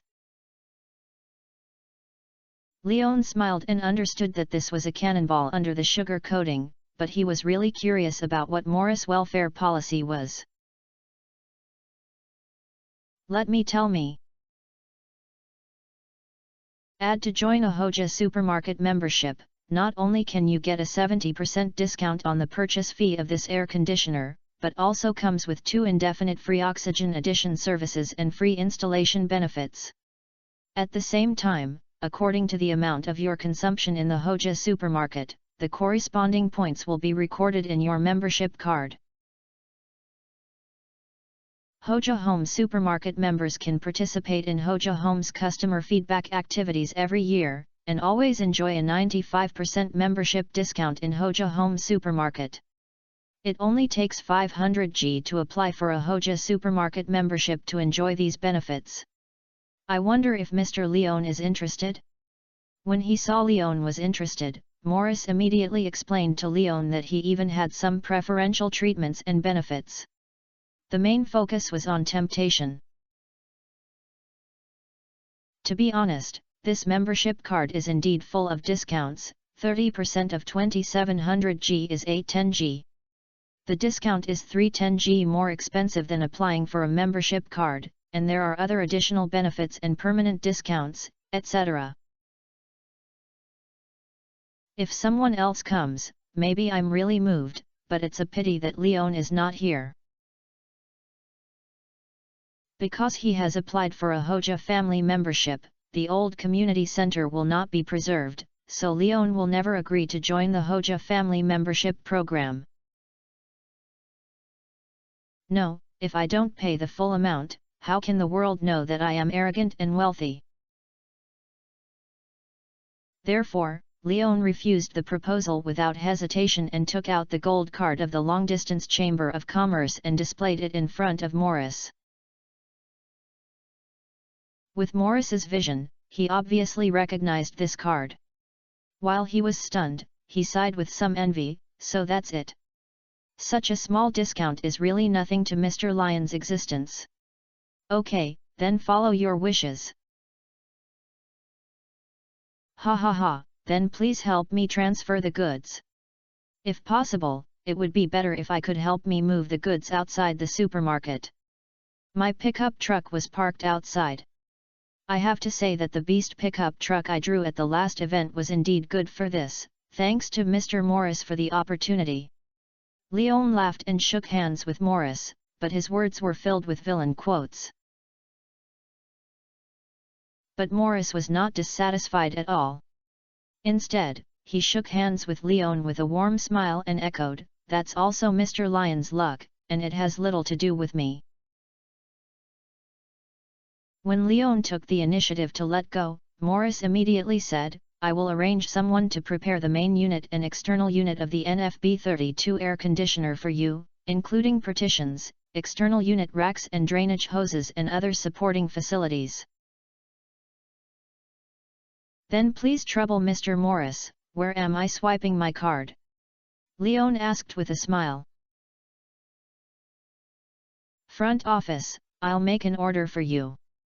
Morris immediately walked to the counter next to the clerk who had planned to sell to Leon, and operated on the computer, and finally brought back 2 identical receipts. One is handed over to the cashier as a purchase document, and one is left by Mr. Leon as a certificate of after-sales service guarantee. Please be sure to collect it. If it is lost, we may not provide after-sales service guarantee. It must be certain, then I'll wait in the car for Mr. Morris to find someone to deliver the goods. Leon received the 2 notes, then returned to the cashier and asked Claire to pay. Leon, you did a lot of research when you bought the air conditioner. NFB32 is indeed the best air conditioner in Hoja Home Group. I just planned to find an opportunity to recommend this to you, but I didn't expect you to have chosen it. Taking advantage of the card swiping, Claire started chatting with Leon. It was recommended by Morris. It seems that he did not lie to me. Thank you for your concern, Claire. Leon explained. So it was recommended by Mr. Morris, no wonder. Claire sighed. Mr. Lyon's circle of friends is really amazing. He can actually become friends with Mr. Morris.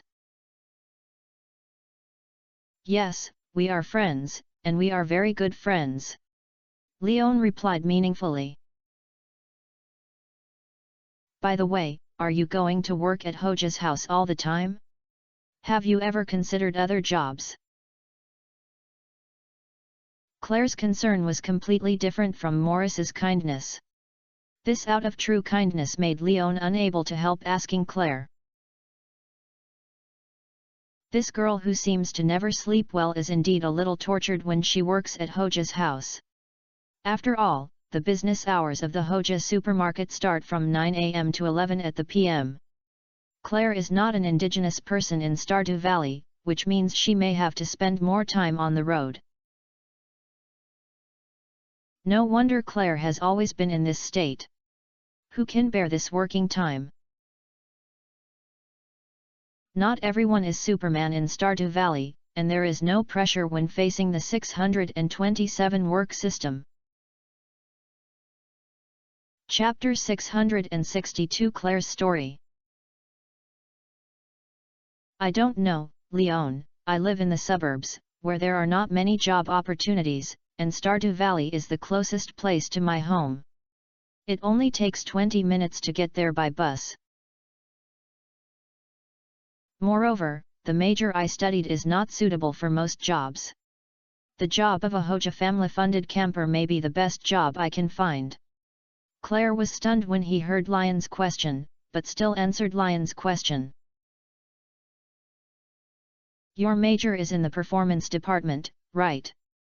Leon remembered the last encounter with Claire at Starfruit Bar, and noticed that Claire was reading at that time holding a book The Meaning of the Stage. At that time, Leon thought Claire was going to consider being an actor, but now it seems that this is her major. Well, yes, my family is not rich. Fortunately, I am pretty and have some dance foundation. So I was admitted to the Art Academy as a special admission to study performances, and I can complete my studies smoothly through scholarships and odd jobs, plus some student loans.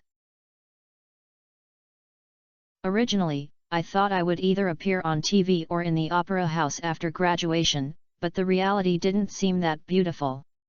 If I wanted to be the star that was highly anticipated, the price I had to pay was not something I could afford, so I finally gave up on this work. After all, I have to continue living.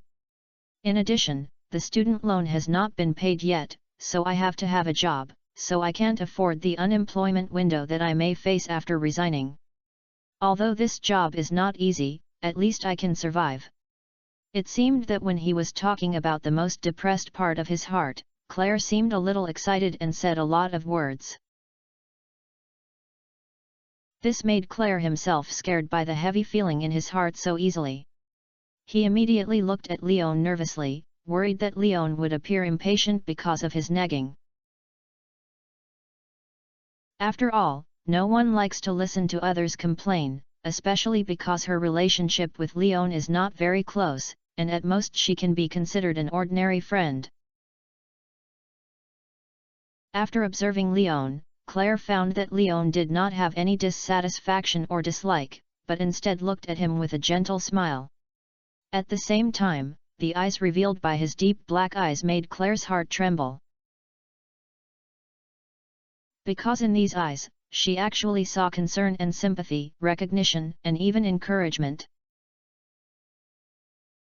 The eyes are a very interesting thing. It seems illusory, but it is impossible to ignore.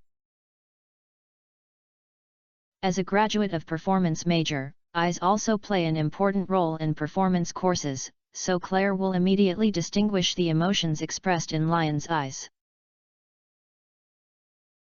It was precisely analyzed, so Clay, that's why I was so surprised that Leon was not disgusted with everything he said, but was just a positive expression of emotions. This made Claire's eyes flush, because it seemed that she had seen her care and encouragement for herself in the eyes of others for the first time. Accustomed to the hostility of students when they were students, the peeping of desire after graduation, and the ignorance and indifference encountered when they became a cashier after concealing their appearance. At this moment, this completely different look brought Claire to an unprecedented feeling. Then are you willing to try this industry? Listening to Claire's statement, Leon asked. I don't know. Claire was a little confused. After all, her previous experience made her full of contradictions about this industry. She was afraid that she would fall into the quagmire, and she didn't want her efforts and love to burn over the years. Have you paid off your student loan? Leon still knows some knowledge about Western student loans. This kind of blood-sucking loan, which is actually not much different from mortgage loans, drags many graduates who have not found their ideal happy jobs after graduation to the abyss. No. Claire shook his head, but added, but it's almost done. I didn't have much loan, and I have paid it back for a long time. If you need it, I can lend you some, the kind that has no interest. Leon suggested with the flow. Thank you, Leon, but you don't need your help for the time being. Claire replied with a smile as he looked at Leon. Well, don't be polite. You know I'm on the farm. Just come and find me directly if you have something to do. Let's take a step first. Leon didn't persuade him much, just clicked to stop. Everyone has their own persistence and self-esteem.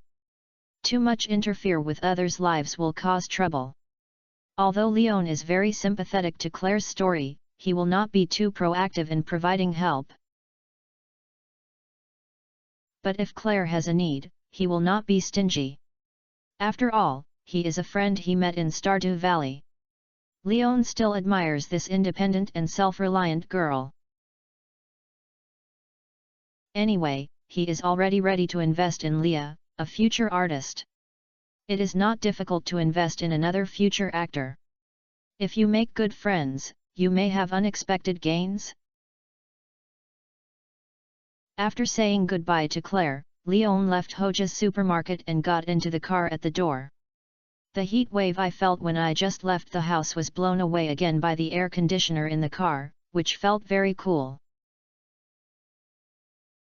Leon in the car was blowing the air conditioner, waiting quietly for Morris to bring people to deliver the air conditioner. Morris was also very efficient. After sitting here for less than 2 minutes, he saw 3 people wearing Hoja's blue work clothes, each carrying a large box and coming out of the store.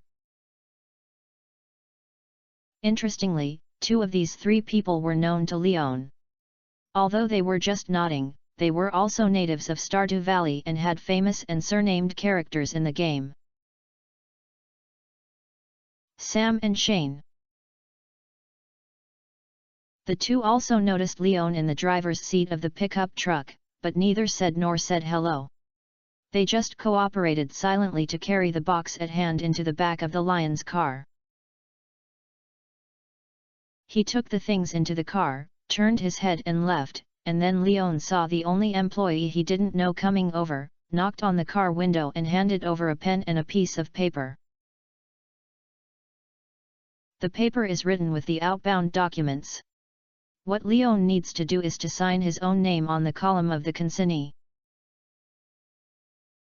Wait for a moment. But Leon was not in a hurry, but got out of the car, jumped onto the back of the car and observed the integrity of the 3 boxes. After confirming that there were no injuries, he signed his name. Although Morris should not make such low-level mistakes, be careful, there is always no mistake. After getting the air conditioner, Leon hung the gear for the pickup truck, let go of the clutch and drove the pickup truck back. The purpose of this trip has been achieved. Now Leon wants to go back and experience the effect of this NFB32 air conditioner. Is it as reliable as Morris said? Chapter 663 Lost Bra. Robin, I'm back. After driving into Red Star Farm, Leon parked the car, he unloaded the 3 boxes in the car's bucket and shouted at Robin.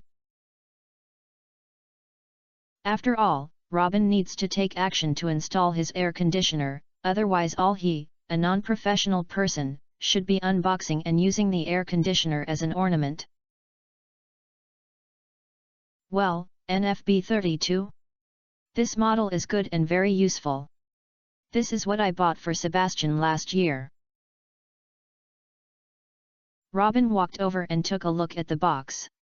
He didn't even take it apart, so he accurately reported the air conditioner model. Experts. Leon gave Robin a thumbs up. I have to say that Robin is really a big worker with a high level of professionalism in this regard. Let's go, it won't take much time to help you install it. Robin took the lead to carry a box and planned to rush into the house, but as soon as he bought the box, it disappeared directly in front of Robin's eyes. Obviously, it was Leon who had been put into his magical storage space, so Robin was not scared, but she still teased, I'll say to me before I'm going to do magic next time, otherwise I'll be scared, but no one will help you build the farm facilities. Robin, you haven't seen any big scenes? You're working, just put on the rest and then have a blow to the air conditioner. Leon nodded at Robin and complained, then walked ahead to lead the way. After going upstairs, Leon did not go to the master bedroom, but took Robin in second bedroom. Sleep here? Just sleep here? Then I made you such a spacious and beautiful master bedroom, can you not live? Robin was surprised that Leon actually lived in the second bedroom. The bed is too big, and I can't get used to sleeping alone. I'll consider sleeping on a big bed after getting married. Leon explained. Oh? But I don't think you live alone. Robin complained angrily when he heard this, and at the same time he stretched out a finger to point the head of the bed in the room. There, Leon noticed a purple bra lying quietly there. Seeing this, Lion's face turned red. He didn't expect that Abigail would leave this thing behind. I don't know if it was changed when he got up or if it was left last night. Ahem, This room is actually quite comfortable to sleep. You can study it first and I'll take this thing down and wash it. But after a little embarrassment, Leon felt relieved. Robin was not an uninformed girl after all. Such a thing was just a small scene for her, and there was nothing to be shy about. As he said that, Leon put out the 3 boxes, then grabbed the bra and went downstairs, stuffed it into the washing machine, preparing to wash together at night. When I returned to the room, I found that Robin had opened 3 boxes and hung the air conditioner hose on the wall in unknown ways. It's very efficient. Leon had only been more than a minute after the round trip, and Robin had already completed the installation of the host, which really surprised Leon. Of course, after all, it's up to this to make money. You can't help staying here. Why don't you prepare a cup of tea for me and drink it later? Robin suggested, sitting on the ground assembling an external unit. Good. Leon went down to make tea with good looks, using tea leaves that were not in stock. Seeing this reserve of less than 1 or 2 taels reminded Leon of the time to plant tea trees indoors.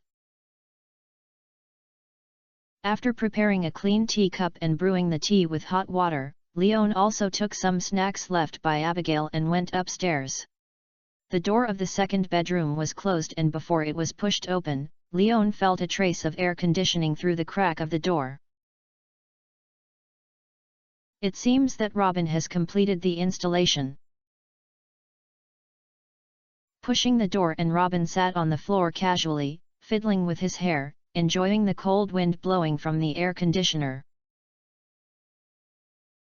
When I saw Leon holding a teacup and snacks, I immediately got up and took the things over and sighed. I have to say that, Leon, you really know how to take care of people. I really envy the girl who left the bra. Ahem, can we not mention this matter? Leon looked at Robin helplessly and complained. No, I'm very curious, and I'm very good at who this girl is. Robin pulled Leon and sat on the ground, asking Leon with a gossip on his face. Is it the girl in the town, or did you meet in Zuzu City before? Are you living together now? Do you have any plans to get married? It's not to be said, I'm really going to get married, and I will definitely invite you, and you won't know then. Leon didn't want to satisfy Robin's gossip desire, so he directly opened a pack of roasted hazelnuts and stuffed them into Robin's hand, trying to bribe it. Although Robin was unwilling to accept it, Leon did not disclose it, so he had to give up, but he did not leave Leon's teasing. You are so mysterious. It seems that I have to leave early in the afternoon to avoid disturbing your 2 worlds. I think it's good, too, so that Demetrius will not think that I'm squeezing you. Leon echoed expressionlessly. Although his wife's teasing was quite lethal, Leon was thick-skinned and didn't care at all. Robin was bored when he saw Leon's calm appearance. He stuffed hazelnuts into his mouth with one hand and held a teacup with the other, enjoying the afternoon tea, and no longer teasing Leon. After the tea was finished, Robin stood up quickly. It's time to go to work. The longer I stay in this environment, the less I want to move. I don't want to delay the construction period because of enjoyment, but you can stay for a while. I'll put the remote control on you on the bedside table, and there's the manual. Remember to check it out. Yeah. Leon also stood up and began to clean up the residue and snack packaging bags on the floor, as well as the teacups that the 2 used. Robin is a very efficient person. After talking to Leon, he left and walked away. After Leon packed up and went out, he saw Robin busying near the chicken coop under the scorching sun. This money was not spent in vain. Leon muttered, then threw the garbage bag in his hand into the trash can outside the door, then returned to the house and began to search in the private room. First of all, there are various spring collections. There are a lot of these things that are stored in Lyon. On the one hand, they are edible, and on the other hand, they are also for the purpose of stocking them as seeds. When needed, they can be planted and then used to reduce the experience value of wild harvests. Now you can use it to rub the seeds and make tea seedlings. Each of the 4 spring collectors is taken into your backpack. Open the production panel and click it lightly. A pack of 30 spring seeds will replace the original leeks and lie quietly in your backpack. With wood and fibers, 30 seeds turned into 15 tea seedlings, waiting to be transplanted into the flower pot in the backpack. Thank you for buying the boss of Diddy for the 1500 starting point coins for rewards. The boss is generous and the boss is in good health. Thank you for your support. I love you, Chili. Chapter 664 I won't take the blame. The tea seedlings are ready, and the next step is the matching flower pot. This thing also needs Leon rubs his hands, but he can't rub it for the time being because this thing requires refined quartz. There is no shortage of clay and stone Leon, but refined quartz has never been burned. Fortunately, Leon still has a lot of quartz. With quartz and coal, Leon came to the furnace area and first collected the copper ingots melted yesterday before filling the coal and quartz. The coal entered the furnace and instantly, the flames filled the fire, and then a very hot wave of heat hit the face, and the baked Leon retreated repeatedly. The temperature is even more terrifying than yesterday. This is the power of the summer sun. Anyway, Leon is not afraid to get close to these furnaces within 2 meters. There is no risk of burning, it is just too hot, and Leon has no tendency to be masochistic. Taking advantage of the furnace to melt quartz, Leon took the 10 copper ingots he had just bought and returned to the house to find wood, built 5 sap collectors again, and took them out to the oak forest to install them. After putting these sap collectors, Leon went back and took out 3 glass containers, went to the remote forest from the north exit, and poured the resin that had long been filled into the containers of the 3 earliest sap collectors. This bottle of maple syrup may be used to make something delicious. Oak resin and pine tar are useless for Leon for the time being, but maple syrup has brought Leon a new idea. Leon has endless enthusiasm for cooking. He has eaten maple syrup before, but it is a finished product. I have never been exposed to this original maple syrup. The 2 bottles of the last time were given to Brother Xiang. Now Leon plans to try this famous thing by himself.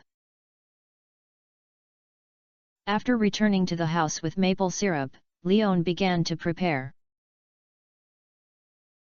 A frying pan is essential to cook maple syrup, but it doesn't require too much. This thing is actually okay to eat directly. It's sweet and has a unique maple flavor, but Leon plans to make something else.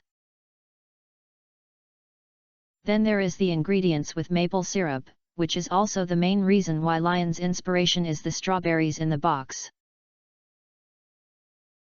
Smart people may have guessed Lion's plan, which is to make candied haws, but not traditional candied haws, but Chinese and Western versions of maple candied haws, and they are also strawberry versions. But these strawberries are too big, no less than smaller apples, so Leon also plans to make them into apple candy style, or strawberry candy. The shape doesn't matter, and the title doesn't matter. Whether it tastes good or not is the key. Of course, the most important step is to cut out the wooden stick first. This job is quite mature, because I did a lot of barbecue before, and I had a powerful tool like the Galaxy watermelon knife, which made me cut a wooden stick and played with it. After the wooden sticks were cut, Leon lit the stove, turned to low heat, heated the sticky maple syrup in the pot until it bubbled, began to shrink, and after cutting it became more viscous, sniffed it with his nose. There is a faint burnt scent, which is quite different from the sausage rock sugar, but it is not pungent. Instead, it evaporates the maple fragrance of maple syrup, which makes Leon sure that this thing should not be too unpalatable. So I quickly turned off the fire, then put the washed strawberries on wooden sticks, and poured the boiled maple syrup on it with a spoon. At the same time, I turned it a few extra turns to ensure that every part of the strawberries can be evenly coated with maple syrup, and ensure that the syrup layer is not too thick. After that, repeat the operation, throw all the 20 strings of strawberries wrapped in maple syrup into the freezer in the refrigerator, speeding up the cooling of the maple syrup and forming a hard sugar shell. During the waiting time, Leon did not forget to clean the frying pan, then cleaned the house, and after an hour, he took out all the maple strawberries from the refrigerator. The finished maple syrup solidified sugar shell perfectly wraps the strawberries in it, forming the shape of a strawberry. Under the reddish-brown shell is a more rosy strawberry, which looks like a gem. Click.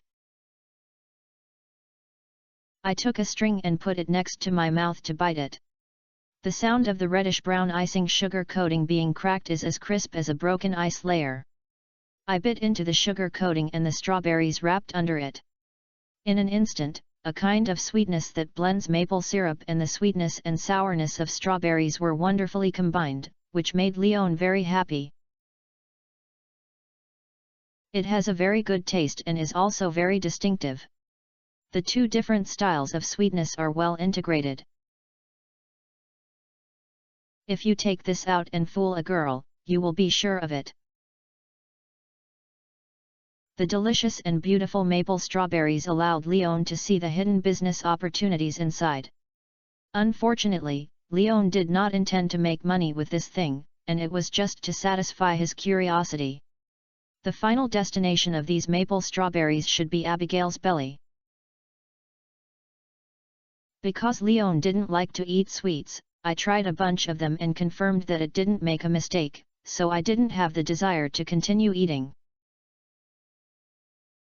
It was rare to make a new thing, and Abigail didn't come back, so Leon planned to ask Robin to review it to see if it suits other people's tastes. Leon, is there anything else? If I were to rest, I would refuse. After all, I have been wasting a lot of time today. Robin, who was busy, saw Leon coming towards him and made the first statement. I got some snacks, try it, and I won't mind if I rest. After all, we are not a capitalist, so it's not natural to take a break when we are tired. Leon explained with a smile. Oh? What is it? Take it out and take a look. Although Leon was empty-handed, Robin was already looking forward to it. Lion's cooking skills were verified and experienced, so she was still very curious about what Leon made again. Try it, maple syrup plus strawberry combination. I don't know if you like sweet ones. Leon took out a bunch of maple syrup and handed it to Robin. Before I could finish my mouth, the beautiful appearance of maple syrup strawberries was enough to attract Robin, especially the luster reflected in direct sunlight, which was so shiny that it was too impressive to Robin's aesthetic. This is so beautiful, I can't bear to eat it. Robin, who was amazed, complained to Leon in anger, Leon, you will provoke my husband-wife relationship with Demetrius. Ah! Leon was stunned when he heard this. He was not CAO's thief and had no intention of taking Robin. Why was he suddenly accused by Robin of destroying the harmony between the couple? The blame is too big, Leon cannot bear it. After all, Leon still understands the principle of demolishing 10 temples instead of breaking one marriage. After all, you performed so well that I couldn't help but compare you with Demetrius. I found that you crushed him in all aspects in cooking. Now you have made this beautiful dessert to please girls, and you have compared Demetrius in romantic terms. Robin explained to Leon seriously. No, sister, I just invited you to try it, but I don't mean to flirt with you. You respect yourself, I don't control my wife. Leon quickly took several steps back and declared to Robin. Chapter 665 A Little Shock from the Rich Woman. Just kidding, but your attitude is too much. Although I may be a little older, it is not that disgusting. Seeing Lion's reaction so much, Robin was unhappy. Originally, she was just teasing Leon, but she fell into it, which extinguished her confidence in maintaining her that she had always been proud of. Sister, look at your body with tendons. Is this appropriate for us to say? Robin's face is indeed very beautiful, and there are not many traces of time left behind, but his solid muscles are also proud among women, just one step away from exaggeration, and Leon is not interested in this kind of King Kong Barbie. Not to mention that he is a conservative man, he likes a yellow girl. Not to mention a wife, even a widow, Leon would avoid it, let alone be a brother-in-law with an old man. This is called health and beauty. Forget it, you don't understand either. You'd better coax your mysterious little girlfriend. Now Robin completely broke his defense and grabbed the maple saccharine strawberry and vented it hard, as if he treated it as Leon. As a result, Robin's anger was offset. Sweet food can make people feel better, and so is delicious. This sweet but not greasy and unique maple syrup strawberry has both attributes, making Robin have no time to think about Lion's offense, because this thing is really delicious, especially for those who like sweets. If you do another one, I know you must have done a lot. If you give me another one, I will forget the rude speech you said before. Although the strawberries were not small, they ate them seriously. Just like that, after eating a maple strawberry, Robin was still a little unsatisfied, and then licked the residue on his lips and reached out to ask Leon for it. Make a deal.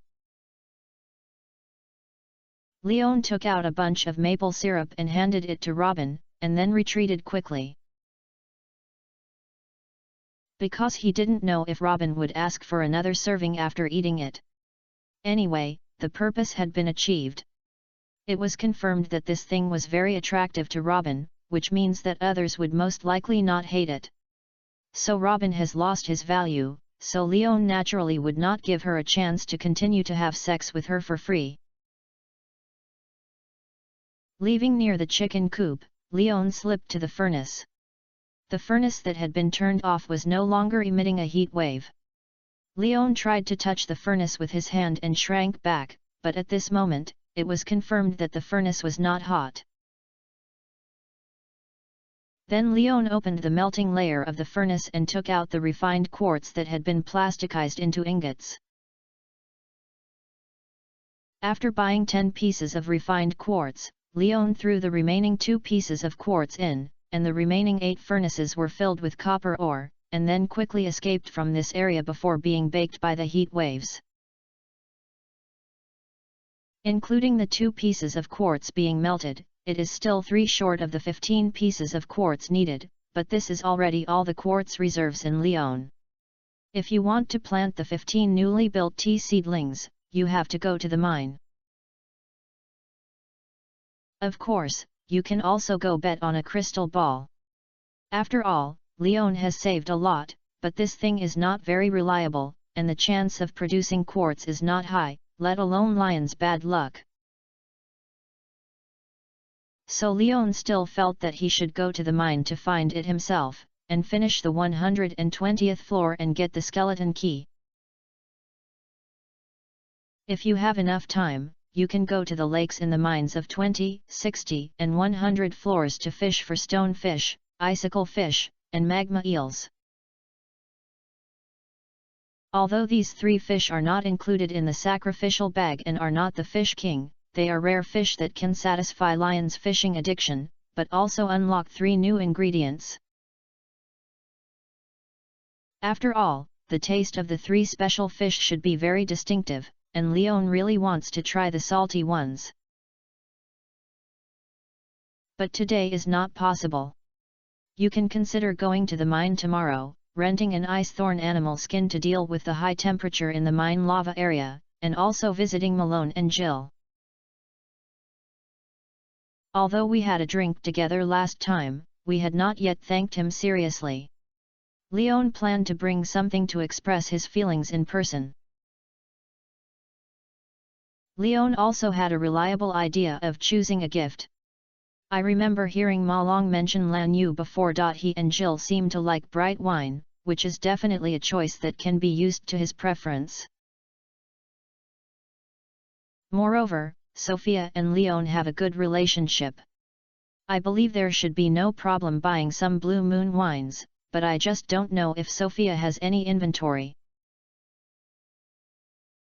So Leon took the refined quartz back to the house, searching for clay and stones, and began to rub the flower pots, taking out his cell phone and dialing Sophia's phone number.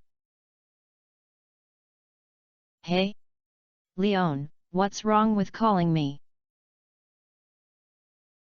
On the other end of the phone, Sophia's confusion came, and on Sophia's side, Leon also heard some jingling movements. I plan to buy a few bottles of Blue Moon wine from you to give it to others. I want to ask if you have any inventory here. Leon said. Yes, although not many, you can still take out a few bottles. If you want them, you can come and get them at any time. Don't buy them, I'll give you it. Sophia's little rich woman gave Leon a simple benefit very generously. Then thank you first. I'll come here later. By the way, are you renovating there? It's a lot of noise. Leon thanked Sophia first, and then asked casually about the noise he heard. Well, you forgot what I told you before, you want to build a cable car that goes directly to the coal forest from me? Construction has started, and at most 4 days, I can take the cable car, and then quickly reach the coal forest and reach your farm sooner. Sophia replied proudly, you haven't forgotten your promise. If I'm too lazy to cook, go to your place to eat, don't dislike me. Welcome at any time. How much does it cost to repair your cable car? Leon promised, and couldn't help but sigh at Sophia's efficiency. Not much, it's only about 5 WG in total. Sophia replied casually. It's not much. Then we'll see you later. Then you'll try my new things. You should like it. Let's hang up first.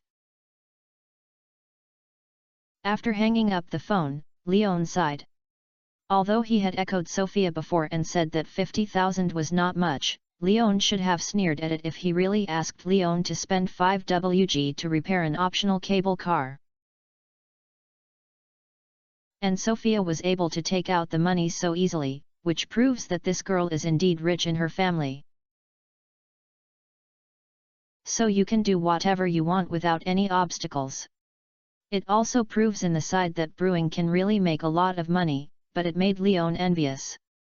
He rushed to level 8 to cultivate early, unlocked the brewing barrel and added the legend of Mao Tai Town to his own plan. There are too many things to do, but fortunately, what Leon lacks the least now is time. Chapter 666 I am worthy of being my good sister. After the call with Sophia, 10 flower pots were rubbed out from Leon. These square flower pots with no sharp angles were quite tall. The soil inside was grey-brown, which looked far less fertile than the dark brown soil of the farm. However, the annotations given by the system have not changed, which makes Leon quite confident in it. The placement of these flower pots is also selected. It is placed in the corners of each area on the first floor. I have seen the tea tree Leon on Caroline, so I know how big the mature physical ability of the tea tree is, which is probably the size of a wealthy tree. So I don't need to worry about taking up too much space. It is suitable to be placed in every corner of the room as a potted plant. 2 TVs are placed next to the door, 2 on the left and right sides, 1 in the corner of the bathroom door, 1 under the stairs, 1 next to the kitchen closet, 2 on the living room sofa, and the last one is placed at the door of the compartment. After choosing the location of the flower pot, it is to plant saplings.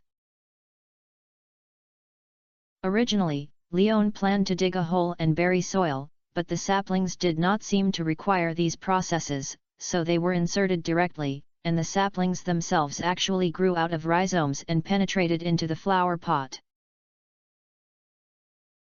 I feel more and more that this sapling should not be an ordinary plant, and it is likely to be from rhizomys.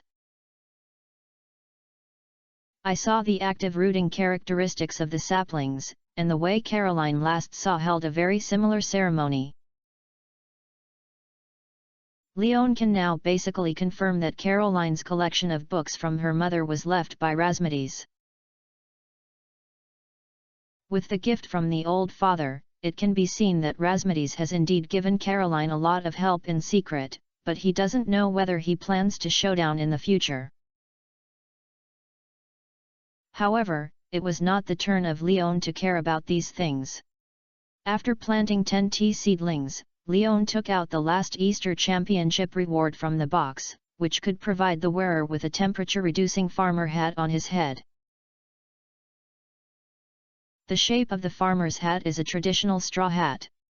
After wearing it, Leon instantly felt that the temperature of the sun had dropped sharply, and the body temperature was maintained in a very comfortable environment. It was not as obvious as the air conditioner, but the effect was also very significant. Although these magic hats have a single effect, they are really good when choosing them in a suitable occasion.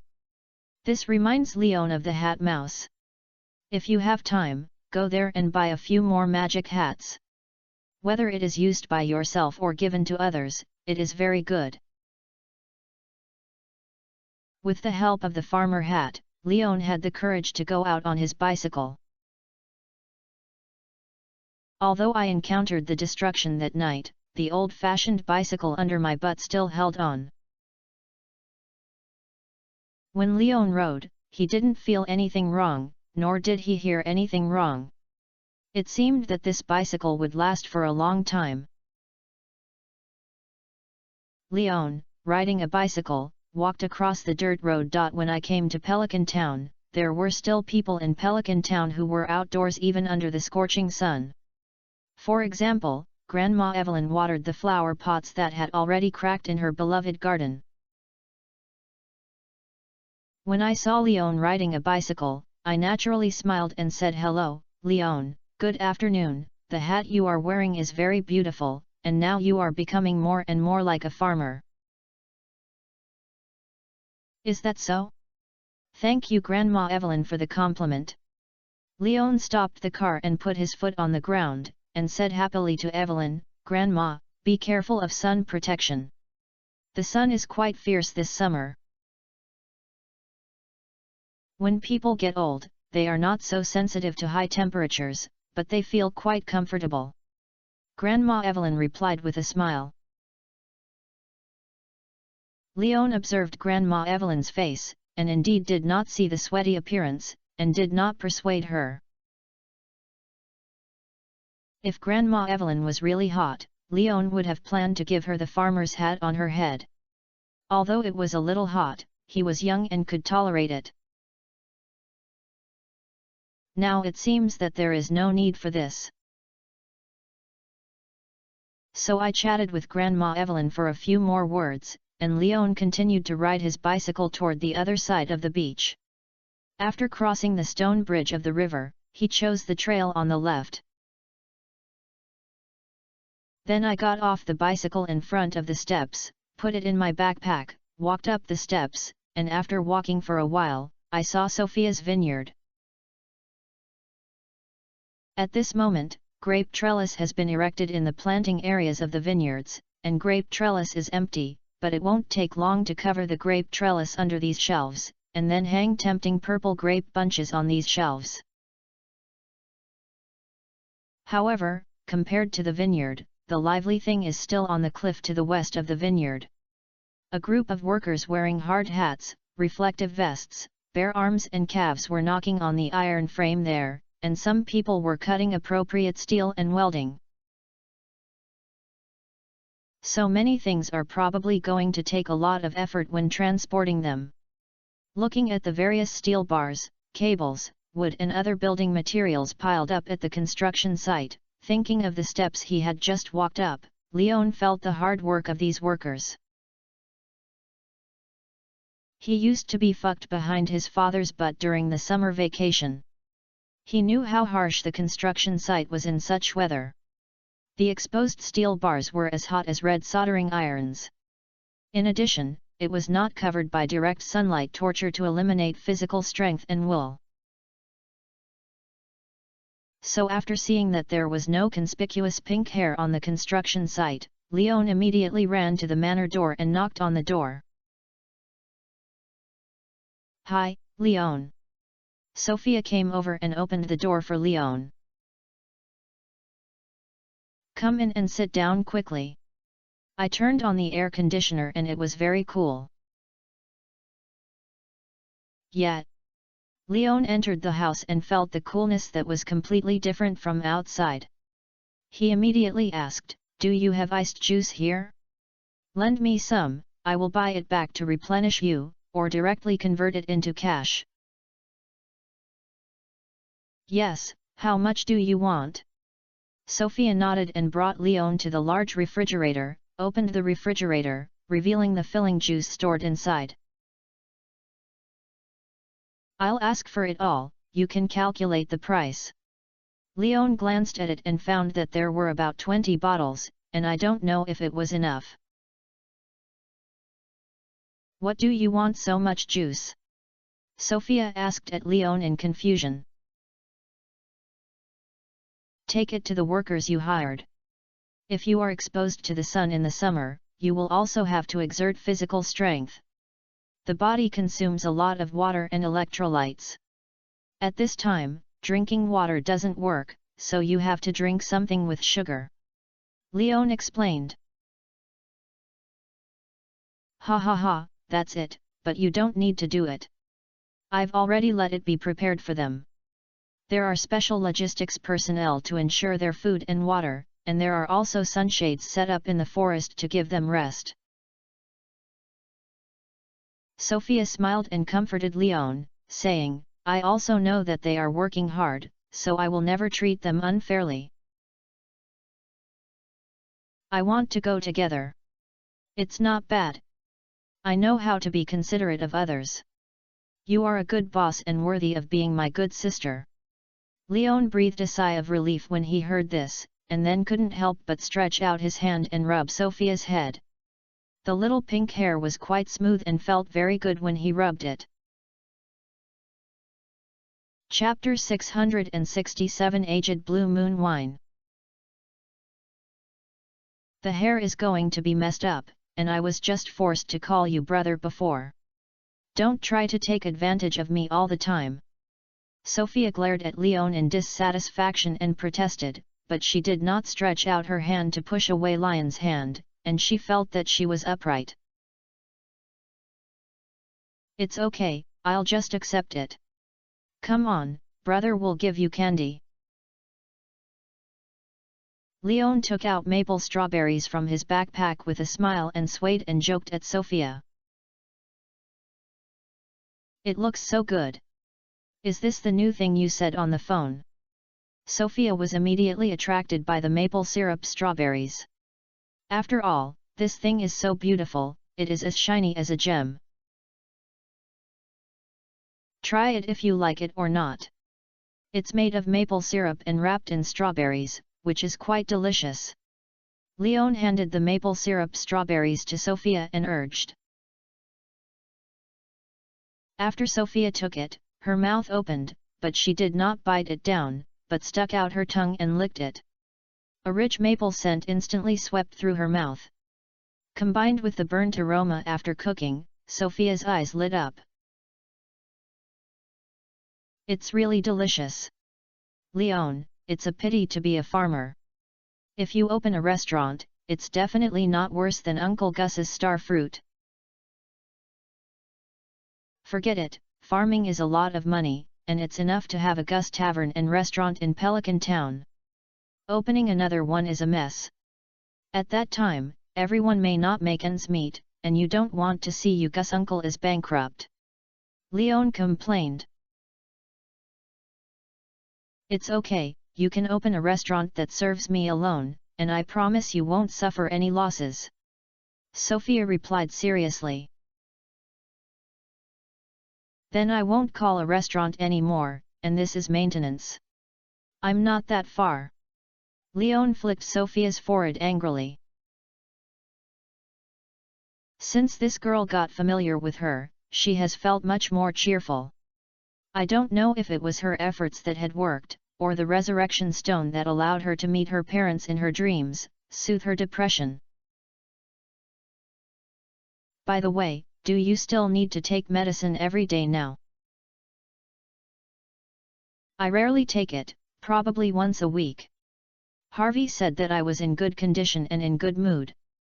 If I could keep it, I would not need medicine at most for half a year.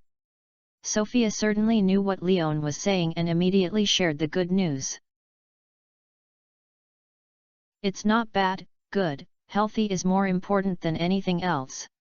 Don't hold it in your heart if you have something to do. Come to me. Although you don't want to call me brother, I really treat you as my sister, so I won't dislike your problem. Remember? Leon smiled when he heard this, and once again reached out and put his hand on Sophia's head and started to caress, as if he was comforting a cat. But I don't want to be your sister. Sophia murmured, but unfortunately her voice was too small and Leon couldn't hear it clearly. What did you say? It's nothing, I just ask you how many bottles of wine you want. Sophia shook her head and asked. 4 bottles, after all, 1 bottle seems not enough to drink. The person I want to give is 2 alcoholics. Thinking of the several large oak barrels placed directly in the hall of the Pelican Town branch of the Explorer Guild, Leon knew that Malone and Jill should have used the wine as water in their spare time. If they only gave 1 bottle to each, they obviously seemed a little stingy. Is the person you want to give is very important to you? Sophia asked. It's not important, it's almost an ordinary friend. The main reason is that they helped me a favor before. Although some people have paid it, this is also a favor. Leon explained. Oh. Sophia heard this and gave up the idea of preparing aged wine gift box for Leon, then take 4 bottles of ordinary Blue Moon wine bar. Thank you, how much is it? I'll give it to you. Leon nodded and said. No money, just 4 bottles of wine, I'll give it to you. Sophia replied with a wealthy and generous hand. By the way, do you have any other quality besides ordinary wine? Leon asked, simply curious. After all, Leon doesn't believe that Blue Moon wine is so famous and relies on ordinary wine. Yes, there are about 4 levels. The cheapest one is 200g fresh wine, which has no precipitation and is bottled directly after brewing. The better one is ordinary Blue Moon wine.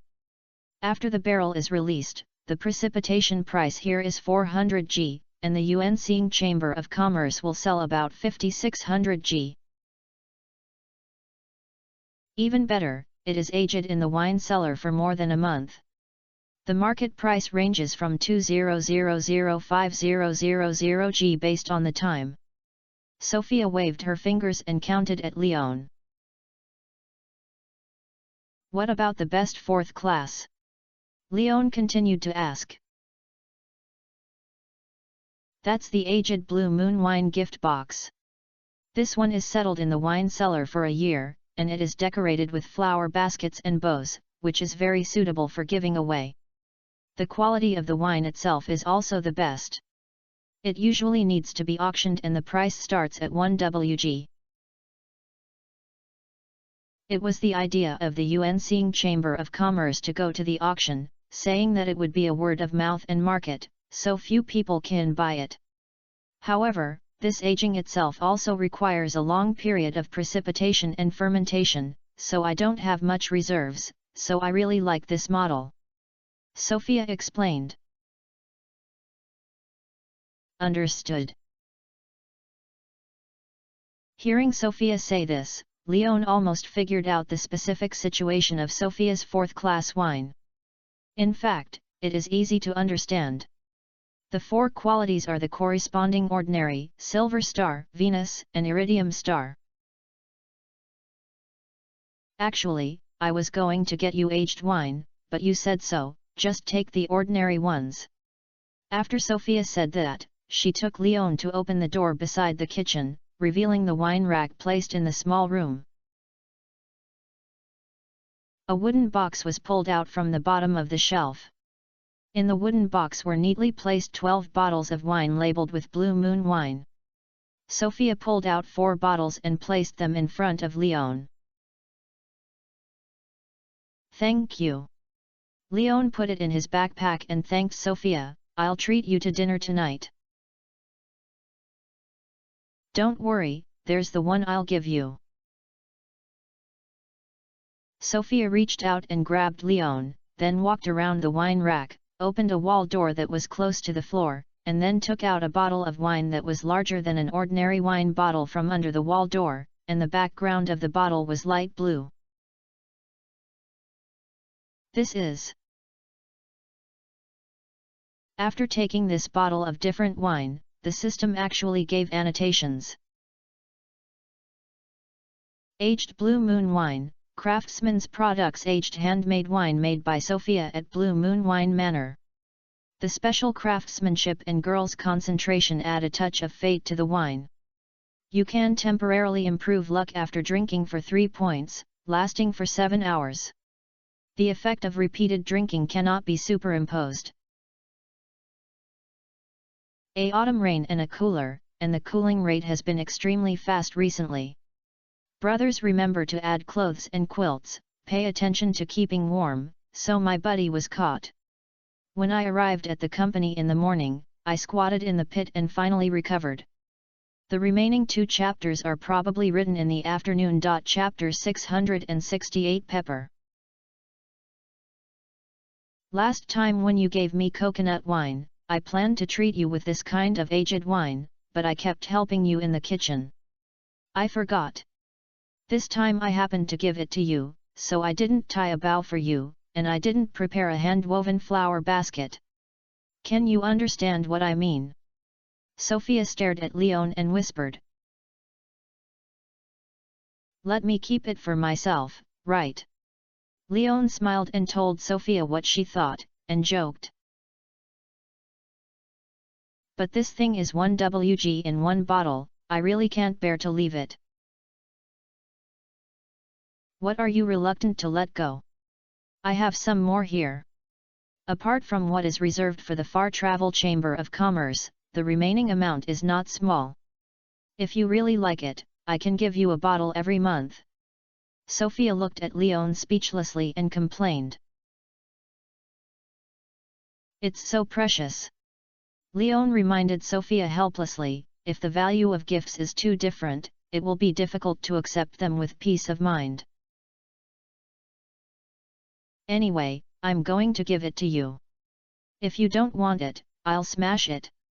Seeing that Leon wanted to refuse, Sophia directly widened her eyes and put her waist on her waist and threatened her to Leon. Don't waste, thank you. Leon hurriedly put the bottle of aged wine into the backpack, then stroked Sophia's hair and comforted her. Remember, stay and drink by yourself. You are not allowed to give it to others, otherwise you don't come to me in the future. Sophia emphasized again. Okay, I can't bear to give it to others, such an expensive thing. Leon promised. Yet. Sophia then regained her smile, you said that you would treat me to dinner tonight, so you can't regret it. Of course. Leon smiled and agreed, I'll make everything I want to eat. I don't know what you will do, it depends on you. As long as it tastes delicious. Sophia thought for a while, but couldn't think of anything she wanted to eat, so she handed over the choice to Leon. Then I have to think about it carefully, but before that, let's eat a strawberry to fill my stomach. Leon took out another maple strawberry and handed it to Sophia, then took out his cell phone and sent a text message to Abigail. I plan to ask Abigail if he will come back for dinner tonight, and by the way, what she wants to eat. Abigail's reply was quite fast, but the content was not what Leon wanted to see. This girl didn't plan to come here at night and wanted to leave home. The puzzled Leon asked why, but Abigail just replied with a scared expression, and there was no further information. Little party. Leon complained speechlessly, probably understanding Abigail's meaning, quite helpless. Cook here tonight, so that you won't run back and forth. I was sure that Abigail would not come back tonight, so Leon didn't plan to go back to cook. Sophia also has a kitchen, so just have dinner here. Are you sending a text message to Abigail just now? Sophia guessed as she watched Leon fiddle with her hands on her back. Yet. There is nothing to hide about this, and Leon admitted it bluntly. Sophia pursed her lips when she heard this, and her little face collapsed. Does she often go to your place to have dinner at night?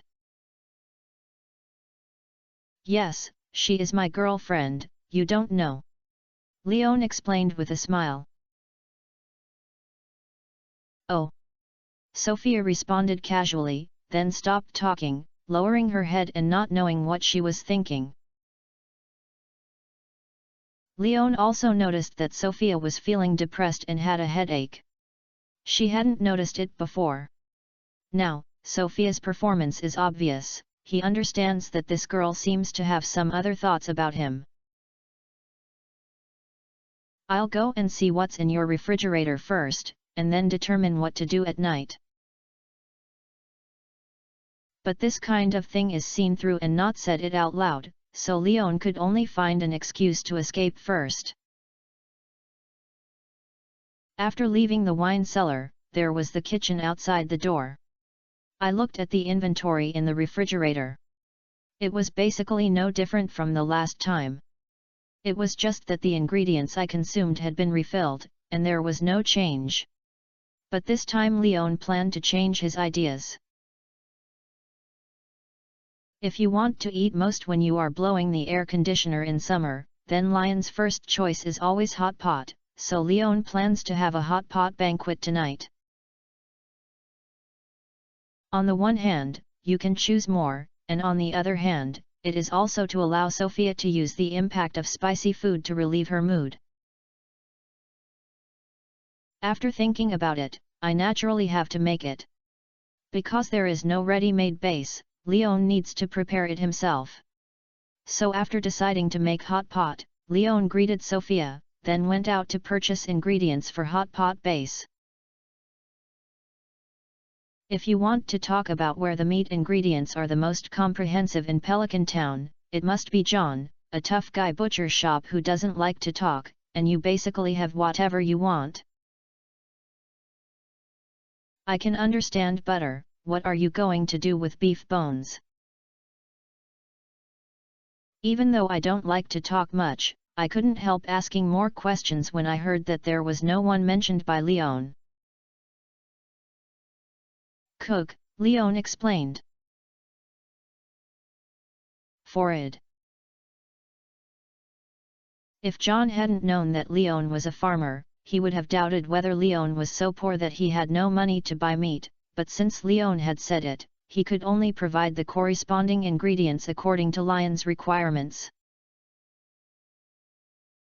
A big bone rod was pulled out by John from the storage box with various bones piled up beside him and placed on the table. 2G. Is it so cheap? Leon asked in surprise. That's the price for those bone recyclers to acquire, John explained. That just add a few more. Beef bones are a good thing. Not only is it a very fragrant bone soup, but it is also an extremely delicious and high-quality ingredient. John sells it at a low price, so Leon will naturally not be polite. Everyone wants such a big bone. John said sure. Yeah. Leon nodded. Then John found 4 more from the box, that's all. Enough, give me some butter, and cut another pound of beef and a pound of sheep and a pound of brain. Leon continued.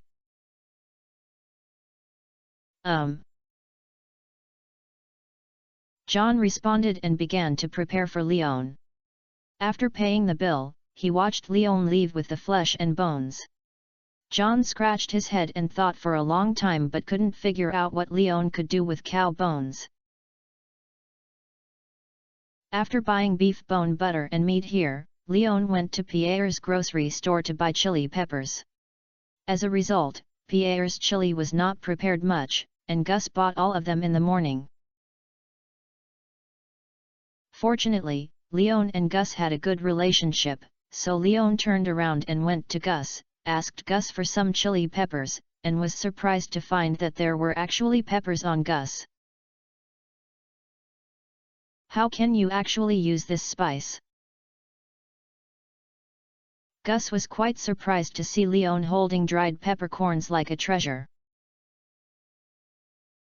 Well, Gus, where did you buy this thing?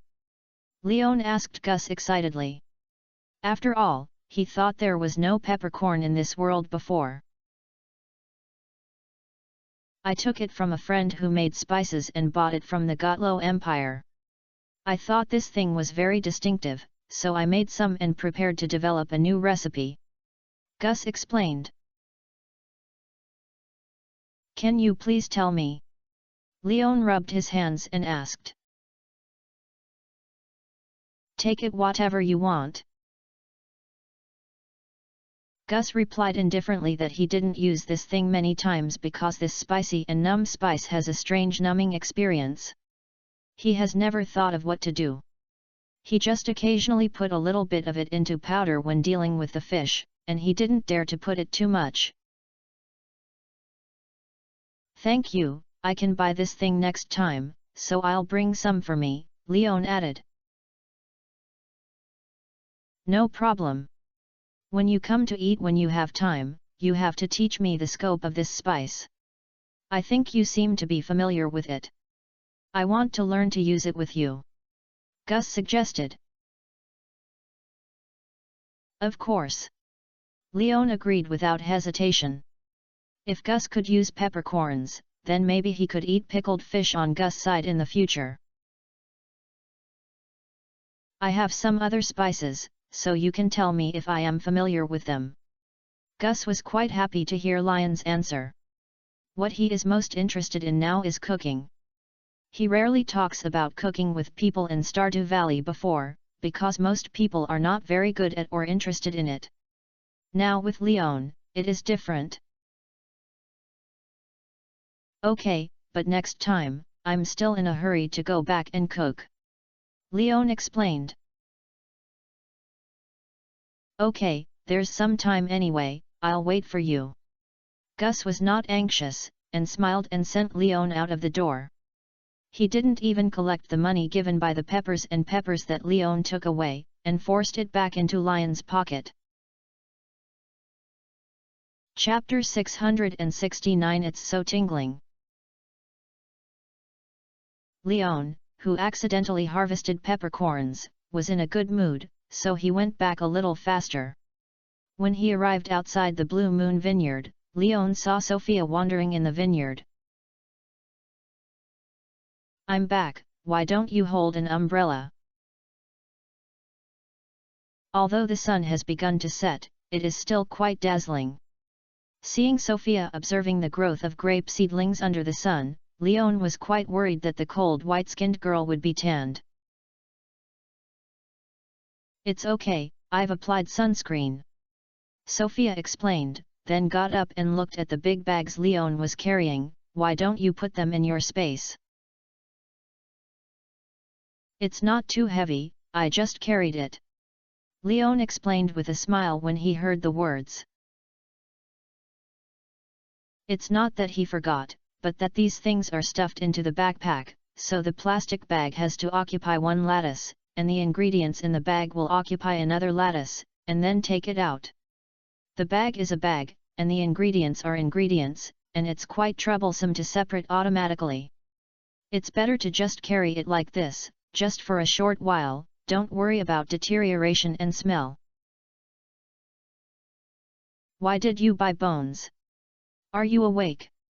The things Leon bought can be seen clearly in a transparent plastic bag, and the large bones with great weight are particularly eye-catching. This is the protagonist tonight. Leon said mysteriously to Sophia. Do you chew on the bones? Sophia looked embarrassed when she heard this. She didn't think the bones were not delicious, but was worried about her teeth. That won't be true, you'll know later. Leon shook his head and then entered the house. Sophia also followed Leon into the house, wanting to see how Leon deals with this bone. Leon entered the house, took out all the things he purchased, and started washing them. The beef and mutton slices were thinly sliced, layer by layer, and 2 plates were put together. Then wash the beef bones and start cooking beef bone soup. The other butter and peppercorns are the ingredients to start stir-frying, but there is no hurry. Leon first took some vegetables from Sophia's refrigerator and then cut them into pieces to prepare for hot pot. The most effort of the shrimp slip was to make shrimps. Fortunately, Leon was very strong and it didn't take too long. Why are there so many types of ingredients prepared, but the portion is so small? Sophia looked at Leon in confusion, and so far she didn't understand what Leon was doing. Hot pot, have you forgotten? Leon reminded Sophia. The last time she ate barbecue and hot pot, Sophia was also here, but it was coming from behind. So I didn't see what I prepared. Oh, it's the soup pot stew. Sophia immediately understood and then asked curiously, would you like to prepare the grill? Just eat hot pot, don't barbecue, otherwise you can't finish it. Leon looked at Sophia speechlessly and complained. Oh, I thought these 2 cooking methods were together. Sophia explained with embarrassment. This hot pot is different from the last time. I don't know if you are used to it. the wasabi used for the hot pot base last time, but this time I used the serious peppercorns. I don't know if Sophia can bear it. What you make shouldn't be too terrible, I believe you. Sophia believed quite well in Lion's craftsmanship. Okay, if you really don't get used to it, I'll make something else for you. Leon was not worried about whether he could eat it. He had to try it before he knew that after preparing the ingredients for hot pot, he started to stir-fry the base. After the ingredients were fried, it was time to add beef bone soup. Sniffing the familiar smell in the air, Leon couldn't help swallowing. Woo, this tastes so pungent, but it's quite fragrant. Sophia, who had been watching, rubbed her nose. She had already sneezed several times and was still looking forward to the hot pot base soup in front of her. Let it cook for a while. If you don't have a stove, we may have to eat around the stove today. Because the hot pot base has to be kept boiling, so that the ingredients can be cooked. In addition, there is no independent alcohol stove or small stove in Sofia, so Leon can only use the stove as a heating source. It's okay, it's not a formal occasion anyway. Sofia didn't care. After all, it was just her and Leon. Although it was a little strange to eat like this, it was quite interesting. You'd better prepare some juice, it's quite spicy. Leon reminded. Then will I open a bottle of wine? Sophia suggested. Do you eat hot pot with wine? Okay, but don't you like drinking? Leon was a little confused when he heard this, but finally agreed. It's not that I don't like it, I just don't drink often. Besides, how could I, a winemaker, not drink? Sophia said with white eyes and Leon complaining, and then went to the wine cellar to get the wine. Fortunately, Sophia did not take it out to age it, it was just an ordinary wine, but the aroma of the wine after opening the bottle made Leon unable to help asking. What level is this?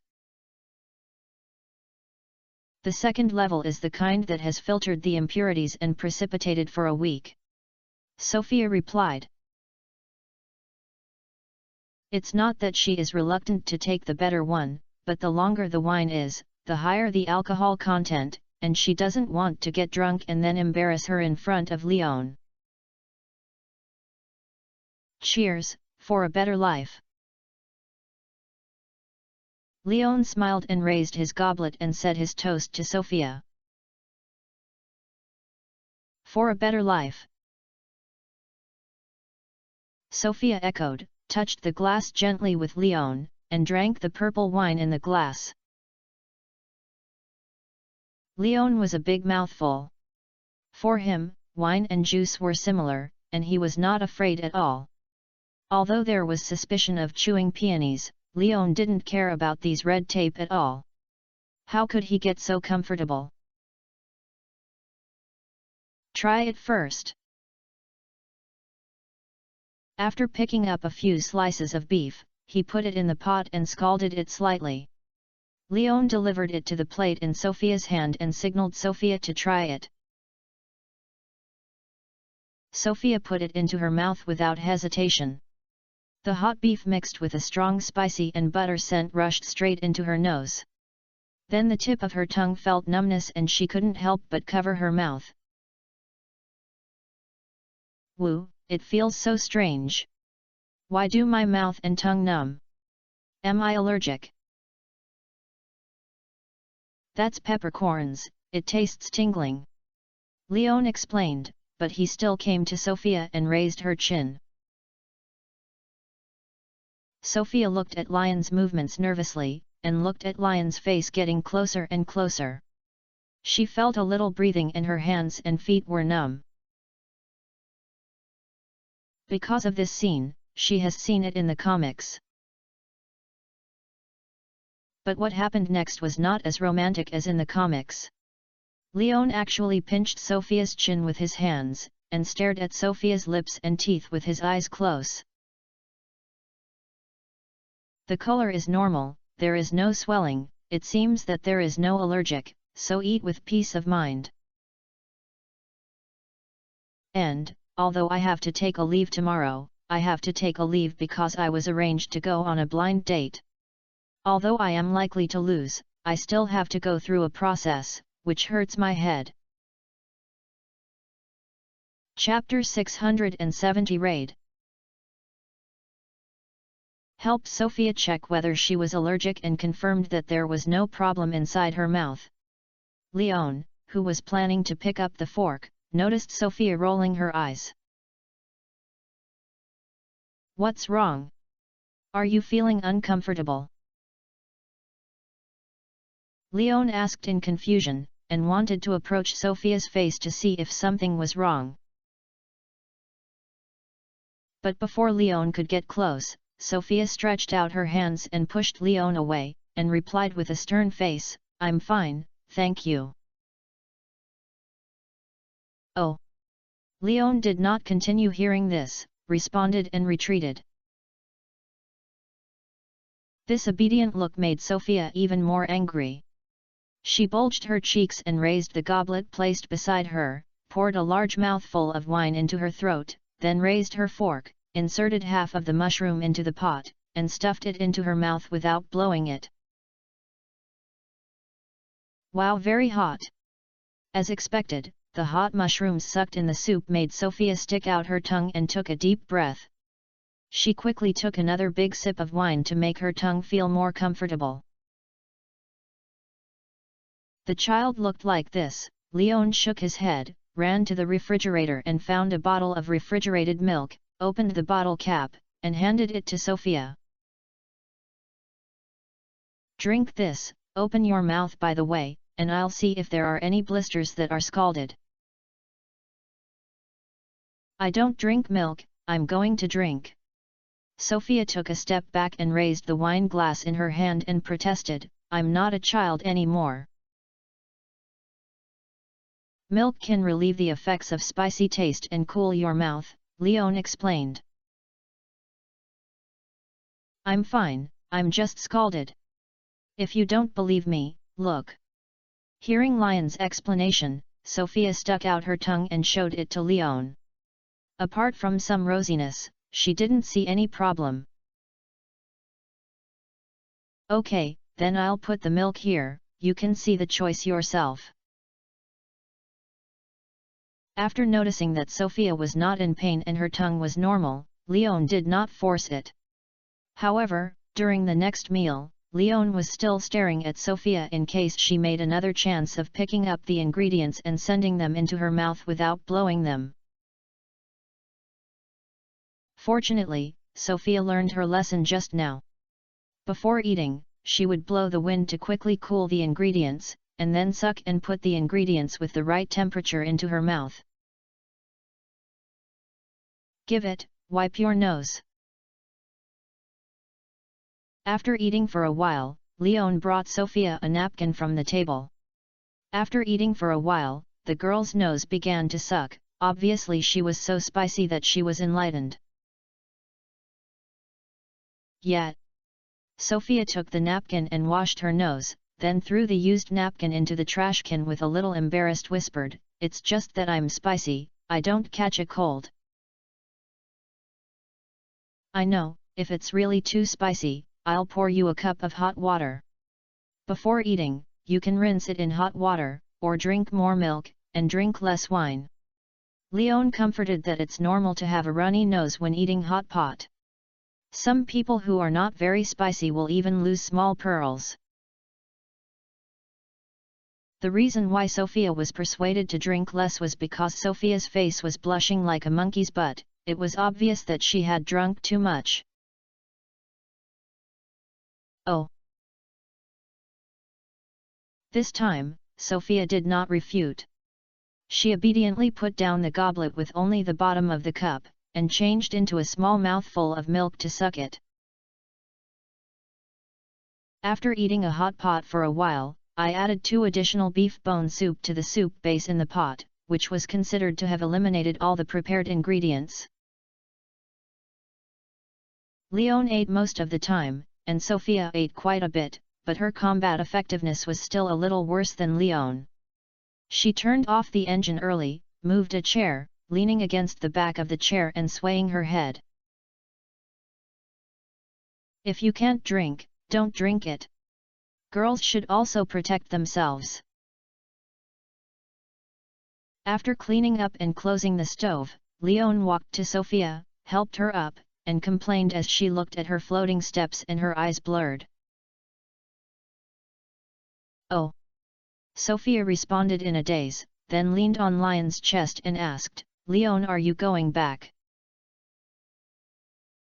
"I'll send it back to you first, and I'll help you see what's going on outside before leaving." Leon comforted Sophia, and Leon didn't dare to let go directly when Sophia was slightly drunk. "I can take care of myself." Sophia rubbed Leon with dissatisfaction when she heard this. "Yes, yes." Leon was perfunctory, putting Sophia's arm on his shoulder and planned to help her go upstairs to rest, but Sophia obviously didn't want to cooperate and kept pushing Leon to show her ability to act alone. Leon had no choice but to squat down and put his left hand through Sophia's legs, wrap his right hand around Sophia's arms, and hug him in the form of a princess hug. Finally, the girl was at peace. After leaving the kitchen, he walked around the living room, climbed up the second floor along the stairs, and Leon stopped at the end of the stairs. On both sides of the top of the stairs are an aisle corridor. The left is sealed and blocked by boxes of all sizes, and the right is unobstructed, which should be the room leading to Sophia. On the left, it is not difficult to guess, it should be Sophia's parents' room. Leon just paused for a while and then hugged Sophia towards her room. However, Sophia, who was lying in Leon's hand, began to be dishonest again, struggling and shaking her legs, and her hands were also pulling Leon and shouting, "Let me down! Go to your room and put you down!" Leon dissuaded. "I don't want it, I'm going to come down now." Sophia mumbled and repeated the sentence, and her struggle became increasingly fierce, so Leon had to put it down. After getting out, Sophia did not stand firm and sat on the ground. Fortunately, she was held back by Leon and did not fall down. Sophia, who had just landed, stared blankly at the direction where the pile of boxes were blocked, and her eyes became wet. But Sophia did not cry or wipe the tears at the corners of her eyes, and she just stared silently at the direction where her parents used to live. Seeing this, Leon didn't say anything, sat next to Sophia, waiting for Sophia to speak by herself. After a long time, Sophia said to Leon, "Leon, do you think the parents whom I saw with that stone were hallucinations, or were they real mothers and mothers?" "It's true. With systematic identification, Leon's effect on the resurrection stone is still very certain, which is more important than another world with the same name as it. The resurrection stone in the realm is much more reliable." "What Mom and Dad said was what they wanted to tell me?" Sophia asked. "It should be." Leon didn't know what Sophia's parents said, but the two of them shouldn't cheat Sophia. As a result, as soon as Leon answered, Sophia suddenly rushed towards Leon. The speed was very fast, but Leon could see clearly that he could block Sophia's raid by just raising his hand. However, Leon did not feel the threat in Sophia, so he did not stop it.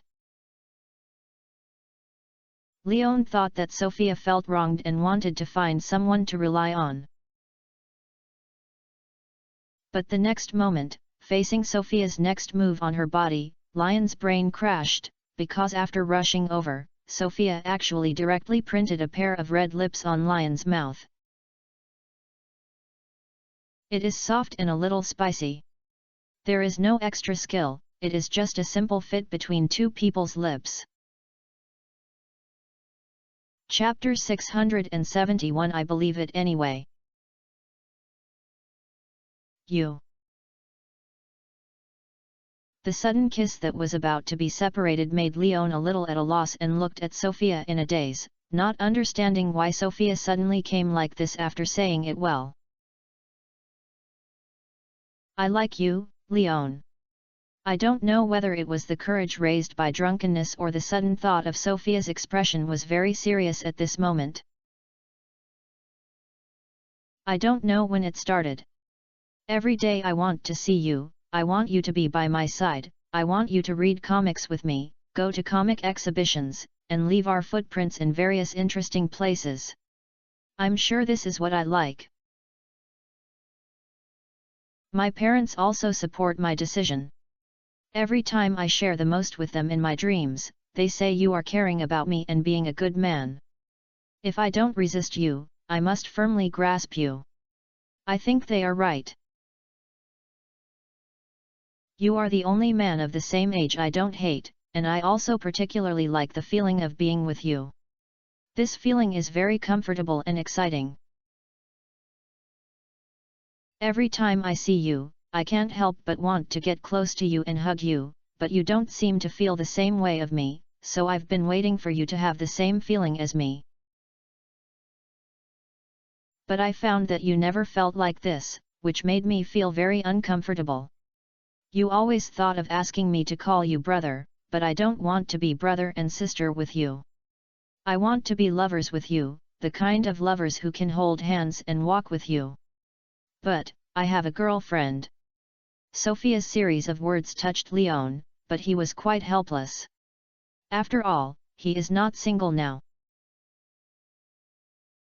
Although I have always wanted to be a king in the harem and enjoy one of the ultimate ambitions of a boy like a sleeping together. But if she really wanted to do this, Leon was a little timid. Reality is not a game, and those girls will not be able to go all out if they have enough favorability. The kind of situation where no matter how many girls you have around you, as long as you have a place to keep her, is just a fantasy before your death. In terms of relationships, people are selfish. At least Abigail should not be willing to share Leon. Although there are already cases of Helena, Leon can also see that Abigail has been secretly competing with Helena. The reason why he did not go wild is entirely because at least in the current period, Leon belongs to her alone. Maybe Leon will go to Helena for 1 or 2 days a month, but Abigail can also use the general reasons such as the relationship between mermaids and humans to comfort himself. Helena can occupy 90% of Lion's time. Helena is an excuse that she can't leave the ocean easily and can only leave for 1 or 2 days a month to relieve her depression. But once another competitor is joined under the current situation and it still exists around Leon and can meet at any time, Abigail must be the first person who is not happy. Leon knows very well and does not want Abigail to be disappointed or even turn against him. He likes Abigail very much, which is an indisputable fact, especially Abigail's various performances after he disappeared, which made Leon feel that he can't stand Abigail's departure in his life. So he didn't want Abigail to be disappointed, and he didn't want to cause cracks in this relationship because of some unrealistic ideas. So Leon has been avoiding Emily, who bravely expressed her feelings to her before. Even if she meets her normally, she will just stop talking and not let Emily find a breakthrough. She originally thought that Emily would give up under such cold treatment, so that Leon can turn big things into small things, and perhaps she can still be friends in the future. But now Sophia also made Lion's head ache because Sophia was more difficult to deal with than Emily, especially her depression, which was not sure whether it was relieved or cured, was an unstable time bomb. If this becomes the last straw that crushes Sophia's heart and allows Sophia to enter an irreversible abyss, Nouwen would be afraid that he would feel guilty for the rest of his life, so Leon tried his best to enlighten Sophia. I like you too, Sophia, but this is not love, but similar to family affection. Do you understand? I don't understand. Sophia shook her head and retorted, we are not related by blood, and I don't believe in pure friendship between men and women. Well, your point of view is quite correct, but is there any possibility that there is an exception between us? Leon scratched his forehead with a headache when he heard this, marveling at Sophia's ability to say such a sage, and also had a headache. Respond to such a view. Do you really treat me as a sister? Don't have any other thoughts? Sophia raised her chest and asked Leon in discontent. Yes. Leon nodded and confirmed. Although he was suspected of lying, this is the best solution now. To be fair, a girl like Sophia who is lively and loves to laugh under normal emotions and looks very beautiful and cute will have some ideas when she is a man, but she cannot say this now. I don't believe it.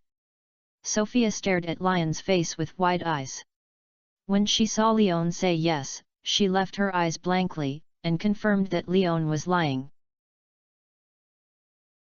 Whether you believe it or not, I believe it anyway. Leon replied seriously. Then why are you so nice to me? Sophia continued to ask when she saw that Leon refused to admit it. Because I really think you are like a little sister who needs care, so love is flooded.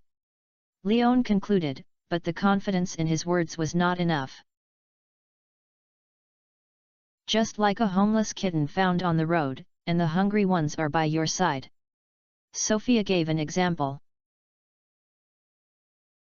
It's not that exaggerating. Leon complained, I knew you at the beginning, on the one hand, it was Gus's commission, and on the other hand, I felt it was rare to meet someone from the same industry in Stardew Valley, and I felt it was a sense of identity.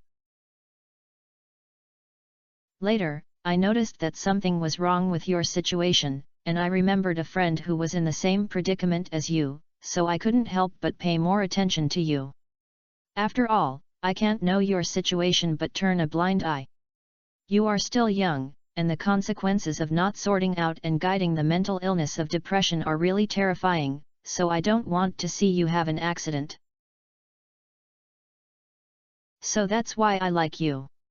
You are very gentle, Leon, to be honest, because this kind of tenderness from the heart is exactly the most irresistible beauty for girls, and it can touch people more than those so-called romance and love words. Sophia concluded with a smile as she looked at Leon. Chapter 672 How Good Is It Like Me? Leon was also quite helpless. In Sophia's description, he seemed to have become a central air conditioner, which is not a good word. Sophia's attitude is not a joke. She is serious, which makes Leon even more in a dilemma. This girl seems not easy to persuade. I think you should be drunk. Why don't you take a night off first and then chat when you wake up tomorrow? Worried that if Sophia's offensive continues like this, he will be unable to resist it, so Leon simply began to avoid the important things. I'm very sober. Sophia replied seriously, even if I don't drink, I may show off at this time, especially when I see you and Abigail texting in the afternoon. I know that if I hold on, I may become a loser. You didn't succeed either. Although Leon wanted to complain like this, his words were, there is no success or failure. A thing like emotion is a feeling, which may be a flash in the pan. I hope you can think carefully about it. So, did you refuse? Sophia's eyes drooped when she heard this, and her voice became powerless. Leon was silent, and silence could already explain what he meant. Sophia also realized this and lowered her head completely, not daring to see Leon. It's still a little cold on the ground, go back to the room to rest. Leon sighed, then put his hand in front of Sophia in unison, trying to pull him up. Then can we still be friends? Sophia raised her head and looked at Leon and asked. It's not just a friend, but also a family member. I always treat you as my sister. I just hope you don't alienate me. Leon squeezed out a smile and comforted Sophia. Yet. Sophia also squeezed out a smile, reached out and put her hand in Lion's palm, and stood up after Lion's powerful arms. Leon sent him outside the door and opened the door, but did not go in. Sophia did not want to pull Leon into the room. The two said goodbye to each other through the door. Sophia saw Leon down the stairs. Oh! Looking at Lion's back, Sophia sighed, returned to the house, changed into her pajamas, took out the resurrection stone from the safe, held it in the palm of her hand, closed her eyes and lay on the bed. Leon left Sophia's home after going downstairs and tidying up the tableware in the kitchen. However, Leon did not rush to leave, but looked around Sophia's vineyard, confirming that there were no hidden threats or dangers around, and then rushed back to the farm along the road when he came. I forgot to ask Sophia if I want to go fishing crayfish in 2 days, next time. While riding a bicycle in Pelican Town, Leon suddenly thought of something he forgot to talk to Sophia. However, it is not easy to go back and disturb Sophia for this matter, so Leon decided to call Sophia to ask for her opinions in the future, and by the way, check out Sophia's situation after this. If Sophia becomes more serious because of this incident tonight, then he has to find a way to make up for it. Sophia, who was worried by Leon, was now in her dream, lying in her mother Alice's arms with a grievance on her face, telling her experience of failing to confess this time. This kind of thin glove, in fact, you must be prepared to be rejected from the beginning. After all, Leon is not single, he has a girlfriend. Facing Sophia's description, Alice felt a little distressed, but she still analyzed to Sophia from a rational perspective. I know, but I just want to give up, otherwise I will not give up. Sophia replied seriously. He is worthy of your liking, it's rare to see such good boys. Robert, who was standing by, sighed, if it were me, I might be really moved. Alice turned her eyes on her husband, and Robert, who had reacted that he had accidentally exposed his thoughts, turned his head awkwardly and did not dare to look at his wife. You are still young and will meet many people in the future. Your favor for Leon now comes from his attention and care for you. In fact, it is good to think of him as your brother if you change your way of thinking. Your father and I can't take care of you in the material world. If Leon is by your side, we will feel much more at ease. Alice, who had finished her husband with her eyes, patted Sophia's back and comforted her. But I'm still unwilling to give up, I don't want to lose. Sophia complained dissatisfiedly, anyway, they are not married yet, and I still have a chance. Forward. Sophia's answer made Robert and Alice froze. Do you really like him so much? After a long silence, Robert still spoke up. Yet. Sophia nodded. Then you have to think of other ways. Robert thought seriously, not paying attention to his wife's gaze that wanted to kill. Sophia, I still hope you can seriously think about whether this is worth it. Her husband stood on Sophia's side and sang a sarcastic look, while Alice could only sang a sarcastic look. Anyway, there is no better choice, I want to try it. Sophia replied, after all, no one knows what the future will be. I think I still have a chance. Is this kid named Leon really that charming? Seeing Sophia's way dark, Alice complained helplessly. Go to sleep, my daughter, have a good night's rest, I hope you can figure it out tomorrow. After saying that, Alice put her hand on Sophia's head and stroked her, and Sophia fell asleep. Who knows, but I can make my baby daughter care so much. She should be a young man no less than when I was young. Seeing Sophia asleep, Robert also let go a lot and joked at Alice. You were not that popular at that time. Alice rolled her eyes and retorted. Who said it, you just don't know. Robert protested with dissatisfaction, I was also a storied figure in Pelican's Town at that time, okay? Haha. Alice looked at Robert with a sneer, her eyes full of contempt. I don't know who tried every possible way to approach me at that time, and even if I refused several times, I wouldn't give up. Who made you so outstanding? I think Sophia's personality is very similar to mine. If she recognizes what she wants, she will try her best to pursue it. Robert praised Alice with a flattering look on his face. I would rather Sophia be as rational as me. Alice sighed, looking at Sophia in her arms, her eyes full of distress. I encountered this situation in my first love. If I didn't get what I wanted, I really couldn't imagine how sad she would be at that time.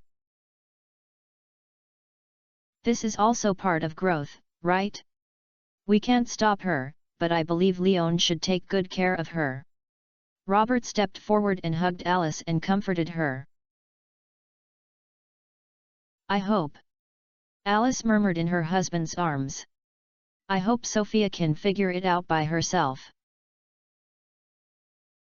I think this possibility is not high, but she chose all of them herself.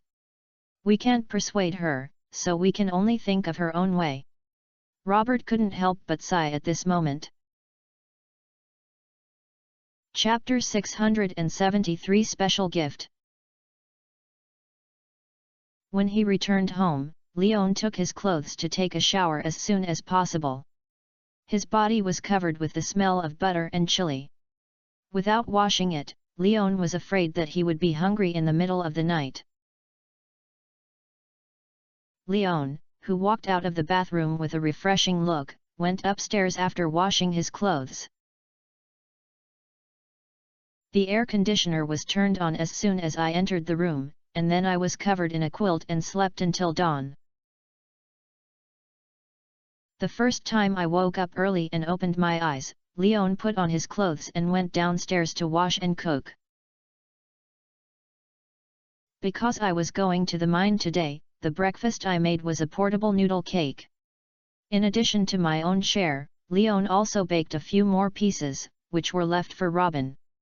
Although it was a little bit crumbling for work meals, Leon could not fold it in the mine and return it. It was specially made for Robin to make lunch. After baking the cake, Leon stuffed the steaming scallion egg pancakes into his backpack, then went out to patrol the fields, and then went to the chicken coop for a walk. Although a wall had been removed, the hens were not frightened or uncomfortable. The eggs they prepared for Leon were left on the ground, and when Leon appeared, they still gathered enthusiastically. He fed several handfuls of rice to these bright hens. Looking at the round big guys, Leon left the coop with the eggs with satisfaction. By the way, I went to the cave to take a look, and then Leon returned to the house and packed up, waiting for Robin to arrive. Robin appeared much earlier than Leon expected, and he heard Robin around 7:30. The engine of the open pickup truck roared. Leon followed the sound out and explained to Robin that he was going out today and was expected to return to the evening. Robin needs to go into the house and do it by himself, and took out the pancake he prepared. Ha ha ha, I'm joking with you. How could I get your meal every day? I brought it. Seeing the pancakes taken out by Leon, Robin laughed and took off the lunch box he brought from the car. But I'll accept these pancakes. You can't waste your kindness. Go and do your business. Okay, then I'll leave. After explaining to Robin, Leon left along the northern exit of the farm. After passing through the remote forest, bypassing the northern foothills, passing through the tent of Lena's, and descending to the mine lake. Crossing the single plank bridge is the entrance to the mine, but without bringing equipment, Leon naturally has to go to the Explorer Guild. There is no need to knock on the door, because there is a spare key. After opening the door of the Explorer Guild, Leon saw the familiar scene. Malone, who wiped the weapon and oiled the maintenance, leaned against the recliner, shaking Jill, who was yawning and reading the newspaper, and Leon, who had just entered the door. All the members of the Stardew Valley Explorer Guild gathered together again. I came here early in the morning. I want to go to the mine, right? Seeing Lion's appearance, Malong stopped his movements and moved out the box containing the ice rabbit skin set. It's all my own, people. I won't charge you this time, just use it. But remember to return it. If you get it back, you have to pay it out and buy it if you get it hurt. Oh, the president doesn't charge any more money, this is rare. Leon was quite surprised to see that Malong, who was asking for money, would take the initiative to propose not to mention the rental fee. You were a junior explorer before, so naturally you didn't have the benefits in this regard. Now it's different. After you came back from Starfall, you mentioned Alavel to you. You can naturally enjoy the benefits of Alavel explorers. Malong explained. Not all explorers can escape unscathed when they go deep into the Starfall. If you weren't the identity of a farmer, I think the headquarters would at least give you an accredited evaluation. I actually didn't do anything, mainly because they didn't want to kill me. Leon was quite embarrassed that he was qualified to be Alavel. After all, he was able to come back safely this time because of various coincidences. That's not easy. Although we don't know what happened there, this rescue operation has stabilized the border of Starfall, and there seems to be problems with the people who are indifferent. I haven't seen them come out to move recently. Everyone thinks it should be your credit. When we evacuated, we saw a huge explosion. Camilla of the castle village said that it might be your trap to take effect. Malong said this with pleasure. It's not a joke that 100 super bombs exploded together, but unfortunately the number is still a little smaller, otherwise the high and low could kill 1 or 2 senior officials who lost their hearts. Yes, it's a pity that it's not blown to death. Leon also echoed. If he could really blow up a senior executive of the lost person, he would probably get a lot of combat experience, but it would be considered a breath of excitement to the opponent. I won't talk about this anymore. Take your equipment to go to the mine. Recently, you have explored in the mine, and my work has been much easier. Now few monsters have run out of the mine. If you can go there often, maybe I can lie in the guild like Jill and wait for death. Malong opened the box and greeted Leon. After Leon stepped forward to take the ice-ripe skin suit, he did not forget the gift he brought. When 4 bottles of wine with the Blue Moon Manor label were placed on the table, let alone Ma Long, even Jill, who had always been Buddhist, cast a look. This is gift. In order to thank you for your help last time, I couldn't say that I had drunk too much before, so I'll make up for it this time, Leon explained. It's true that I am a farmer, and my connections are very big. Since Blue Moon Wine announced its temporary suspension of production, the reserves of Blue Moon Wine on the market have dropped sharply. Not only is this thing worth it now, it doesn't matter that you can't get it at all, you have the will. Ma Long rubbed his hands and carefully picked up a bottle of Blue Moon Wine and sighed. Good job, boy! Jill couldn't help shouting to Leon, then got up and walked to Lion's side, quietly stuffing something to Leon. I hope you will like the gift for you to be promoted to a level explorer. Thanks. Leon was a little amused and crying about Jill's gift. If he had not brought out these 4 bottles of wine, only God knows whether Jill could give this gift. These old foxes are all masters who do not show off their rabbits or eagles. However, no matter how much he complained, Leon still wanted to see what Jill gave him. When he spread his palms, he found that it was a ring. Slime ring, prevent slime's destruction. Good thing. Seeing this ring without any attributes and only one characteristic, Leon couldn't help but exclaim. Because this thing is a ring that attacks the slime. No matter what type of slime, as long as you meet someone who brings this ring, you will be a paper tiger without teeth. If you bring this ring, you are your father in the slime. This should have been a special ring that only after killing 1000 slimes in the game and achieving the Monster Hunter achievement slimes, Jill actually gave it that way, which is really a big gift. It's indeed a good thing, but this is only once. If you want to get this special equipment for monsters, you have to complete the hunting mission. This is the hunting directory. Every time you complete one, you can get a unique reward from me. Come on. Jill patted Lion's shoulder and handed a scroll to Leon, encouraged him. Chapter 674 Return to the Mine Cave. Leon opened the magic scroll given by Jill as soon as he bought it and checked the content above. The purpose of eliminating monsters to protect the safety of Stardew Valley. 82/1000 slime, all colors. 21/150 void monster, Shadowman.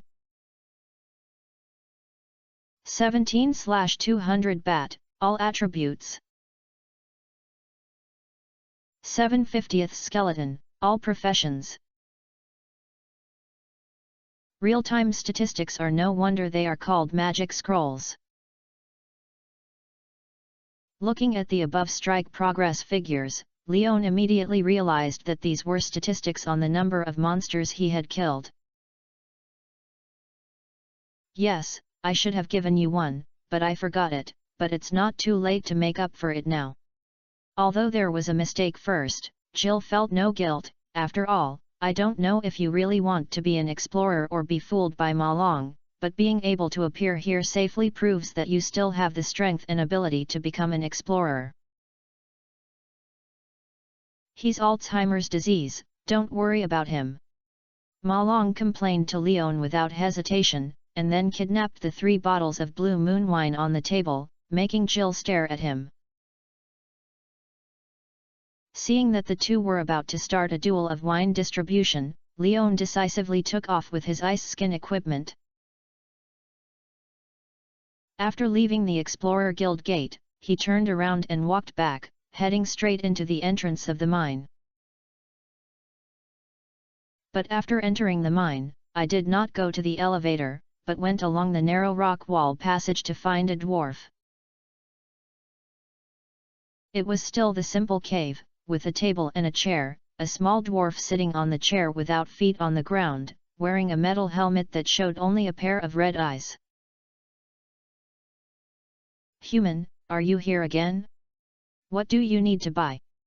Seeing Lion's appearance, the dwarf immediately asked. "Come on, some bomb," Leon replied, leaning against the table and looking down at the dwarf. "There is no way not to look down. If you want to look at this guy in a straight direction, you have to squat down." "Bomb? Didn't you just bought 100 super bombs not long ago?" The dwarf was stunned when he heard this, and then couldn't help but take a small step back, his voice stuttering. You won't use bombs to start a war. If so, I won't sell it to you." "Can 100 super bombs start a war? You look down on the scale of the war too much. I just used it up before," Leon explained to the dwarf speechlessly. "Okay, you really don't look like a bad guy, I believe you." After hearing Lion's explanation, the dwarf looked Leon up and down for a moment, then walked to Leon again. "How much does it take this time?" 50 pills. There is still spare money on hand, but if you take 20,000 yuan, you will feel a little nervous when you take out the cash flow reserve. There is no problem with 100 yuan. After all, super bombs are really useful. I just heard from Ma Long that the 100 super bombs left in the basement room were not given in vain, but really made a big noise, so Leon is still quite enthusiastic about super bombs. I just don't know if the super bomb has been exerted, and the gem puppet he made of 30 rubies has also played out his value.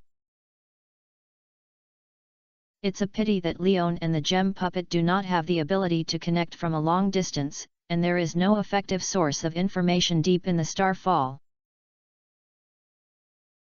Okay. The dwarf did not notice Leon thinking. When he heard Lion's order request, he immediately started preparing. Red super bombs kept appearing in his hands, piled up into mountains. Soon, 50 super bombs occupied a small piece of space in the room. Old rule, sign a contract. Leon glanced at the super bomb and was about to pay. It's still the same thing, give away crystal balls or low-level bombs. The dwarf quickly wrote something similar to a check and handed it to Leon for signature, and at the same time did not forget the bonus service for large-scale purchases. It's better to have a crystal ball. Leon confirmed that he really needed to open all the crystal balls he had stored.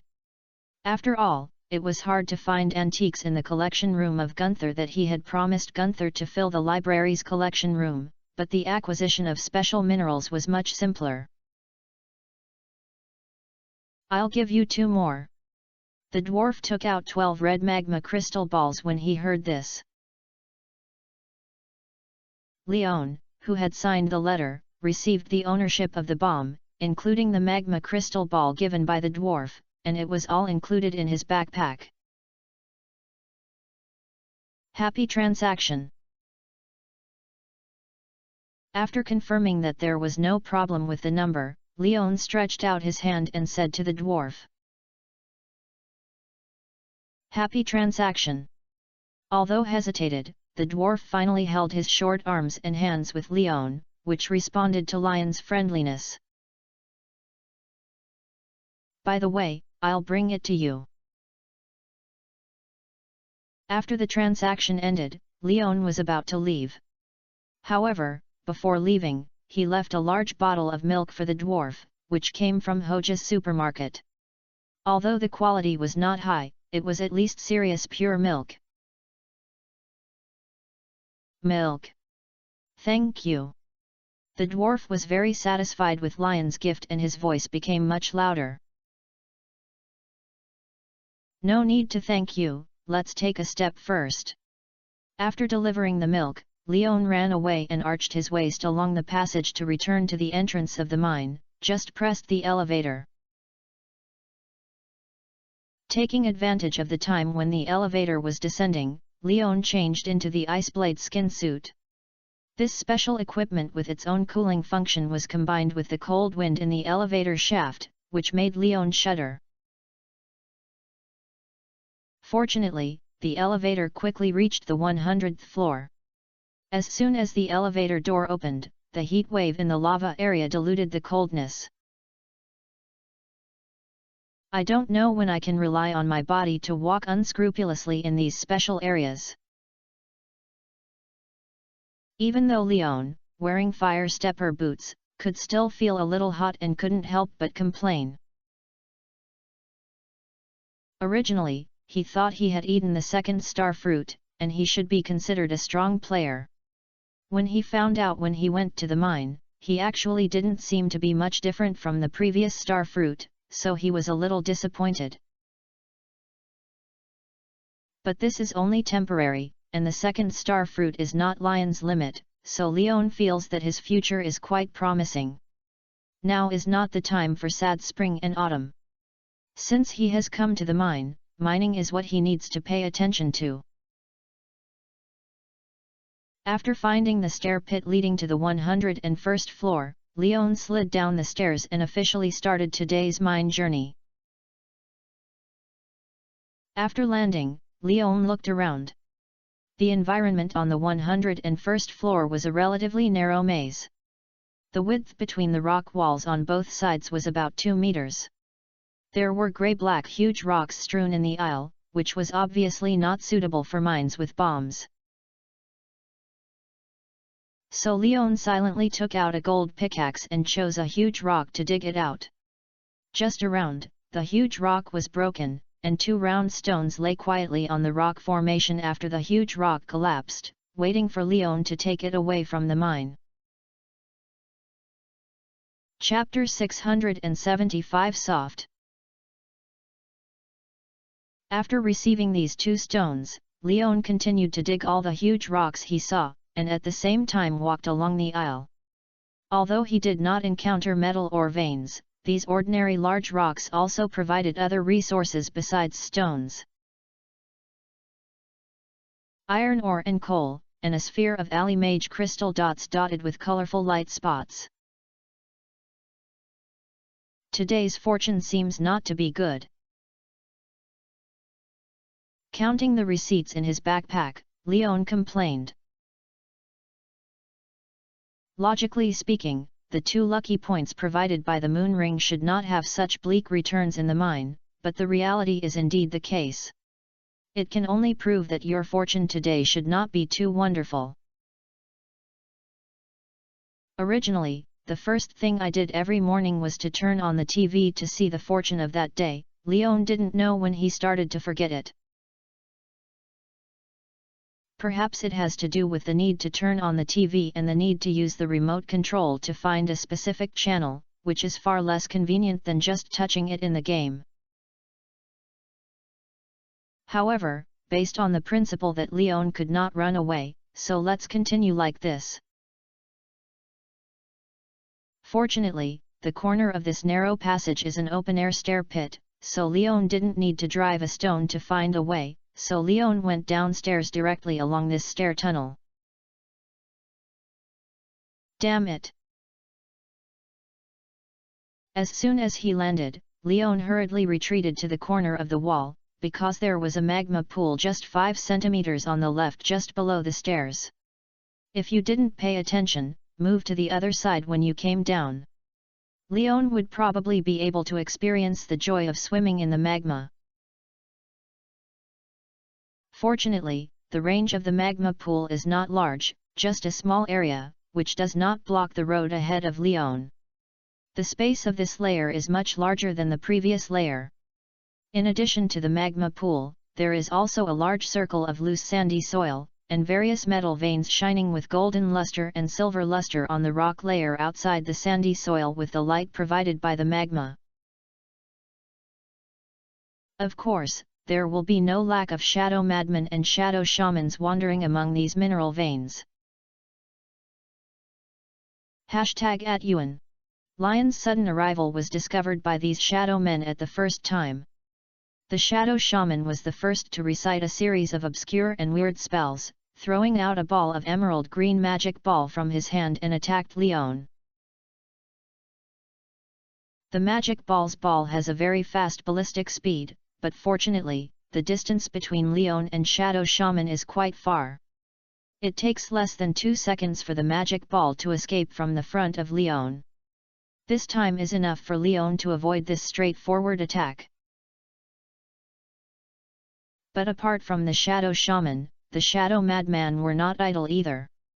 They were obviously big winter roots with a short figure, but their movement speed was amazingly fast. The dark elements surging from the body condensed into sharp claws. The 3 shadow madmen cooperated to pounce towards Leon. The sharp claws of the shadow hit Lion's chest and limbs, as if they wanted to dismember Leon. It's interesting. Faced with this completely different action speed and attack method from the shadow madman I encountered before, although Leon raised his mouth lightly, his movements in his hands were not relaxed at all. The galaxy watermelon knife fell into his hand and immediately extended into a 1.5 meter long blade.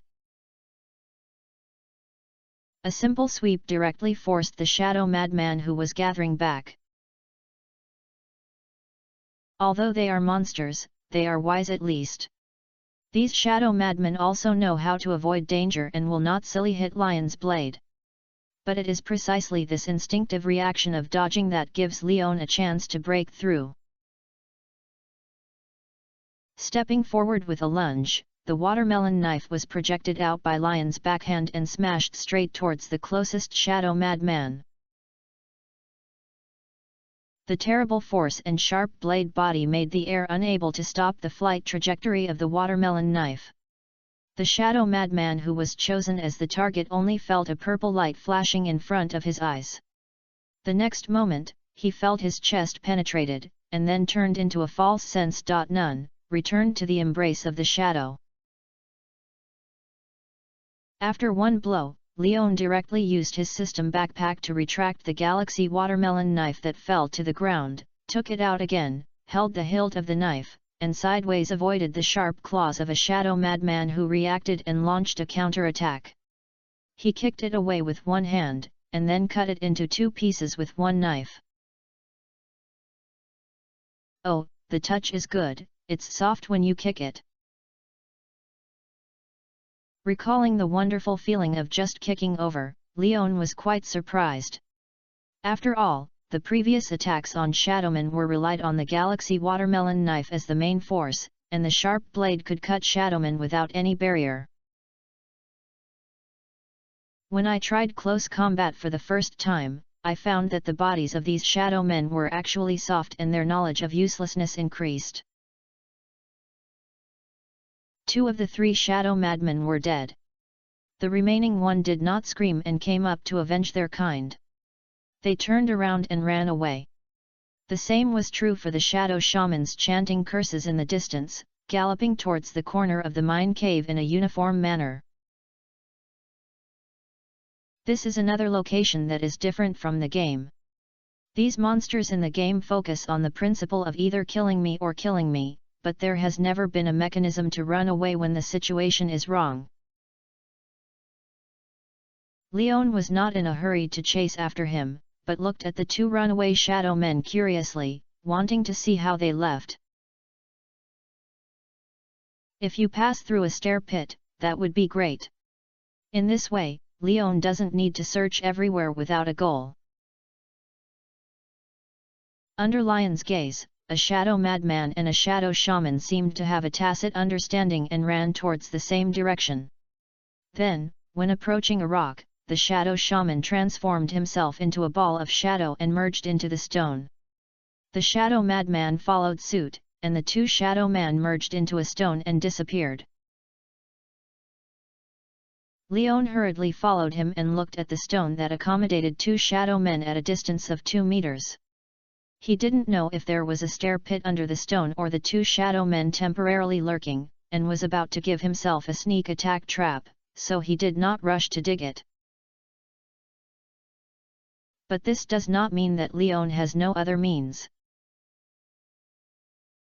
Decisively took out a super bomb from his backpack, ignited the lead and threw it over.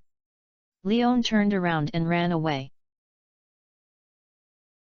The lethality and explosion diameter of the super bomb are not comparable to that of a cherry bomb.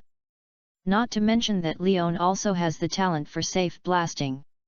He can see the explosion range of the bomb clearly, so he will naturally not stay in place and be affected by the explosion.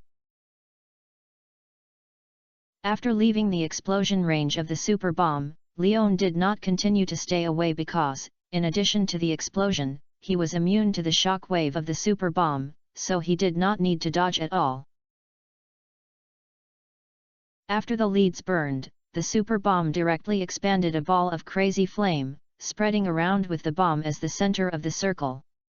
The flame swept across every corner of the explosion range, destroying all the destructible objects in the diameter of the explosion. The impact of the explosion even caused a strong wind in the mine cave, but it blew on Leon, but it had no effect at all.